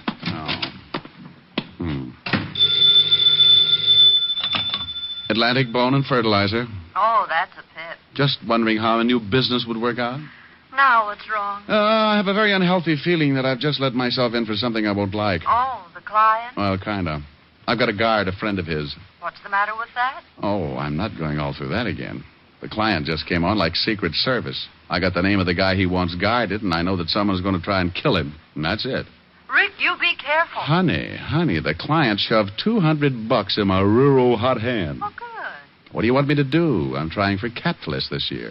Didn't your client go to the police first? Sure. He went to the police, but then... Hey, you. Me? What? Yeah, you. Rick, are you listening? Yeah, I'm listening. Put down the phone, friend. We want to talk to you. Well, if you're listening, why don't you answer my question? If your client went to the police... That's better. Well, now, I'm a sport, especially when someone's got a gun pointed at me. Oh, the gun ain't gonna hurt you, chum, if you answer a couple of questions. Where's Casper Wellington? Who? You gonna be difficult? Look, you got a gun on me. Who wants to be difficult? You don't know Casper Wellington, friend? Never heard of him. We seen him come into the building. No, so you figured he came to see me. It's such a small building, only about 100 offices. Oh, that's pretty funny. Glad you liked it. No, but we didn't. You're the only private detective in the building. We figured maybe Casper wanted to hire you. What would he want to hire me for? What did this guy do? How do you like that, George? Now he's a nosy comic. Durante gets away with it. Friend, I have just decided your humor bores me. Yeah, it's pretty bad, ain't it, Tony? Suppose we push his face around, huh? Maybe he don't feel like no more Joe. Oh, now, wait a minute. I don't know anything about this Casper or whatever his name is. What good's it going to do to work me over? Well, now, you see, Honey and me got real nasty dispositions. We've been crossed, and then you make with the jokes. We don't like being the only ones unhappy, so we think maybe you ought to join us. Now, look. Now, hold it a second, George. What for? He's a setup. Oh, wait. We mess him up, the law comes. We gotta find Casper. We ain't got no time to play patty cake with the cops. Just one across the mouth. Forget it. Look, friend, you sure Casper Wellington didn't come in here? I couldn't be more positive. Okay. Put down the rod, George. That don't look so unhappy. Maybe the shamus is lying. If we catch him telling a fib, just think of the fun you can have later on, huh? Come on. We'll leave him? Yeah. So long, friend. And for your sake, I hope you've been leveling. Yeah. See you around. Yeah, bye. This is Fool's Fancy Shop Soy Power. Now, you listen to me, Richard Diamond. The next time you hang up on me, But I'll how- never speak to you again. But- And you but- better have a pretty good excuse for doing it this time. But you know I take a lot of things from you, Rick, but never once have you hung up on me. Helen, please. And I think it was rude and inconsiderate. Helen. And I want to know right now, this minute, just what kind of a poor, lame-brain excuse you're going to come up with. Helen! Well? Now, look, baby, I don't know what's going on. This is like doing business in a roundhouse. The only reason I hung up on you was because two guys strolled in here and shoved guns in my face. Rick! And they were looking for the guy who came in earlier and hired me to look after someone named Timothy that I haven't even seen yet. It sounds awfully confusing. It is. Oh, hold the phone. Here's somebody else. Come in with your hands up. You Richard Diamond? Yep. You got a crate here addressed to you. Well, that figures. Bring it in.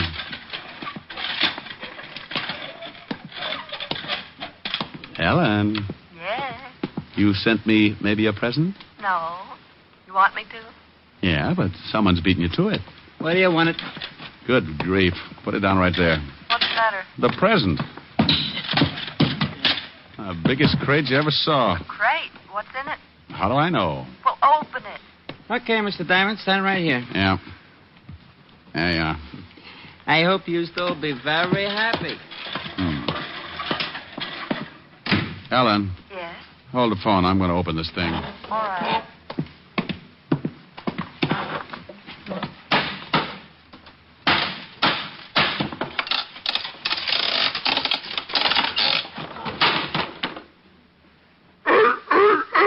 Oh, no. Oh, get away. Get away. Now, get on. Get on. Don't come up here. Don't. Oh, Helen. Rick, what in the world's the matter? Helen, if this is your idea of a joke, Please calm down and tell me what's wrong. what, can't you hear it? Well, I heard something, but I thought you must have eaten your lunch too fast. Well, I'm standing on my desk trying to fight off a monster. What? Call up Charles Adams right away. A monster? Yes. I'd swear it was a seal, but I know my friend's better than that. This thing has got to be poisonous. A seal? Yes, a seal. Hey, he's not so bad. He's applauding. You must have liked that remark about Adams. Now you stop it. Do you expect me to believe all this? She doubts you, fella. Say a few words. Rick, who in the world would send you a seal? I don't even need to look. This has got to be Timothy. Oh, it is Timothy. When he heard his name, he made like a curtain call. Sounds like one Richard Diamond. Hey, that's pretty... nothing. I'll call you back. Where are you going? I'm going to take Timothy right back to Mr. Casper Wellington and tell him that... Yes? Oh, for the love of... I don't know where to find Mr. Casper Wellington. Well, there it was. It was pretty silly. The smart, shrewd, level-headed Richard Diamond, for the sake of a couple of hundred fast bucks, winds up playing nursemaid and companion to a honking seal. Just to make sure it was Timothy, I took a look at the crate, and there on top was a small printed card. It read, "This is Timothy. If you want him to do something, throw him a fish. Herring. Signed, Casper Wellington." Well, that tore it. My temper was already pushing my hair up to attention, so I went out to the nearest delicatessen and came back with a bag of fish. With this, I lured Timothy out of the building and down the street. I had to find Casper Wellington, so 60 pedestrians and one unhappy cabbie later, Timothy and I strolled casually into the 5th Precinct Police Station. Well, hello, Sergeant Otis. Oh, how are you, Shamus? Huh? Oh, what? What'd you just say? I said, hello, Sergeant Otis. No, after that. Yeah, that was it. Something wrong, Sergeant? Otis, say hello to Timothy. Timothy, this is Sergeant Otis. Lieutenant! Go on over and kiss the Sergeant, Timothy. Go on. Oh, no. Get him away from me. Get him away. Oh, Otis, he's not so bad. Lieutenant! Help! Now, Otis, come down off that desk. You look sillier than I did. Who's trying to eat me? Oh, be quiet. You too, Timothy. You'll wake up the lieutenant. Here's a fish. Throw it to Timothy. Not for you, Diamond. You'll probably take my arm along with it. Get away, get away. Help! What the devil is going on out here? Otis, what are you doing up there? Hello, Walt. What are you doing to my sergeant? And you shut up, Otis. That wasn't me. What do you mean it wasn't you? Of course it was you. Walt, meet Timothy. How do you... I'd hate to think what would happen if someone wandered in here with a walrus. Come on, Timothy. Let's go see the brave old head of homicide. Yeah. Get him out of here. Oh, relax, Otis. Timothy's as scared as you are. Oh, yeah? What makes you say that? He's probably thinking there's more like you. That would be a horrible shock to anyone, even a SEAL. Oh. Come on, Timothy. Hey, you get that thing out of here right now, Diamond. Everybody's standing on something. You'd think it was a steam bath. Up till now, I've had 2 reported homicides and a couple of fat robberies. And if you think you're going to wander in here with that thing and confuse the whole department, you're mistaken. Now get it out of here. Oh, Walt, it's only a seal. Have a fish. I'm not hungry. No, Walt. It's for Timothy. Feed it to him. He'll love you. Yeah? Do you think so? Sure, Walt. Go ahead. Try it. Okay. Here, Timothy. Hey, he's applauding. Sure, he's a nice little fella. Now, climb down and help me. Give me another fish. Oh, won't come down without it, huh? Okay, Walt. Speak. Oh, don't be ridiculous. I want to feed it to Timothy. He likes me. See? Oh, lovely. Why don't you two get engaged? Oh.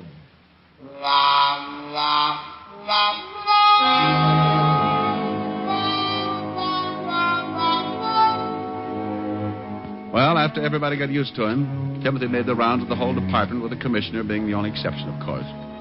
I told Walt the story about Casper Wellington and the 2 gonnips who had come into my office looking for him. So Walt put Otis to work checking on the whereabouts of my missing client. Along about 3 in the afternoon, Otis pounced in with some news. Hey, Diamond. You find something? Oh, hi, Timothy. Yeah. Say, I checked with the Humane Society, and they report some guy who lives down by the docks. His name's Wellington, all right. He's been turned in a couple of times because he raises seals, and they make a lot of noise. Oh, and Lieutenant, we just got a report on another homicide. Well, thanks, Sporty. You tell the lieutenant all about it, Otis. I'm going after Casper Wellington. What's the address? Here it is. 918 River Street. Come on, Tim. Goodbye, Timothy. Otis. Oh, yeah. What was I saying? Homicide, remember? Just a little old homicide.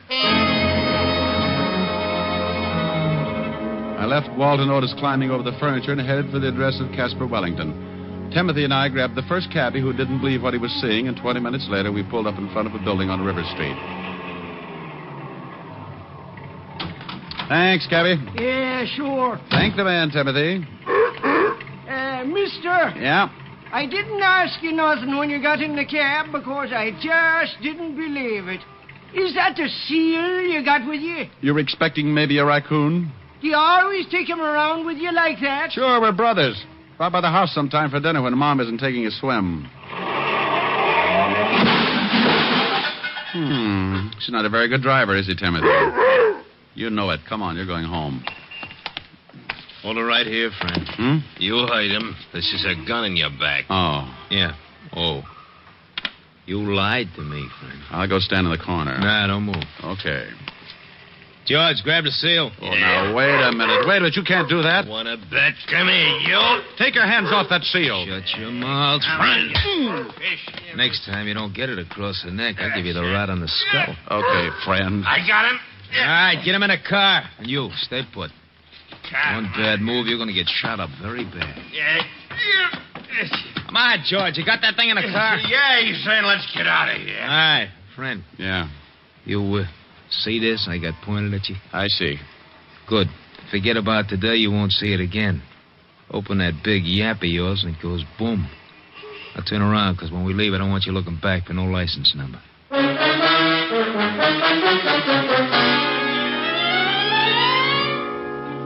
Well, I stood there while they drove off with poor little Timothy. Then I made a quick dash across the street into a store with a phone booth. Seconds later, I was hearing one of the most beautiful sounds in the world.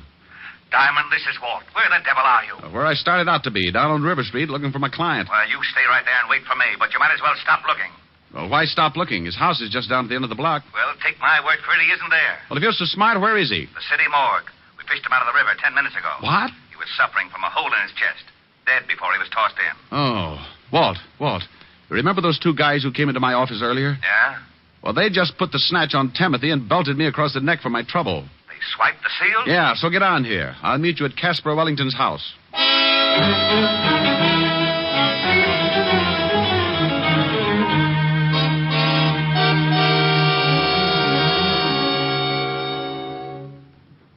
Anybody in the house, Rick? I don't know. Well, no answer. Well, let's case the place. I've got a skeleton key. Walt. It's open, see? Now, if you'll notice as I walk in, at no time do my feet leave my legs. Very funny. Whew. Yeah, smells like somebody's been cooking up a fish stew. Crummy joint. Ooh, get a load of that kitchen. What a mess. Oh, weren't cooking fish, Walt, just cleaning it. There's still a mess of them left in the sink. Well, Casper raised seals. Where are the rest of them? Walt. Yeah? Come here. What is it? Get a look at this backyard. Holy cow. Bunch of dead seals. Who in the world would do anything like that? Maybe your two friends. Hey, what's this? What's what? This bag on the floor, leather bag. What's in it? Nothing. Wait a minute. There's some kind of dust at the bottom. Well, save it. We'll have it analyzed when we get down to the station. We've got to check up on those two guys who kidnapped Timothy. This is the craziest case. I got a hunch. Sure, it's crazy, but if I'm right, it's also pretty smart. Let's go to the station.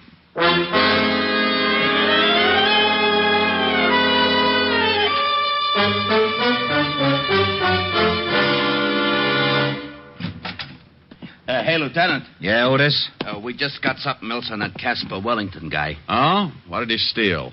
Hey, how'd you know? Just a guess. Well, what is it, Hammerhead? Well, it seems this Wellington guy used to work for David & Sons. David & Sons? Diamond importers. Oh, that ties it. Would somebody mind telling me what the devil this is all about? And, Rick, you stay out of it. Now, Otis, what about Wellington? Wellington? Oh, he ran off with a load of diamonds. Yeah, $50,000 worth. Hey, but you... Rick, will you please, for the sake of my sour stomach, tell me exactly what it is you know? I'd be glad to, Lieutenant. It's very simple. Wellington comes to me and asks me to guard Timothy. Two guys kidnapped Timothy. That we heard. Then we find a bunch of dead seals in Wellington's backyard and the remains of a pile of clean fish. So? So, the two guys who kidnapped Timothy were obviously after something, and the seal was part of it. Hey, maybe Timothy wasn't a seal after all. Now, what would he be, Otis? Well, if those guys wanted him that bad, maybe he was a mink. Oh, that bag you picked up, Walt. Have that powder in the bottom analyzed. I'll lay 6-2 and even that it's diamond dust. Well, you think... Yeah. I think Timothy's got a stomach full of diamonds. What? I think Casper was mixed up with the two guys who grabbed the seal, but in some way crossed them. Why? He had to hide the loot, so he stuck it in some fish and fed it to Timothy. Then he left Timothy with me for protection until he could get him shipped out on the train. And in the meantime, the two guys who found Casper killed him and went back to his house to find the loot. Mm-hmm. They figured out the fish like you did and killed the seals in the backyard trying to find the stuff. You, my friend, went a herring. Otis, have the powder in the bottom of this bag analyzed. Put out a 108 on Timothy. Yes, sir. Diamond, here'll give you the description of the guys who grabbed him. We'll never find him that way. You got a better idea? Maybe, yeah. Look, you said those two guys killed Casper and then went right over to the house to look for the missing diamonds. Yes. All right, they knew where to look, but they didn't find anything. So they waited for me and Timothy. So? So Casper Wellington probably told them all about it before they killed him, trying to save his own life. All right, I'll buy that. So what? So by now they must know how hot those diamonds are. They're certainly not going to try to get rid of them here in town. And then they leave town. Yeah. And with that much loot, it would be a little risky if they tried by car. All right. How do they do it? The same way Casper thought of. Ship Timothy out on a train. Wait a minute, Rick. Otis. Yeah? Put in a call to all units. Tell them to cover the airports, train, and bus stations. Be on the lookout for a seal that's about to be shipped. Come on, Walt. Where to? Well, as long as Casper Wellington already made the arrangements by train, let's go down to Grand Central. Maybe our two seal nappers will keep the reservation.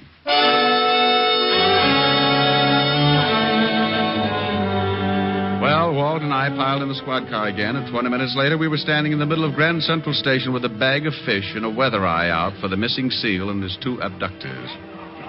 Now, where do we start? Well, Walt, why don't you just go ask information?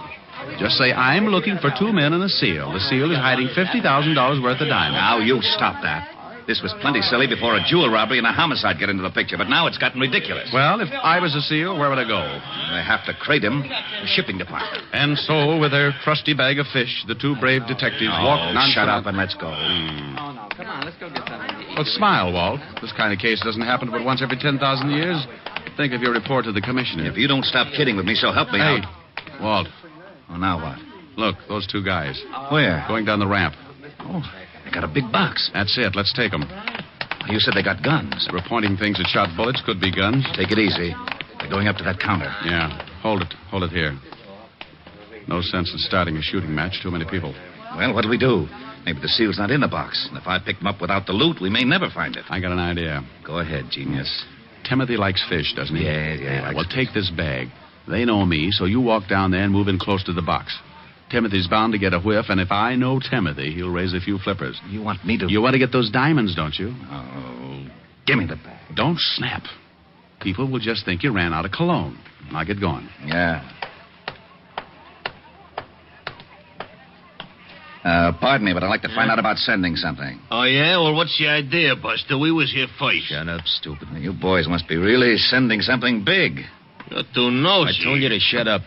Yeah, some furs. Oh, live ones? Hey, Tiny, what's with the seals? Will you shut up? What? I hate to mention it, but your furs are throwing a fit. He's busting all. Okay, boys, that's all I wanted to know. Grab that stinking seal. He's gone after the sack this guy laid down. It's a sack full of fish. Hey, what's the idea? Hello, stay right there. Hey, Rick. Cops, were you... All right, Bud, drop it. Huh? I said drop it. Okay. You ain't taking me. Look out, Rick. This guy's got a gun. Let go. Let go of my hand. Will you get the seal off? He's chewing my hand off. And drop the gun. All right. Get him off. Come on, get him off. How do you like that? Timothy grabbed this gun up by the gun hand and made him drop it. I'll be darned. Crazy seal nearly killed me. You and your bright idea. Ship the seal, you say. Okay, boys. Here's a bracelet for you. Let's go outside. Walt, wait a minute. We got to get the jewels. Oh, yeah. Well, I'll take care of these two guys, and I'll take Timothy to a good veterinary. Okay. Walt. Yeah? If it means surgery, keep in touch. Sure. Bye, Timothy.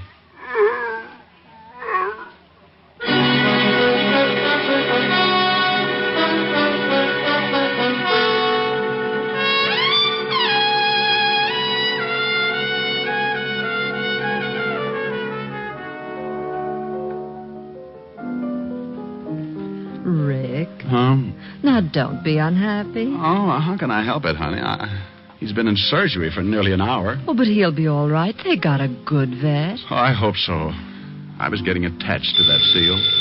Oh, I got it. Yeah? Rick? Yeah, Walt. Yeah. How's Timothy? He had the diamonds in him, all right. Oh, but how is he?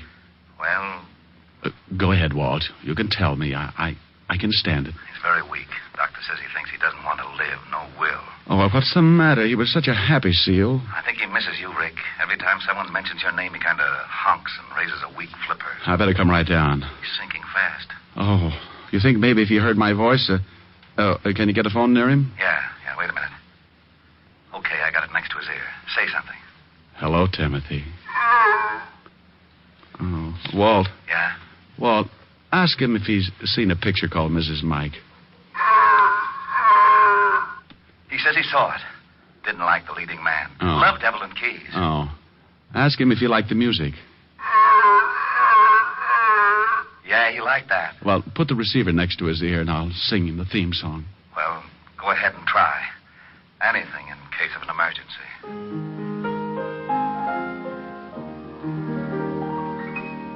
If her name is Kathy, she's mine alone. When I walk with Kathy, proud am I. She's the girl I'll marry, and cross the threshold I'll carry. And I'll love but Kathy till I die. She's the only angel I've ever known. She's a maid no man is worthy of.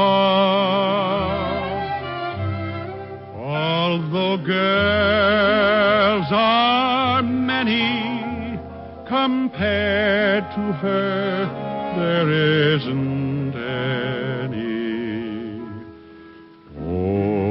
Only Kathy, do I love.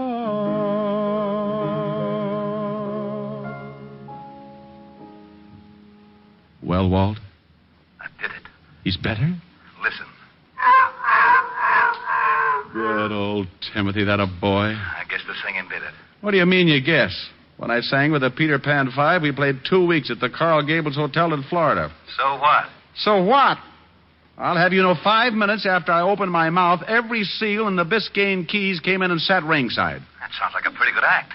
Well, what'd you give it up for? Well, I got a sore throat one night, and the place was up to its ears in alligators. Rick. Yes, Walt? Bye.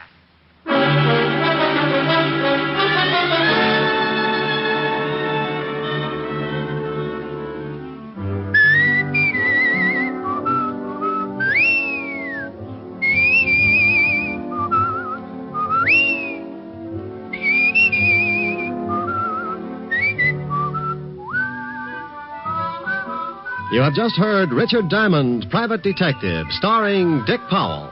Ed Begley played Lieutenant Walt Levinson. Also in the cast were Wilms Herbert, Fay Baker, Junius Matthews, Billy Bletcher, Tony Barrett, and Larry Dodkin. Music was under the direction of Frank Worth. Richard Diamond is written by Blake Edwards and directed by Russell Hughes. Dick Powell currently may be seen in the motion picture version of the best-selling novel, Mrs. Mike. Isn't that right, Dick? Yeah, that's right, Eddie. Oh, by the way, Ed Begley, who plays Lieutenant Levinson on our show, would like to say a few words to his old friends in Hartford, Connecticut. Well, I just want to say, on behalf of all of us here on Richard Diamond, congratulations to radio station WTIC in Hartford, Connecticut, where I got my start in radio, and which this week celebrates its 25th anniversary of service to the people of southern New England. Thank you, Ed Begley. Now, this is Eddie King inviting you to be with us next Sunday at this same time when we will again bring you Dick Powell as Richard Diamond, Private Detective.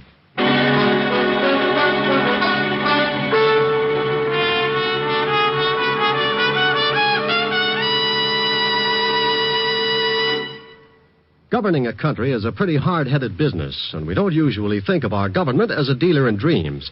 But in one respect it is, because it's a dealer in savings bonds.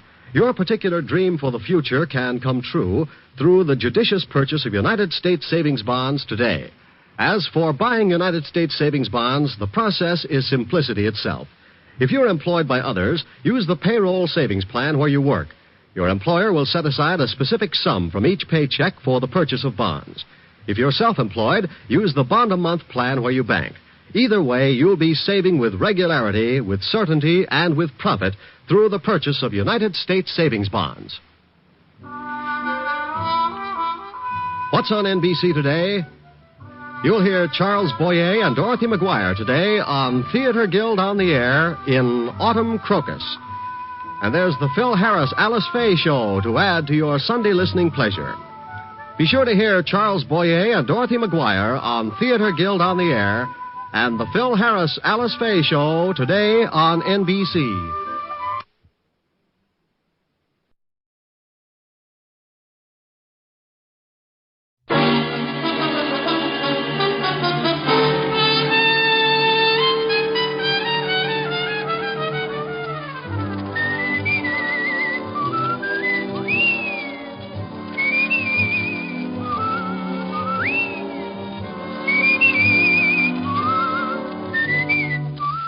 The National Broadcasting Company presents Dick Powell as Richard Diamond, Private Detective.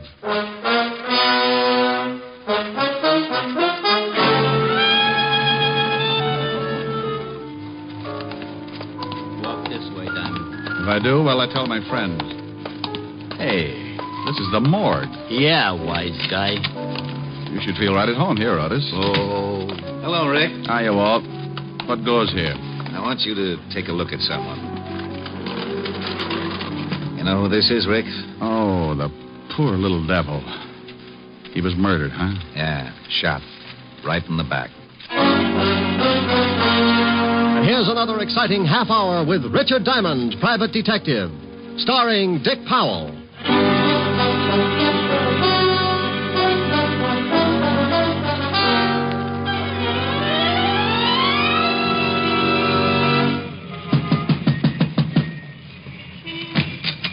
Yeah, you want something? How do you do?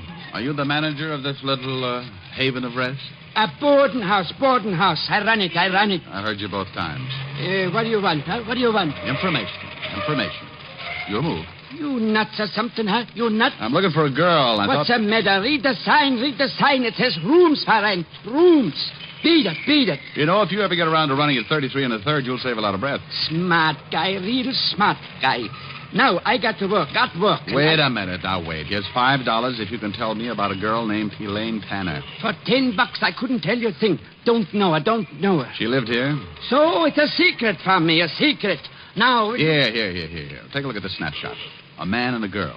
Do you know the girl? Mister, I got maybe 10, 20, 30 different people every month. They come, they go, they pay rent. That's all I care. They pay rent. All right. Did this girl ever pay rent here? Maybe I remember her face. I never remember no names. Is anybody living in her room now? Why you want to know? Huh? Well, I'll tell you a secret, Bud. The girl is my sister. When we were little kids, my mother and father ran away from home to become acrobats in a circus. This broke up my sister, and she left, too. Now, Mama and Papa are back, and I want the whole stinking family together again so we can take the light out of the window. Sure. For $10, maybe I show you her room. All right, you're in business. Now, here's your 10. Thanks. The fingers are mine. This way, down this way. How long does she live here? Oh, not for long, maybe 2 weeks. Then what? Then comes an old guy one day. Yeah, an old guy, and... And what? She goes away with him. And you know what else? Yes, I know what else. The old guy was the same guy in the snapshot I showed you a minute ago. He was with a girl. Sure. Okay, look around. She ain't any of them drawers, she ain't. Oh, that cupboard, she ain't. She ain't no place. Now, tell me, did she leave anything here at all? Just junk. Newspapers, magazines, newspapers. So she was a bookworm. Well, okay, I guess that's it. Let's go. Let's get out of here fast. Who are they shooting at? Who's in that house next door where the shots came from? People. Thanks. They're shooting at you. Know anybody who wants to get rid of you? Nobody. Oh, mister, please go now. Look.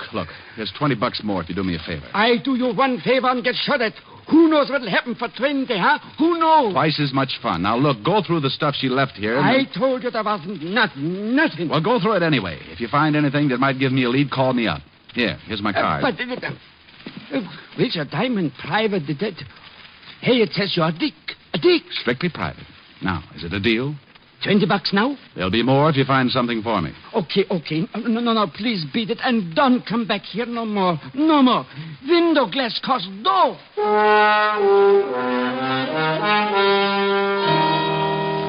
I knew it wouldn't do me any good to look at the house where the shots came from, because whoever played me for a clay pigeon would get out fast. Now, only one person knew I was likely to visit that boarding house, the man who sent me there. And his name was Morris Clinton. Vocation? Multimillionaire. Avocation, or hobby? Wolf. And an old one at that. But why should he take a shot at me?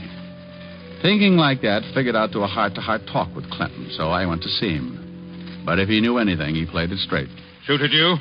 But that's ridiculous. Well, I agree, Clinton, but look at my side of it. This morning, you sent your chauffeur to my office to bring me here.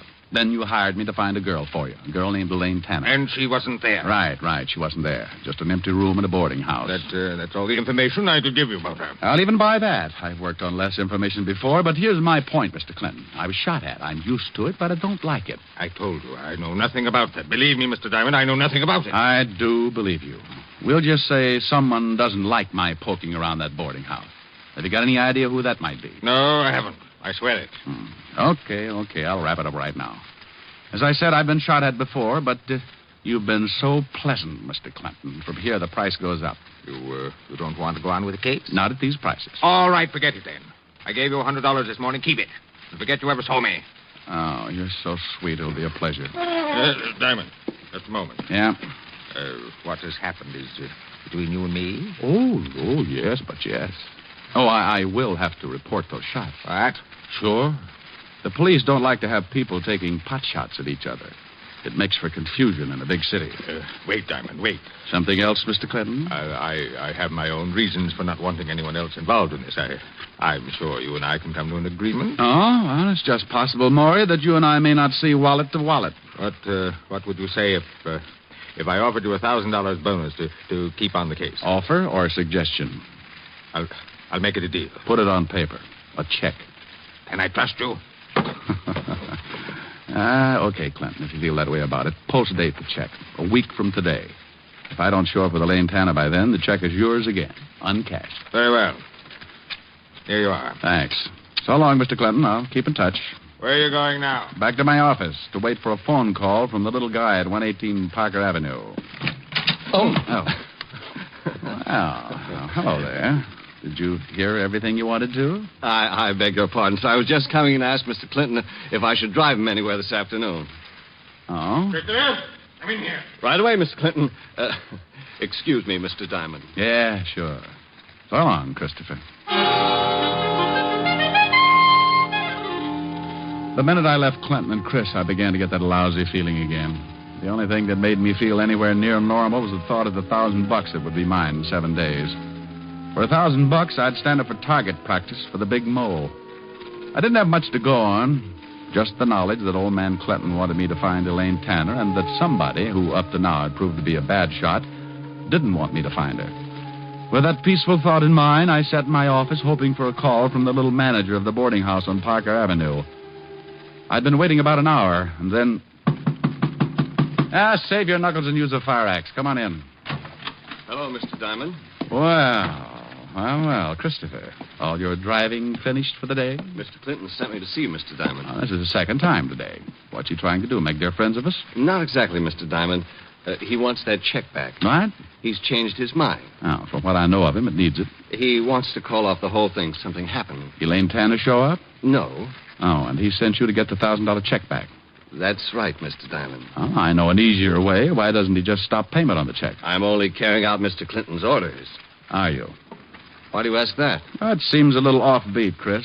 This morning he hires me, then he fires me, then he hires me, now he fires me. Monotonous, isn't it? May I have the check, Mr. Diamond? Not before I call Clinton and ask him a few things. You just don't seem to understand, do you? I want Mr. Clinton to explain. Take your hands away from that phone. Gun. I know how I hate him. No need to be afraid of this one unless you get stubborn. Let's give Clinton a ring. Keep your hands on top of the desk, palms down. So we're going to play table tilting, maybe? And stay sitting. Listen, Chris. How do you like your hair parted, Diamond? On the side or right in the middle?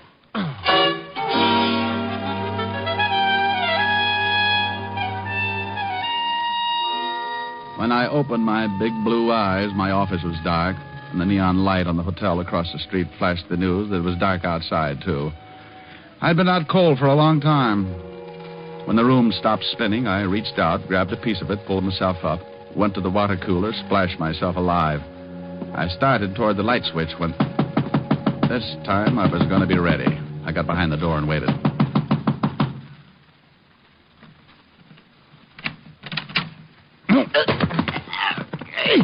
Hey, what's the idea? Hey, let go! Oh, for the love of Mike Otis. Sergeant Otis.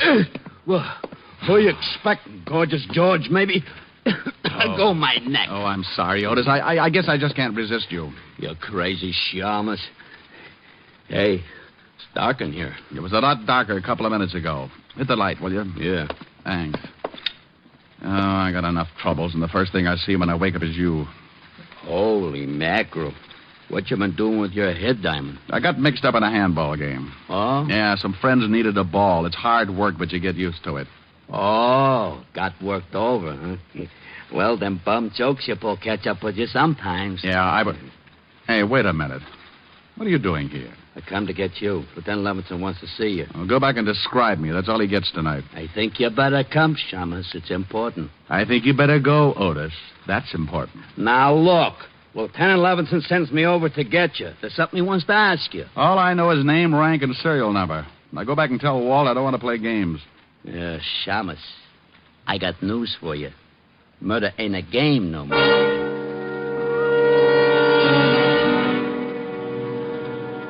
That's all Otis would tell me, but I didn't like the way he kept looking at me all the way to see Levinson. Then we got to headquarters, not to Walt's office, but down the long marble corridor that led back to other places. He wants me to bring you back here, Diamond. Where to? The morgue. The morgue? Yeah, you heard of it. I heard of it. What's this all about? You'll see. In here, Chalmers. Lieutenant. Back here, Otis. Come on, Diamond. Hello, Rick. Night. Well, how's the other head look? I'll let you know when it speaks to me. Yeah. Meantime, I want you to take a look at someone. In here? Yeah, in here. You know who this is, Rick? Oh, the poor little devil. The poor devil. What do you know about him? Well, he was manager of a boarding house. Cheap walk-up on Parker Avenue. That we know. What else? He was murdered, huh? Shot right in the back. Hmm. Rick, unless I knew you were tied in, I wouldn't have you here. You want to talk about it? Somewhere else, Walt. Sure. Come on. Before I answer any more questions, Walt, how'd you tie me in? He had one of your business cards in his hand. He was shot while he was standing at the phone in the hallway of that boarding house. Did he call you, Rick? I didn't get a call from him. Got any idea why he wanted you? Maybe, maybe not. All depends. On what? Walt, listen. I will in my office. Wait outside, Otis, and I'm busy. Get it? Sure, I get it.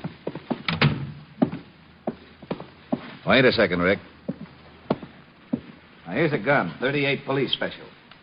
Take a good look at it. I've seen it before. It's mine. How did you get it? The ballistics report says this gun killed the little guy back there. Did you check it for fingerprints? Yeah, and they were all yours. Will you have Otis come visit me and bake a cake with a file in it? Oh, cut it out, Rick. I know you didn't kill him, but I've got to tell the commissioner something. He's funny that way. I was in my office when the guy was shot. I was out cold. You got any proof? For you or the commissioner? For the commissioner, you egghead. Listen on the way. To where? Have Otis bring the car around front. We're going to make a call on a guy named Morris Clinton and his errand boy, Christopher. On the way out, I told Walt the whole thing, how Christopher caught me off base, put me out, and then must have taken my gun to kill the little manager. But neither of us could come up with an answer to why. Why murder to keep me from finding Elaine Tanner? What was the connection between Clinton, his chauffeur, and the girl? I thought maybe Clinton would give her the answers when he learned there was a murder tapping at his door. So you want to see Christopher, Lieutenant Leveson? If you don't mind, Mr. Clinton. Oh, no, not at all. I'll call him. Real loud, Mr. Clinton. Of course. Christopher? Christopher! You're sure he's here, Mr. Clinton? Yes, I am, of course, Lieutenant. Call again. Christopher! Christopher? I don't think he'll hear you. Why not? I'm not deaf, Mr. Diamond. Rick, is that Christopher? Yeah, this is Chris, all right. And I owe him a haircut. Now, lay off, Rick. I'll handle this. Christopher. Yes, sir? Where were you about 2 this afternoon? Why, right here, working on the car. Correction. Working on me. I beg your pardon. Oh, come on. Let's have it straight. Mr. Clinton, what about this? Christopher is right, Lieutenant. Yes, he's right. Oh, you're scared stiff, Clinton, and you're lying. I'm not. I wanted to go into town to keep an appointment. And the fuel pump on the car was stopped up. I had to take it apart. Oh, sure. And while you fixed it, Clinton stood right over you. As a matter of fact, he did watch. And it took all afternoon to fix it. No, but when it was finished, it was too late for Mr. Clinton's appointment. He decided not to go. How about that, Mr. Clinton? Oh, yes, Lieutenant. Christopher hasn't been out of my sight all afternoon. That's good enough for me. All right, Diamond, let's go. What? Are you crazy? No, that's why I'm putting the cuffs on you. I thought there was something fishy about your story. Gun taken away from you, people coming to see you, hiring you, firing you. Walt, your stomach has gone to your head. Never mind my stomach. Otis. Yeah, Lieutenant. Put the cuffs on this Shamus. Cuffs? On him? Close your mouth, Otis. Put the cuffs on. Walt, what in the... Diamond, I've been waiting for a chance like this to comb you out of my hair for good. Otis, the cuffs. Yes, sir, Lieutenant. All right, Shamus, hold him out. Mr. Clinton, thank you very much. Goodbye. Come on, Diamond. Lieutenant. Otis, I told you to close your mouth. Oh, I gotta breathe. Oh, shut up and come on. Walt. Outside, Diamond. Get going.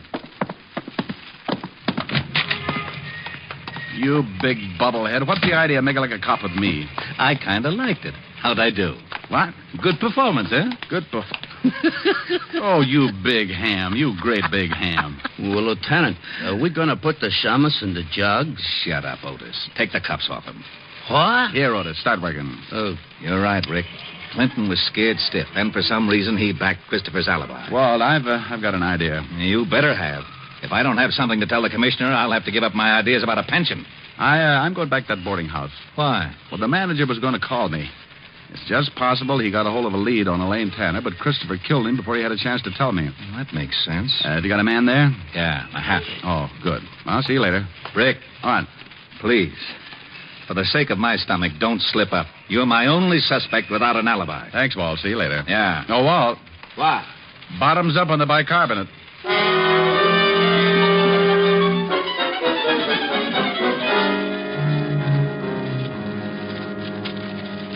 That's all the stuff there was in the basement, Diamond. Oh, thanks, Mahaffey. Everything neatly bundled but this one pile. The little guy must have gone through it. Got any idea what you're looking for? No, give me a hand, will you? Sure. Newspapers, magazines. Oh, Mahaffey. Uh-huh. No one's been in here since the murder? Nobody. I've been on the door. And the manager had nothing on him. Only your card. That's funny, very funny. He wouldn't have tried to call me if he hadn't found something. Maybe he came across something in this pile of stuff. Didn't take it out and then... Find something? Yeah. This sheaf of withholding tax statements. Mm-hmm. The kind that come on the bottoms of paychecks. Made out to Elaine Tanner, paid by the Blue Falcon nightclub. That ain't far from here. That's where I'm going.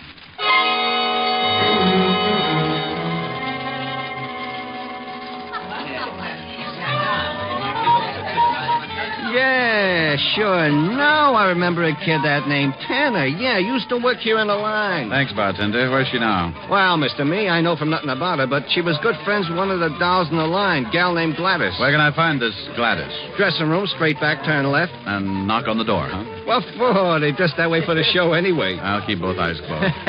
Sure, straight back like I said, then first turn left.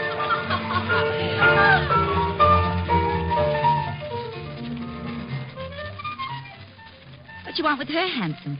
Why don't you get off here? You tipped me, sweetheart, but give me a rain check. Who waits for rain? But, why do you want to see Elaine? Well, maybe I ought to tell her about some oil wells that came in. Yeah? You don't look like the type talks about oil wells. Honey, don't let the tassels on my shoes fool you. Oh, you're cute. Yeah, I know where Elaine is. Want to give? Information? Sure. Oh, you've got a one-track mind. Maybe I can't switch it over yet. Okay, so I'll get a couple of days older meanwhile. Anyhow, I never did like her. So, I don't mind letting you know. Know what, Gladys? Well, maybe a month ago she quit this this dump. All right, she quits. Go ahead. Yeah. But before she quit, she's acting funny. Like the night we're going home together, walking along, and she's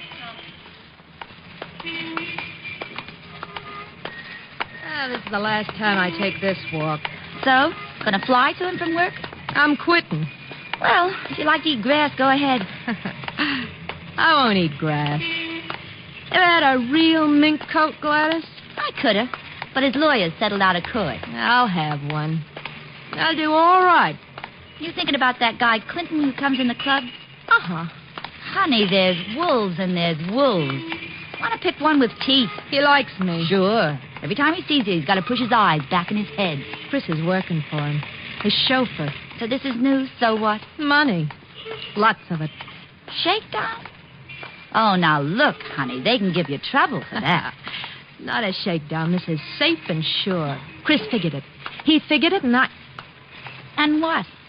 Nothing. Just forget it. Come on, let's get some coffee.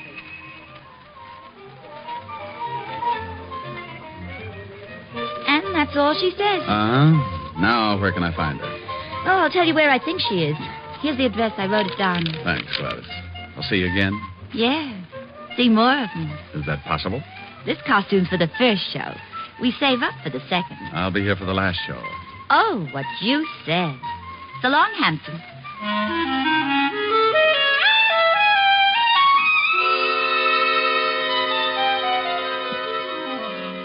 A little while after Gladys gave the address, I was buzzing at an apartment door. I kept my fingers crossed and then uncrossed them when the door opened. Yes? Hello there, Elaine. Who are you? Oh, the name's Hangtooth. Elmer Hangtooth. Who? Oh, I better come in. Hey, what's the idea? Can't hear a thing you say, honey. My hearing aid just shorted out. Now listen, wise guys. Oh, Elaine. Chris sent me. Chris? Yeah. He said to tell you everything's okay. The heat's off. How about that private eye? Diamond? Richard Diamond? Yeah, that's the one. Honey, you'll never be any closer to him than you are right now. I was afraid he'd quit. Hey, when's Chris coming? Soon, I hope. Oh. I've never seen you before. Have I? Well, you're young and life's full of surprises. Uh-huh. I like surprises. Right. Chris work you in on the deal? Yeah. I did him a favor. Took care of Diamond. Like doing it, too. Oh, by the way, what goes with you and Clinton? Honey, we had a common interest. Oh. Books, dearie. Books. He had one I wanted. When I finished with him, I could have walked out with the furniture. Yeah, I guess you could, baby. I guess you could. Think so? Why not? What did you say your name was? Well, the name's Appelknocker, Harold Appelknocker. What? That's not what you said before. Oh, so you have been listening. The real name is Diamond, Richard Diamond. I see a kidder, huh? Well, if that makes you laugh, this ought to bring back Mahjong. Here, take a look at my license. My membership card, the Hopalong Cassidy Club, my Flash Gordon beanie. You dirty shamus, you stinking cop. Easy, baby. Let Easy, go of baby. me. Easy. Let go, you dirty. Let go of me. Let her go, Diamond. Chris. Jackpot, Chris and Elaine all at once. Diamond, get your hands off her. Get them off. No, that's better.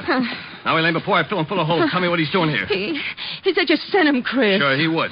Elaine, you ready to get out of here? Yeah. Okay, hand me a cushion from the sofa. Want to take a nap, Chris? I'll laugh at your funeral, Shamus. Hold a cushion over the gun. Nobody hears the shot. Better not, Chris. Elaine, start out. I'll be right behind you. Yeah, all right, Chris. Got the book? Yeah. What book? Shut up. Get going, Elaine. Chris, let's talk this over. Funny, you just finished talking, Diamond. Chris! Elaine, what's the matter? Give me my book. Give it to me. Clinton, Duck, get out of the way. Diamond, you... Chris.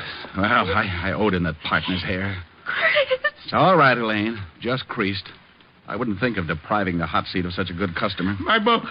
Where's my book? I want it. Give me my book. Sure, Mr. Clinton. But I'm afraid you'll have to explain to the police first. A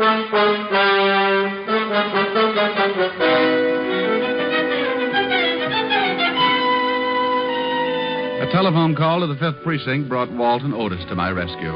Otis used the siren. Loved it.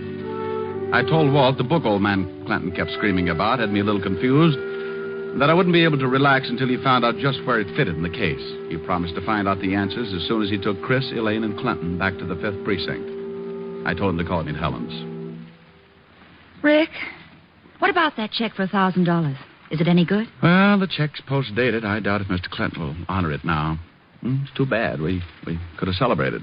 So all you got for your trouble was $100 a day in expenses. I'll get it. Grant's Tomb, the general speaking. Rick? Yeah? Walt? Yeah. You sitting down? Why? You can tear up that check Clinton gave you. He won't honor it. He's mad about having to go to jail. Oh, I was way ahead of you about the check. Why did Clinton go to jail? What did he do? You know that book he was yelling about? What about it? Well, it's an original Sir Francis Bacon manuscript. How would you know? I hate to admit it, but Otis told me what it was. You know, Otis is excuse me, Lieutenant. It's bibliophile. Shut up, hammerhead. Okay, so I work for nothing. Rick. Yeah? The book was worth $30,000. It was stolen 18 years ago from the Fine Arts Library in Washington. Old man Clinton bought it from a fence. That's why he couldn't go to the police. Oh, so Chris and Elaine hijacked it, huh? Probably had a sale for it. Yeah, Rick, there's a $1,500 reward for that book. So what? It's yours. Hey, wait a minute, Walt. Helen, put your ear next to the receiver. Oh, all right. Walt, say that again. Say what again? What you just said. Did I say anything? Well, sure you did. Are you sure? Oh, now cut it out, Walt. Say it again about the reward. Oh, that. There's a $1,500 reward for the book. Thanks, Walt. Bye. Bye. Well, baby. Well, we're going to celebrate after all. $1,500. Oh, Rick, that calls for a real celebration. Sure. Well, don't go away, darling. I'll be right back. I won't be long. Oh, Rick, there's a new song on the piano. Why don't you try it? Okay, I set my pajamas and put on my prayers. Well, that's pretty silly, but... My baby kissed me goodnight, and I am glad to relate that by the time I got home, I was feeling great. I climbed up the door and opened the stairs. I said my pajamas and put on my prayers. I turned off the bed, crawled into the light, and all because you kissed me good night. Next morning I awoke and scrambled my shoes. I shined up an egg, then I toasted the news. I buttered my tie and took another bite, and all because you kissed me good night.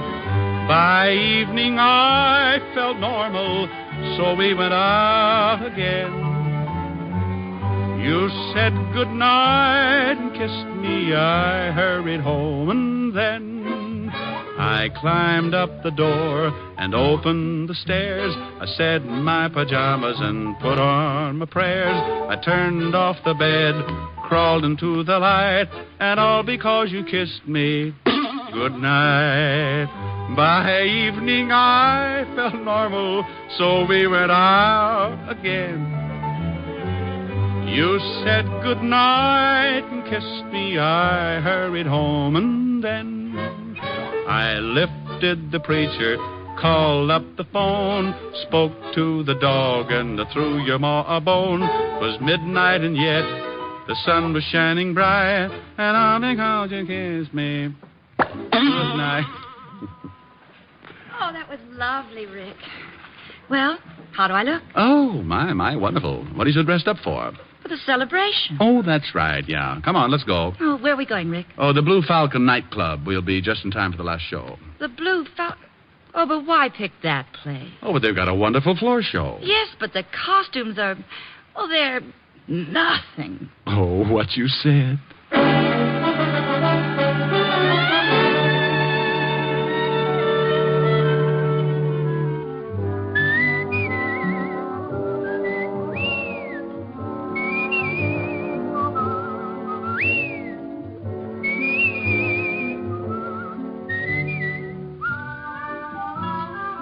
You have just heard Richard Diamond, Private Detective, starring Dick Powell. Ed Begley played Lieutenant Walt Levinson. Also in the cast were Wilms Herbert, Francis Robinson, Ted Osborne, Gene Bates, and Paul Dubov. Music was under the direction of Frank Worth. Today's show was written and directed by Russell Hughes. Dick Powell currently may be seen in the motion picture version of the best-selling novel, Mrs. Mike.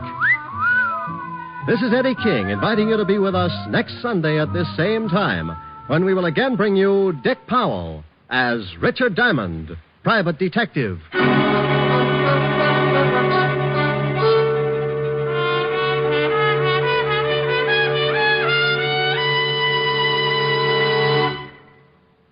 What's on NBC today? Ezio Pinza, dynamic singing star, plays his first starring dramatic role today on Theater Guild on the Air, with Madeline Carroll and Linda Darnell co-starred. And you'll also want to listen to the Phil Harris Alice Faye Show and the Adventures of Sam Spade right before Theater Guild. Don't forget, Ezio Pinza on Theater Guild on the Air today. It's all great entertainment today on NBC. Your tune for the stars on NBC.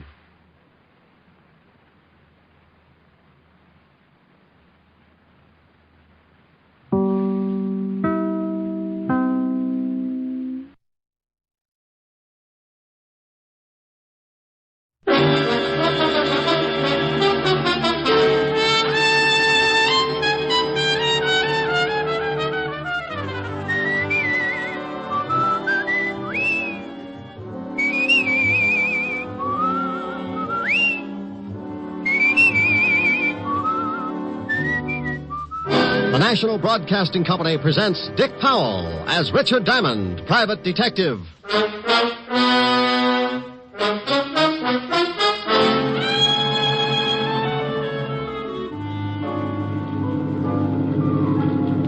Sorry you're coming along, Diamond. Yeah, I'm beginning to be sorry myself. You should be. We're heading for open sea. Looks like it'll be a long ride. You don't know how long, Diamond. We're getting into open water. You're about to go swimming, deep sea style. How far is it to the shore? About 5 miles now. I can make it. With a hole in you? And here's another exciting half hour with Richard Diamond, Private Detective, starring Dick Powell.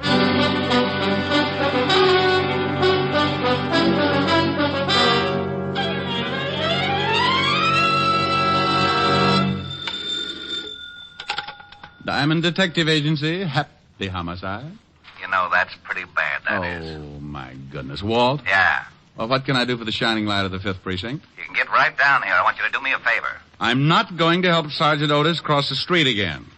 Tell him to get a governess. This has nothing to do with my brainy sergeant. Now, will you come down? Well, all right. Business is slower than a drunk turtle, so I'll be there in 10 minutes. Thanks. Forget it. You know what I always say, Walt. No, what do you always say? Bye.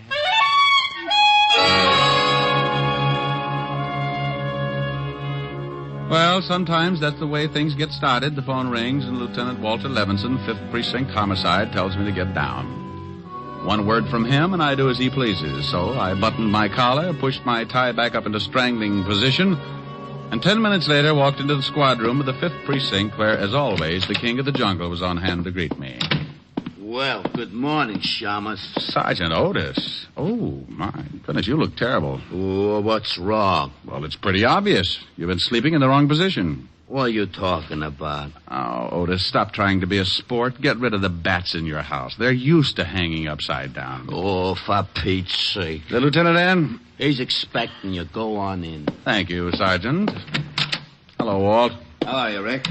You been needling Otis again? Oh, a little. Now, you gotta stop that. When you come in, he begins to sulk. I got to work with him all day. Be happy, Walt. Be happy. Think of the 16 hours you're not with him.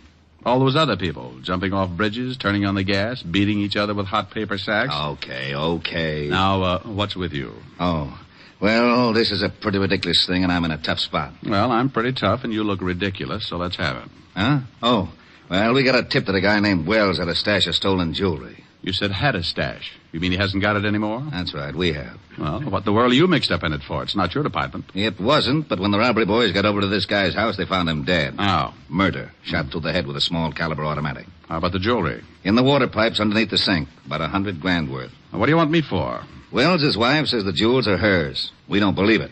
What did you do about it? We put out traces on the jewelry. Went through all the regular channels to find the owner. Nobody identifies it. And if we don't get a claim soon, I've got to give them to her. You mean you got to turn them over when you think they're stolen? We know they're stolen. They got to be. These people don't have the fare for a fast meal at the automat, but we can't prove it. What about the guy who gave you the tip on the jewels? Said his name was Mario Cimino.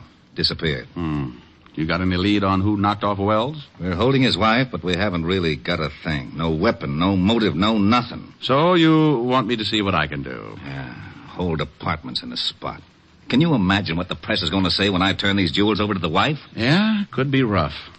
But what in the world can I do that your whole department can't? We've got to solve this thing fast. Or turn the jewels back. Right. Got a murder to solve. We've got a jewel theft to solve. Oh, that's nothing. It's really nothing. Should be a cinch. No, not for a cop. He wouldn't be able to put on the right kind of pressure. What do you mean by pressure? Well... Mrs. Wells? Yeah.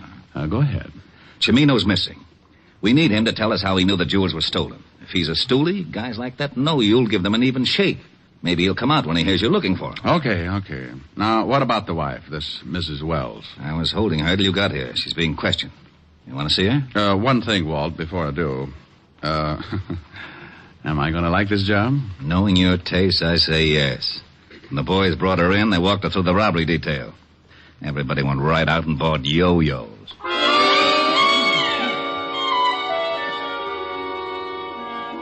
Walt got up then, hid his yo-yo in the closet, led the way downstairs to a small room. It was dark, except for the single light burning near a desk.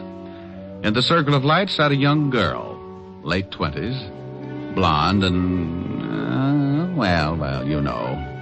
If the State Highway Commission built roads with that many curves, every driver in New York would need seasick pills.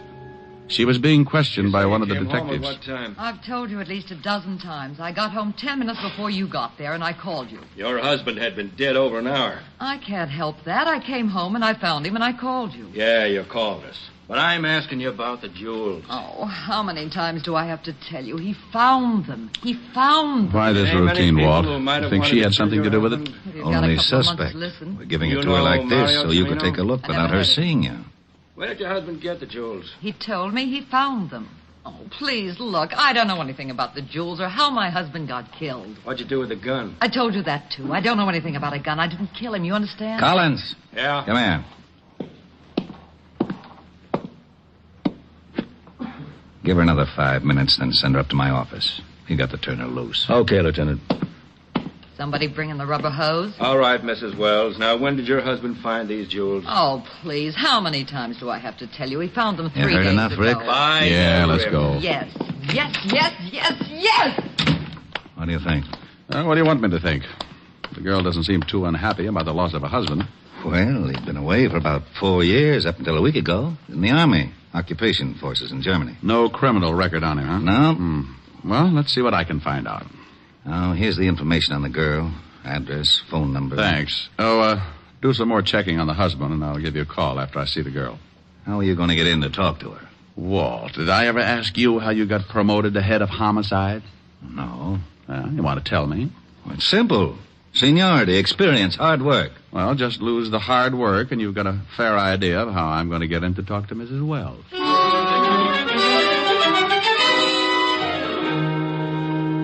Well, I had to solve a murder, a $100,000 jewel theft, and get the dear old police force out of hot water. All I knew was that a man named Wells had been shot, and another guy named Mario Cimino had called the law and told them about a hatful of jewels that didn't seem to have been stolen from anybody. To clean up a mess like that would take a lot of doing. So I went about it in Diamond's most routine fashion, as unorthodox as possible. I grabbed a cab, slipped the driver a $5 to romp over to Greenwich Village a little faster than usual, and before I could say, "Look out for that streetcar," I was standing in front of a door with a small tag over the bell that read, "Vladimir Sokolovsky, artist." Vladimir was an old friend of mine who hears all, sees all, and tells all for a small price. Who is it? Come on, Vladdy, open up. Go away. It's Diamond, Vladimir. I trust no one. You might be working for my landlord. Oh, I'm alone. Scout's honor? Cross my heart and hope to swallow my Emmys. Товарищ, здравствуйте. I haven't got much time, Vladimir. Huh? I want you to do me a favor. Oh, for you a portrait costs only $50. No, no pictures, Vladimir. Tell me, ever heard of a guy named Mario Cimino? Oh, but of course... No. Paid your rent? Same answer. I have a small $10 bill here. Tavares, you would attempt a lowly bribe. Well, what do you know? Here's another 10. I would ask you to stay for lunch, but Greenbaum won't even let me look in his delicatessen window anymore. You understand. 25? I only do it because Stalin and I do not agree. Mario Cimino. Peasant. What does he do? Keeps busy. An occasional stick-up bookmaking. Owes me $11.80. Marianne and the 8 at Hialeah by 8 lanes. Such a filly. Vladimir. Mario Cimino? Oh, yes, the lowlife.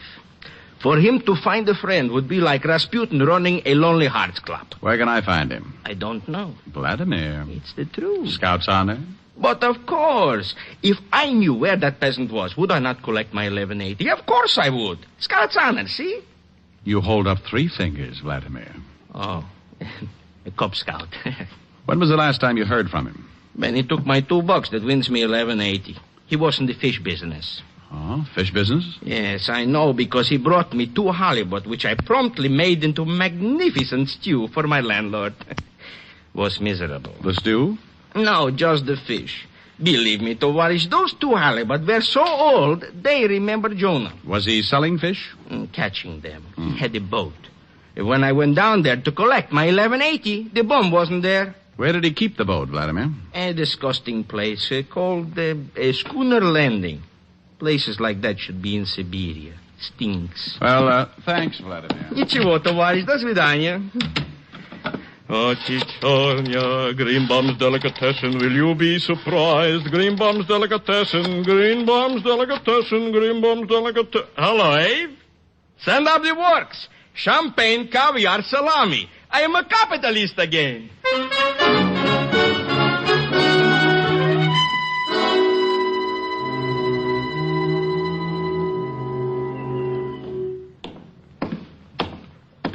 Hello there. Hey, I said hello. Hello. You run this landing? Yep. Know a man named Cimino? Mario Cimino? Yep. Yep. Seen him lately? Nope. When was the last time you saw him? You a cop? Nope. It's too bad. Why do you say that? Owes me a week's rent on my boat. Skipped out? Yep. Understand he was fishing down here, is that right? Yep. How long ago did he rent the boat? 2 weeks ago. How long ago did he skip out? About a week. Anything unusual about the things he did? Well, he sure weren't no fisherman. Why do you say that? Didn't know the first thing about it. When he first rented my boat, he used to go out for 2 or 3 hours and come back with a couple of fish. Didn't have no rigging to speak of, no live bait, just a pole. Didn't that bother you? Nope. Wasn't none of my business. Had a license. You mean a regular fishing license or a commercial? Yep. Commercial? Yep. Did he do anything unusual the last day he was down here? Well, I don't know. He went out about 4 o'clock in the afternoon, was back here by 6:30. Only thing unusual about that, it's a funny time to go fishing. What day was that? We could go tomorrow, Tuesday. Thanks, Pop. Hey, sure you ain't a cop? Yep. G-man? Nope. Don't say no more than you have to, do you? Nope. Bye, Sonny.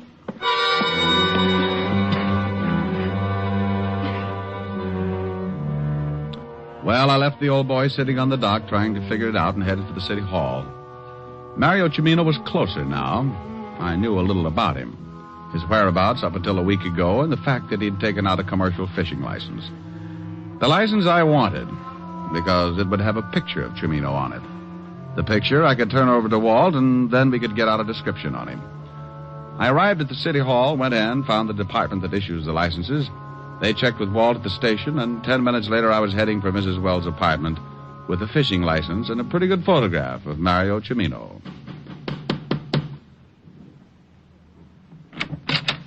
Yes? Yes. Well, hello. What can I do for you? That's a remark with a lot of answers. Right now, I want to talk. Go ahead. Oh, well, I get tongue-tied when I stand in the hall. You want in? That's it. Why? Ever see this picture before, Mrs. Wells? What? Come in. Seniority, experience. What? Oh, nothing. That man in the picture. Who is he? Don't you know him? I've only seen him once. Oh, we can sit on the couch, Mr. Diamond. Where did you see this man, Mrs. Wells? He came up to see my husband. He was leaving just as I arrived. Your husband say who he was? No. He mentioned something about some business he had with this man. Well, if it makes any difference to you, this man in the picture is Mario Cimino. Oh. The one the police are after. The man they think killed my husband. The man who called and told Lieutenant Levinson about the jewels your husband had hid in the water pipes. Are you from the police? Well, here we go again. No, honey, I'm a private detective. Oh. Your husband just got back from Germany a week ago, didn't he? Mm-hmm. By boat? Mm-hmm. What day did he arrive? You've got big blue eyes, haven't you, Mr. Diamond? Yeah. Very pretty. Honey, you better sit over there. You're scorching my collar. All right. Where was I? I don't know where you were, Mr. Diamond, but I was thinking... Oh, yeah. Well, what day did your husband arrive? Last Tuesday. When did he... You must have a hard time combing your hair. Awfully curly, isn't it? I'll stop back when I got more time. We'll straighten it out. Please do. Well, Mrs. Wells. Yes? The time your husband's boat got in? In the afternoon, around 5. Oh, well, thanks, Mrs. Wells. Leaving? Going home and have another talk with Father. Please stop back. If he misses anything, I'll be glad to fill in. Maybe I'll send Dad instead.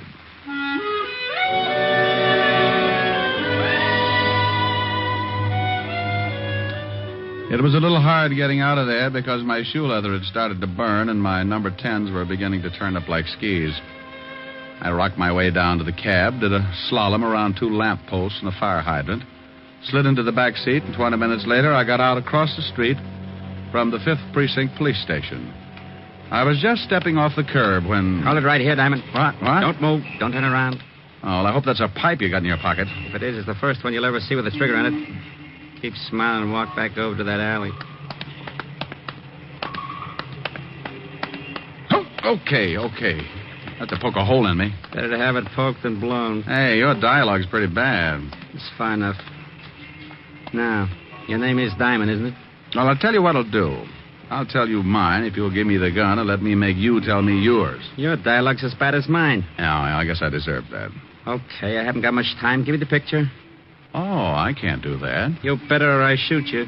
What will Mom say? What's your mother got to do with it? She took it. It's the only one of me on a bear rug, facing north. The picture of Mario Cimino. I'll give you 3. 1. Okay. Thanks. Now stay put. Count 10 before you turn around. Believe me, Diamond, I mean it. I'll kill you if you move before 10. You're being pretty silly, Mario. They'll pick you up sure. I don't think so. Oh, by the way, Vladimir says to thank you for the 1180. Tell her it was nothing. Start counting. 1, 2, butt my shoe. 3, 4, close the door. 5.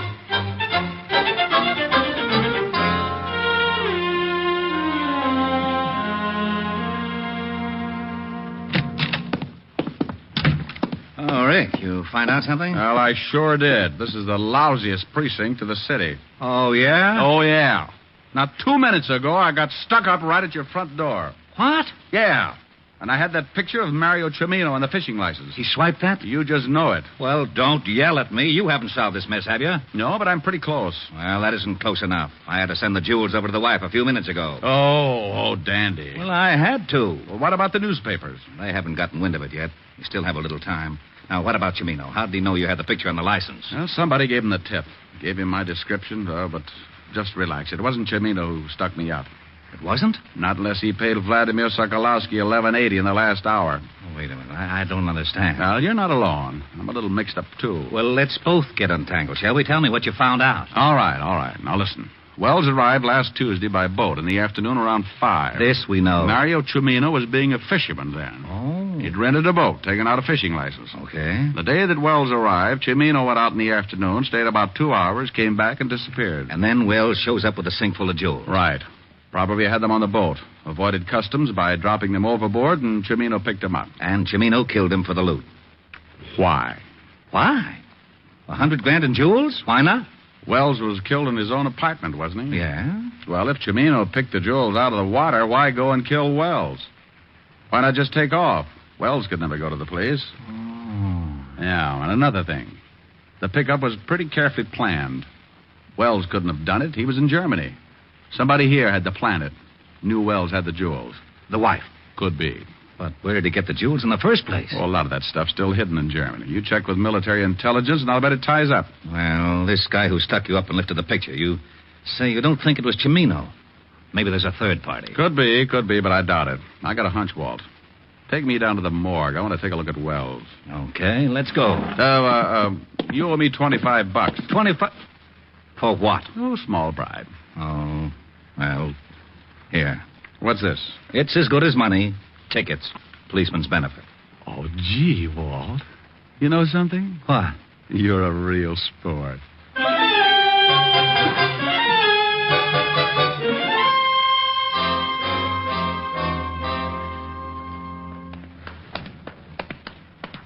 Right over here.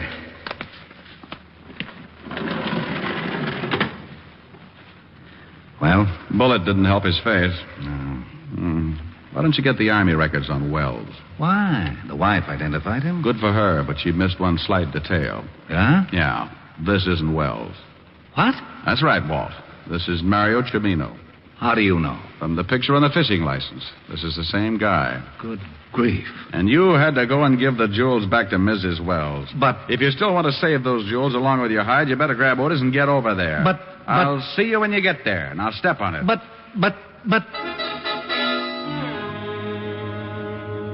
I left Walt in the middle of a butt and took off for Mrs. Wells' apartment in a hurry. On the way over, I went through the facts. Cimino was dead. The body in the morgue wasn't Wells. The jewels were undoubtedly the motive, and unless I was wrong, I'd have to move fast to stop them from leaving the state. I went out of the cab and up the steps to Mrs. Wells' apartment. I reached the door and tried it. No luck, so I went in anyway.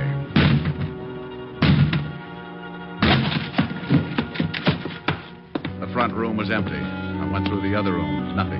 Clothes gone. Drawers empty. They'd taken off with $100,000 in jewels, but where to? They had to be smart enough to know they'd never get out of town by the usual means of transportation. So what would be better than to pay up the back rent on Cimino's boat and go fishing?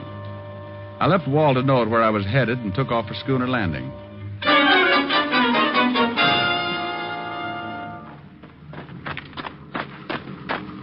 Hello there, Sonny. Papa, Which boat was Mario Cimino renting? And that one just getting ready to go out right over there. Thanks. Go get him, Sonny. I knew there was something fishy when they played up on Cimino's back there. Well, good afternoon. I represent the Sleep Type Mortuary. What is it? We've got a passenger. Good afternoon, Bob. Diamond. Everybody seems so surprised. I'm sorry you're coming along. We're headed for open sea, Diamond. Well, I might as well take off my shirt and get a tan. Take the wheel, Lois. Leave your shirt on, Diamond. You can take it off when you go for a swim. Oh? And don't get any ideas. I don't want to shoot you until we clear the breakwater, but I will if I have to. You're Wells, aren't you? That's right. How did you figure it?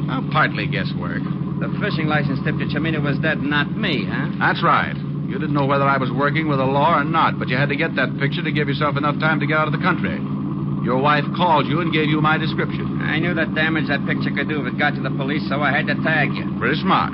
Thanks. We're getting into open water. You can start taking your shirt off, Diamond. I swim pretty well. With a hole in you? Why'd you kill Cimino? He wanted 50% defensive stuff. I wouldn't buy that. Found him phoning the police and had to kill him. So you put your papers on him knowing your wife would identify him as you.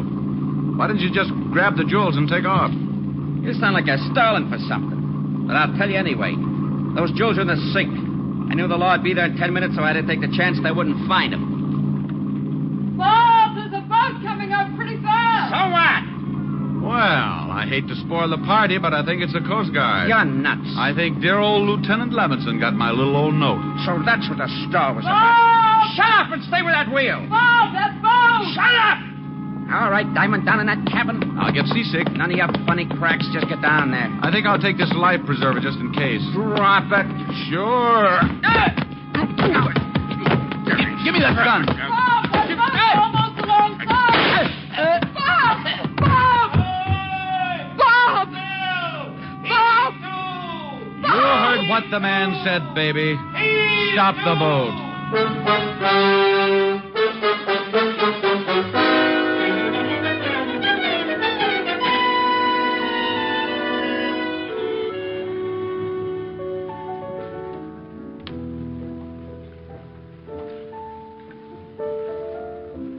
Rick, Yes, Helen? phone for you. Walt. Oh, thanks, dear. Hello? Rick, I just got a report from Army Intelligence. Jewels were stolen from a collection that the Germans had evidently hidden during the war. What about Mrs. Wells? She admits the whole thing. She saw her husband on a furlough a year ago, and he told her to expect word when he was ready to move. She contacted Mario Cimino for the fence. She'll probably get life. Well, that's too bad. She was the type who really could have had a good time with life. What are you doing? Looking at my beautiful girlfriend, Helen? Oh, thanks. I say hello. The lieutenant says hello, honey. Hello, Walt. Why don't you two get married? Why don't you mind your own business? Rick was just going to sing me a song, Walt. Oh, yeah? Well, leave the phone up, Helen. I'll get Otis. Otis? Yeah, Lieutenant. Come here. I want you to hear something. Go ahead, Rick. All right. Oh, Otis, listening all? Yeah, I'm listening. Well, get your nose out of my ear.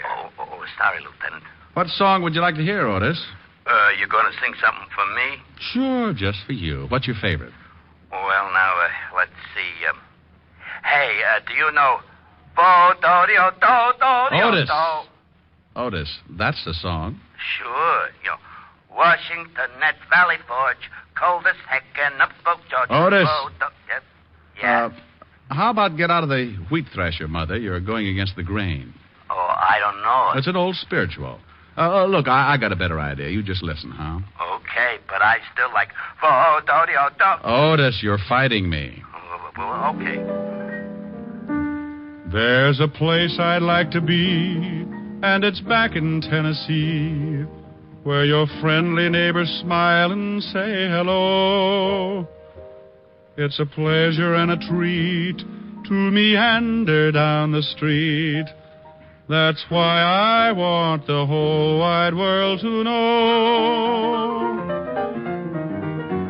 I love those dear hearts and gentle people who live in my hometown, because those dear hearts and gentle people will never ever let you down. They read the good book from Friday till Monday. That's how the weekend goes. I've got a dream house I'll build there one day with picket fence and rambling rose.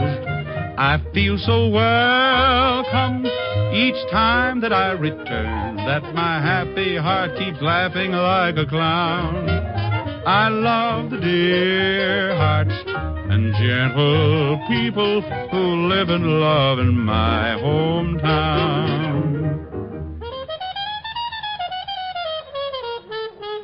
I feel so welcome each time that I return, that my happy heart keeps laughing like a clown.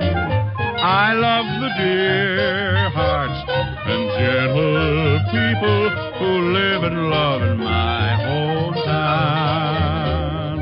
Well, did you like that, Otis? Oh, Diamond, you're dreamy. Rick, Otis just swooned. Diewald. Come here, Helen. Aren't they silly? Yes, Rick. Oh, darling, you are dreamy. Oh, Diamond, you devil, you.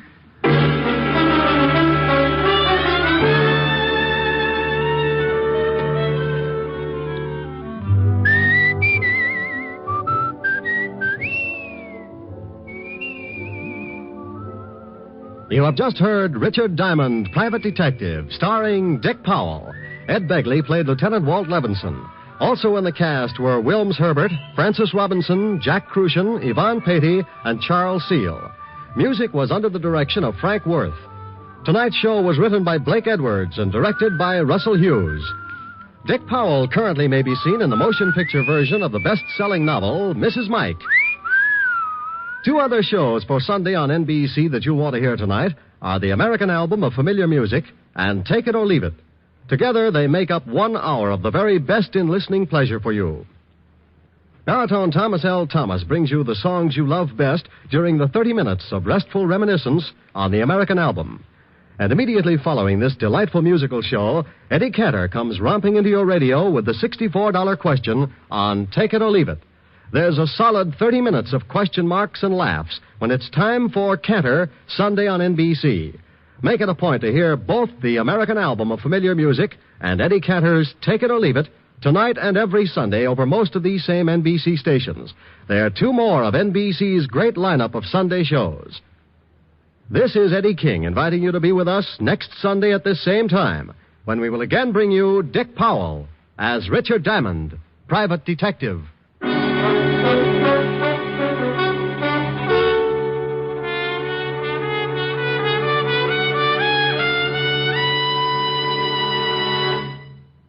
James Melton and Erna Berger star next on Harvest of Stars on NBC.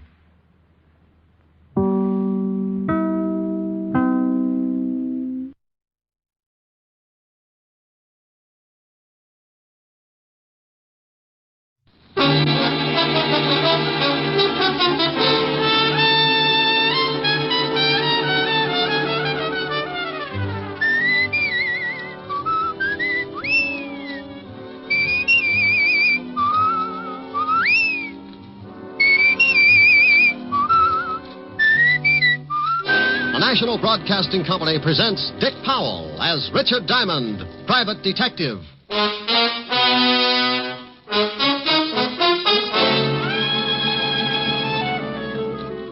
Before I was a private detective, I was a cop. Homicide. Working out of the 5th Precinct. Homicide means murder. And there are a lot more murders committed in a big city than you think. More than make the headlines in the newspapers.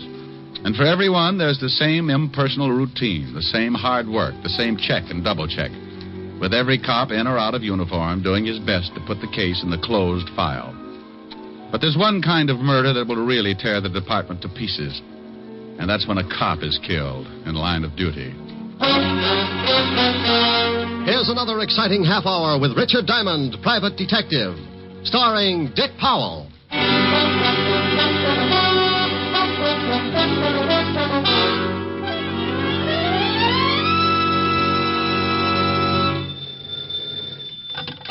Diamond Detective Agency. If your husband's dead and you pull the trigger, Diamond will help, but the fee is bigger. Hello? Oh, Rick, what can I say? Hello. Hello. Oh, no, that's nice. Now try hello, Rick. Hello, Rick. Oh, dandy. Call back tomorrow. We'll start on Hello, Rick. This is Helen. You idiot. Hi, baby. Hi. What's doing? Oh, I was just a little lonesome. Wanted to know if you were coming by tonight. Oh, you know it. Should be there around 8. How about a little... Hey, Rick, what's that siren? Is there a fire? Could be. Sounds like it's pulling right up here in front of my building. Wait a minute. I'll open the window. Now, Rick, if there's a fire, you get right out of there. Honey, if this building caught on fire, I'd be Mr. Unquintine of 1950. Well, what is it? Ambulance. Oh. Oh, and here comes a prowl car. Must be a traffic accident or something. Well, thank goodness. Well, somebody probably playing in the traffic. Oh, Rick. Okay. Some guy forgot to step down getting into his new Hudson. You know, I make remarks like that. I'm not trying to be... Oh, wait a minute. No combination, friend. Just turn the little old knob and push. Who is it? Somebody at the door. Well, Pop. What? Pop Scholes. Oh, the nice old blind man who sells pencils on the corner. Yeah. Hello, Pop. Please, Mr. Diamond, I've got to talk to you. I ain't got much time. What does he want, Rick? Oh, to talk to me. I'll call you back, dear. Bye. Bye. I'm sorry to have bothered you, Mr. Diamond. Well, not at all, Pop. Not at all. What can I do for you? I can't stay long. I have to hurry, but I was wondering if you'd come to my place later on. It's pretty important. How important, Pop? I can't explain now, but I got a big trouble. I sure could use some help for old time's sake. Sure, for old time's sake. Where do you live, Pop? A little shack on the waterfront, end of River Street, 622 and a half. When do you want me to come down? About an hour. I got to be going now. Okay. Oh, wait a minute, Pop. Here, let me give you a hand. Thanks. I could make it with this stick, but it takes time. I ain't got a lot of that. Ah, there you are, Pop. See you in an hour. Thanks, Mr. Diamond. Name's Rick. Okay. See you in an hour, Rick.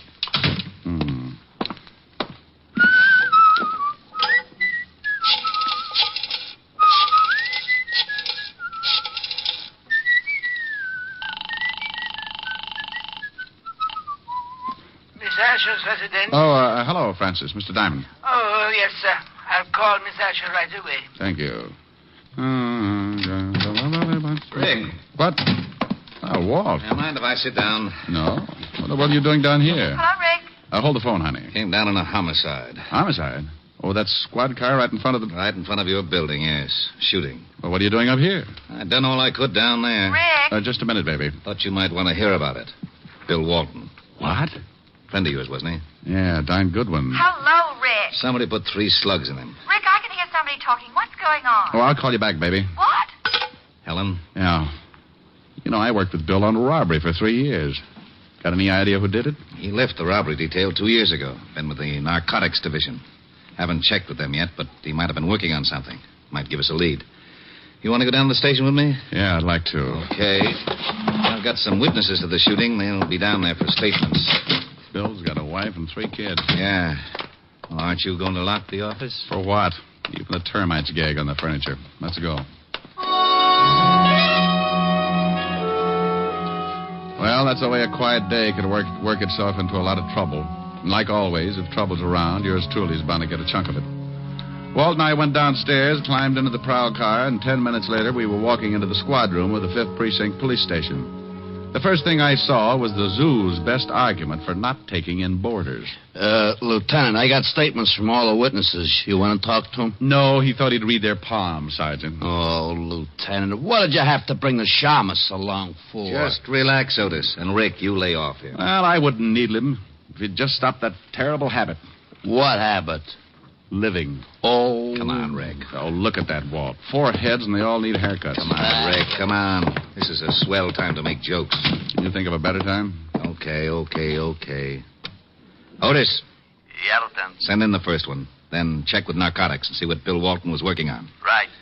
Boy, I hate things like this. What about his family? Oh, I know all of them. I guess I'll have to go over and tell them. First one, Lieutenant, Arthur Phillips. Go on in. Come in, Mr. Phillips. Oh. Have a chair. Yes, okay.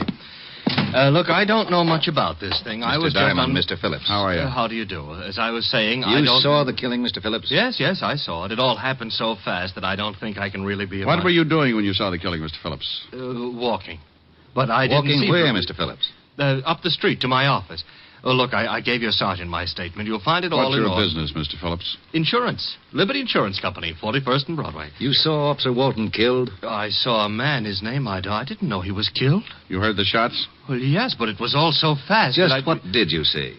Well, like I said, I was walking down the street. To work? Yes, Liberty Insurance We've Company. got that. Oh, yes. You were walking? Yes, and I heard this noise. The shots? Yes, but I didn't know it at the time. It was just a loud noise, but it made me jump, and I looked. You just jumped, Mr. Yes, Phillips? yes. Well, then I saw this guy grab his stomach and fall flat on his face, and then I saw the guy with the gun. What did the guy with the gun look like, Mr. Phillips? Well, it all happened so fast. Sergeant Otis showed you our rogues gallery. Did you see anybody who looked like him? No, I didn't see anybody who looked like him. I didn't get a good look at his face. How tall was he? Tall. Like 6 feet? Yes, or close. What was he wearing, Mr. Phillips? Brown suit and hat, brown hat. Stocky?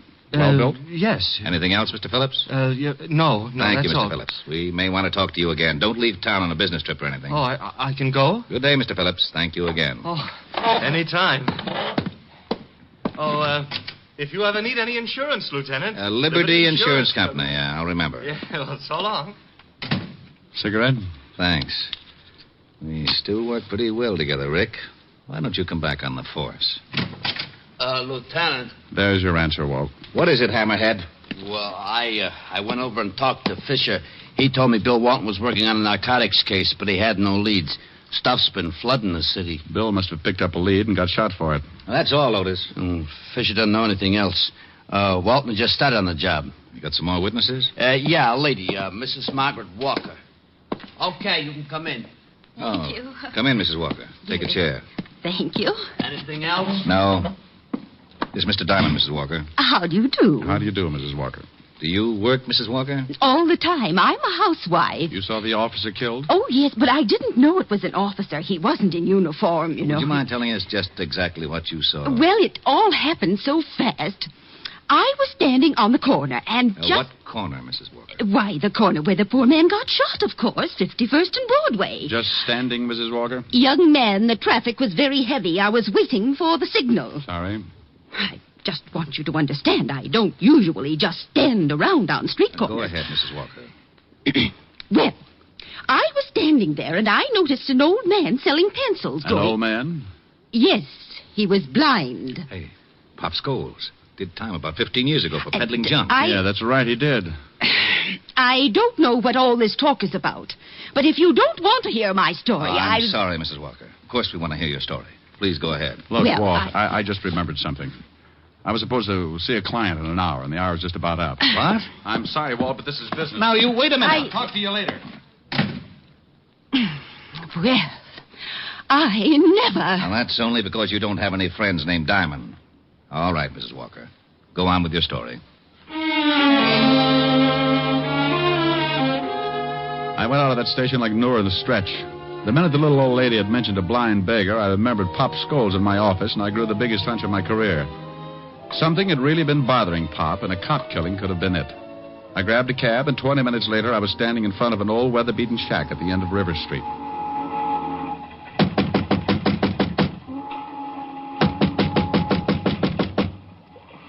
Who is it? Diamond. Oh, wait a second. Am I late? Look, Mr. Diamond. Rick. Yeah. Look, Rick, I'm sorry you came all the way down here, but, well, You wanted some help, didn't you? Well, yeah, I did. You did. Well, you could at least ask me in. Oh, sure. I'm sorry, but you see, I don't need no help now. No? Well, you seemed pretty worried about something when you came up to my office an hour ago. I was, but it's all straightened out now. That right? Hey, I didn't know you smoked cigars, Pop. What? One in your ashtray here. Pretty expensive for you, Pop. Oh, well, you see, I kind of splurge now and then. Come on, Pop. Somebody been here and changed your mind about talking to me? No, that's my cigar. What makes you say a thing like that? There was a cop killed right in front of you today, Pop, a good friend of mine. What's that got to do with me? I'm going straight. He was after somebody who's been peddling junk. I don't touch this stuff anymore. I don't go near it. Don't you, Pop? No, I put it down 15 years ago. You did time for it, too. Sure, and lost my eyes in stir. You think I want to go back to that? You think I'm a fool? There's a car pulling up out in front. That should be the law. I didn't do nothing. I swear I didn't. Better tell me quick. Who's throwing his weight around, Pop? I had nothing to do with that cop killing. I'm clean. You can't prove a thing.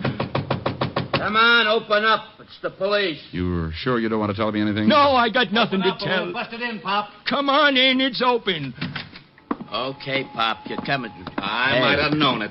Why didn't you wait for me, Rick? Oh, believe me, Walt, I had an appointment with Pop. That's right, Lieutenant. He did. Oh, sure. Talk over old times, huh? Otis, take Pop out to the car. Come on, Pop. Sorry I got you in trouble, Rick. Forget it. Just what have you two been stewing up? What did he tell you? He was showing me how to throw darts in the dark. Oh, that's a pretty bad one. Yeah. What did Mrs. Walker tell you about Pop? I don't know why I should tell you. Well, don't be so grouchy. I've just been trying to find the guy who killed Bill. Pop's had it pretty tough already. I thought maybe I could make it easier than having you third-degree him all over the office. Well, you sound like I'm going to use a hose on him. But the way you're burning up, you'll probably hit him with Sergeant Otis. No, I'm going home. Now, wait a minute. What for? To watch you blow up like Old Faithful? Mrs. Walker told me she saw some guy walk up to Pop like he was going to buy some pencils. Then another man busted through the crowd. That was Bill. Grabbed this guy with Pop. The guy pulled a gun and shot Bill, and then he beat it. Did Mrs. Walker give you a description of the killer? Sure. Short, dark, just the opposite of the one the insurance man gave us. The only thing that fits, they both said the killer wore a hat. Oh, dandy. Where are you going? Now, back to my office. Pop knows something, Walt. Don't work on him too hard. Okay. Now, been over to Bill's family yet? Right after I get through with Pop. I'm sorry I got sore. So we all get sore. So what? I'll give you a call. I got back in my cab and headed for the office. On the way over, I kept trying to reason it out. Somehow Pop was mixed up in this thing, and he was scared stiff of something or somebody. I paid the cabbie off in front of the building and took the elevator up to my floor.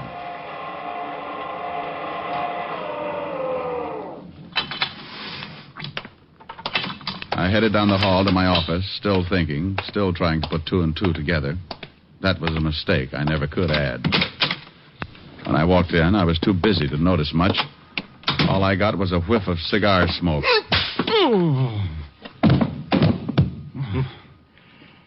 You fall easy, Shamus. Now let's see how you bruise.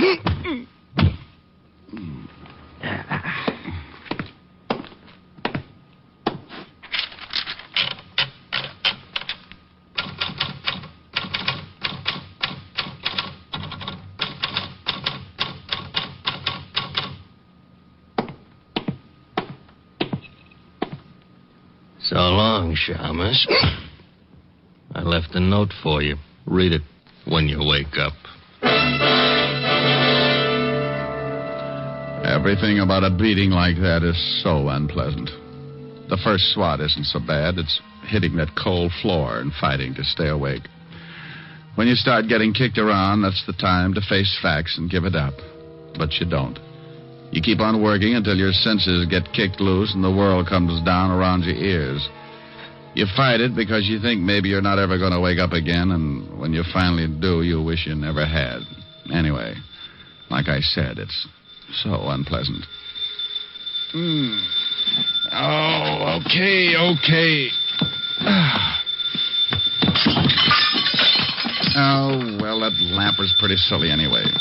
All right. Don't jump, but you're talking to a ghost. Rick? At the sound of the groan... What's the matter with you? Well, that's a pretty good question. I don't know how to answer it without a head. What happened? Somebody worked me over. Oh, and how they worked me over. You want me to send an ambulance? No, just a shovel. What's this? What's what? There's something in the typewriter here. A note. Well, I'll put my eyes in straight. Now, Rick, if you're hurt badly... Oh, I'm not hurt that bad, Walt. Well, what about this note? Says, lay off the cop killing. That's all. Oh, and, yeah, look at this. Find something else? A souvenir. Butt of a cigar in my ashtray. There was one just like it in Pop's place. Well, hang on to it. All right, sure. What about Pop? Won't tell us a thing. Well, I'm getting sick and tired of this. Now, I got an idea. Wait 10 minutes and then take Pop back to his house. Look, Rick, if somebody knows you're working on this thing, they must have found out when you went to see Pop. Probably spotted you going in. They certainly must know that we picked up Pop, and if they think he told us anything, they'll sure try to get him. I know it. Now, you drive Pop home, pretend to leave, but don't. And what'll you be doing? I'll be inside when he walks through the door. Okay, but I hope you know what you're doing. So do I.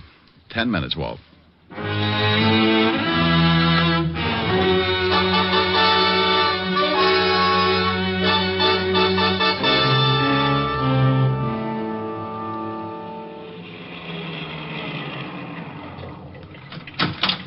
Okay, Pop, here you are. Thanks for driving me home, Lieutenant. That's okay. Good night, Pop. Good night, Lieutenant.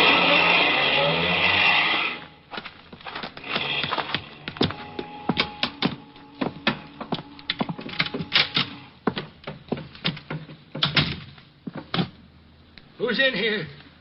Who is it? Chick! I know you're here. I can smell your cigar smoke. Chick, please, I didn't tell the law a thing. Chick, say something. Honest, I didn't crack. Look, if you want to get rid of me, okay, but not the girl. Please, I swear I didn't say anything to anybody. I'm an old guy. Go ahead, knock me off, but don't do anything to the girl. Please, Chick. I'll peddle your stuff for the rest of my life if you leave the girl alone.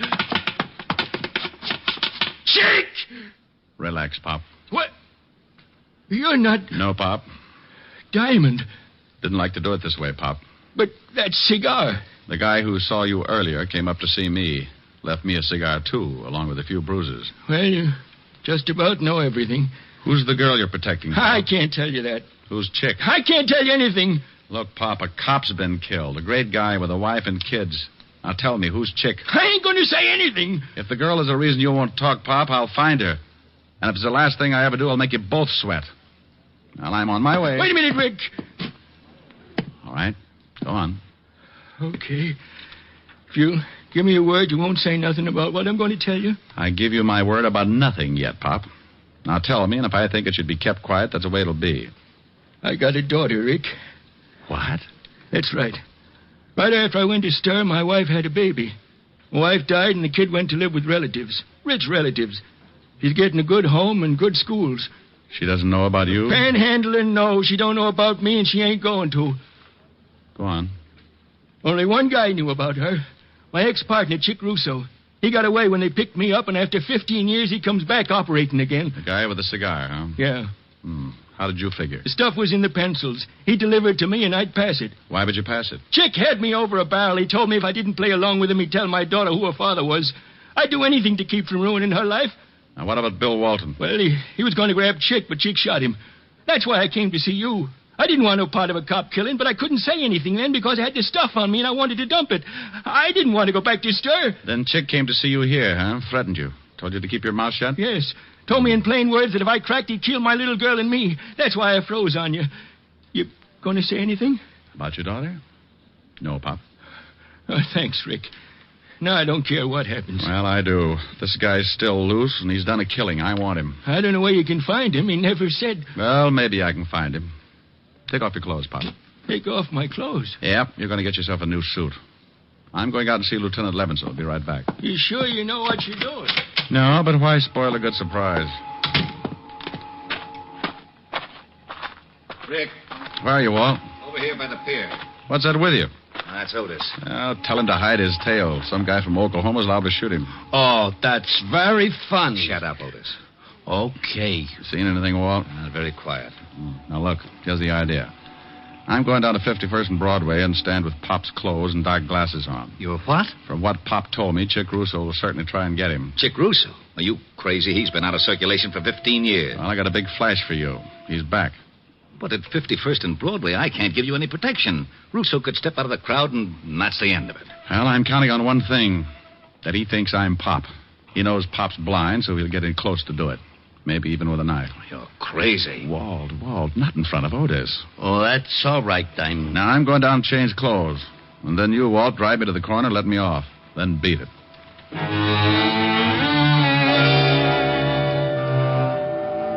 I left Walt then and went back to Pop's shack. We did a quick switch, and finally the dapper Richard Diamond stepped out complete with torn trousers, sweatshirt, and sneakers. I carried his cane with a white tip and kept his old hat pulled down over the dark glasses.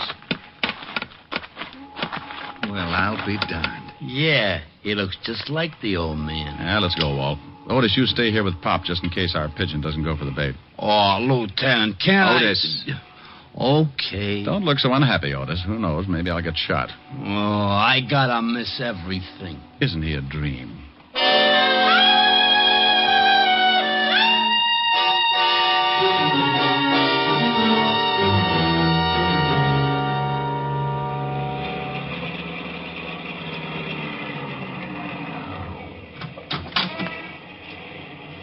Okay, here you are, Rick. Thanks, Walt. Say good night, Pop, real loud. Okay. Good night, Pop. Sorry if we caused you any trouble. Oh, that's all right, Lieutenant. Thanks for the lift.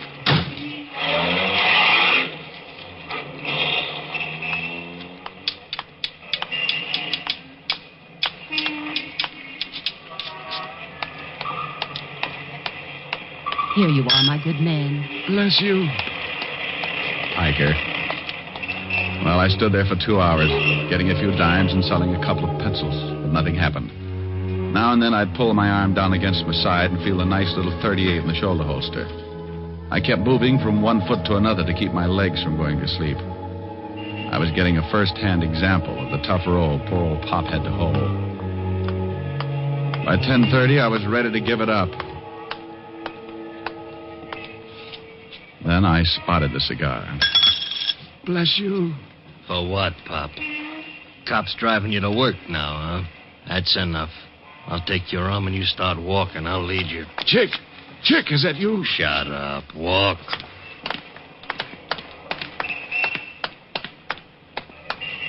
All right, we're going in the building. Down in the basement for a little talk. And that's just what we did. Chick held onto my arm and led me into my own building and down into the basement.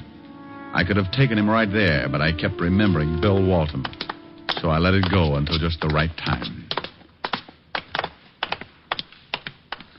Okay, Pop. You know what's coming. Yeah, Chick. I know what's coming. Don't act much scared.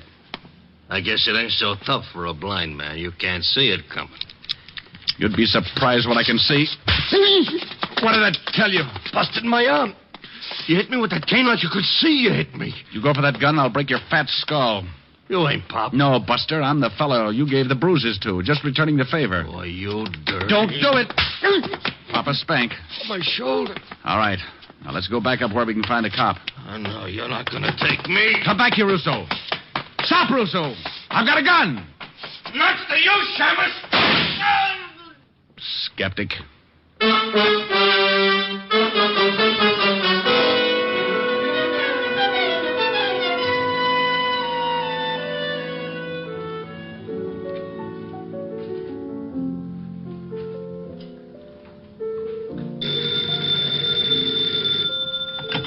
Yes?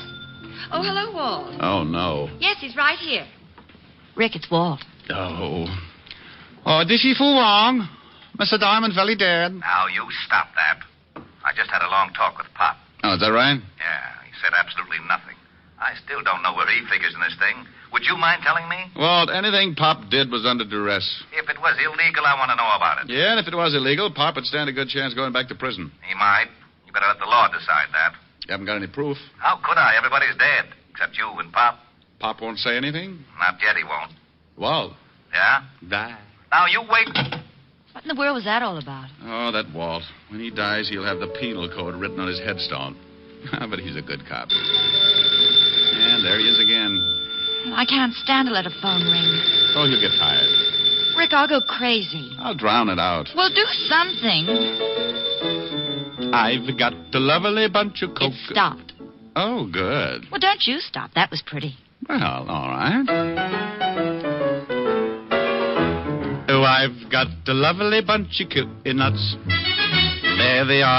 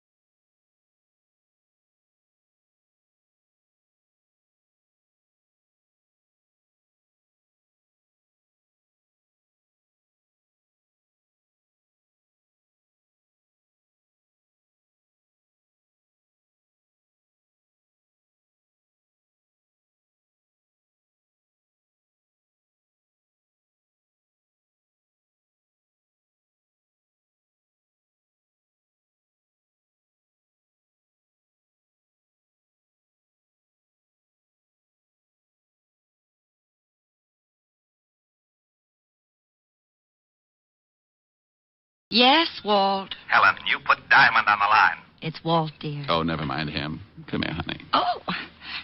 Hello? Hello? Helen, did you hang up? Helen, put Rick on this phone.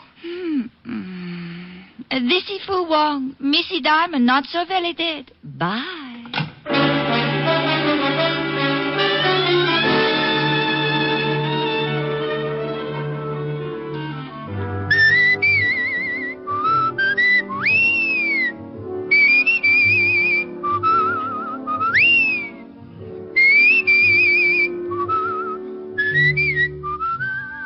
You have just heard Richard Diamond, Private Detective, starring Dick Powell. Ed Begley played Lieutenant Walt Levinson. Also in the cast were Wilms Herbert, Francis Robinson, Larry Dobkin, Ann Morrison, and Charles Seal. Music was under the direction of Frank Worth. Tonight's show was written by Blake Edwards and directed by Russell Hughes. Dick Powell currently may be seen in the motion picture version of the best-selling novel, Mrs. Mike. This is Eddie King inviting you to be with us next Sunday at this same time when we will again bring you Dick Powell as Richard Diamond, Private Detective.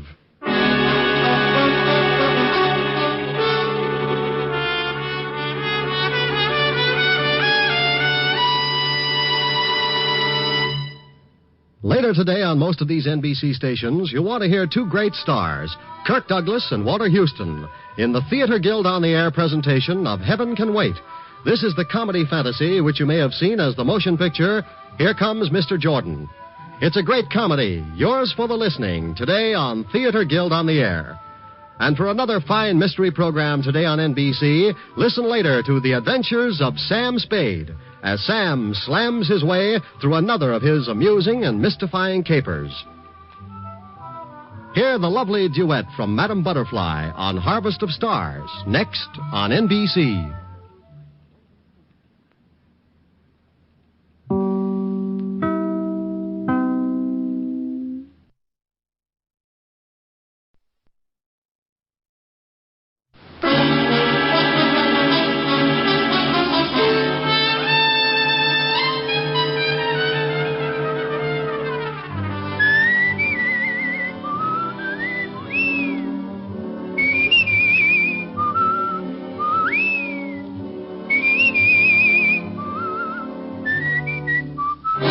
The National Broadcasting Company presents Dick Powell as Richard Diamond, Private Detective.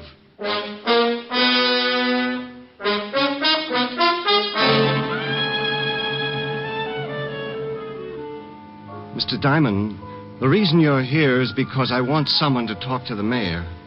I don't know whether it was explained to you or not, but unless His Honor has done away with himself by noon, a lot of people are going to get hurt. Including yourself.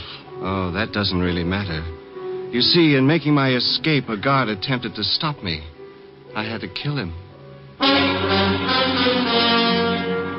Here's another exciting half hour with Richard Diamond, Private Detective, starring Dick Powell.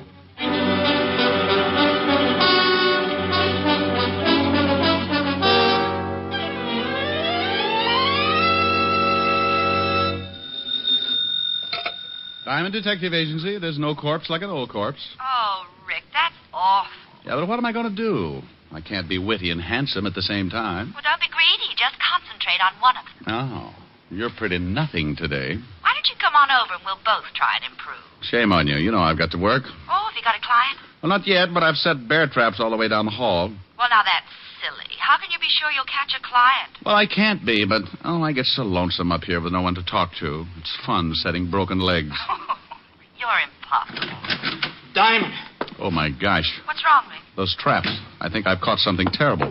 Diamond, I gotta talk to you. Who is it, Rick? Sergeant Otis says he's got to talk to me, but I'll be darned if I'll teach him how. Oh, say hello for me. Helen says hello, Otis. Tell her hello, then get off the phone. This is serious. Hey, what's with you? Somebody steal your catnip? Can't just stop being funny, Shamus. I mean it. This is serious. Helen, I'll call you back. Why, something wrong? Well, Otis looks worried, and he's making sense for the first time in 11 years. Oh, well, call me later and tell me about it. Bye. Bye.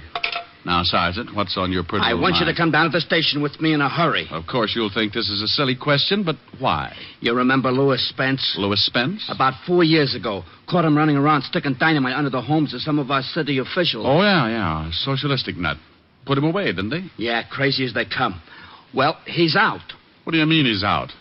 If they cured his head, he'd still face a lot of years up the river. Oh, he ain't cured. Not a bit he ain't cured. You mean he busted out? Yesterday. Now, do me a favor and come on down to the station. Oh, wait a minute, and take it easy. What's going down to the station got to do with Louis Spence? He's down there with the lieutenant. Well, great. Put them both in fancy jackets and send them home. We can't. He walked in 20 minutes ago and asked to see the lieutenant. I didn't recognize him, so I let him in. Now we can't get him out. Well, why the devil can't you? He won't let us in, and he won't let the lieutenant out. He's sitting there holding a big bomb, and it's ready to go off.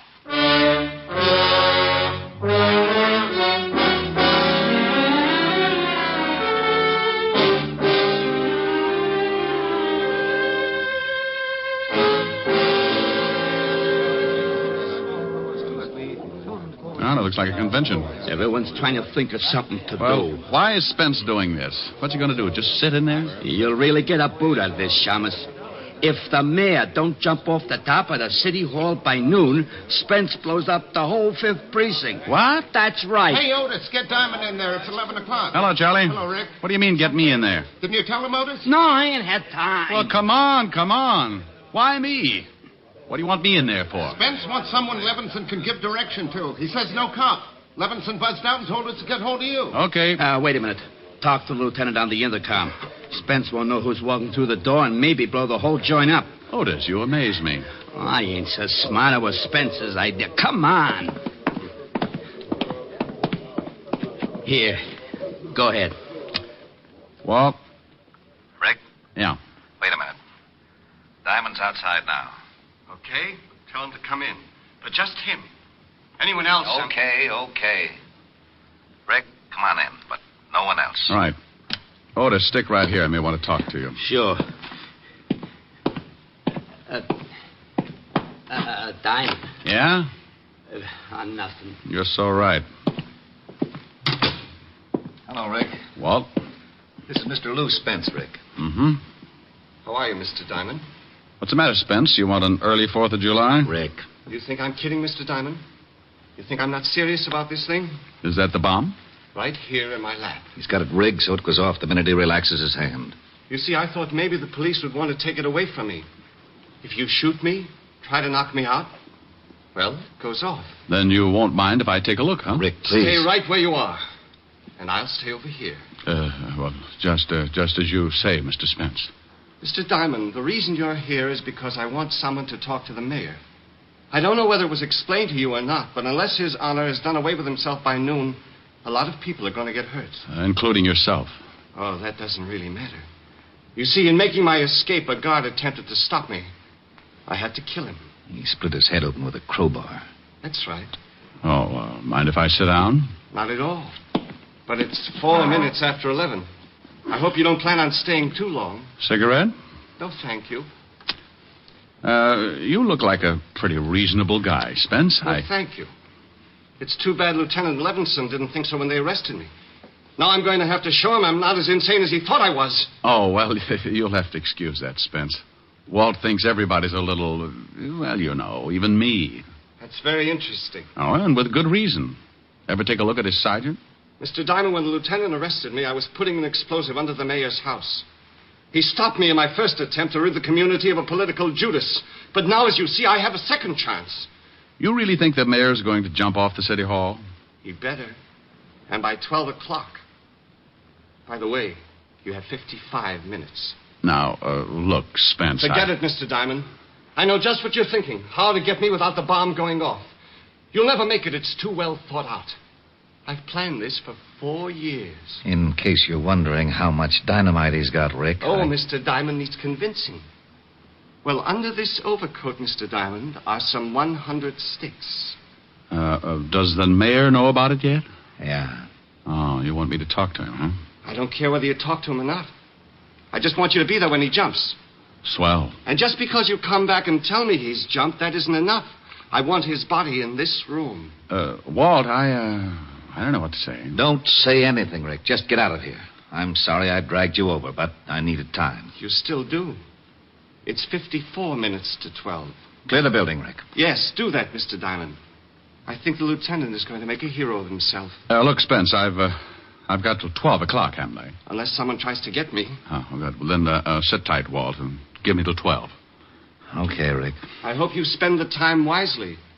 I'm sure you'd rather see the mayor die than your best friend. Oh, Spence, if you forget about this, they'll probably just put you back Goodbye, at... Mr. Diamond. 53 minutes. Okay. Walt? Go ahead, Rick. Like you said, 53 minutes. Goodbye, Mr. Diamond. Come back soon. Otis. Yeah? What's going to happen? Clear the building. Well, what about it, Rick? Lieutenant wants the building cleared. Okay, come on, you guys. Levinson says clear the building, so we'll clear the building. Good luck, Rick. Thanks, Charlie. Okay, what do we do? I don't know. What do you mean you don't know? It's 10 minutes after 11. In another 50 minutes, this whole building is going to get blown higher than a kite. Okay, do something. Huh? Well, go ahead. Well, You see, Otis, you're in just as tough a spot as I am. Yeah, but you're smarter than I am. You can usually come up with something. Well, usually my problems are a puzzle, Otis. Spencer's a problem and a puzzle. I don't know about guys like him. Well, for Pete's sake, who does? Well, that's an idea. Huh? Stay here and keep close to the intercom. Don't let the lieutenant get any crazy ideas. Hey, wait a minute. Where you going? You're acting screwy. Well, Otis, I'm going to go see someone who takes care of people who act screwy sometimes.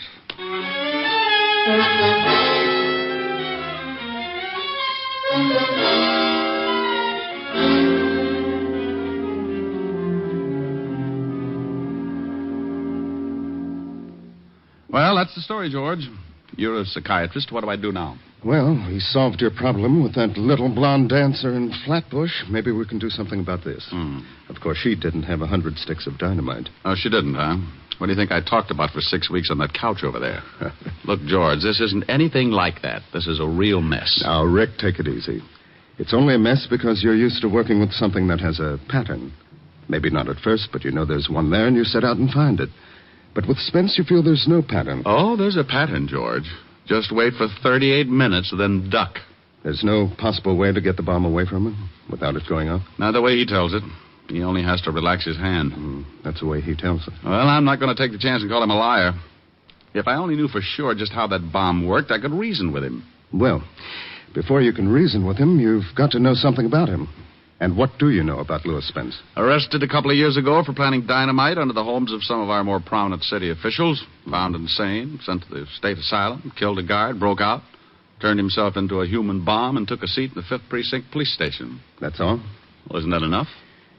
Well, I'll tell you what, Rick. I know Dr. Carroll at the state asylum. Suppose we give him a call and see what we can find out. You think it'll help? I don't know. It might.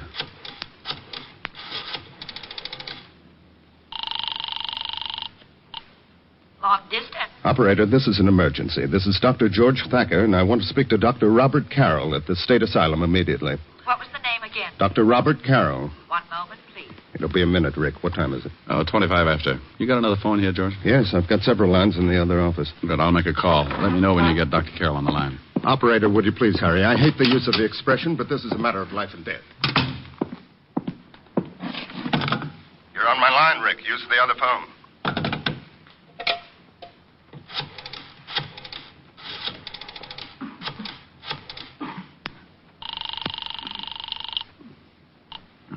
Yeah? Otis? Yeah. Where the devil are you? It's almost 11:30. You talked to the lieutenant since I left? Yeah, once. He wanted me to get out of the building. Now, you just stay put until I get there. I don't want Walt to try anything stupid. Yeah, well, I want to know what you're doing. I'm trying to get an idea, Otis. Just one little idea. Trying to get an idea. I suppose you've been spending the last 20 minutes sitting in Central Park waiting for one to come to you. Rick, come in here and pick up the other phone. I've got Dr. Carroll on the line. Bye, Otis. I've explained the situation to him. I won't interrupt unless I think it's necessary. Fine. Hello, Dr. Carroll? Mr. Diamond? That's right. Now, Doctor, I really don't know what good this is going to do, but tell me everything you know about Louis Spence and as fast as possible. Well, first of all, he's an aggressive paranoiac with homicidal tendencies. Mm-hmm. He feels persecuted by society, or rather by those who help to govern society. Why does he feel this way? He believes in a great many things, all of which he thinks himself capable of achieving.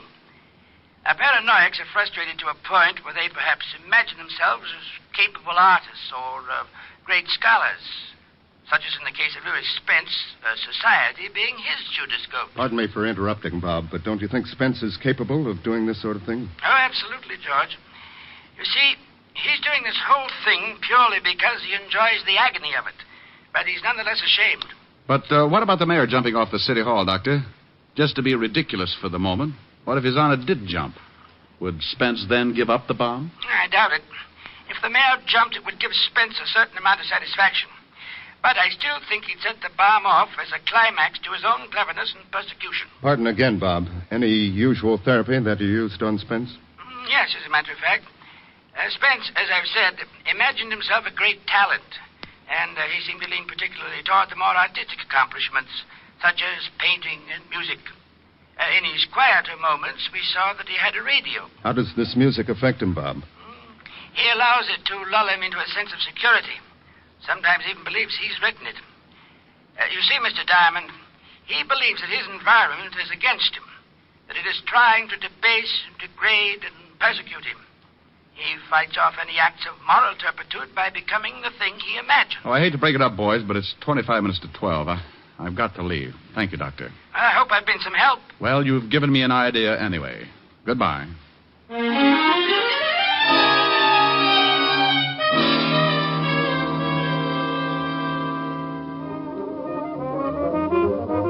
Miss. Just a minute, just 1 minute. I'll be right with you. Oh, look, I'm in a hurry. So you're in a hurry. So's everybody else. You'll have to wait until I'm through with this gentleman. Sweetheart. Now look. You look. Oh, a badge. Yeah, now this is police business. Got to be in a hurry. Is that clock right? Yeah, it's 11:45. 16 minutes to. All right, 16 minutes. You want to split hairs? No, I want a portable phonograph and quick.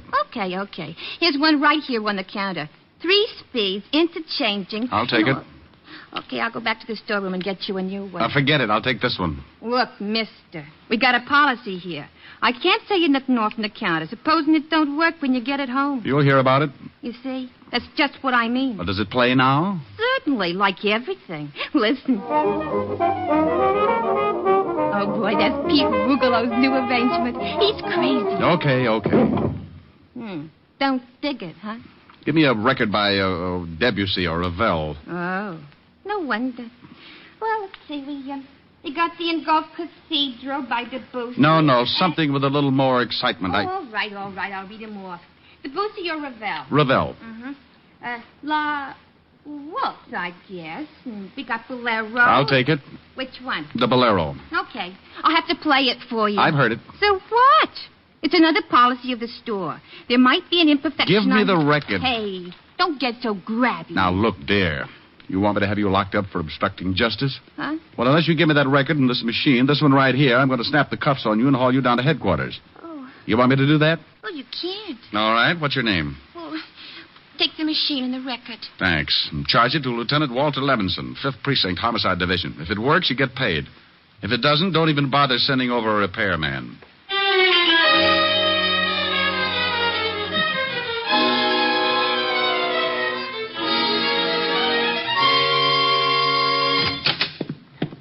Diamond, oh, my gosh. Do you know what time it is? What, exactly? Exactly 6 minutes, too. What the devil you got there? A phonograph. A phonograph? You talked to Walt since I left? No. Now, what's the idea with a phonograph? Hunch, Otis. Maybe we can save this whole mess.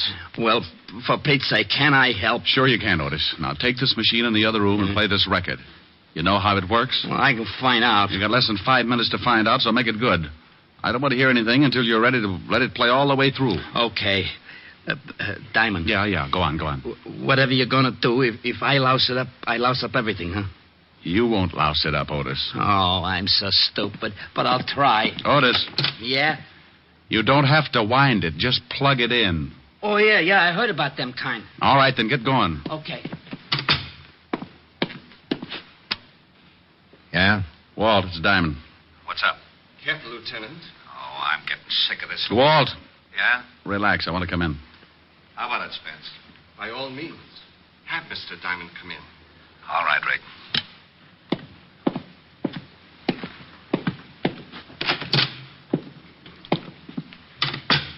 You have some news for me, Mr. Diamond? Well, in a way, yes. Mind if I sit down? Not at all. How do you feel, Walt? Dandy. I'm afraid the lieutenant is growing uncomfortable. It is getting late, isn't it, Lieutenant? Rick, I want you out of this building. This crackpot is... Oh, wait a minute now. What did you wait call a minute. me? Now, look, I've taken what enough... What does it make now at 12 o'clock? Well, sure it does. Why? Because the mayor may jump. What? Yes, he's locked himself in his office. They can't get him out. He just may jump. Really, Mr. Diamond? Well, what's the matter? I know the mayor won't jump, no matter how many people die when I release this trigger. I just want him to have to face it the rest of his life. I want everyone like me that his kind won't let fulfill their potential talents to realize what a Judas he really is. What all men like him really are. Well, you know, that makes sense. Don't try to get on the good side of me, Mr. Diamond. I know what you think about me. I know what you all think. It doesn't make good sense to you or anyone else. How could it? You don't understand those of us who have a truly great talent. Well, I'll buy that. I don't understand it. Of course not. Well, maybe he doesn't, Spence, but how do you know? Maybe I do. Stop playing, Mr. Diamond. Look at the time. 5 minutes. 5 minutes and I become a martyr. We'll all get blown to kingdom come. Rick, get out of here. All right, Spence, I'm going to prove you're wrong. Rick, for the love of... Shut up, Walt. All right, go ahead, Mr. Diamond. What are you going to prove? I'm going to prove that I know more about you than you think. Of course you know a lot about me. Criminals have records. Oh, I don't mean that. I mean more about yourself. What you think, your talents. What do I think, Mr. Diamond? You fool. How could you know what I think? Because a talent like yours is easy to spot. 4 minutes, Mr. Diamond. No, it's not hard to tell about people like you. People like me? What about people like me? Well, Spence, I meant that, well, there are not many of them. They're few and far between. They're gifted. What? Certainly.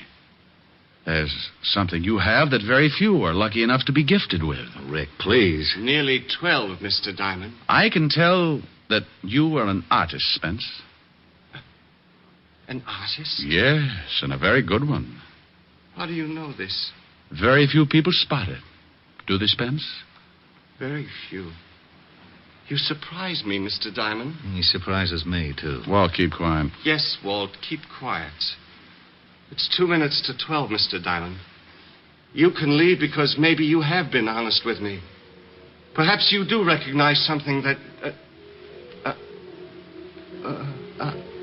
What's the matter, Spence? Music. Music? I don't hear anything. Music. Beautiful music. Oh, I don't hear a thing, Spence. Do you, Walt? No? Oh, you must hear it. It's beautiful. Don't you hear that wonderful rhythm? Now, you see, Spence, we're not as lucky as you are. No one is. This is my music. This is what I would write if it wasn't for the people who won't let me. What does the music sound like? Oh, poets' words. The power and strength of death. It makes you imagine things, doesn't it? Yes, oh, yes. You hear the music and you become powerful. Like making that bomb. Not just anybody could think of that. It takes genius. You understand. You do understand. Well, of course I do, but I'm still amazed. There you sit with the power of life and death in your hands, and no one can do a thing. It must be wonderful. It is. Like the music, it's wonderful. In seconds, we'll all be torn from our earthly bonds, taken away from this dirty, filthy world to a place of clean, wonderful things like that music. No, but you're an artist. How could you ever take a thing like that bomb and put it together? A thing like this bomb? Oh, this is a masterpiece. Just looks like a small box to me. Oh, it took me weeks. Just a small box. Oh, no, you see, if my finger relaxes... Yeah, I know about that. But this took genius. It's not just relaxing my finger. It's how I put it together so as to get the required result. It's like the hammer action on a gun, but it's reversed. Well, I'll be darned. You mean when you release your finger, that makes the hammer fall? I can see you appreciate things of genius. I wish you could hear the music, too, Mr. Diamond. You'd really appreciate that. It's so wonderful. Well, tell me more about the bomb. When you release your finger and the hammer falls, what does it hit? Well, that's a simple part. I'm surprised at you. I just wanted to hear you tell me. After all, you invented it. Yes. It strikes a cap. It's that simple. Simplicity can be beautiful. Don't you agree? Absolutely. Listen listen to that music. It builds and builds. Tell me, Spence, what would happen if something got in the way of the hammer? I mean, between the hammer and the cat. Nothing can. There's nothing big enough in the box that the hammer wouldn't tear right through. Simplicity, Mr. Diamond. I'd sure like to take a look at it. Of course. There's nothing you can do. So by all means, look. Well, you've got glass over the end of the box. That's right. See my finger on the trigger? If I release it, that hammer falls and strikes that cap. Why the glass? So I could look in when I said it and see that everything was all right. Oh, that's very clever. That music is getting so big, I can't think. What time is it? Plenty of time, Spence. Yes. When the music finishes. It's nearly done now. What? I thought you said you couldn't hear it. It's a phonograph from the other room, Spence. What? Tell me, Spence, what happens if I jam my hand through that glass between the hammer and the cap? What? That music. That music. Grab him off, grab him. Let me go. You don't understand. You cheated. You did lie. Let me go. Well, that does it. Otis, take him away. With pleasure. And you, Rick. Yeah? How'd you know that music would work? How'd you know you could stop that hammer? How'd you know you wouldn't... Oh. Did you hurt your hand? Well, of all the... Well, did you? No. Well, all right. You just bet it is. Goodbye.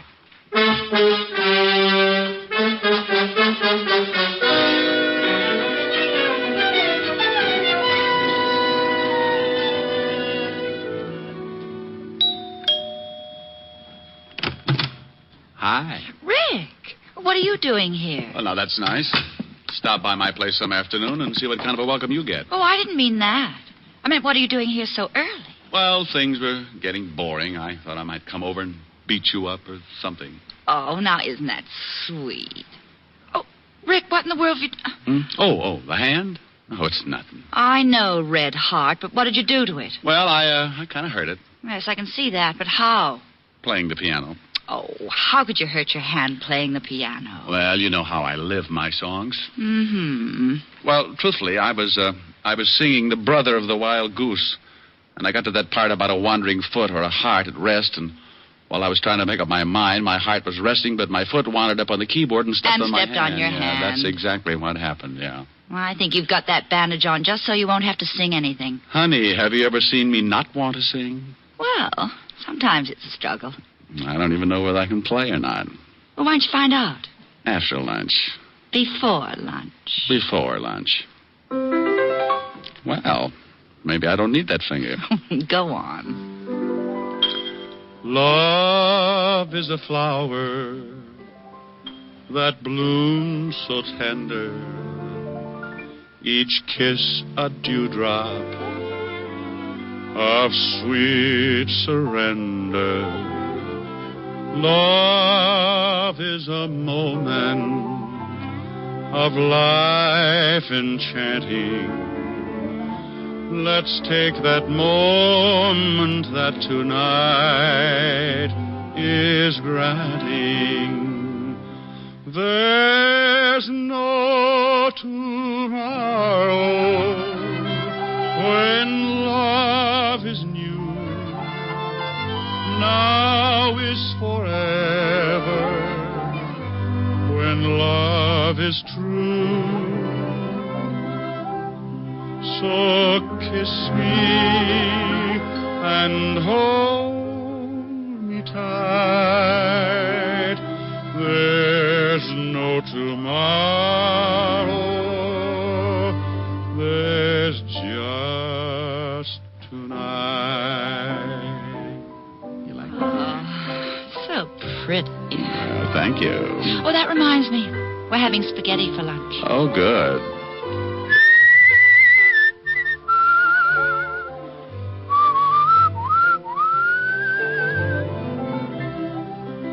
So kiss me and hold me tight. There's no tomorrow. There's just tonight.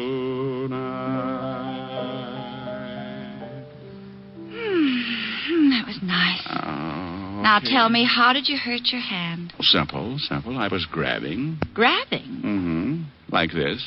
Come here. Oh, Rick. Oh, of all times. Hello? Hello? Walt? Yeah, I just thought I'd call and... Oh, you did you? Well, you sure picked a nifty time to do it. Oh, did I bust up something? Yes, you did bust up something. Well, you don't have to get sore. Well, who's sore? I am. That's the last time I'll let you do me any favor. Okay. If that's the way you feel about it, goodbye. Goodbye. Well, what in the world was all that about? Oh, well, honey, you see, it's like this. Walt got in some trouble, and I helped him out of it. No, you see, I don't want him to feel obligated. But, well, that's not actually it. He doesn't want me to know how he really feels. What am I trying to explain it for? I don't understand it myself.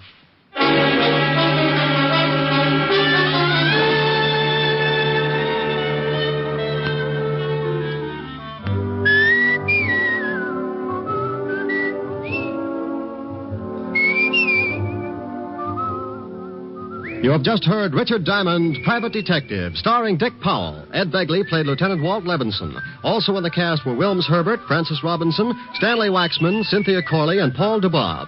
Music was under the direction of Frank Worth. Today's show was written by Blake Edwards and directed by Russell Hughes. Dick Powell currently may be seen in the motion picture version of the best-selling novel, Mrs. Mike. This is Eddie King inviting you to be with us next Sunday at this same time, when we will again bring you Dick Powell as Richard Diamond, Private Detective.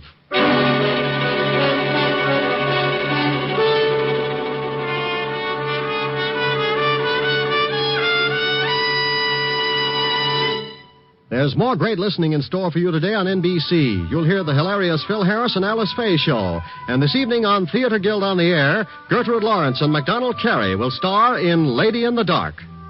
Next, hear guest star Deborah Alden on The Harvest of Stars on NBC.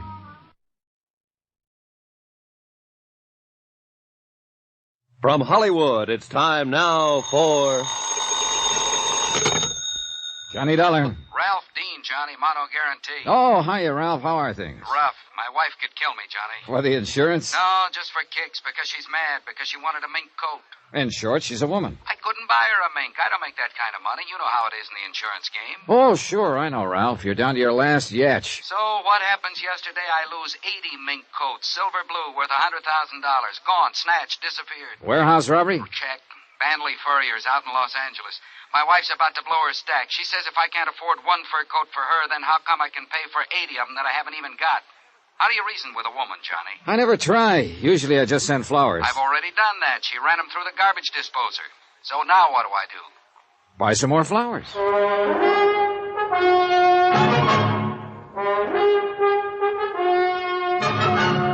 Tonight, and every weekday night, Bob Bailey in the transcribed adventures of the man with the action-packed expense account, America's fabulous freelance insurance investigator. Yours truly, Johnny Dollar.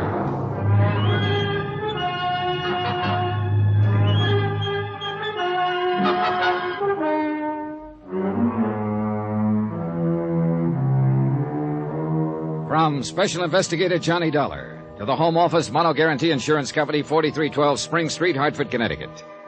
The following is an accounting of expenditures during my investigation of the Silver Blue matter. Item 1, $152.40, telephone and incidentals and transportation to Los Angeles. I called the Mono Guarantee agent out there before I left and got a brief rundown on the case. Among other things, I learned that a man I'd known and worked with before, Detective Lieutenant Raymond Garcia, had been put in charge. And with Garcia on hand, I knew I could count on cooperation by the police. But I still wasn't expecting quite as much as I got. Flight 12 for Las Vegas, Salt Lake, Minneapolis, and Chicago, now loading. I knocked over the fur joint myself, Johnny. Garcia. Only way we get to see you. How have you been? Overworked, underpaid, frustrated, disillusioned, unappreciated. In other words, fine. Got your luggage yet? It's coming right there. Good. We ought to get moving. I've got a squad car outside. What's all the rush? We've got a guy downtown in the hospital I figured you'd want to talk to. Well, he'll wait, won't he? He'd probably like to, if he had any choice. He's dying? Kinda looks that way. He's one of the 2 night watchmen the gang slugged when they broke into the warehouse. And he's our big one, Johnny. He's all we've got. Has he been able to talk? Couple of sentences during the night. He's got to talk. What do you mean? He's the only one who got a look at them. When he did talk, what did he say? Gibberish, mostly. He did say one thing, though. They were kids. Just a gang of kids. Oh, that's going to make it rougher. Yeah, in a lot of ways. What do you mean? You'll find out later, Johnny. Come on, let's go.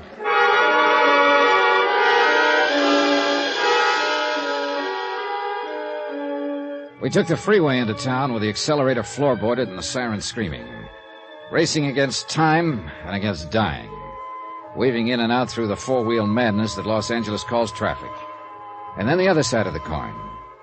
The solemn quiet of hospital corridors. The calm voices of the nurses. And the blank hardness of sterile white walls. We sat there beside a bed and waited for a man to talk or to die. But the slow minutes passed, and he still did neither. So we waited.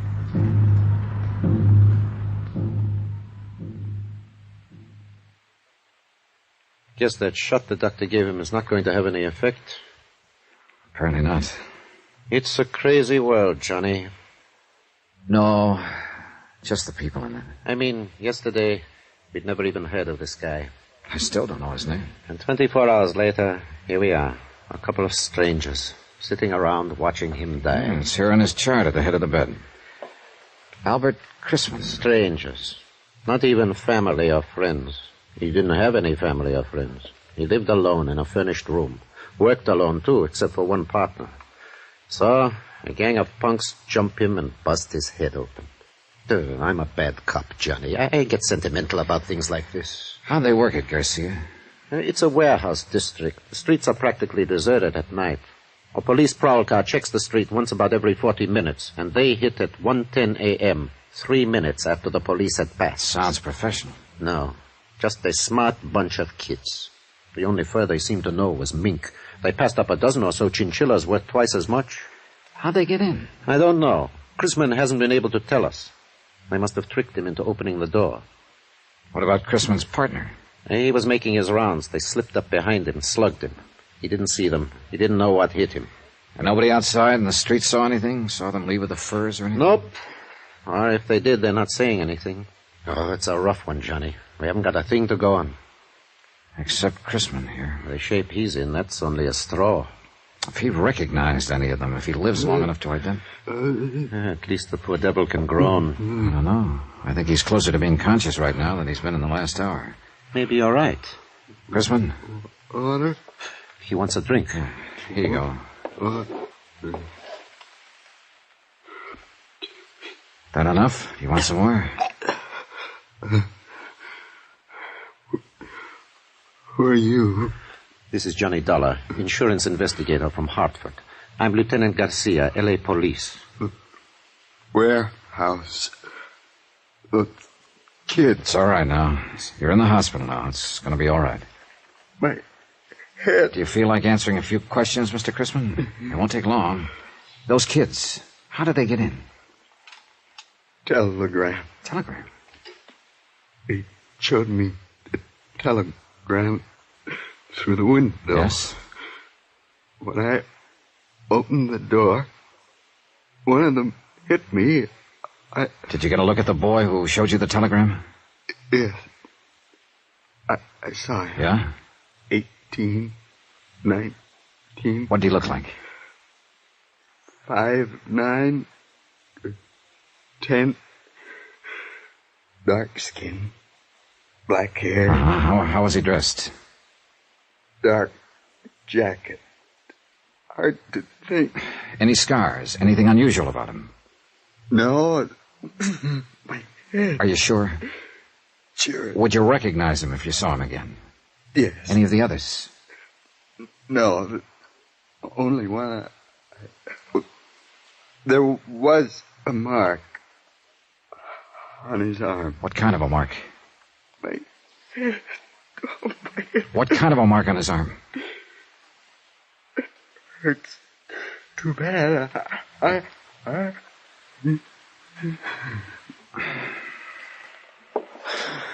Well, that's that. Yeah, he's passed out again.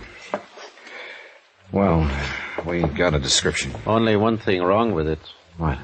Right in that area, there are about 50,000 kids who fit it.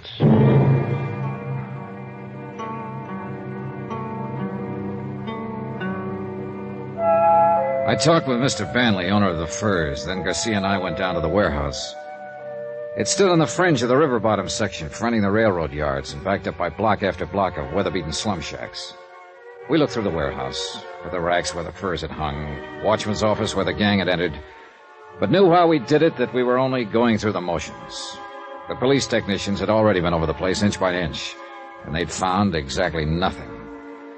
Finally, we stepped out the door into the street.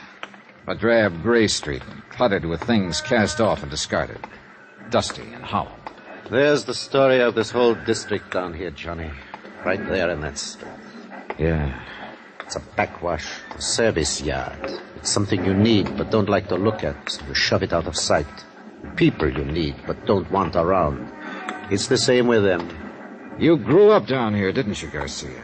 Yeah, I grew up down here. That's why they gave me this case. I know this section inside out.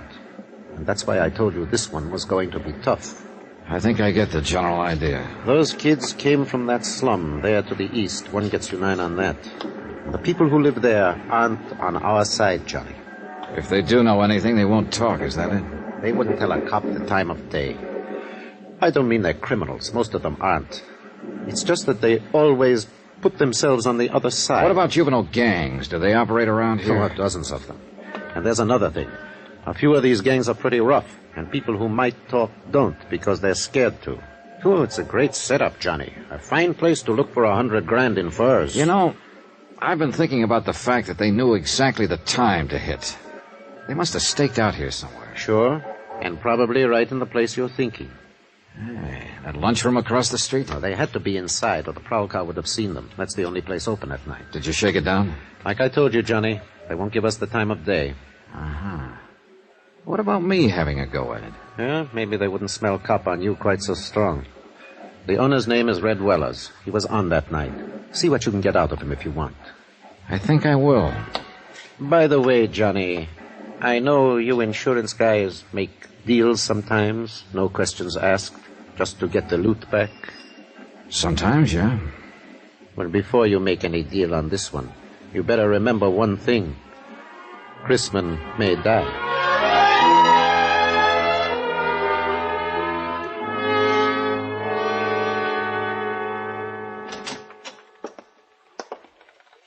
What do you say, Mac? Save your money.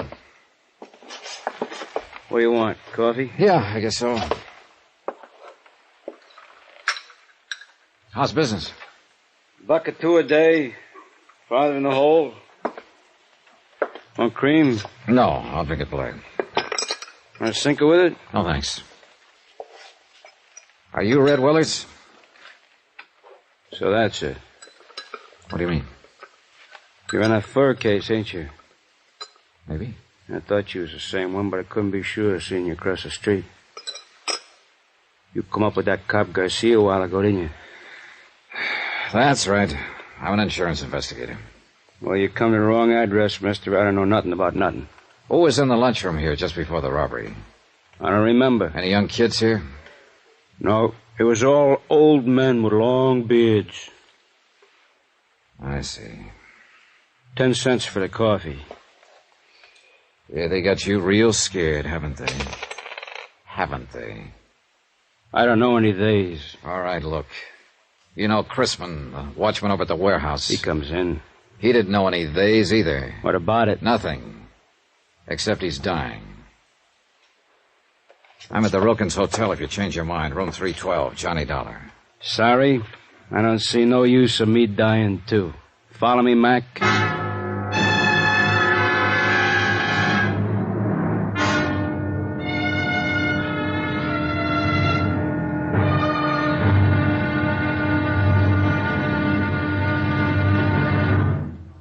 Now, here's our star to tell you about tomorrow's intriguing episode of this week's story. Tomorrow, fear stalks the streets, closing the mouths of a sullen and suspicious people, terrifying a lonely girl, and bringing death in a dusty alley. Join us, won't you? Yours truly, Johnny Dollar.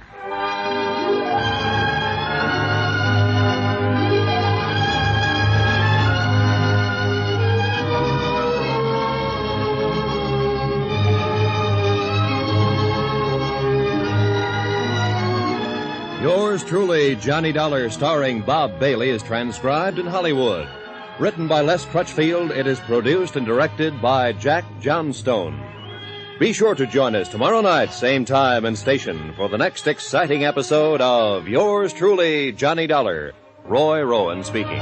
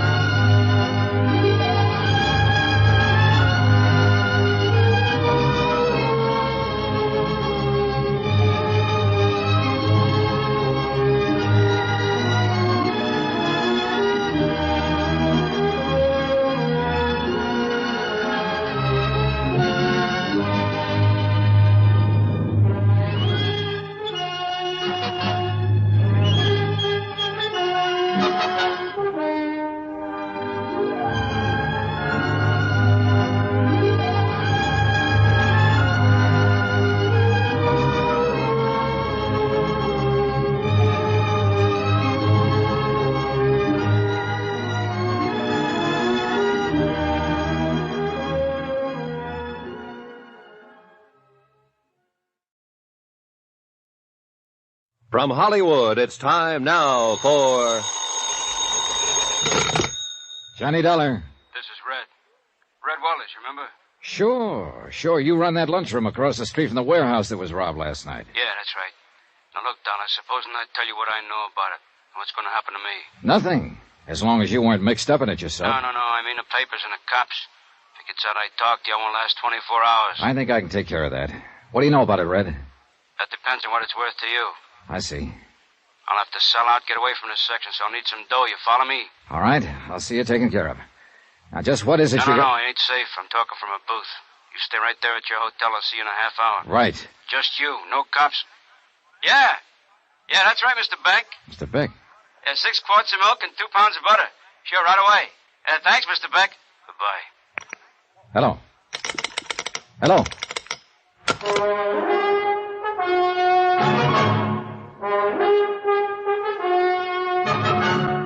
Tonight and every weekday night, Bob Bailey in the transcribed adventures of the man with the action-packed expense account, America's fabulous freelance insurance investigator. Yours truly, Johnny Dollar.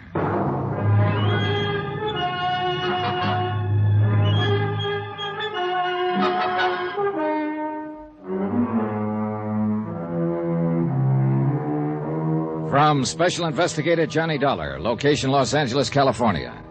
To the Home Office, Mono Guarantee Insurance Company, Hartford, Connecticut. Assignment, the Silver Blue matter. Expense account continued. Item 4, 20 cents, a phone call to my friend Lieutenant Garcia of the L.A. Police, and a call to Queen of the Angels Hospital. Albert Chrisman, the night watchman who was slugged by the gang of teenage hoodlums during the warehouse robbery, was still unconscious. And Chrisman, unless Red Weller was ready to talk now, was the only lead I had toward finding $100,000 worth of silver blue mink coats. I waited 2 hours and a half for Red Weller, but he didn't show.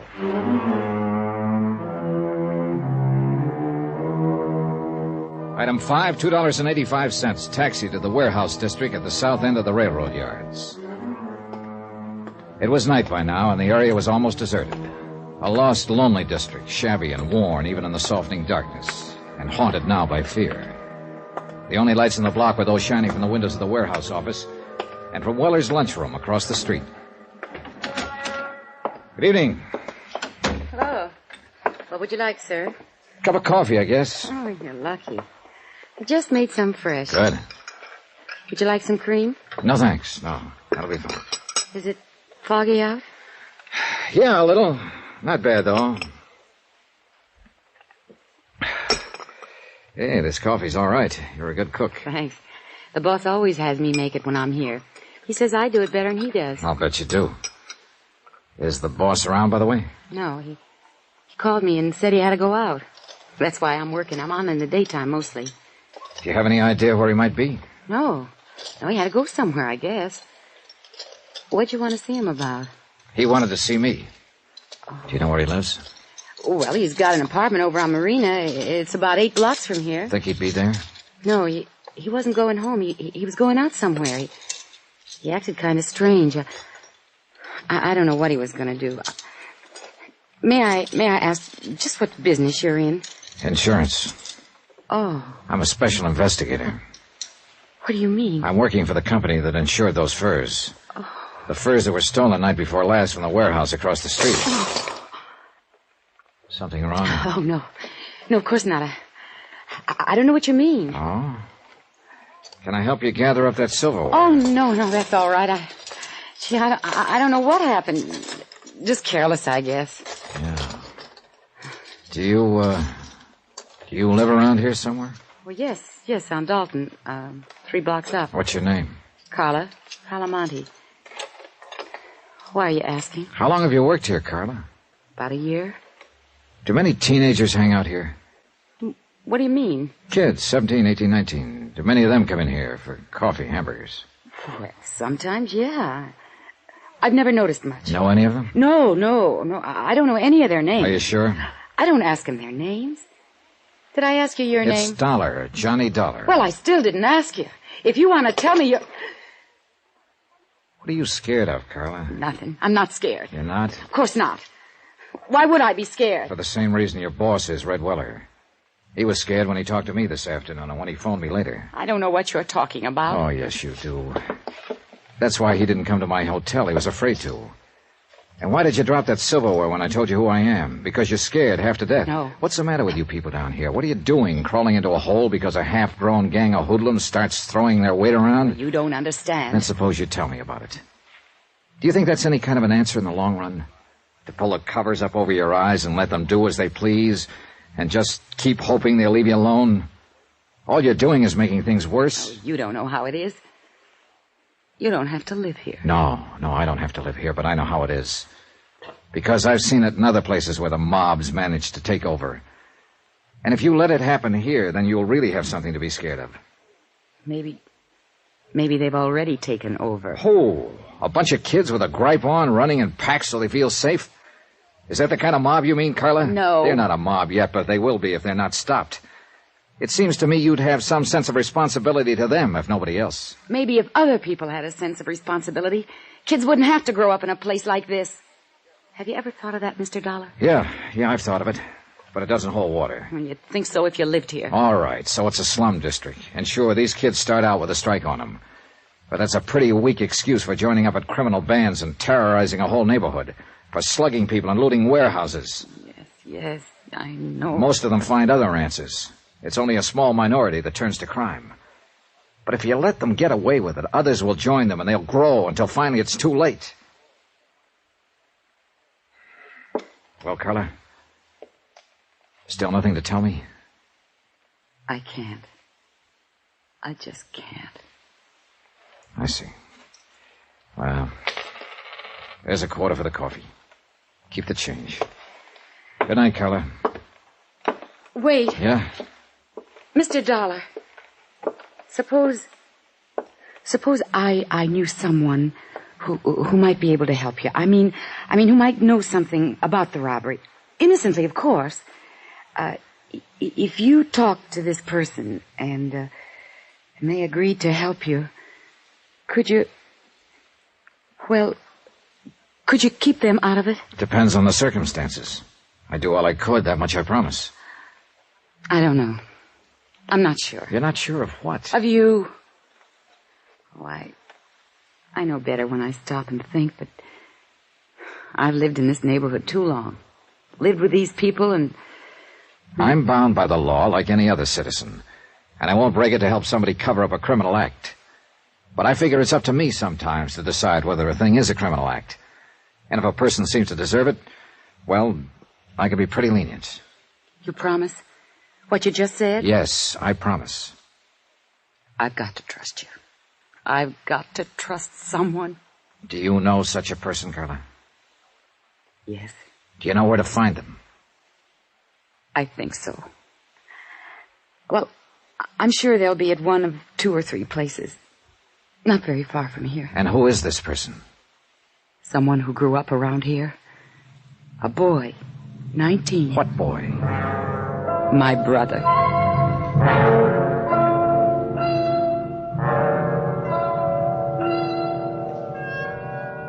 Expense account item 7, $2.70, taxi.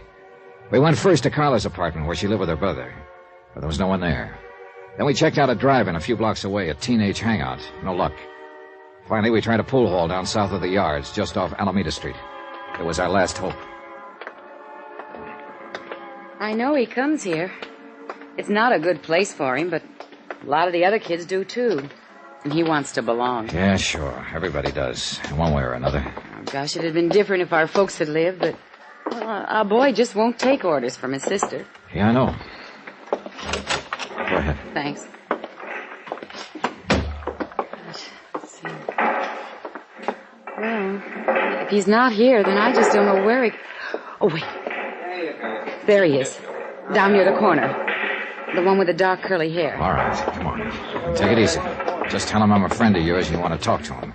We'll get him off to one side. Oh, whatever you say. Eddie! Yeah? Oh, what are you doing here, Carla? Eddie, this is Mr. Dollar. A friend of mine. I wonder if we could talk to you for a moment. What about? Well, you know better than to come in a joint like this. But I want to talk to you, Eddie. You can talk to me at home. Now, go on, get her out of here, will you, mister? It might be a good idea if you listen to her first. I thought it was her that wanted to talk to me. Go on, get her out of here. All right. If you'll go with us. What for? I like it here. It's a nice place. Yeah? At least it's better than San Quentin. What are you talking about? A warehouse robbery, $100,000 worth of furs. I understand you may know something about it. Innocently, of course. I thought you said this guy was a friend of yours. Well, that's right, Eddie. He's just... Who is he? He's an insurance investigator. Oh, so that's the pitch. He's promised to help, Eddie. If you'll tell him whatever you know, he'll protect you. Knock it off, Carla. Now, look, mister. I don't know nothing about nothing. I never even heard of no fur robbery. So take her with you and get out of here. This may be your last chance to get off before the boat sinks, Eddie. You're not leaving, huh? All right, then I'll leave. Eddie! Let him go. We can't force him to talk. Oh, no, Mr. Dollar. I don't understand him. I do.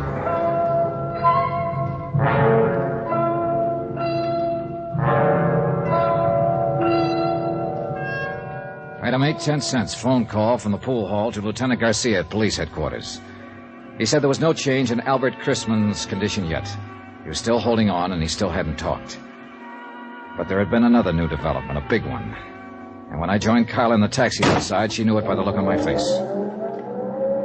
What's wrong, Mr. Dollar? Now, look. How sure are you that your brother wasn't mixed up in that robbery? Well, I want the truth. I'm afraid he was mixed up in it. Then brace yourself, Carla. Your boss, Red Weller, who was going to tell me what he knew about it, was found murdered in an alley an hour ago.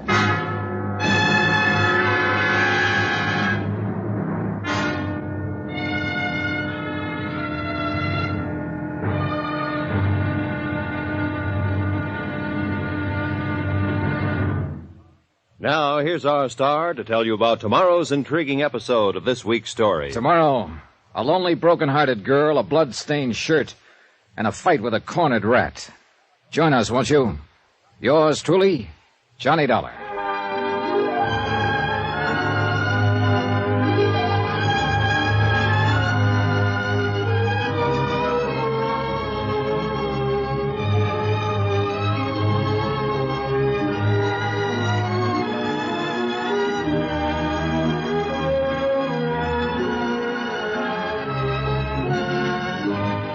Yours truly, Johnny Dollar, starring Bob Bailey, is transcribed in Hollywood. Written by Les Crutchfield, it is produced and directed by Jack Johnstone.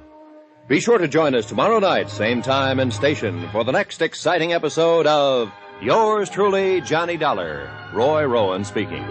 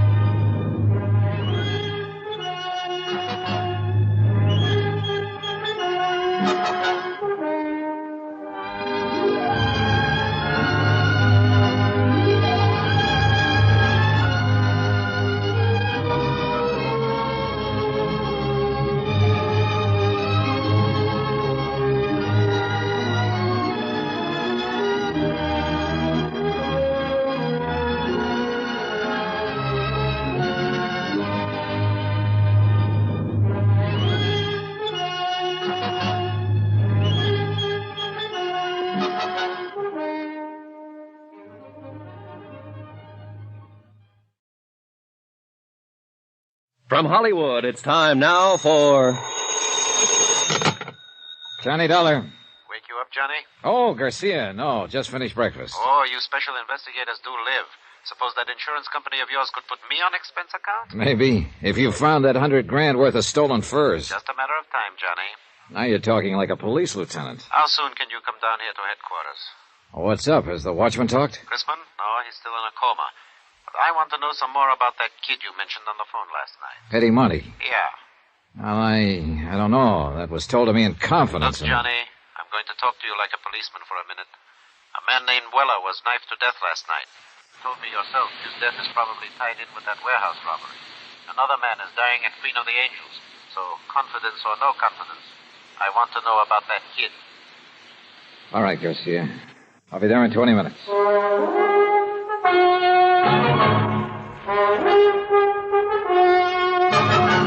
Tonight, and every weekday night, Bob Bailey in the transcribed adventures of the man with the action-packed expense account, America's fabulous freelance insurance investigator. Yours truly, Johnny Dollar.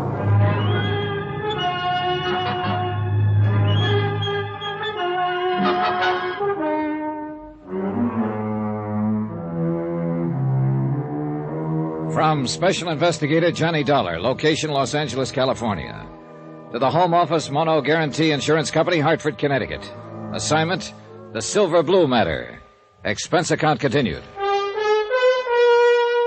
Item 10, $1.45. Taxi from my hotel to the police headquarters office of Lieutenant Garcia. The early morning fog was starting to lift, and the city sprawled beneath a slate-gray sky. The filtered sun should have softened things, but didn't. Gray sun, gray world, drab and dreary, and a case to match. Teenagers, not a gang of hardened criminals. A bunch of wild kids who'd broken into a warehouse and stolen 80 fur coats, silver blue mink. A night watchman had been slugged and lay dying in the hospital. And a lunchroom owner named Red Weller had been stabbed to death the night before. So it couldn't be called kid stuff. That term doesn't apply to murder. Run those 4 cards through, Joe. See what you can make on them. Thanks. Now, come on into the office, Johnny. This madhouse out here get you frazzled before you know it. Oh, you police detectives have it pretty soft, Garcia. That's news to me. Teletypes, photo files, record cards, crime labs. How'd you like to try working alone? On your expense account, I could suffer the hardship. Now, let's go in here. Have a seat, Johnny. Thanks. Yeah. Did I put the fear of the Lord in you on the phone? You were real impressive. Well, the chief was breathing down my neck. Then I'll stop trembling. Kidding aside, Johnny, I've got to know just how that Monte boy figures in this. Did I say he even figured in it at all? No. You just wanted some information on him. But he figures all right. You didn't come out here from Hartford to look up the nephew of an old friend. Oh, I've done crazier things at times. He's got a record. You know that? No. Petty stuff. No convictions. Gang brawls, auto pilfering, vandalism, intoxication. Interrogative attitude, sullen, hostile, antisocial. Yeah, that's quite a nephew you've got, Johnny. Black sheep of the family. What's the story? How did you get onto this kid? Look, amigo, I made a promise on this. I hate to break it. It's murder, Johnny. This kid's sister worked for Red Weller in that lunchroom across the street from the warehouse. Her name is Carla Monty. She's 5 years older than he is. They live together. Their parents are dead. So? So I put some pressure on her, and she told me she thought her brother Eddie might know something about the robbery. She took me to a pool room to meet him. How was he supposed to have known about it? Hearsay? No. She admitted later that she suspected him of being mixed up in it himself. Things he'd said, the way he acted. She asked me to help her try to keep him out of trouble. I think he's already in trouble, Johnny. Yeah, so do I. And I think she does, too. What did he have to say when you talked to him in the pool hall? Several things, but they added up to 2 words, get out. When I wouldn't, he did. Why do you think Red Weller was killed, Johnny? Well, I think those kids used his lunchroom as a lookout post to spot the prowl car that was patrolling that area. As soon as it passed, they pulled the job. Figures all right. I think Red realized it when he thought back and knew who the kids were. I think that's what he was going to tell me. So they found out what he was up to and knocked him off to shut his mouth. Yeah, it adds up, Garcia. Oh. Now, tell me about her. Carla? What's to tell? She's just a girl, like millions of others. Decent, hardworking, and real sweet. But there's something about her, something special. I don't know what, I don't know the words to use, but... Well, it's there. You feel it. And she's kept it somehow. In spite of everything. I guess I know what you mean. Do you? I told you once, Johnny, I grew up in that district. I know how rough it is. Well, maybe it's even worse for a girl. It is. I know. I had a sister. Oh, I didn't know that. She was a lot like this girl Carla once. Then the district got to her, and she got to be more like Carla's brother. What happened to her? 1 to 5. Possession of narcotics. A couple of other pretty rough charges. She died in Tehachapi prison 7 years ago. I'm sorry, Garcia. Yeah. I don't want to see this girl Carla hurt any more than you do, Johnny. Maybe the hurt will break her, make her lose that something special. But I've still got to pick up her brother and bring him in for questioning. Expense account item 11, $1.90. Taxi to the Weller lunchroom to see Carla Monte. Lieutenant Garcia had a police detail checking known fences and borderline dealers specializing in furs. But so far, none of those contacted had been approached by any member of the warehouse gang. Albert Crispin, the night watchman who had been slugged during the robbery, was still in a coma, unable to talk. So Carla remained my best, in fact, my only lead to the case. The lunchroom was closed. I paid off the taxi, walked 3 blocks to Carla's apartment and house, climbed the stairs, and knocked on her door.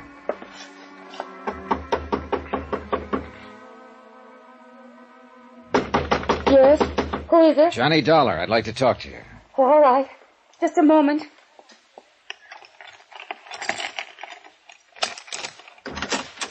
Come in, Johnny. What were you expecting, a major invasion? I don't know. I don't know what I'm expecting. Easy, Carla, easy. It's not the end of the world. Eddie didn't come home last night. Oh? I tried, Johnny. I tried to be a mother and father both to him. What did I do wrong? Well, that's the kind of question that doesn't always have an answer. Have you got a drink in the house? Have I what? Got anything to drink? Well, there's some brandy, I think. All right, get it. Well, I don't know if it's a good brand or It not. doesn't matter. Bring 2 glasses.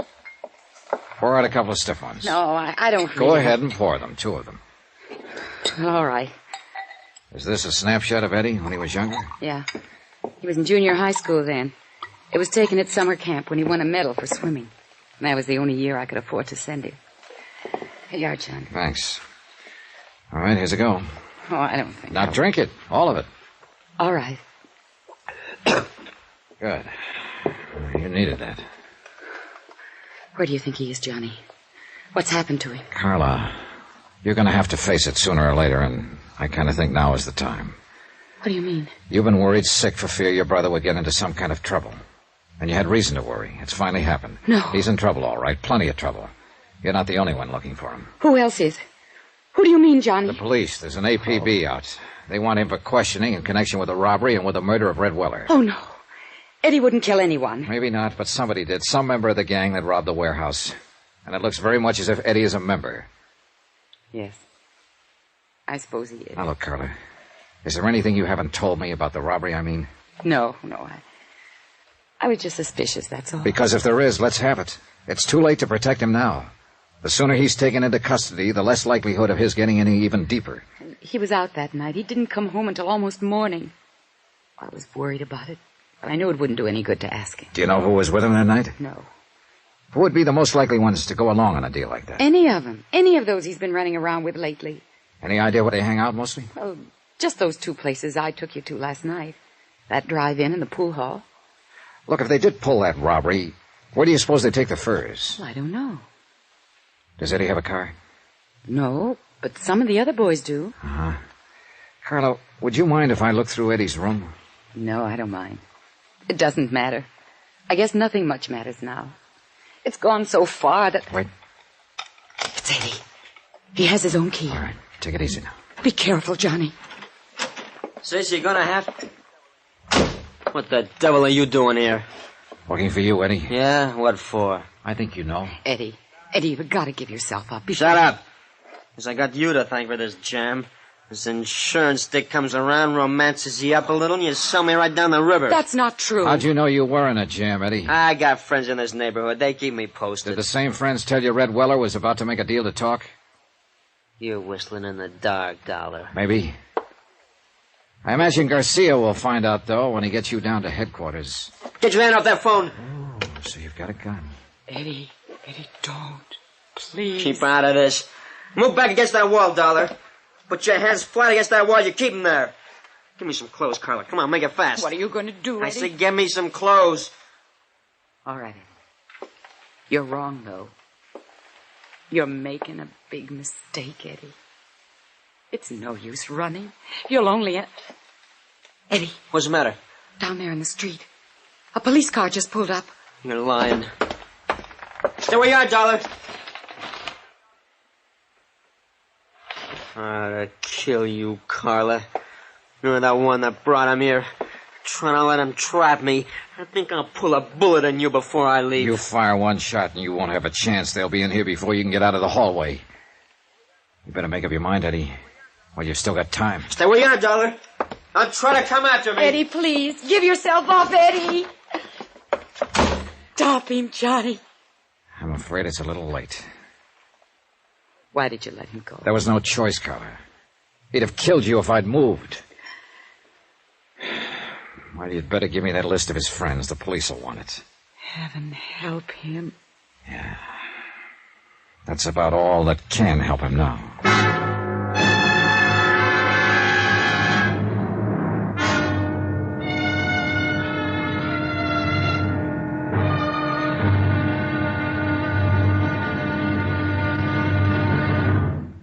Now, here's our star to tell you about tomorrow's intriguing episode of this week's story. Tomorrow, a police net tightens and traps a frightened rat. A boy sobs in a jail cell. And an innocent man dies quietly in his sleep. Join us, won't you? Yours truly, Johnny Dollar.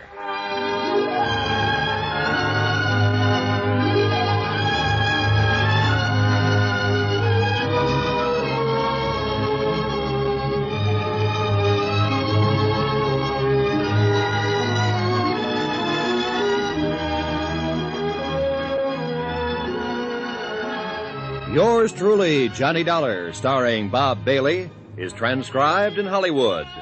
Written by Les Crutchfield, it is produced and directed by Jack Johnstone. Be sure to join us tomorrow night, same time and station, for the next exciting episode of Yours truly, Johnny Dollar. This is Roy Rowan speaking.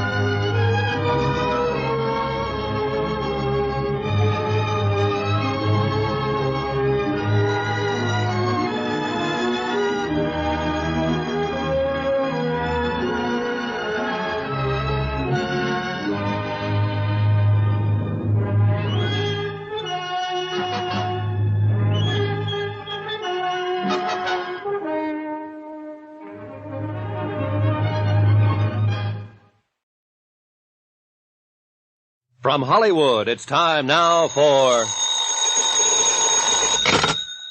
Johnny Dollar. Lieutenant Garcia, Johnny. Are the boys in the police car still there? There are 3 police cars here now. They've searched the apartment house from top to bottom. Any luck? No, Eddie got away. I didn't dare make a move to stop him. He was going to shoot his sister. Well, we'll get him, Johnny. Don't worry about it. I don't intend to. My job now is to locate $100,000 worth of stolen furs, not to go after Eddie Monty. It's the same job, isn't it? Probably. Did you see that list of his friends Carla gave me? I just put out an APB to bring them in. Good. They weren't all in on that warehouse robbery, but some of them were. If they were, we'll tag them. We've got an interrogation room down here to sort the sheep from the goats. Yeah, I know. But first you got to catch your goats.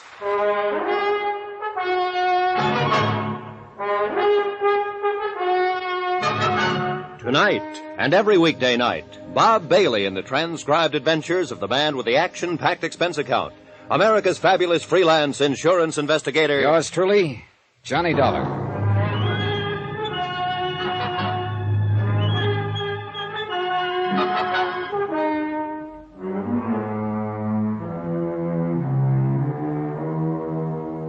From Special Investigator Johnny Dollar, location Los Angeles, California. To the Home Office, Mono Guarantee Insurance Company, Hartford, Connecticut. Assignment, the Silver Blue matter. Expense account continued.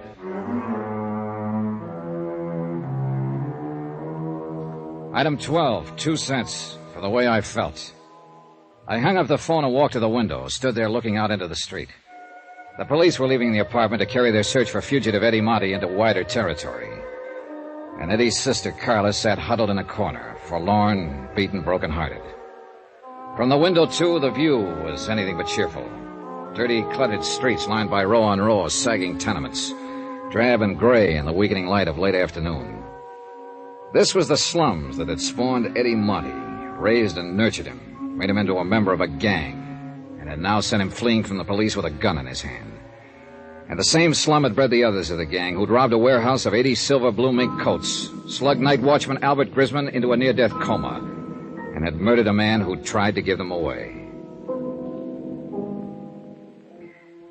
Why, Johnny? What got into him? Why is he ending up this way? I wish I could tell you, Carla. I did something wrong. That's it, of course, but what? Forget it. You did all you could. It wasn't enough. Well, sometimes nothing is enough. And nobody knows exactly why. I loved him. I never thought of him as just a nuisance of a kid brother, the way a lot of girls do. Now, look. You did more than anybody could expect. You were a pretty young kid when your folks died. Too young to have to take on the responsibility of raising a teenage brother. But I tried. I tried hard. And I thought I was doing all right until lately. But now So it didn't work. And what's happened is breaking your heart. Well, that can't be changed. But just remember this one thing. You did the best you could. And that's all anybody can do. So don't blame yourself. Tell me something, Johnny. Yeah? You're wearing a gun. I don't think Eddie knew it when he ran from here. Maybe you couldn't have used it to disarm him. Not when he was on the verge of killing you. But you could have drawn it and killed him. He was careless. He gave you several chances. Why didn't you? I don't know. Thank you, Johnny. I'd like to look through Eddie's room, if you don't mind. All right. I'll go with you. This way. It's down the hall. Thanks. Oh, somehow I still can't believe it. Not the killing, at least. Eddie is just not that kind. Well, a kid gets under pressure sometimes and gets pushed overboard. Maybe we'll know more when they pick him up. What if he tries to resist arrest? You know the answer to that. Oh, I hope he doesn't. Well, here it is. This has been Eddie's room since he was 13. It ought to tell something. The main thing at the moment is to find something that tells where he might go to hide out. And I've also got $100,000 worth of furs to locate. You go ahead and look around. Whatever you want. Okay, thanks. I'll be in the living room. You call me if you want me.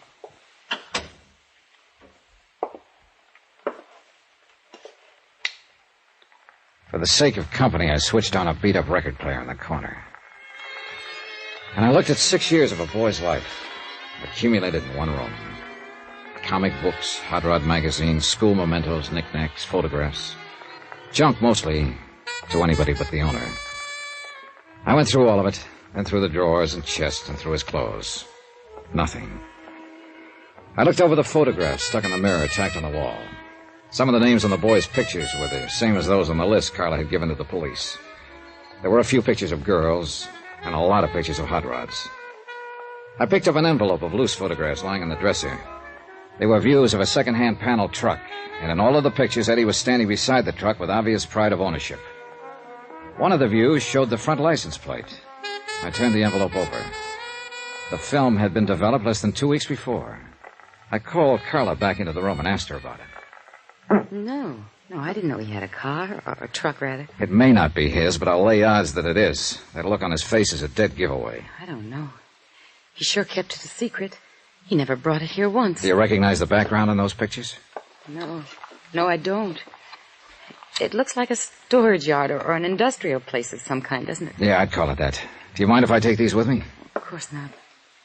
Why? The gang had to use something to haul those furs away from the warehouse. But if Eddie was keeping the truck a secret from me, it was because he was planning to use it for the robbery. That one or some other one. Johnny, he was in on it all along. Look, Carla, I've got a hunch Eddie is the leader of that gang. Oh, no. I think the truck was used in the robbery, and I think when we find it, we'll find the furs and we'll find Eddie. See you later, Carla.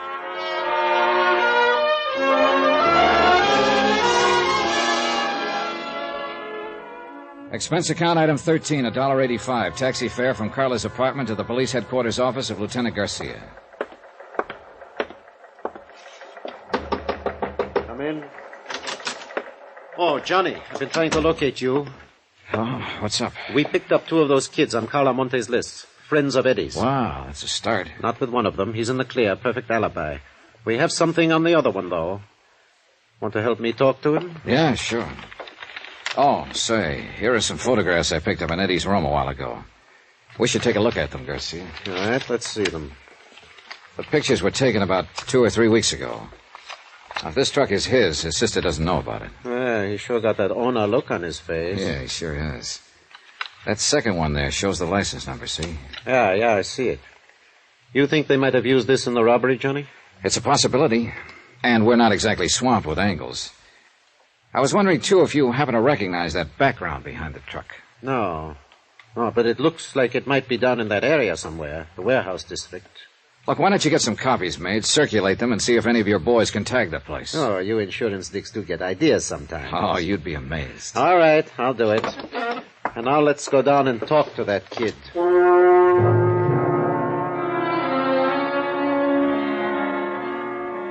Interrogation room 519 was on the 5th floor. Bare walls painted gray, a businesslike room without adornment or compromise. Furnished only with the necessary table, chairs, and lights. We stopped in the anteroom and looked in through the one-way glass window. The boy waited alone at the interrogation table, trying to put up a tough, defiant front, but failing by the tremble of a lip and the occasional flick of his eyes. Well, let's go in, get it over with. The kid stiffened when he heard the door open, but he didn't turn around. He just sat there at the table, braced and waiting. You can take that chair at the side, Johnny. Okay, thanks. What's your name? You already know it. I said, what's your name? Mario Santores. That's your right name? Yeah. Where do you live? Roxman Place, my aunt. Ever been arrested before, Mario? No. Hey, you've got kind of a bad memory, haven't you? Why? September of last year. Arrest made by Officer C.J. Barton. Charge, possession of stolen articles. Hubcap, 2 autoradios, 1 camera. I wasn't convicted. I asked if you'd ever been arrested. Not convicted. It was a frame-up. I didn't have any evidence. No, apparently not. Witnesses for the prosecution refused to testify. Case dismissed. Here, what are you going to claim this time, Mario? Another frame-up? I don't know why you brought me in here. I don't know anything about anything. That bad memory again, huh? I just don't know what you're talking about. It's lucky for us that Eddie Monty had such a good memory, isn't Yes. What about Eddie? Huh? What do you mean? Is he a friend of yours? I know him. He's got a fine memory, that boy. Too bad you can't remember things the way he does. What are you talking about? Oh, that's true, all right. Eddie remembers everything that happened. What he did, what Mario did. I don't know what you mean. Well, that's because of your bad memory, Mario.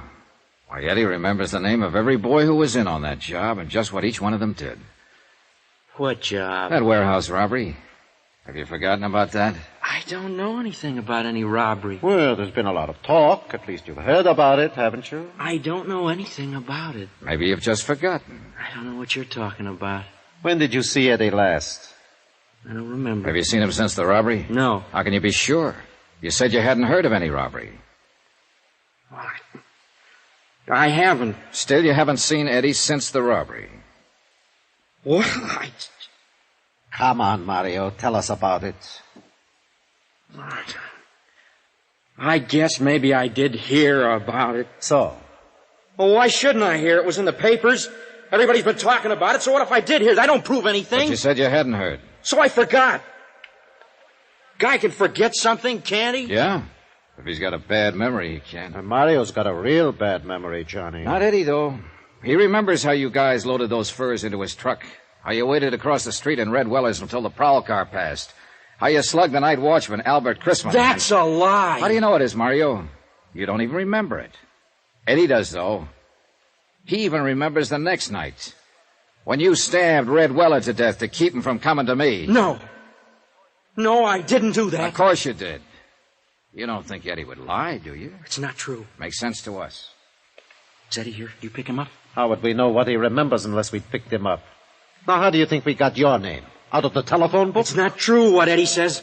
Well, if you've got anything to say, we'll listen to it. But I don't think it's necessary, do you, Johnny? No, I think Eddie remembers everything. Let's get out of here. Yeah. He's lying! You listen to me. I'll tell you the truth. I'll get a stenographer.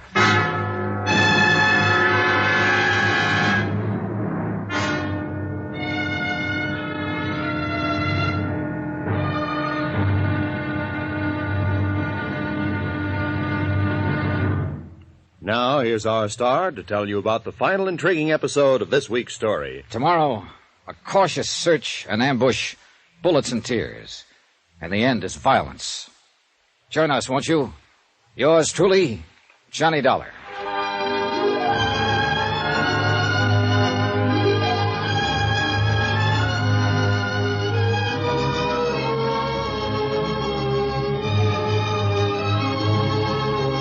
Yours truly, Johnny Dollar, starring Bob Bailey, is transcribed in Hollywood.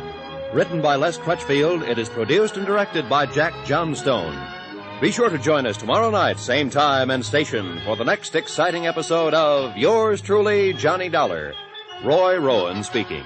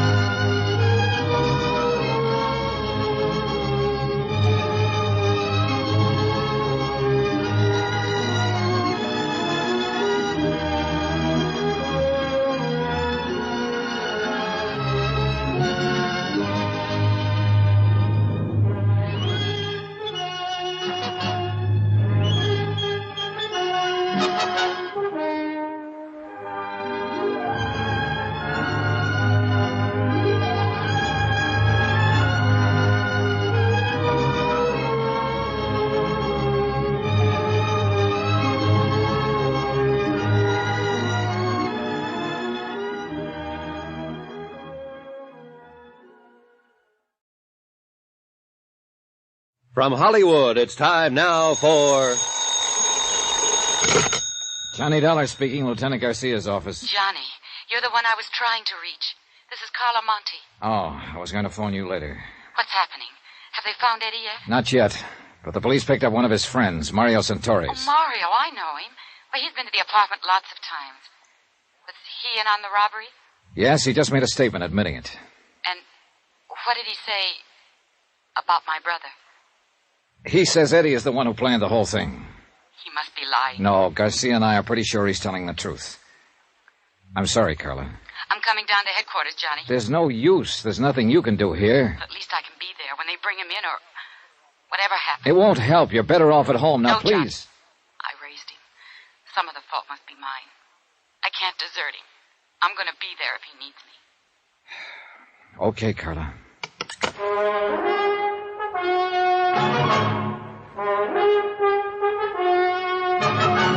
Tonight and every weekday night, Bob Bailey in the transcribed adventures of the man with the action-packed expense account, America's fabulous freelance insurance investigator. Yours truly, Johnny Dollar.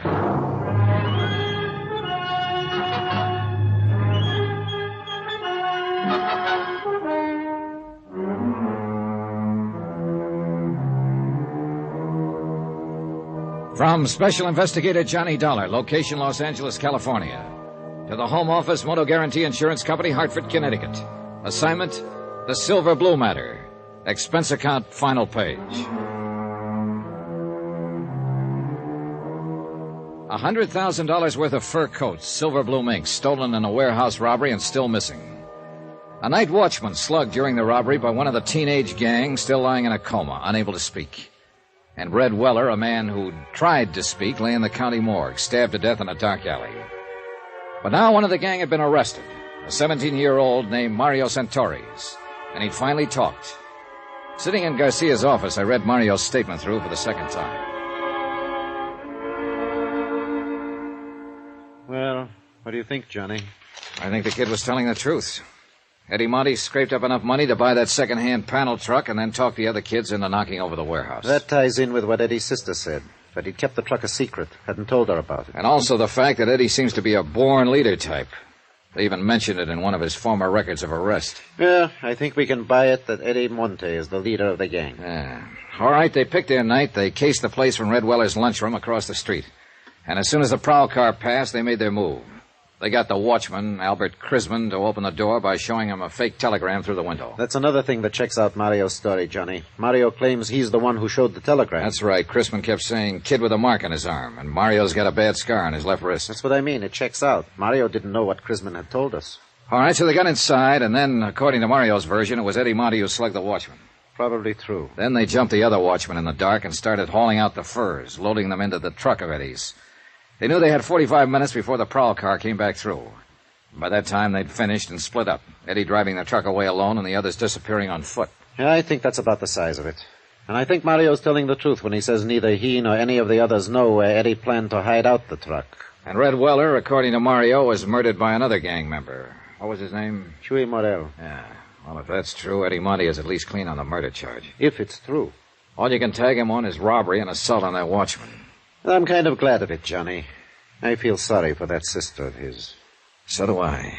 She's a good kid, and she's carrying a real load of guilt. Thinks that she's responsible in some way. Oh, she was only 19 herself when their folks died. How could she be expected to hold him in line? And especially in that district. Yeah. She's on her way down here, by the way. Carla Monte? Yeah. I tried to talk her out of it. Oh, maybe she's as well off hanging around here, though, as she is waiting alone in that apartment. It's a rough deal for her, no matter where she waits. Well, at least we can tell her brother's not in quite as deep as we... Excuse me. Yeah, sure. Garcia speaking. Good. Well, who's the other one? Yeah, bring them on in and book them. I'll talk to them later. And now we... What? When? All right. Keep in touch with me. The boys just picked up Chuy Morel and the other two. That leaves us one to go. Yeah, the big one. Eddie Monte. And he's even bigger now, Johnny. What do you mean? That watchman Eddie slugged. Albert Crisman. What about him? He just died. So it was a different thing we had to tell Carla when she arrived at headquarters. Not that her brother would probably get off on a lesser charge, but instead that an APB was out, that every officer in town had been warned, be on the lookout for Eddie Monty, age 19, armed and dangerous, wanted for murder.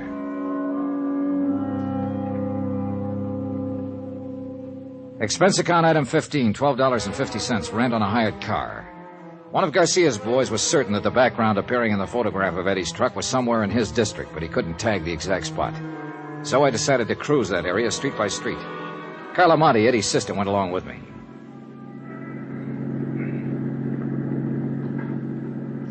There's an alley off to the right, Johnny.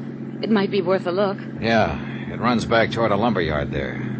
That could be a lumberyard in the background of that photograph. Well, we'll give it a try. This isn't it, Johnny. Sally makes a right-angle turn there before it even gets to the lumberyard. Well, we may as well check it on through. It seems to run clear on down to the railroad yards. Please let us find him. If it's the police, he'll fight. And he'll kill someone else. Be killed himself, maybe. It's out of your hands now, Carl. It's got to work itself out in its own way. And there's nothing much anybody can do to stop it or change it. I know, Johnny. I keep trying to fool myself. All the time, I know. Well, all you can do is hope. Look! That fence ahead of us there. Next to the railroad yards. Yeah, that could be the fence in these pictures. Looks the same. And that storage shed there at the right, that's in one of the shots. Yeah. And that pile of oil drums. This is it, Carla.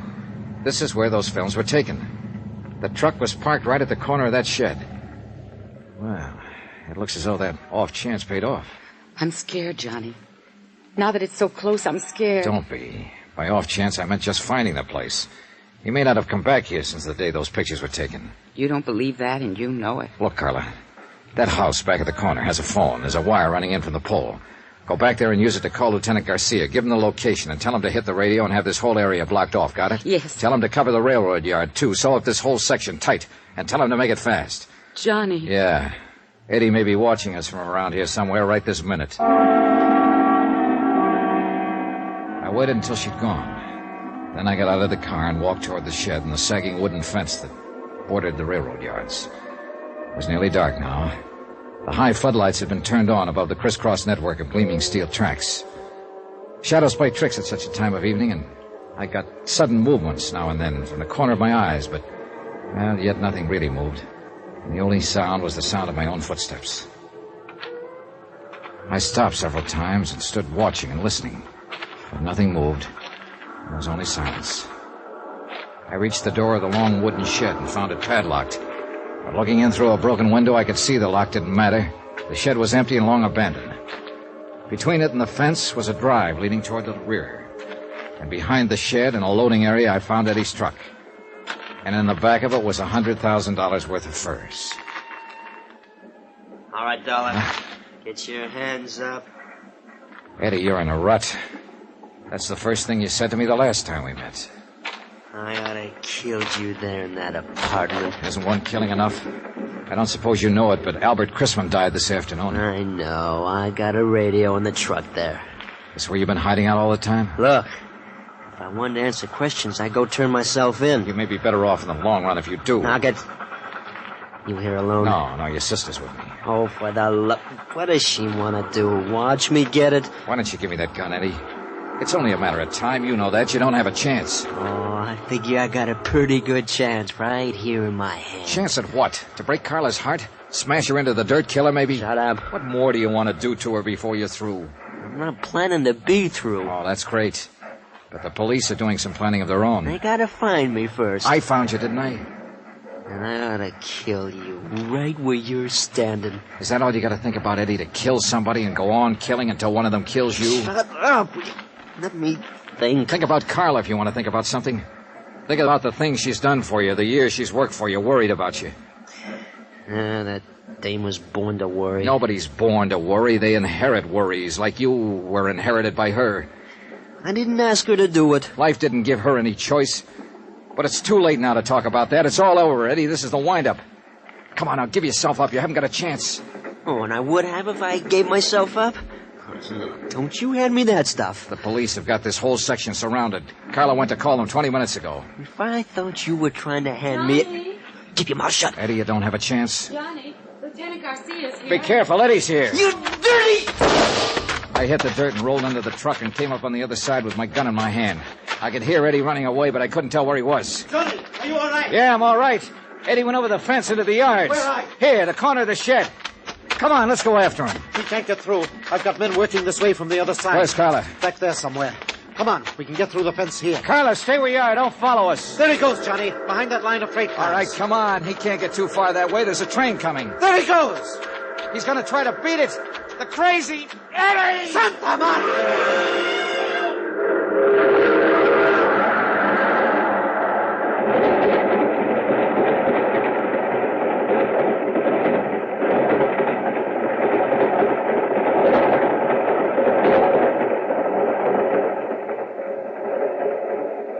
I don't know, Johnny. There must be better ways to die.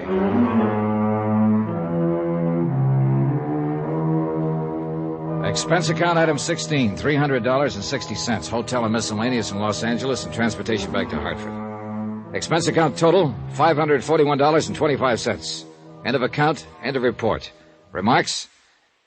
Well, I guess Carla made the remarks for me. I don't know, Johnny.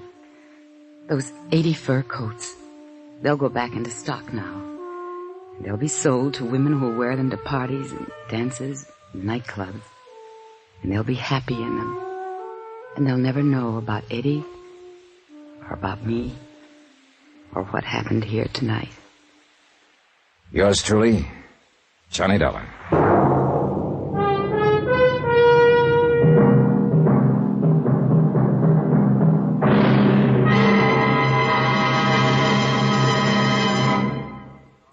Now, here's our star to tell you about next week's intriguing story. Next week, The Matter of the Medium, Well Done.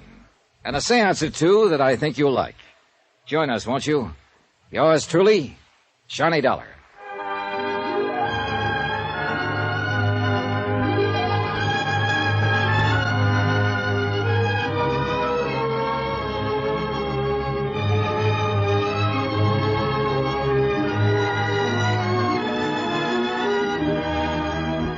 Yours truly, Johnny Dollar, starring Bob Bailey, is transcribed in Hollywood. Written by Les Crutchfield, it is produced and directed by Jack Johnstone. Heard in this week's cast were Lucille Meredith, Edgar Barrier, Victor Perrin, Jack Crucian, Tommy Cook, and Richard Crenna. Musical supervision by Amerigo Marino. Be sure to join us on Monday night, same time and station, for another exciting story of yours truly, Johnny Dollar. Roy Rowan speaking.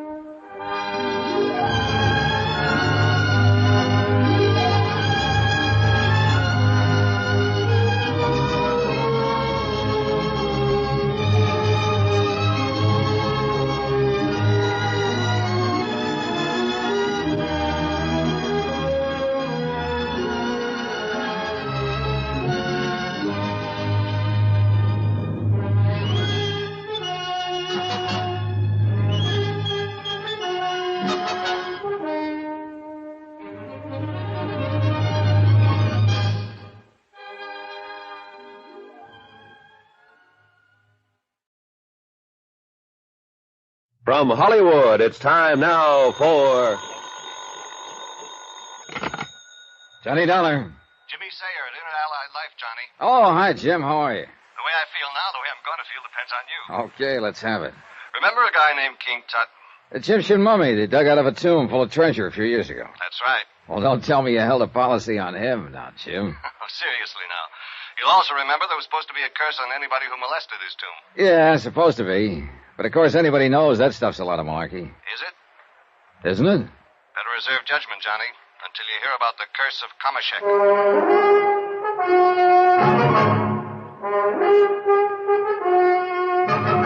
Tonight, and every weekday night, Bob Bailey in the transcribed adventures of the man with the action-packed expense account, America's fabulous freelance insurance investigator. Yours truly, Johnny Dollar.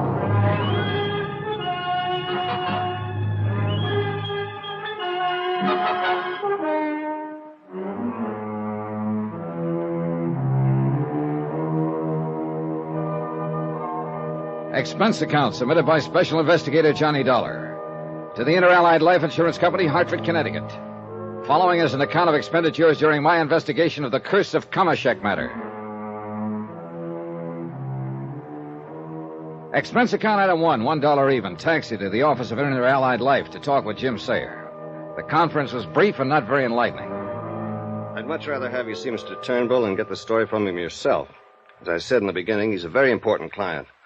What's more to the point, he can tell you about it much better than I can. Jim, to coin a cliche, you're being just as clear as mud. Also, by the way, he specifically asked for you. Oh, how come? Well, it seems he liked the way you handled the Parkinson case a couple of years ago. Oh, yeah, Emily Parkinson, the widow who died. Yeah, that's the one. She was his sister.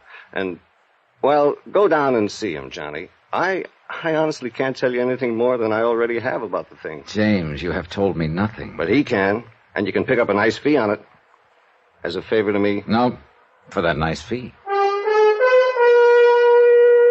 Jim promised to phone Eric Turnbull that I was on my way, and I ran up items 2 and 3, $4.20 for a quick lunch and train fare to Stamford. There I was met by a chauffeured car and driven to Turnbull's house. Far out of the town on Birchbrook Road, it was set on one of the biggest, most beautifully landscaped pieces of property I'd ever seen. The fine old home looked as though it had stood there in all its straight-laced dignity for 100 years, and stolid against the changing world would stand for another 100. In sharp contrast, a lithe, clean Studebaker Golden Hawk was parked in the sweeping driveway at the front. Haskins, the chauffeur, had explained on the way that he doubled as butler, so I wasn't particularly surprised when he opened the door for me. Since you received a call about your coming, sir, you are to go right in while I take the motor car to the garage. Unless... He glanced at the Golden Hawk quickly, back of me, then, having left the word unless hanging in midair, climbed back behind the wheel and drove off.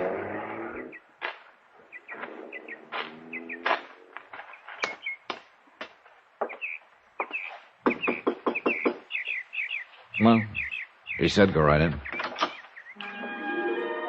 Inside, the house was a classic. From the tile-floored reception room with its walls of oak and the broad staircase leading to the second floor, I could look into the huge living room, finished in polished mahogany, with a leaded glass window at one side and thick oriental rugs on the floor. A fireplace that seemed to take in a whole wall, and fine mahogany furniture that glowed with a beautiful patina. Beyond that, I could see the library, golden and walnut. And sitting at a broad desk was a man, his face red with anger, shaking his fist at a very attractive girl of 22 or 3 who stood before him, obviously distressed by what was going on. Don't call me Uncle Eric. I'm not your uncle now, and by heaven, if I had my way, I never will be. You're not married to him yet, my girl, and if I have anything to say about it, you... Oh, Mr. Dollar, isn't it? Yes, sir. Mr. Turnbull? That's right. Come in. And Dorothy, Mr. Dollar and I wish to be alone. The girl stood there for a brief moment, looking at the man with an expression of utter futility in her face. Then, without so much as a glance at me, turned and left by the door that I had just entered. Come in, Mr. Dollar. Come in, please. Thank you. I'm sorry about this. Somewhat embarrassing to you, I'm sure, but it's something I'll have to tell you about later. Sit down, please. Thanks. May I pour you a drink? I must confess I feel I could use one at the moment. No, thanks, Mr. Turnbull. I think I'll pass it. I suppose it is a little early, but, well, good luck. Now. Jim Sayer in Inter-Allied tells me you have an insurance problem. Actually, not yet. I'll be perfectly frank with you, Mr. Dollar. Please do. I'm asking you to help me not as an insurance investigator, but as a man I feel I can trust. But you don't really know me, Mr. Turnbull. Oh, on the contrary, I do very well. As a result of your handling of the case of my widowed sister Emily when she died a few years ago. As a matter of fact, you and I met very briefly at the time. Oh, yeah, of course, Emily Parkinson. The case involved a lot of phony relatives who filed claims on her estate. Yes, that's right. And your clever trapping of those false claimants and their cheap attempts to gain part of Emily's fortune was... I understand that several of them are still serving sentences. Yeah, I believe so. Which is quite what they deserve. If there's anything I detest in this world, it's dishonesty. Well, I guess most of us feel that way about it. Of course we do, if we have any shred of human dignity. Yeah. But now, what is your problem?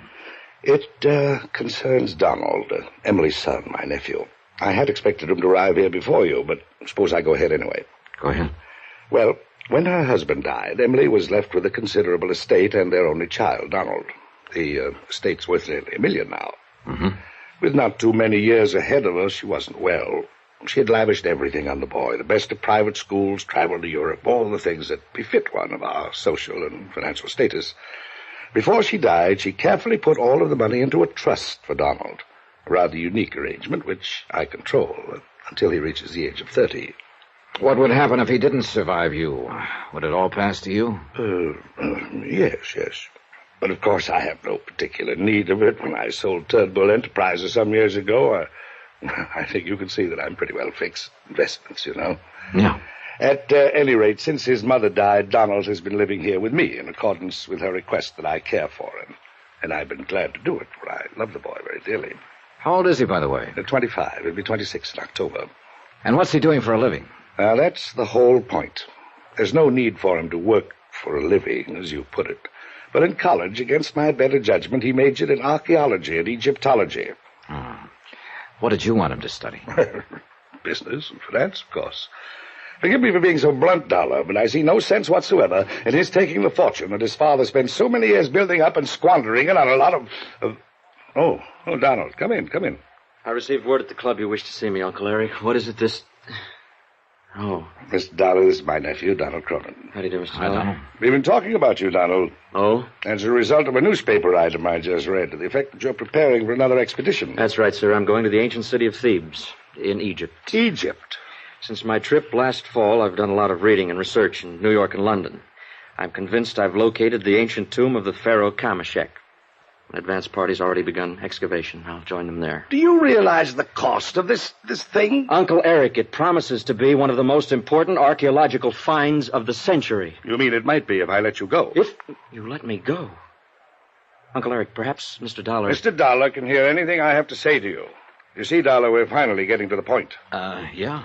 Donald, I'll make no bones about it. I'm quite fed up with your wasting your time on these stupid, pointless expeditions. That's not the way the museum feels about them, sir. Well, that's the way I feel about them. Wait, sir, please. Donald, isn't that your collection for Yucatan that the museum recently acquired? Why, yes, sir. My party and I were able to... I'm sure we don't care about your party and you. You're not only wasting your time, but your money. The money your father struggled an entire lifetime to gain. That money was left for me to spend in any way I see fit. Provided your handling of it meets my approval. When you're 30 and the estate passes completely into your hands, you can do anything you like with it. Buy the Brooklyn Bridge if you want. You probably will. But until then, I am legally in control of it. And now, finally, I have every intention of exercising that control. At least to the extent of seeing you don't squander any more of it on these foolhardy expeditions. I take it you've made several, Donald. Yes, sir, and he's opposed me in all of them. Because sooner or later, you've got to learn that as the wealthy son of a family, it's up to you to carry on the tradition that's been set for you. To increase the fortune that's part of your family name, build even greater financial power, not to throw it away. Do you call my contributions to science and history a waste of money? Oh, now look, my boy, there's nothing selfish about my attitude in this matter. I'm thinking only of you and your future. The family name that you alone are left to uphold. Well... Now, why don't you give up this asinine idea of going to Egypt? No, sir. What do you mean, no? Let me finish. There's no point in your saying any more, Uncle. I'm going to explore the tomb of Kameshek. Now, listen here, you I've made all the arrangements, obtained the sponsorship of the museum, notified the universities that are interested in my work. I say you're not going. And I say I am, sir. You young fool. Don't you realize that I'm in a position to cut you off without a penny? If you think I care, Uncle Eric, you're crazy. Then by heaven I will. So help me, Donald. I've tried to avoid this kind of situation, but you and your idiotic bullheadedness, your utter disregard for the responsibility and importance of your family, social status have made it inevitable. Now it's come in spite of all I've tried to do, and by heaven, I'll cut you off without a... Wait a minute. Donald, where are you going? Egypt. In the moment or two before Eric Turnbull recovered his poise enough to speak to me, my mind raced. This whole situation offered a big flock of wild possibilities. Obviously, the two were at sword points, had been for some time. Apparently, and I began to wonder about this, Turnbull had no need of Donald's money. Yet he seemed determined to keep him from spending it. And on what looked to me like a very worthy expedition. If Donald died, Turnbull had said, the estate would pass to him. Oh, and something else I wanted to find out about. The girl who'd been there when I arrived. But why? Why did I want to know or need any answers? What could this whole affair possibly have meant to me? I'm no family counselor. I guess I spoke that thought out loud. I'm an insurance investigator. Yes, Dollar. Which is another reason why I need your help in this affair. But I just don't see it, Mr. Turnbull. I'm afraid I must apologize for that little scene a moment ago. Well, there's no need to. It was interesting, to say the least. Well, we didn't touch on the one thing that I wanted you to know about.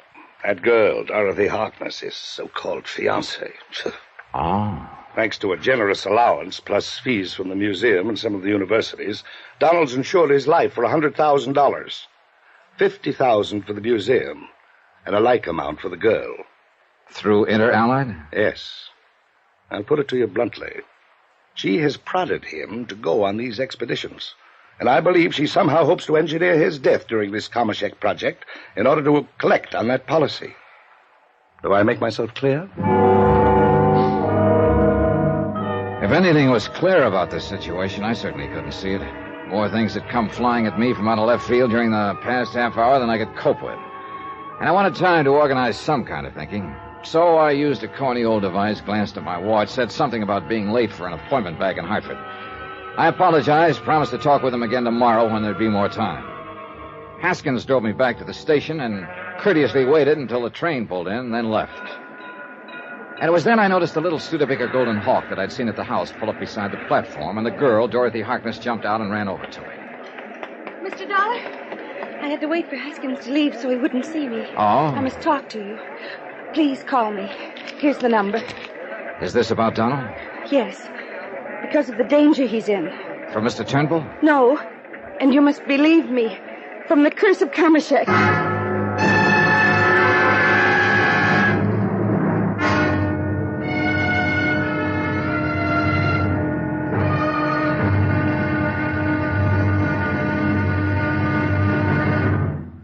Now, here's our star to tell you about tomorrow's episode of this week's story. Tomorrow, a little order starts to come out of the Department of Utter Confusion, and a promise of murder. Join us, won't you? Yours truly, Johnny Dollar.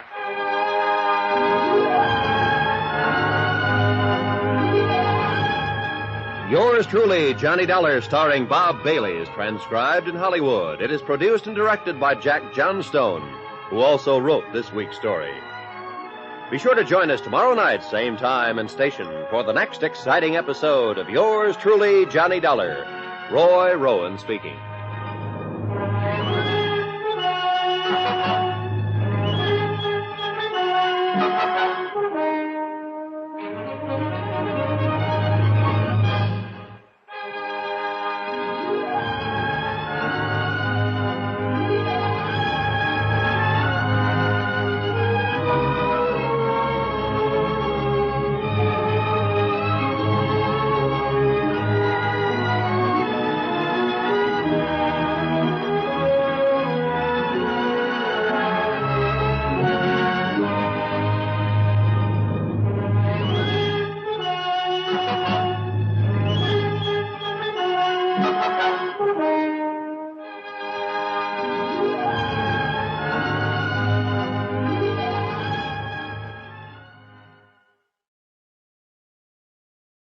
From Hollywood, it's time now for...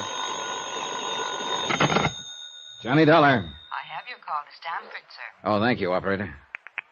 Hello? Oh, Mr. Dollar, I'm so glad you've called. Well, you seem pretty anxious to talk about something, Miss Harkness. I am. About Donald and his uncle, and Donald's plan for the expedition to Egypt. To dig up the remains of the old Pharaoh Kamashek? Yes. Can you come over here to see me, please? Oh, when I talked to you on the station platform a while ago, you said something about the curse of Kamashek. Yes, Mr. Dollar. Isn't that nothing more nor less than superstition? No. Huh? I'm afraid that in this case, Mr. Dollar, it can mean nothing more nor less than murder. I'll take the first train.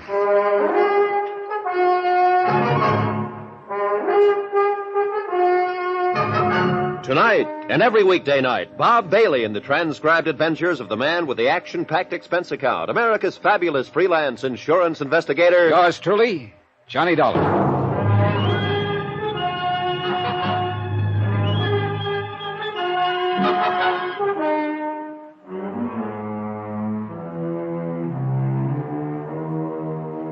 From Special Investigator Johnny Dollar to Inter-Allied Life Insurance Company, Crutchfield Square, Hartford, Connecticut. Assignment, The Curse of Kamashek Matter. Expense account continued.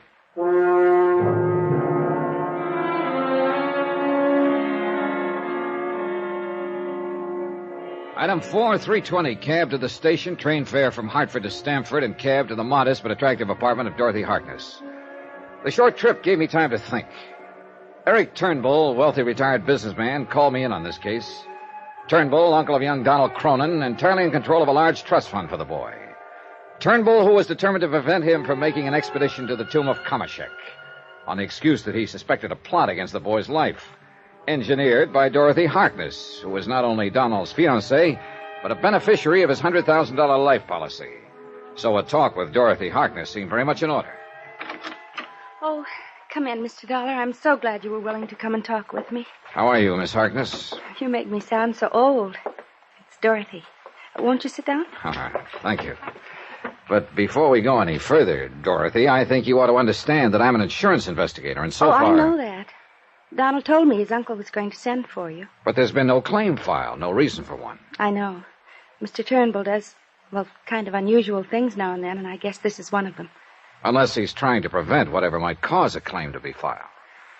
Mr. Dollar, I don't know what Mr. Turnbull has told you about me, but I'm sure it wasn't good. I'm afraid we don't get along very well. Well, it's pretty obvious he doesn't like your interest in his nephew, Donald. I've known Donald since school, Mr. Dollar, and we hope to get married. At least Donald does. Oh? And what about you? Well, I don't know. I don't know. I got the impression from Mr. Turnbull you were doing a pretty good job of getting Donald into your clutches.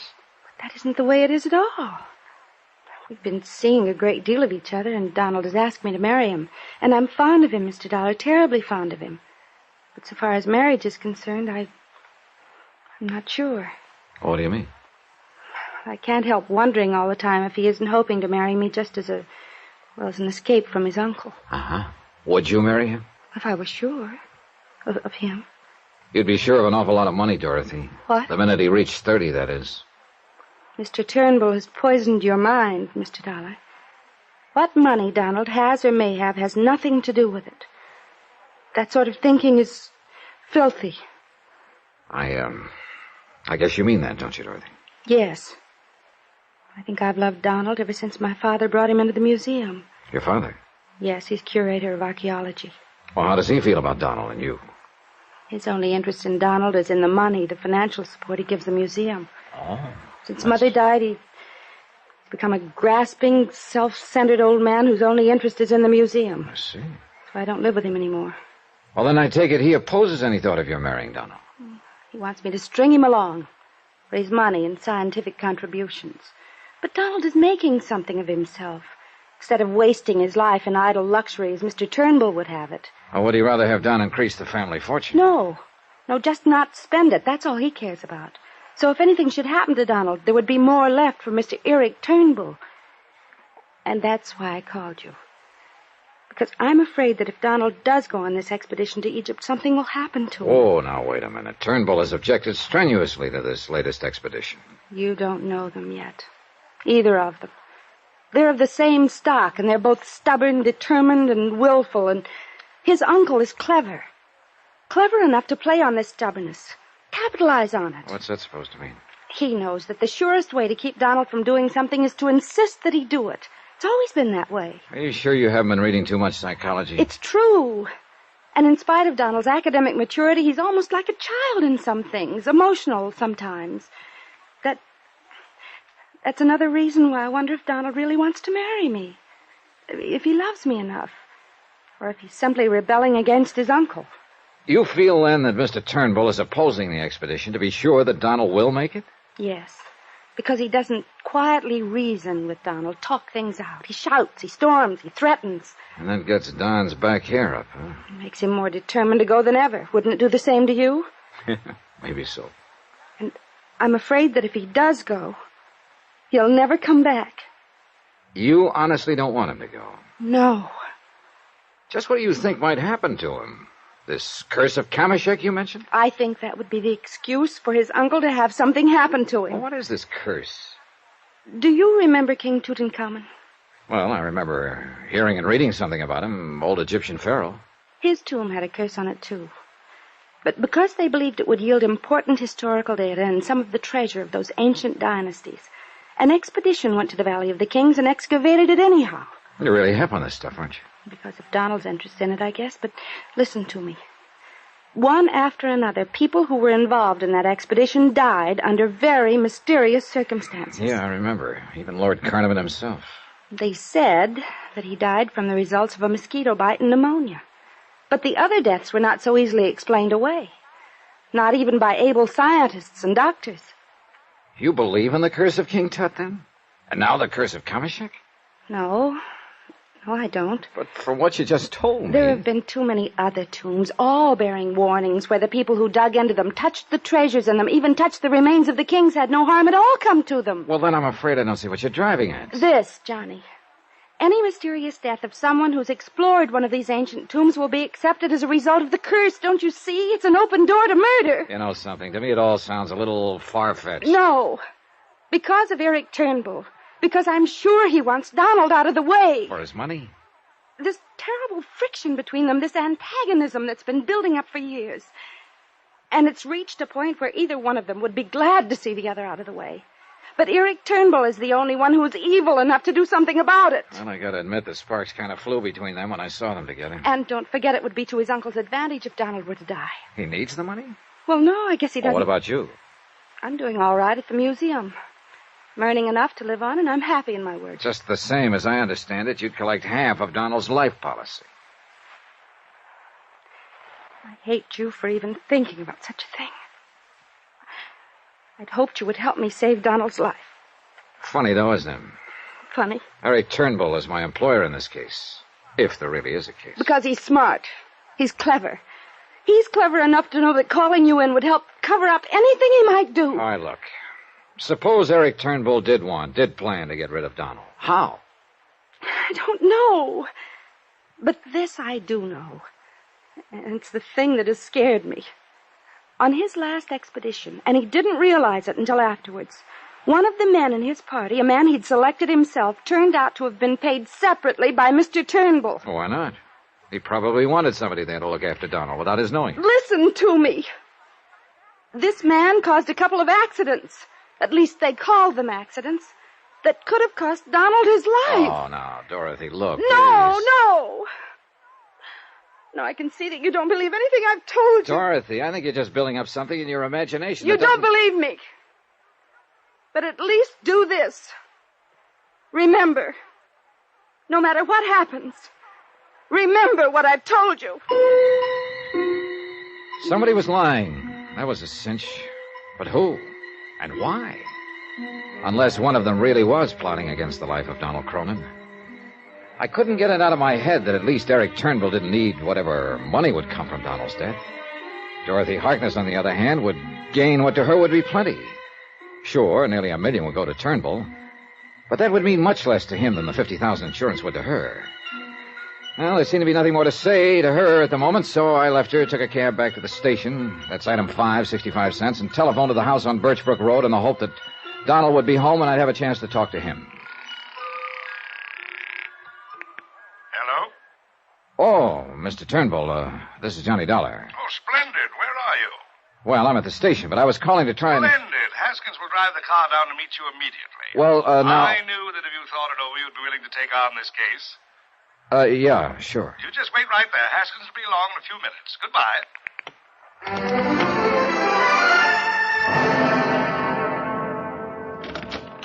Come in, Mr. Dollar. Well, thank you, but before we talk about this... Sit down, won't you? Now, from what I've been able to learn, Donald is planning to leave for Egypt immediately. I checked with a friend at the Explorers Club in New York, where the boy's been staying these past few days. Oh, I thought he always stayed right here with you. Well, he does, except when he's preparing for an expedition. Then you are going to let him go. Well, how can I stop him without making him look foolish in the eyes of his colleagues, the museum, the universities who are so interested in his work? Yes, I have to let him go. But with you beside him there... Oh, wait a minute. Of course, I'll expect you to be with him during the entire expedition. Well, now, look, and remember this, no expense is to be spared in the protection of my nephew's life.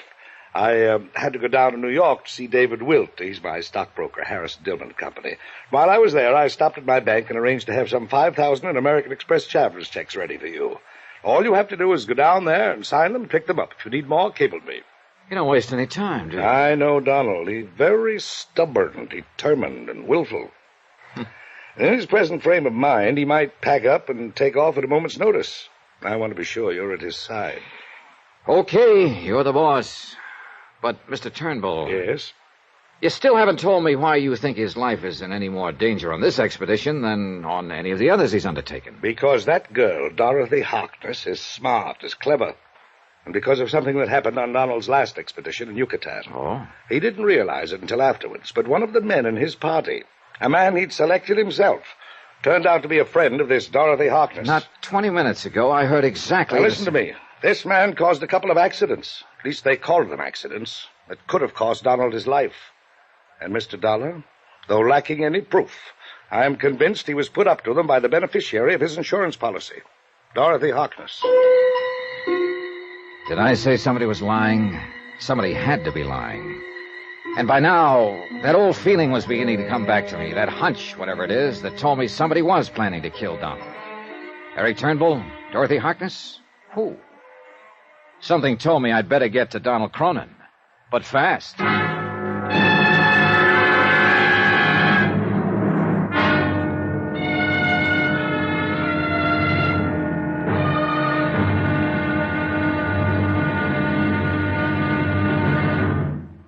Now, here's our star to tell you about tomorrow's episode of this week's story. Tomorrow, suddenly the reason for a carefully planned murder becomes crystal clear, and a race against death becomes a race for my own life.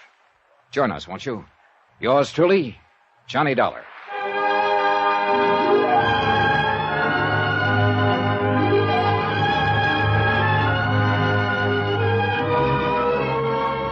Yours truly, Johnny Dollar, starring Bob Bailey, is transcribed in Hollywood. It is produced and directed by Jack Johnstone, who also wrote this week's story. Be sure to join us tomorrow night, same time and station, for the next exciting episode of Yours truly, Johnny Dollar. Roy Rowan speaking.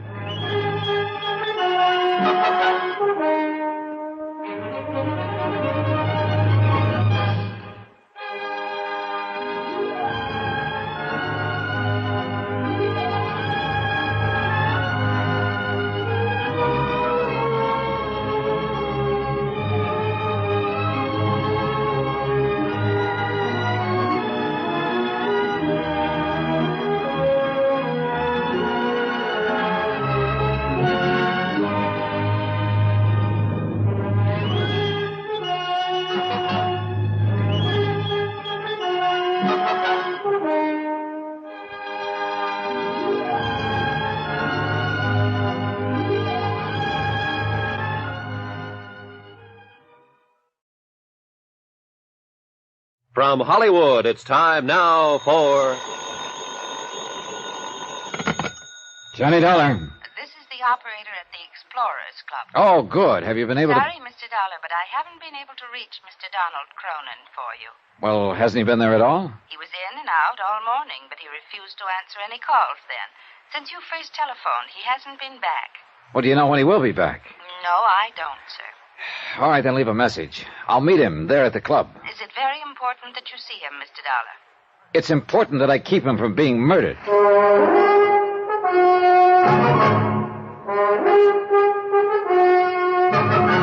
Tonight and every weekday night, Bob Bailey in the transcribed adventures of the man with the action-packed expense account, America's fabulous freelance insurance investigator. Yours truly, Johnny Dollar.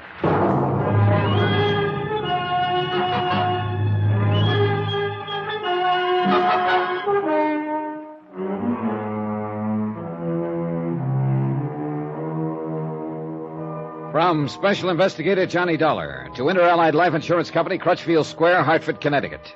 Assignment, The Curse of Kamashek Matter. Expense account continued.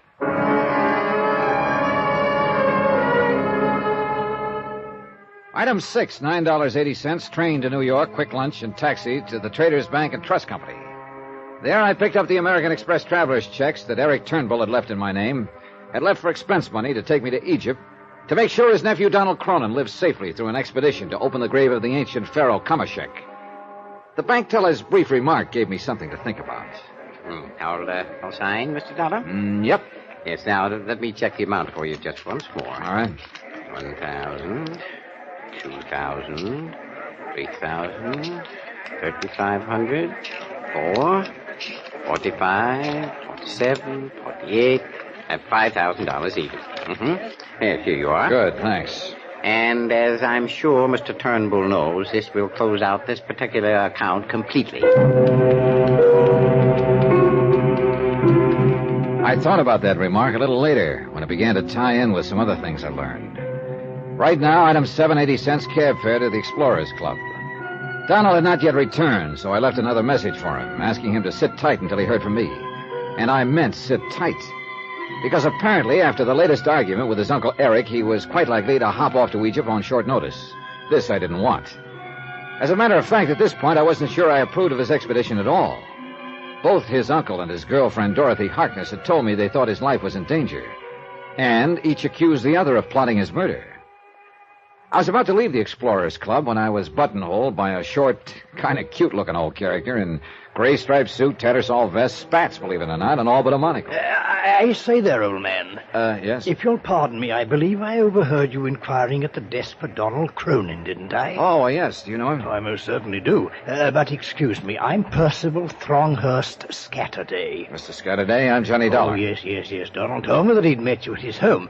Tell me, do you plan to accompany him on the expedition to Thebes? Well, yes. Excellent. It should result, you know, in one of the most important archaeological finds of the century. Think of it. The tomb of Kamashek. Yes. Do you know where Donald is now? Treasures, artifacts, and that should put to shame the ones that were excavated from the tomb of Tutankhamun. Yes, I'm sure it will, but now... If history has told us the truth about Kamashek, 18th dynasty, I believe... Now, that I wouldn't know, but now, Mr. Scatterday, it's important that I reach Donald Cronin just as soon as... No. Now that I think of it, Kamashek was 12th dynasty. Oh, Mr. Scatterday, But he couldn't be, because that was the era... Oh, yes, I remember now. It was the 18th, the same period in which the great temple of Queen Hatshepsut was erected at Daya el-Bahari at Thebes, of course. You've seen that, of course. No, I haven't. Oh, magnificent, enthralling. Now, look here, sir. But now, Mr. Dollar... I've got to reach Donald Cronin, so if you'll excuse me... Mr. Dollar, please, you say you are going with Donald. You do know about the curse of Kamashek. Or do you? Yes, I've heard of it. Oh, then you'll certainly arrange not to be present at the opening of the sarcophagus. Why? Well, as I'm certain you know, all the preliminary work has been accomplished by the advance party, of course. So I understand. The antechamber of the tomb was opened over a month ago. So? Well, it simply means that as soon as Donald arrives, they will penetrate to the sepulchral chamber and the sarcophagus itself. Well? Mr. Dollar, it was engraved on the stone slab, barring the way to the last chamber, Mantak Ko Fore El, and so on. Oh, what's that supposed to be? The warning, my boy, the warning that whosoever violate the tomb and desecrate the body of the noble pharaoh by contact therewith shall quickly die. You don't believe in those things, do you? Mr. Dollar. As I always understood it, those warnings were just put there to discourage thieves from robbing those old tombs. Mr. Dollar, I only ask that you remember what happened to those who violated the tomb of Tutankhamun. Oh, well, couldn't the deaths of the people who entered that tomb be due simply to coincidence? Or rather, things, circumstances quite apart from their having done so? Of course they could, but were they? Mr. Dollar, I assure you that if it were not for the warning of the curse of Kamashek, I would be the first to want to enter that tomb. Instead, I have refused to go on the expedition at all. Take care of Donald. Well, that's what I'm being hired to do. And of yourself, sir. Yeah, sure. Now, sorry, but I'm anxious to reach Donald, and you say you've seen him here at the club? Yes, only last evening. He was here making some of his final preparations. Well, do you know where he is now? Yes. Well, where? At his uncle's place in Stamford, Connecticut. You're sure? As sure as I am that you've not heeded my warning about the curse of Kamashek. But I beg you, Mr. Dollar, for the welfare of Donald Cronin and yourself. Yeah, sure. Thanks. If this were a mystery story instead of an accounting of expenditures on a case, I'd tag Percy Scatterday as a prime suspect for whatever might happen later. Like the man who tries to throw you off his own trail by suggesting that somebody else is gunning for you. But I decided he was just an old fogey who'd been turned down on the Kamashek expedition, was trying to justify his own shortcomings with the tales about the curse. But you know something? I was wrong. I should have listened to him a little more understandingly. Item 8, 75 cents, taxi to the office of Harrison and Dillman and Company to see David Wilt, the man Eric Turnbull had named as his stockbroker. The reason? The remark the bank teller had made about closing out an account. As it turned out, my timing was perfect. Sit down, sir, sit down. I'll be with you just as soon as I finish this phone call. Oh, sure, thanks. Hello. I'm sorry to have kept you waiting, but someone just stepped into my office. If you'd rather be left alone, I'll... No, it's all right. Now, as I started to say, if you dispose of the gold medal mining stock, your holdings will be reduced to practically nothing. Yes, that's right. Well, but Mr. Look, you sure you wouldn't rather I come back another time? Very well, very well. It's just that I hate to see what was once a very strong investment program. Very well, Mr. Turnbull, if you insist. Turnbull? Yes. Goodbye. Now, sir. Eric Turnbull, Mr. Wilt? Oh, yes, but... Now, just a minute, sir. It was very remiss of me to mention a client's name in front of you, at least under the circumstances. Whatever I may have said on the phone just now was quite confidential. Yeah, I'm sure it was. I can only ask that you discreetly forget anything you may have heard. Not by a long shot. What's this? Who are you, sir? Dollar, I believe the receptionist said. That's right, Johnny Dollar, insurance investigator. And that conversation told me just what I came here to try to charm you into telling me. Mr. Dollar, please remember this. That was entirely confidential. None of your business. Here, my credentials. Yeah? Well? Now, you remember something. So far as Eric Turnbull is concerned, my coming here is entirely confidential. None of his business.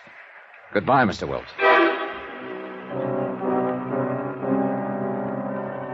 So the wealthy Eric Turnbull wasn't so wealthy after all. Big investments in the stock market, he'd said. But they didn't look so big anymore. And the closing out of bank accounts. Item 930 cents phone call to Dorothy Harkness. Yes, Mr. Dollar? I just called to tell you, Dorothy, that if it'll be any satisfaction to you, I'm going to make the trip to Egypt. Oh, thank heaven. Then Donald will have some protection against the machinations of his uncle. Oh, gal, that sounds like a line out of an old melodrama. I know you don't believe me, Mr. Dollar, but I'm so sure that Eric Turnbull is plotting against Donald's life. You know something? I'm beginning to feel a little that way, too. Then you did believe me. In spite of the way you poo-pooed everything I said, are you and Donald leaving together? I can't seem to find him. Do you know where he is? Have you tried the Explorer's No, Club? not there. Well, he'll surely call me before he leaves. Well, if he does, have him get in touch with me. Where, Mr. Dollar? Right now, I'm going out to Eric Turnbull's house. After that, I'll be back in Hartford. Item 10, $7 even, train fare back to Stamford and taxi to the Turnbull residence in the hope that there I would find Donald Cronin, the real principal in this case and the one person I hadn't yet talked to. But it was Eric Turnbull who met me at the door. Mr. Dollar, I'm glad to see you. Come in. Have you seen my nephew, Donald? Well, no. Isn't he here? No, nor is he at the Explorers Club. I've called him several times. I'm worried about him in his present frame of mind. I'm worried about him, too, Mr. Turnbull, but not for the same reason. Because of that girl, Dorothy Harkness. Yes, it does. No, that isn't what I meant. In his present frame of mind, he's likely to jump off on his flight to Egypt without... Look here, I wonder if he's with her. No, that much I do know. Oh, I wish to heaven he would call if anything happens to If anything that... happens to him, you'd love it, wouldn't you? What?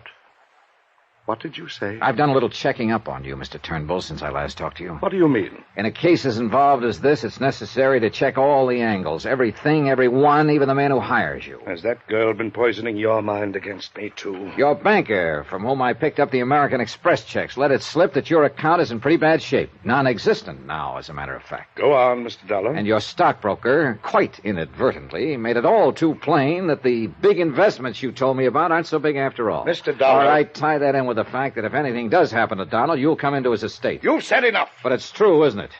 You laid so much stress on Dorothy and the museum getting his $100,000 life insurance, but you're the one who would really benefit by his death. Dollar, you have talked with one banker, with one stockbroker. Why, in your snooping around, didn't you talk with the others who hold my accounts? Like who? That's none of your business. But if what you are implying were true, why in heaven's name would I ever ask you to come in and protect my nephew? As a cover-up? I should knock you down with my bare fists, and believe me, my boy, I could do it. Now listen to me. I'm listening. If I didn't have any money, how could I afford to give you the $5,000 in expense money, pay whatever other costs may be involved in your employment? And why do you suppose, in spite of this high-handed attitude of yours, I'm still begging you to stay on this case? See Donald, Mr. Dollar, talk with him. You'll find that in spite of the angry scene between us, I'm concerned only with his welfare, that I want to protect him, that I want you to protect him. Wait, that's Donald. Now, let me take it. Well, now, just a minute. Johnny Dollar. Oh, Mr. Dollar, I was calling Mr. Turnbull. Mr. Scatterday? Yes, of the Explorers Club. Mr. Dollar, I've just talked to a couple of fellow members who saw him off. Saw him? Donald Cronin? Yes, last night. His plane has probably reached Cairo by now. Fooled all of us, didn't he? Yeah. Thanks. Well, thought you'd want to... Well? Donald left for Egypt last night. Oh, no. Oh, yes. Then please, I beg of you, go. In heaven's name, go to him. Stay with him. Protect him. For a long moment, Eric Turnbull simply stood there, sobbing, pleading with his tear-filled eyes. And suddenly, I don't know why, I found that I believed him. I wish now that he'd been lying. 2 lives might have been saved.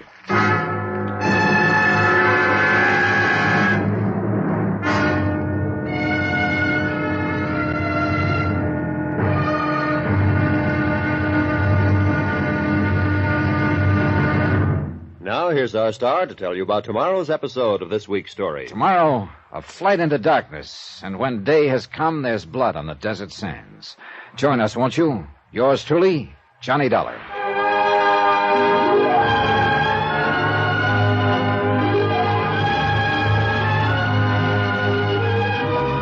Yours truly, Johnny Dollar, starring Bob Bailey, is transcribed in Hollywood. It is produced and directed by Jack Johnstone, who also wrote this week's story.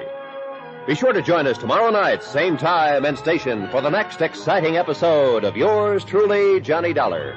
Roy Rowan speaking.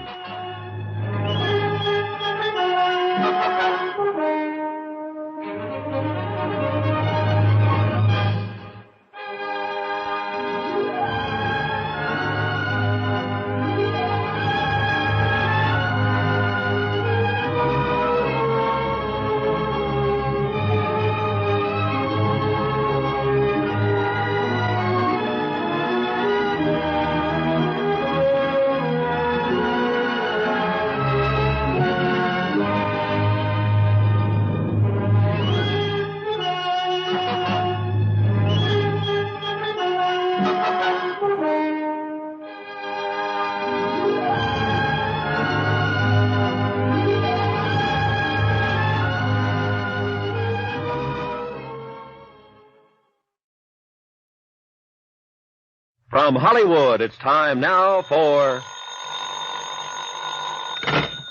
Johnny Dollar. Have you found Donald yet, Mr. Dollar? Have you been... Oh, this is Dorothy Hartman. Yeah, I know. And no, I haven't found Donald Cronin. He wasn't at his uncle's place? Johnny, you must find him. Talk to him. Talk him out of making the trip to Egypt. Dorothy. If he does, he'll die. His uncle will see to it that he dies. Look, Dorothy. You must find him and stop him. I'm afraid it's a little late for that. What? He took off on a direct flight to Egypt early yesterday. Oh, no. Has at least a 36-hour start, at least. Johnny, you must go after him. On the first plane I can get to Cairo.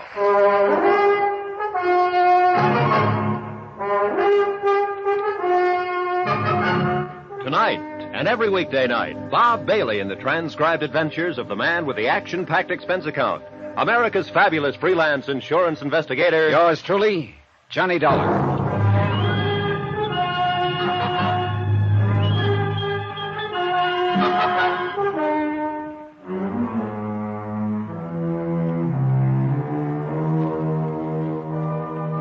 From Special Investigator Johnny Dollar to Inter-Allied Life Insurance Company, Crutchfield Square, Hartford, Connecticut. Assignment, The Curse of Kamashek Matter. Expense account continued.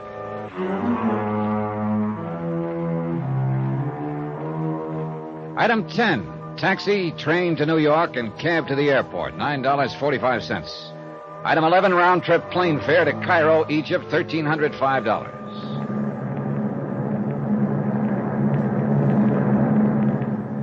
I was tired, and the steady drone of the 4 powerful engines lulled me to sleep in no time. I think I might have slept most of the way to Paris, which was to be our first stop, except for hunger pangs and the appropriate ministrations of a very attractive stewardess.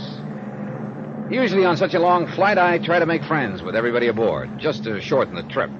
And I did this time, except for one man who sat 4 or 5 seats behind me. He was a rather hefty individual, dark-complexioned, about 30, I'd guess, who didn't budge from his seat during the entire flight. And every time I approached him to pass the time of day, he immediately made like he was asleep. So he wanted to be alone. But when I settled down into my seat, next to a lovely petite brunette named Carolyn, who was... Now, that's beside the point, except for purely personal reasons that I'll pursue further when I get back to the States. The point is that in primping a bit and replenishing her lipstick, she held up a small mirrored compact. And reflected in it, I could see that the dark-complexioned man was not only quite wide awake, but watching me every second of the ride. In a rather strange way, too. Concentrated. Like you'd watch a fly you're planning to swat. Then every time I'd turn around, he'd promptly shut his eyes and feign sleep again. Finally, it was early evening, we sat down at Le Bourget, the airport on the outskirts of Paris. Since this was Carolyn's destination, during the short layover, I helped her get her baggage and extracted the promise of a date in New York when she returned in the fall. Yeah, I guess Paris does it to you. Well, anyhow, after she'd piled into a taxi, I wandered around for a bit thinking and decided to reboard the plane, look up the dark, silent passenger, and have it out with him. But apparently I'd waited too long. As I passed a narrow sort of alley beside a baggage shed, he decided to have it out with me. In here, Dollar, quick. Huh? What? In here, where we won't be seen.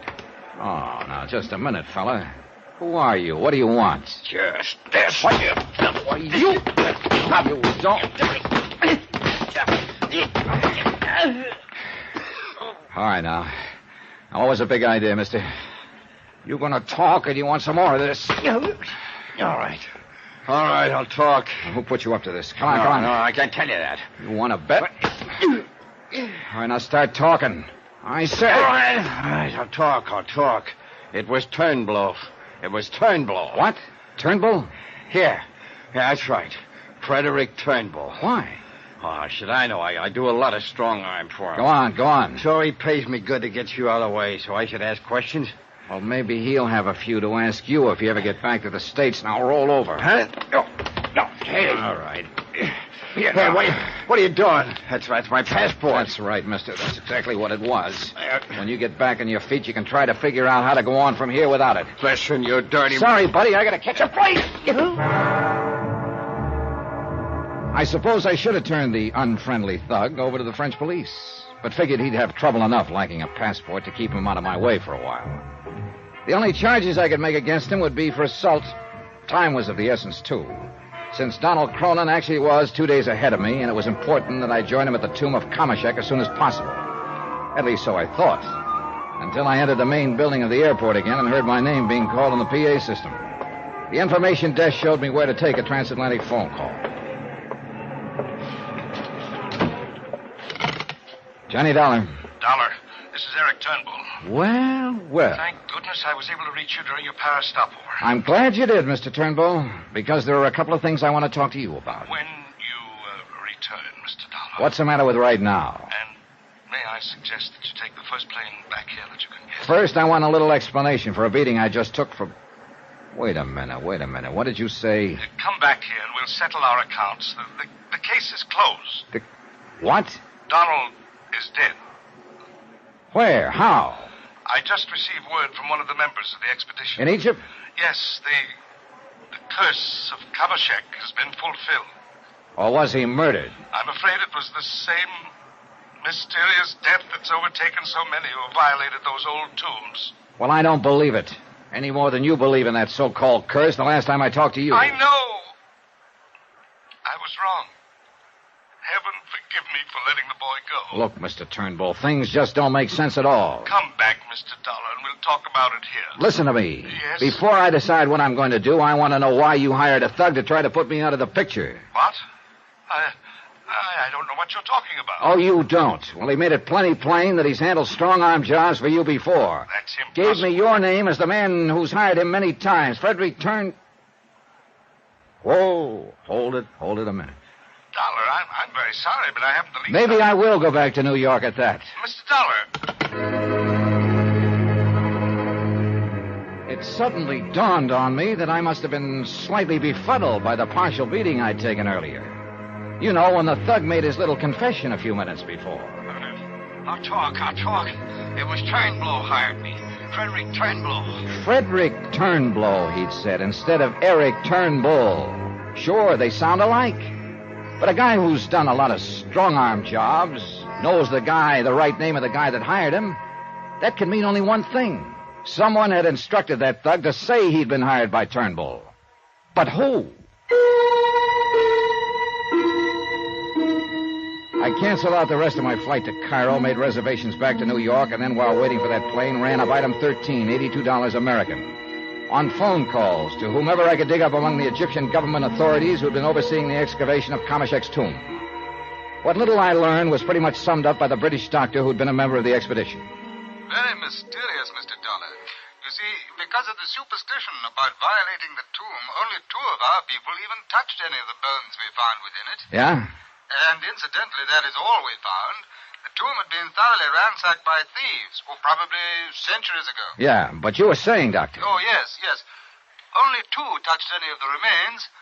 One was a native carrier, as soon as the bones had been properly sprayed with a preservative. Uh-huh. And the other was Donald Cronin, who, for some reason or other, wrapped up the bones and sent them by air to his uncle, Mr. Eric Turnbull in the United States. Oh? Well, go on. Well, that's really all, Mr. Dollar. Except, of course, that both of them have died of some strange malady that the authorities have not been able to determine. And that's why the tomb has been officially closed again. Hey, listen, tell me something. Could the bones have been accessible to anyone before those 2 touched them? Yes, to anyone in the party. Well, now, don't tell me that you suspect... Oh, listen, mister, I don't know what I suspect. But I don't believe it was any curse of a long-dead pharaoh that killed those 2 men. Even in view of what happened to those who entered the tomb of Tutankhamun for some years ago, and then the tomb of King... Look, tell me this, will you? Have any of the expedition returned to America? Well, of course, the authorities have here no reason for holding them. You haven't answered my question. No. Well, only the 2 young men that Donald brought along with him. Who are they? Carl Fortina. Well, who's he? From New York. Like Donald himself, he's an archaeologist. And the other? One of his colleagues at the museum in, I believe it's in Stamford. What's his name? He's a young osteological expert, son of a curator at the museum, as I recall. What? His name is Walter Harkness. Well, I'll be. But surely you don't think... Doctor, you go right ahead and hang those 2 deaths on good old King Kamashek. Me? I'm going after a couple of live suspects.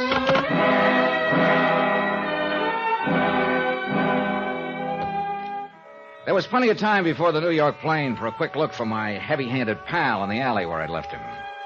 But he'd either crawled away or been picked up by the gendarmes, and I didn't have time for a session with them.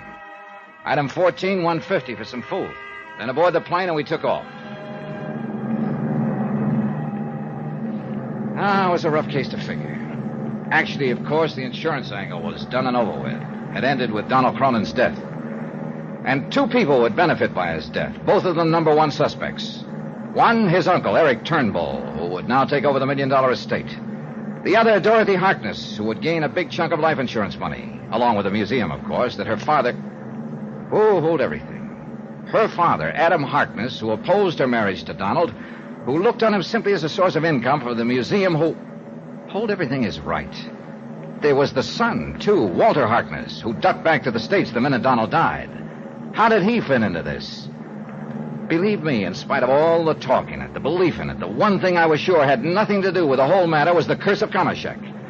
Nevertheless, call it hunch or whatever you like, the more I thought about it, the more certain I became that I'd find all the answers in a package that Donald had mailed back to the States. A package containing the bones of Pharaoh Kamashek.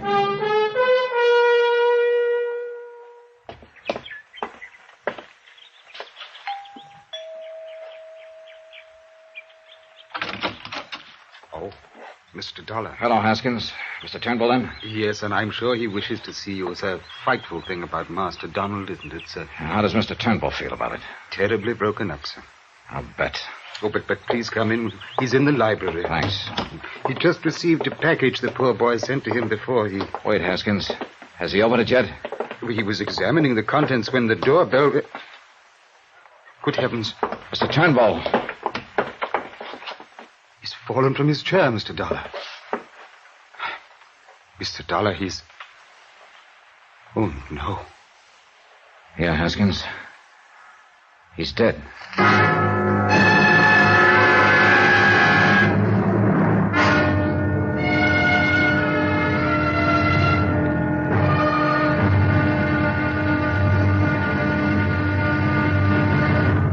Now here's our star to tell you about the final episode of this week's story. Before I do, please let me thank you for the letters you keep sending us about the program. So many come in every day that it's become quite a chore to answer them, but you know something? I love it. As a matter of fact, your letters are appreciated by all of us who are involved in the production and presentation of the show. Our director, the writers, the various members of our cast, and our excellent technical crew. So please don't stop. Tomorrow, the wind-up. And a sorry example of what the lust for money can sometimes do to nice people. Join us, won't you? Yours truly, Johnny Dollar.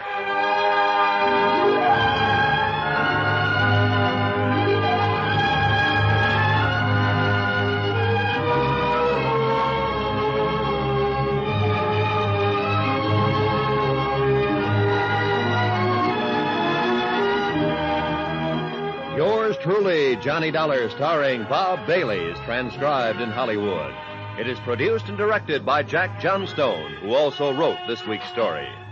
Be sure to join us tomorrow night, same time and station, for the next exciting episode of Yours truly, Johnny Dollar. Roy Rowan speaking.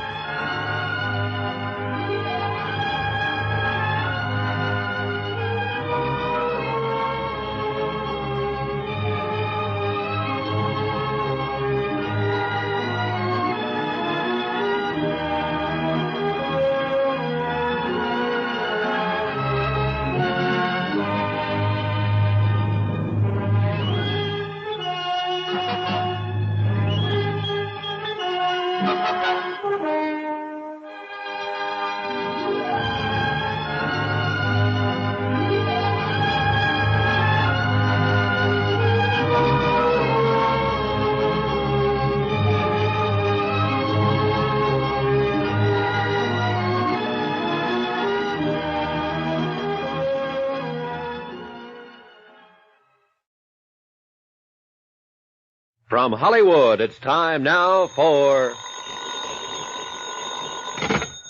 Johnny Dollar. Dr. St. Clair returning your call, Stinky. Oh, hi, Leonard. Where have you been, Johnny? It's been years. Yeah, I know. Listen, can you give me a hand? Who got poison this time? 2 of them. I hope it's poison, and that you can prove it for me. We'll try. What do I do? Meet me here at the home of Eric Turnbull in Stamford, Connecticut. Okay, but Johnny... Give you the address in a minute. But Johnny, what do you mean you hope somebody got poisoned? Because if they didn't, I'm going to go off my rocker. What? Because the only other possible cause of death could be a curse. The curse of Kamashek. Who? An Egyptian king who died a couple of dozen centuries ago. What?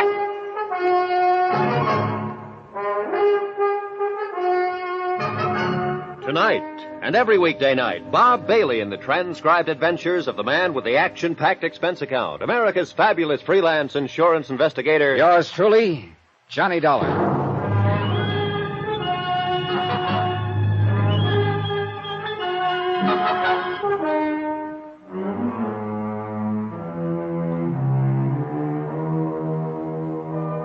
From Special Investigator Johnny Dollar to Inter-Allied Life Insurance Company, Crutchfield Square, Hartford, Connecticut.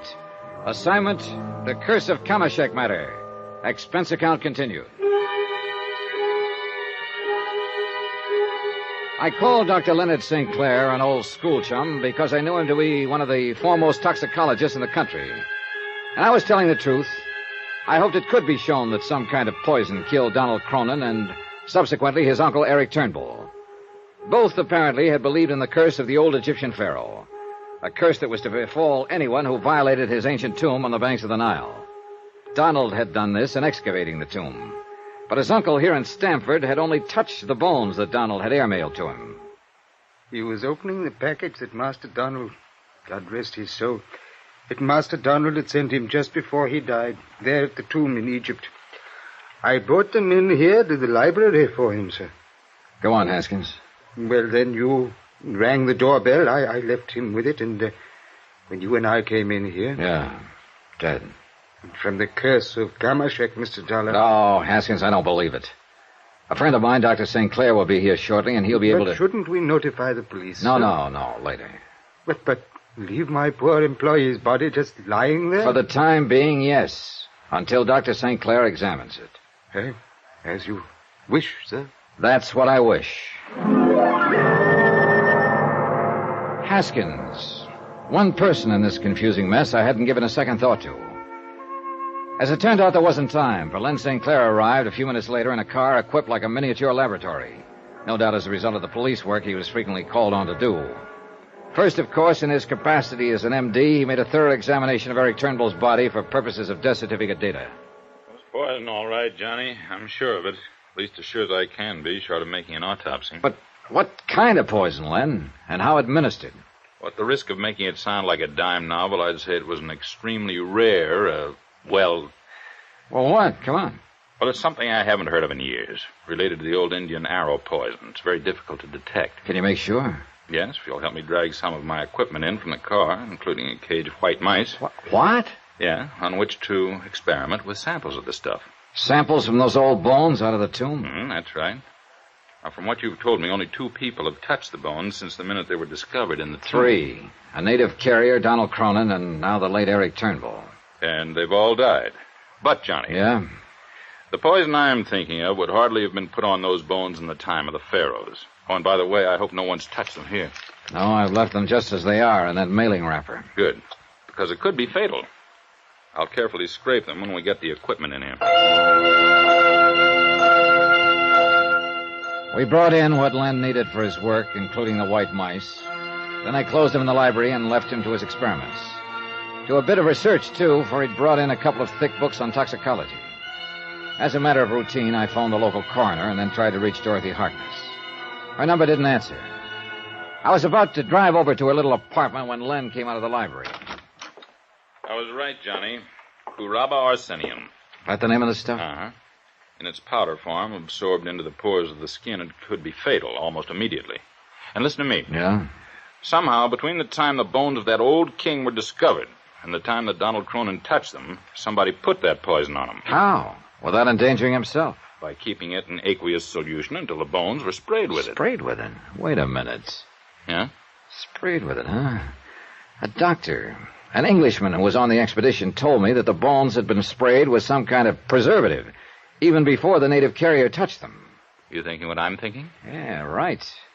Instead of preservative, it was the poison. Well, who sprayed them? I've got a wild idea, Len. But if it's right, it'll sew up this whole case. I wonder who that is. Well, while you're finding out, I'm going back and recheck these tests. But only as a matter of routine, because I'm sure I'm right.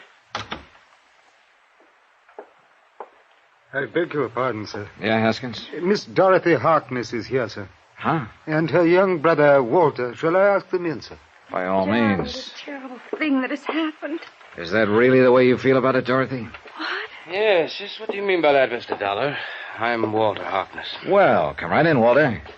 Because I have a sneaking suspicion you're the boy I've been looking for. What? Your conscience finally began to hurt you? Would you like to sit down and write your confession now? What are you talking about? Or did you and Dorothy just come here to put on a front? You know, as a cover-up? I don't know what you're talking about. Johnny, what are you saying? Sit down, both of you, because I'm going to be saying plenty. Look here, Mr. Dollar. Sit down, I said. Now sit down. All right, Dorothy, we'll begin with you. Johnny, I don't understand. Now listen to me.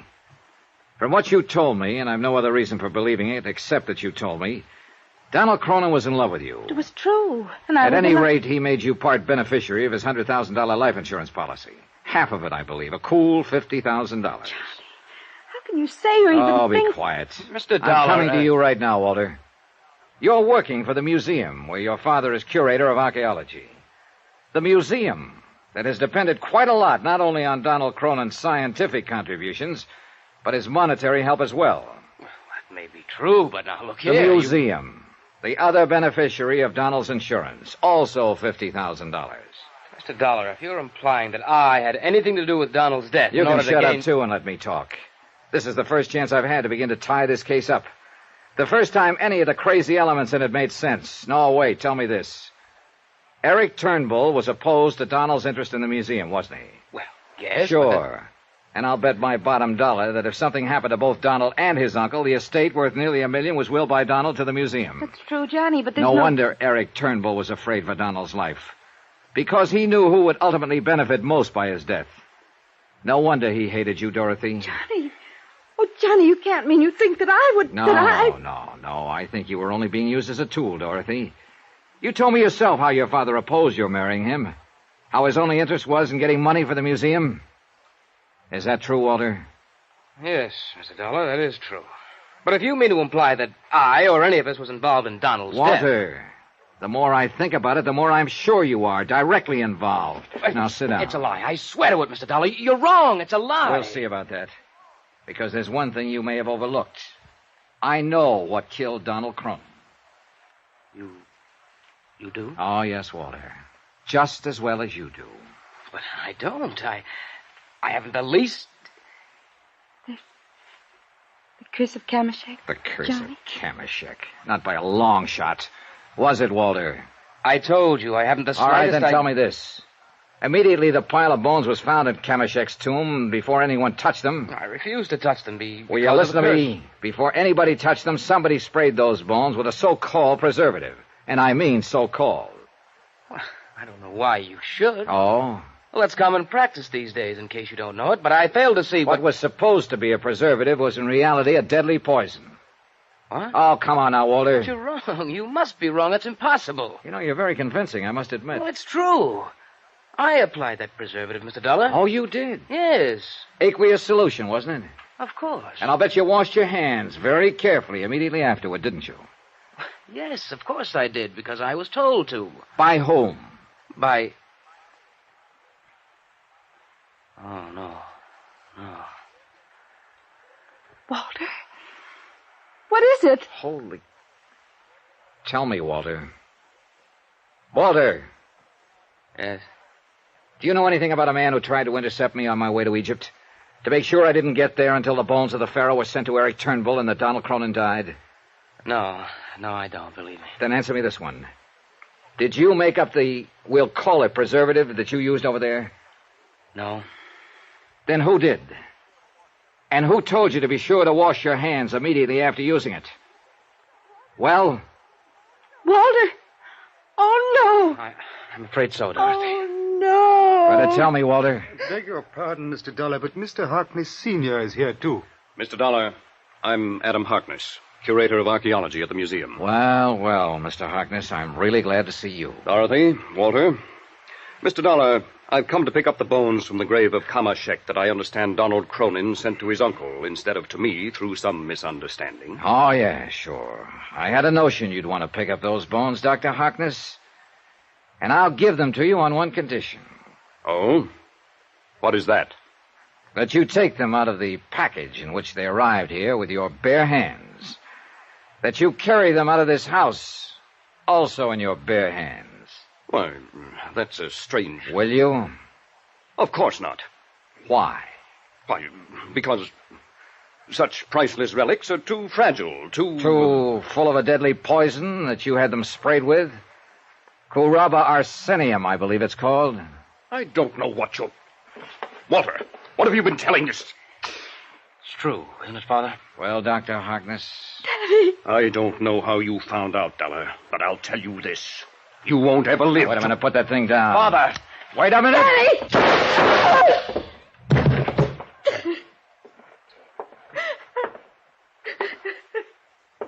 Johnny? You stopped him all right, Len. But I think he'll live. Good. I knew all the police work I've been doing would come in handy sometime. Thanks for barging in at the psychological moment. Oh, I was only coming in to confirm the results of my tests. But I guess Dr. Harkness had already done it. Yeah.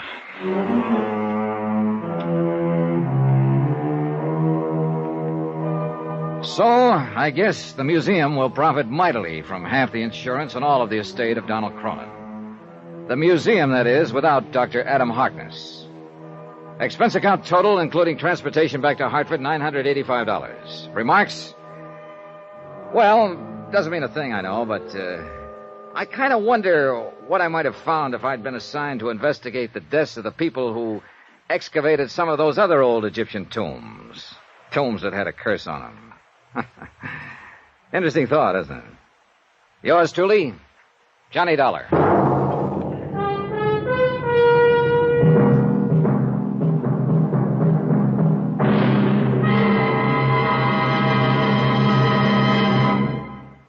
here's our star to tell you about next week's story. Next week, a search for $80,000 that was never there, and a body that was never there. Yet both of them had to be found. Join us, won't you? Yours truly, Johnny Dollar.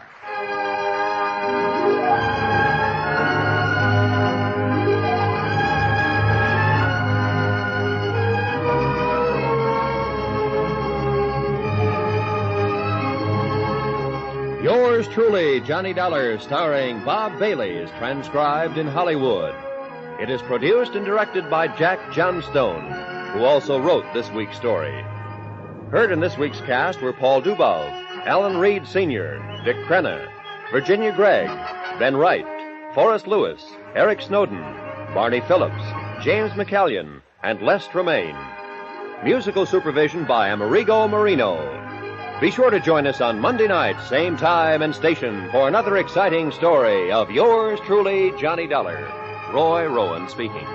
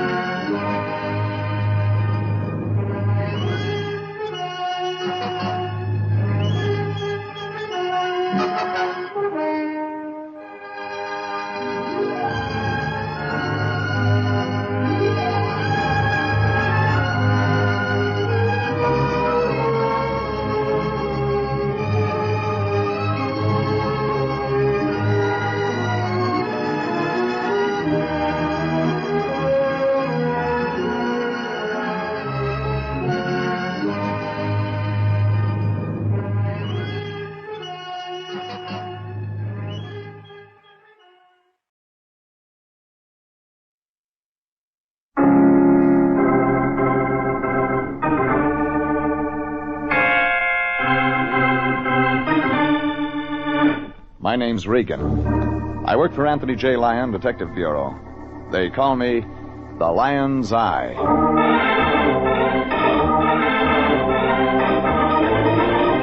Jeff Regan, Investigator, starring Frank Graham as Regan with Frank Nelson as Anthony J. Lyon.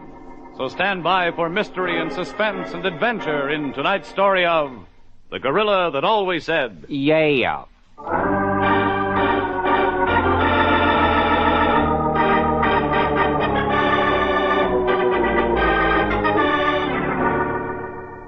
There was a whole menagerie in this one. A giraffe, an elephant, and a gorilla that always said, yeah. It didn't take place at the Griffith Park Zoo like you might think. We played this one out along the Sunset Strip. The stretch of big-time movie agents' offices, Mocambo, Ciro's, specialty shops, and razzle-dazzle that ties Beverly Hills to Hollywood with tinsel tape.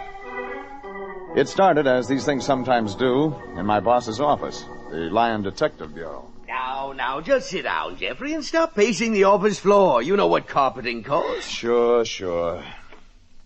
Okay, Lyon, give it to me again. And slow. Jeffrey, you know there's nothing I wouldn't have you do for money. You topped yourself this time. $100, Jeffrey. As Anthony J. Lyon, president of the Lyon Detective Bureau, I felt it my duty to take the case. What did she say exactly? Exactly. This charming young lady, Annabelle, I believe she said her name was, phoned us and offered to pay $100 if we, that is, if you, Jeffrey, would recover her stolen property. The poor dear thing had been victimized. A little something was stolen from her this morning. Her giraffe.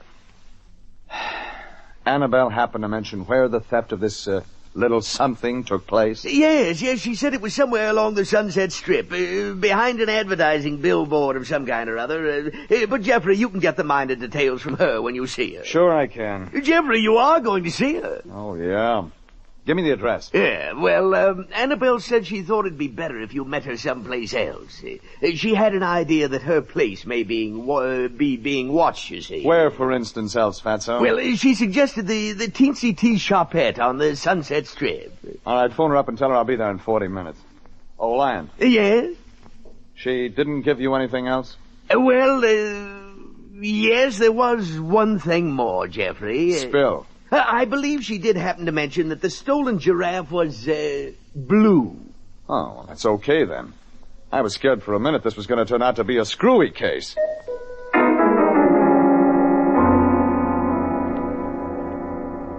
The Teensy Tea Shopette was on the gastronomical part of the Sunset Strip, next to the diet kitchen for French poodles only.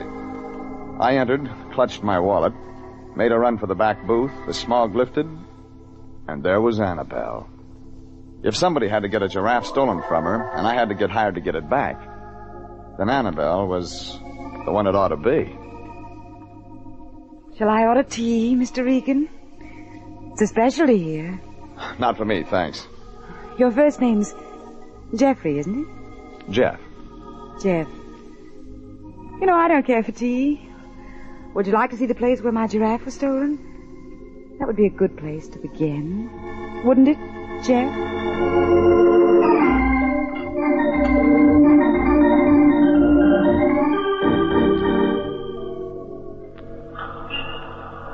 This the place where your giraffe got stolen, Annabelle? Here, behind this billboard? Yes. Here where nobody could see, Jeff. Yeah. I see what you mean. Jeff, come here. Oh, Jeff. Guess you don't know who captured Giraffe, huh, baby? I don't know his name. One guy did it? Oh, yes, the one that bought the elephant. Elephant in it, too, huh? Yes. Blue elephant like your blue giraffe? No, the elephant was orange. Oh. Maybe you better describe the guy, hmm? Well, he was shorter than I am, heavy set. He has a bald spot, and, oh, yes, his voice was, it was strange, hoarse, and, well, you might say it was cracked. Anything else? Well, naturally, I was bewildered, Jeff, having my giraffe stolen on the Sunset Strip in broad daylight. Naturally. So I hardly really noticed. Yes, I do remember one other thing. He kept saying, yeah. I mean, whenever he meant to say yes, or so what, or anything, he'd say, yeah. Well, that's something to start on. Maybe I can find him. Now, the way I get it is you'll pay $100, and I'm supposed to get back the giraffe. It's worth a lot of money, Jeff, $4,000 or $5,000. Johnny Grote couldn't have known what he was doing when he sold it to me for $50. Johnny Grote? Yes. The Johnny Grote? Yes, Jeff. You know who Johnny Grote is, baby. Well, of course I'd... Oh, I see. You mean what he does on the side? On the side? Well, from my point of view, I suppose most people, the fact that he's sort of a gangster, something like that, is more important. It is. Jeff, we'll drive over to Johnny Grove's. Then you'll see.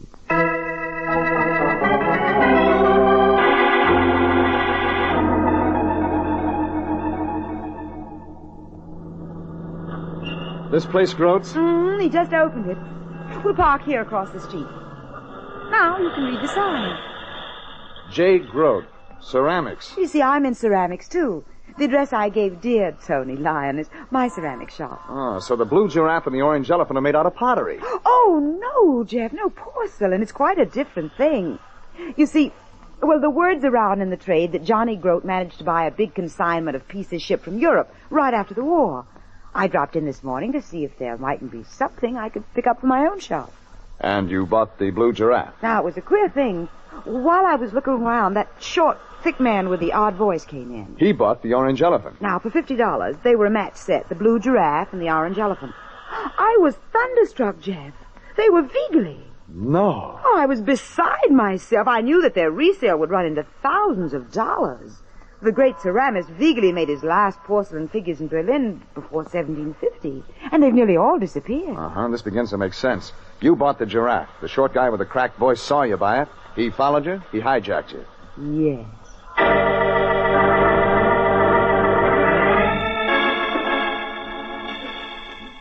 Annabelle drove off, and I went across the street and into Johnny Grote's ceramic shop. Looked like any other ceramic shop. One guy behind a counter, not Johnny Grote. I knew what he looked like from the pictures in the papers. But this guy was tall, skinny, built like Honest Abe Lincoln. Only from the oily face, you'd think that maybe they left out the honest. He came up to me. Yes, sir. May I help you, sir? One of these exquisite Italian Capodimonte pieces, perhaps? I'm a private detective, Regan, Land Detective Bureau. I'm here on business. I see. You want a Johnny Grote salesman? Not exactly. A pardonable mistake on your part, of course. Thanks. You see, sir, Mr. Grote has only recently gone into the ceramics business. Until recently, he was in, other business. I read in the papers. Yes. Well, naturally, Mr. Grote knows very little about ceramics. He acquired a warehouse of stock and engaged me to manage his introductory sale. I engaged me to manage his introductory sale. I happen to be everyday a giveaway Wilkins, sir. Is that so? Ceramics expert, auctioneer, stock liquidator. Yeah, what I came in about, Wilkins. Yes? A client of mine bought a porcelain animal figure here this morning. Blue giraffe. Oh, yes. Yeah. You sell it to her? As a matter of fact, I did. Well, she got a few blocks up the street and somebody hijacked it. Dear me, no. Yeah. You remember selling an orange elephant to a guy just before you sold her the blue giraffe? Yes, a short, stocky man. Remember anything else about him? Know his name? No, I don't know his name, and I did think he was an odd person to be buying a ceramic figure. Not quite, couth, you know. You mean he was a mug? You might put it that way. Thanks. Johnny Grote got an office in the back of the shop? Well, yes, he has. I'll see you. Mr. Regan, don't go back there. Oh, no? Why not? Well, Mr. Grote's, difficult. Very difficult. Even dangerous, you might say. Thanks, Wilkins, for the tip. I went back, left every day a giveaway Wilkins trying to put his eyes back in his head. They'd popped out. Johnny Grote's office was at the back of the ceramic shop, but 250 pounds of strong arm was leaning against the wall by the door, reading the racing form. I went up to it, asked it what it liked in the 7th at Hialeah. It could talk. Gump. Yeah? I like Dora's sweetheart. So I don't know about horses. I lag quarters like a real demon, though. You got a 2-bit piece on you? Yeah. You care to lag? Uh-huh. Okay. I'll lag first, then you lag. For that crack in the floor there by the other wall. Huh. I lagged a quarter. He lagged a quarter. By a strange accident of fate, he won. He went over to pick up the 2-bit pieces, and I went into Johnny Grote's office. What? Who are you? Well, my name happens to be Regan. They call me the Lion's Eye. Well, beat it. Oh, now, Johnny, I'm just doing my job. I'm trying to find a blue giraffe. Are you nuts? I thought you might know something about it. Or an orange elephant. Listen, Regan, Johnny Grote's reformed. From now on, he's a straight guy. He don't hurt nobody. Only give him time to get in a habit, will you? Okay, Johnny. I just wonder if you happen to number among your henchmen a short, squat guy with a cracked voice. Get out of here, Regan. Sure, Johnny. Oh, you mind if I go out the side way? Fella in front of the door I came in, it might be sore at me.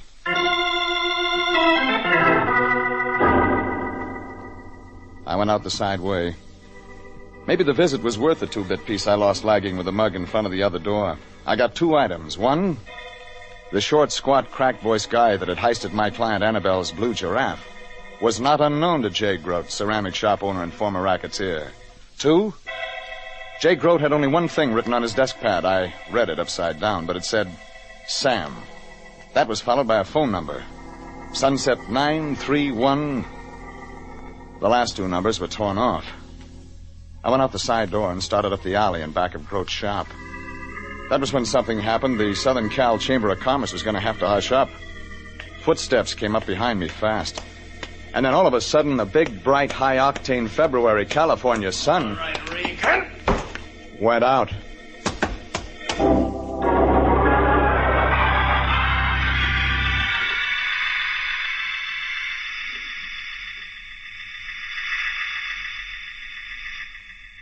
I got an eye open and looked up off the alley pavement. Something standing above me. It was a guy. About 14 feet tall. Kept dividing in half and snapping back together again. Funny. I heard talk.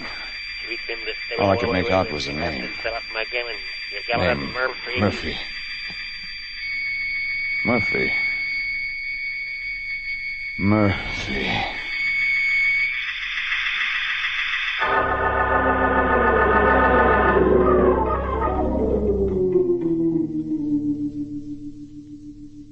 When I came to, the guy was still standing over me.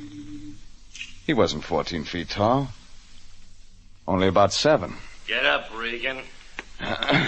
Don't talk. Regan, you never heard of no blue giraffe. Or you don't live long, Regan.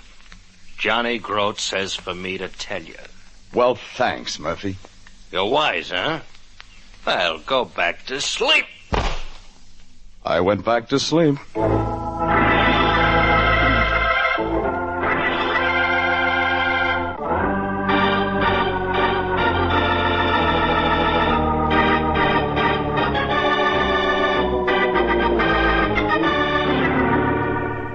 I started on the trail of a blue porcelain giraffe worth $4,000 or $5,000.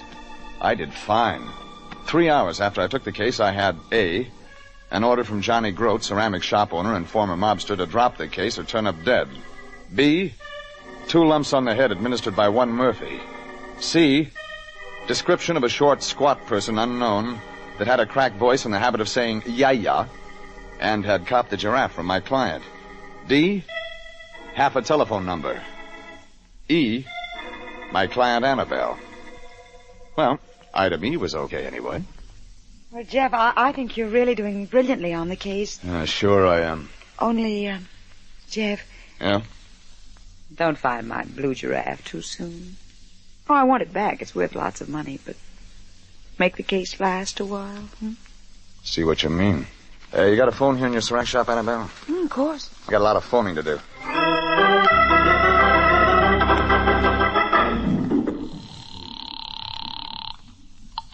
Anthony J. Lyon speaking. Lyon, I got a big job for you tonight. Jeffrey, you know this is the evening I take my French lesson. Parlez français, c'est soir, Lyon. What's that? French. Oh. Well, what does it mean, Jeffrey? Means no French lesson for you tonight, Fatso. You got work to do. Now, Jeffrey, why do you always put all the work on me? Yeah, why do I? Look, Fatso, I want you to do some phoning. Dial Sunset 93100. Yes? And then dial Sunset 93101. Then dial Sunset 93102. Hey, Jeffrey, is this your idea of a joke? After you get up to Sunset 93109, start with Sunset 93110. Sunset 93111. You get the idea? Jeffrey, this is absurd. Keep it up to Sunset 93199 if you have to. But if a guy answers with a cracked voice that says, ya, tell him you're the phone company. You want to check his address against the files. Then phone me and give me the address. And where will you be all this time, Jeffrey? At the Seaside Rendezvous, Lyon. Imperiling life and limb for the Lyon Detective Bureau.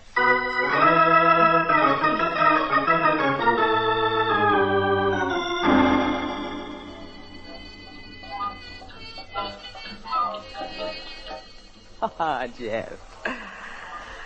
Oh, Jeff is wonderful. Real wonderful. It's dark here on the veranda. Mm-hmm. It's even nicer than in there dancing. See here. Jeff, come closer. Closer. Hey. Huh? Sorry to bother you at a crucial moment, like you might say, but you're wanted on the phone. Oh, you're the waiter. Phone. Yeah. Oh, yeah, phone. Yeah, yeah, I'll be right there. Right there with you. This way, sir.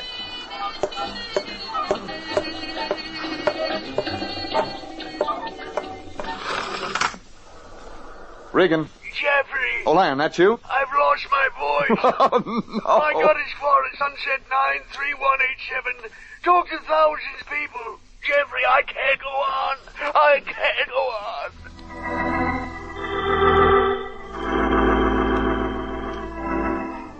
The Lion gave his vocal cords for the cause, but didn't get anybody with a cracked voice that said, ya. So that left it up to me. I took Annabelle home. Went to a phone booth with a handful of nickels and started in at Sunset 93188. I was luckier than the Lion. I was only on my second back at nickels when... Yeah? This is the telephone company calling. Yeah? We'd like to have the street address at this number, please, to check against a... So I had a hamburger, listened to a couple of records on the jukebox, and tried again. Dialed the same number. Yeah? Sam. Yeah? This is Murphy. Murph, you don't sound like yourself. Sam, look, I gotta see you. Things are getting hot. Yeah? Yeah, I gotta meet you right away. Can't come to your place, too dangerous. Yeah? Yeah, so how about Ocean Park Pier? It'll be closed up this late. Yeah? Yeah, well, make it fast, Sam. Stand under the third street lamp on the boardwalk that leads into the Midway. I'll come there.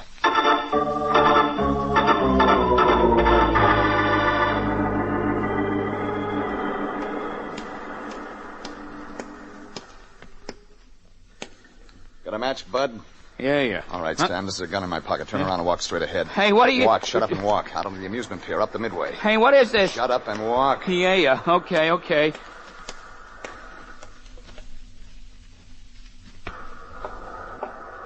Pier deserted, nobody out there. Dark, empty booths, fronts pulled down. Tunnel of joy, a black mouth. Surf against the piles under the pier. Girders of the amusement rides, jutting skeleton bones in the moonlight. Okay, this'll be all right. We can talk here. Who are you, mister? Skip that. Or, you can call me Murphy if you want it. You was the one that phoned. Yeah. I didn't think it was Murph. Hey, was I a sap? I ain't no good at this mobster business. You, work for Grote, don't you? Yeah. Well, this morning you pulled a grab on a blue porcelain giraffe. Yeah, sure. Hey, mister. Talk. Well, I don't know exactly what you got in mind getting me out here, but if it's like I was reading in the papers, I mean, if you're a guy from the East or something, well, I got points 1 and 2 to make bearing on any decision you might have took to rub me out. Gimme. Point 1. Johnny Grote's going straight. All us regular mobsters is on 2 weeks' notice, and Johnny's lawyer is working on what Johnny can do about the special guys like numbers racket experts, which have got non-cancelable contracts with Johnny. Point 2? Point 2. Even if Johnny's conscience can't stand his going back on former obligations, I'm finished in the rackets. I ain't no good, mister. I done the best I could, but I just ain't suited to the work. Temperamental. Sam, the blue giraffe. Did I heist it off that Judy this morning? Hey, she was pretty. What was the angle behind that heist, Sam? Well, I don't know as it would be ethical for me to say about that. Why, sure it would, Sam. Yeah? Yeah, now that Johnny Grote's going straight. Yeah, but that ain't it. Hey, there's somebody behind you coming up, mister. Look. Don't try to pull that old one on.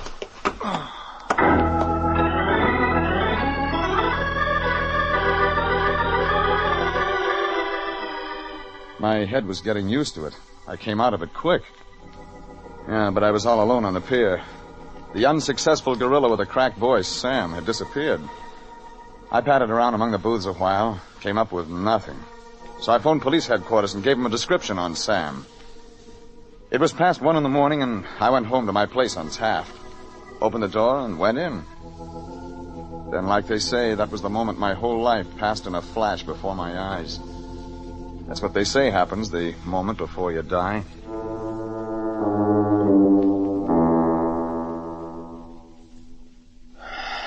Well, I guess this is it, huh? Sit down, Regan. Rather die standing up, Grote. Facing life. You're quite a kidder, Regan. Well, sit down. I'm sorry I had to break into your place. Don't mention it. Oh, come on. Sit down. Sure. What I mean is, Regan, I'm sorry I had to jimmy your door lock. Sure, I've been on the executive end quite a few years. I ain't jimmied a lock or nothing for years, but a guy can't give himself no leeway once he decides to go straight, you know? Oh, I guess not. I come about Sam, Regan. Sam's missing. He was there. What happened? You know a lot about it, Grote. Well, I got guys that's still under contract to me. I get it. Listen, Grote, let's cut playing games. You're going straight, huh? Well, then why the gun in your hand? Oh, I was forgetting. Regan, you better toss your heater on the table, huh? Sure. I'll just stick it in my pocket, huh, Pally? Thought you might. See? Mine ain't even loaded, Regan. Hey, it's not. Oh, I couldn't trust myself to carry it loaded. Old habit might come back on me all of a sudden, like, you know. But the weight of it sort of feels good in the shoulder holster, you know. Guy can't bust off from everything he's used to all at once. Grote, maybe you're on the level. What? Oh, well, sure I am, Regan. And I ain't never had so much trouble. You seen in the papers? Only, Grote, what about the grab job on my client's blue porcelain giraffe? Well, I don't know nothing about that. Murphy said different. I don't know no Murphy. You haven't got a 7-foot muscle with a busy blackjack guy named Murphy working for you? Never heard of him. Grote, you're hard to believe. Yeah, I know. I got a bad reputation. Yo, Regan, answer, pal. Don't move. Speaking of Murphy. Toss out that rod on the table, you. It ain't loaded anyhow. Okay. Johnny Grote send you with another message for me, Murphy? Yeah, he did. About laying off that blue giraffe heist, Regan. Johnny, you told me the truth. That guy doesn't know you. Well, sure, Regan. I give up lying, like I said. Besides, today's George Washington's birthday, and you know that he never told Hey, what no. are you guys yakking about? Who do you really work for, Murphy? You must be an out-of-town hood, way out of town. You don't know Johnny Grote. Grote sent me like I told you. Grote sent me. Oh, yeah? Well, take a good look, Murphy. This is Johnny Grote right here. Huh? Take a good look. Before I turn out the lights. Huh? Hey, turn those lights on. I got the light switch. Put the three of us in the dark. Murphy fired a couple of times, didn't score. I couldn't shoot back. Johnny Grote had my gun in his pocket. Okay, Johnny, we're working together. I draw his fire. You take my gun, aim for his flashes, plug him. What? Gee, Regan, I can't shoot no guy. I'm going straight. Johnny, this is self-defense. This guy busted into my apartment. What? Hey, Regan. Hey, you're right. Yeah. Okay, Regan, you rush him and I'll plug him. I'm coming, Murphy. Stay back. I'm coming. All right, Regan. About the flashes, Johnny? Yeah, I sure did.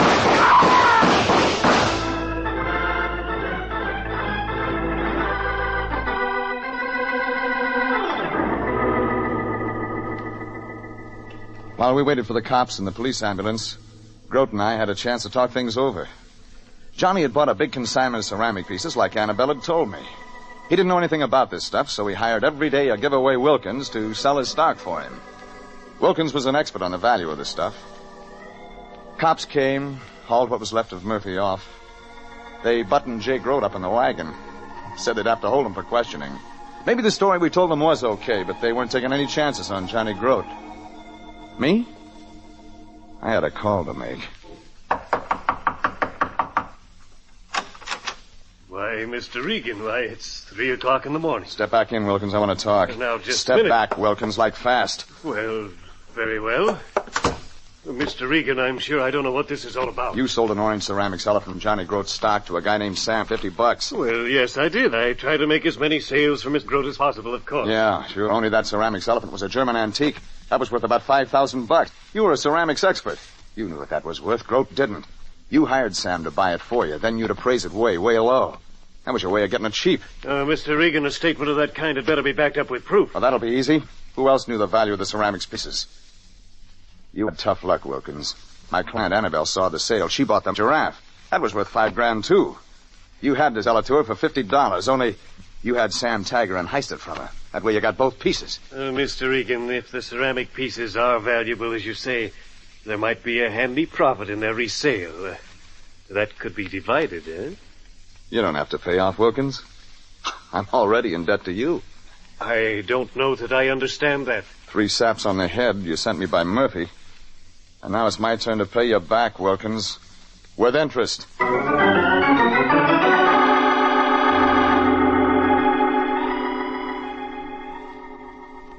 That cleaned it up.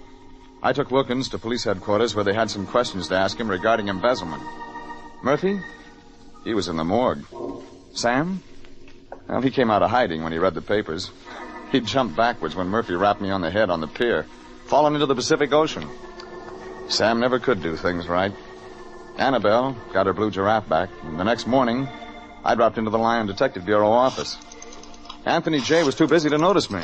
9, 3, 1. Lion. Oh, it's you, Jeffrey. Can't talk.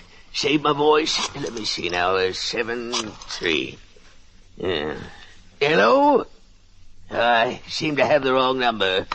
Lion, the case is over. Yeah, I know that, Jeffrey. Now, don't bother me, my boy. Yes. You... Lion, I located the mug with the Sunset 931 phone number last night. 1, 7. Yes, of course you did, Jeffrey. Now, where was I? Sunset 9317. 4. I phoned you this morning and told you how the case came out. Oh, no answer. Jeffrey, will you please go away and leave me? I mustn't raise my voice like this. Leave me alone. All right, Fatso, what's the pitch? It's already 9:45. So? But I have to reach her by 10. Reach her? She's leaving the house then. Oh, Jeffrey. She had the most beautiful voice over the telephone last night. You mean you found a dame last night when you were phoning the Sunset 931 numbers, and she... Yeah, Jeffrey. But, Jeffrey, I can't remember which Sunset 931 number it was. Now, where was I? Oh, no! Now what? You made me forget where I was. Now I'll have to start dialing those Sunset 931 combinations all over again.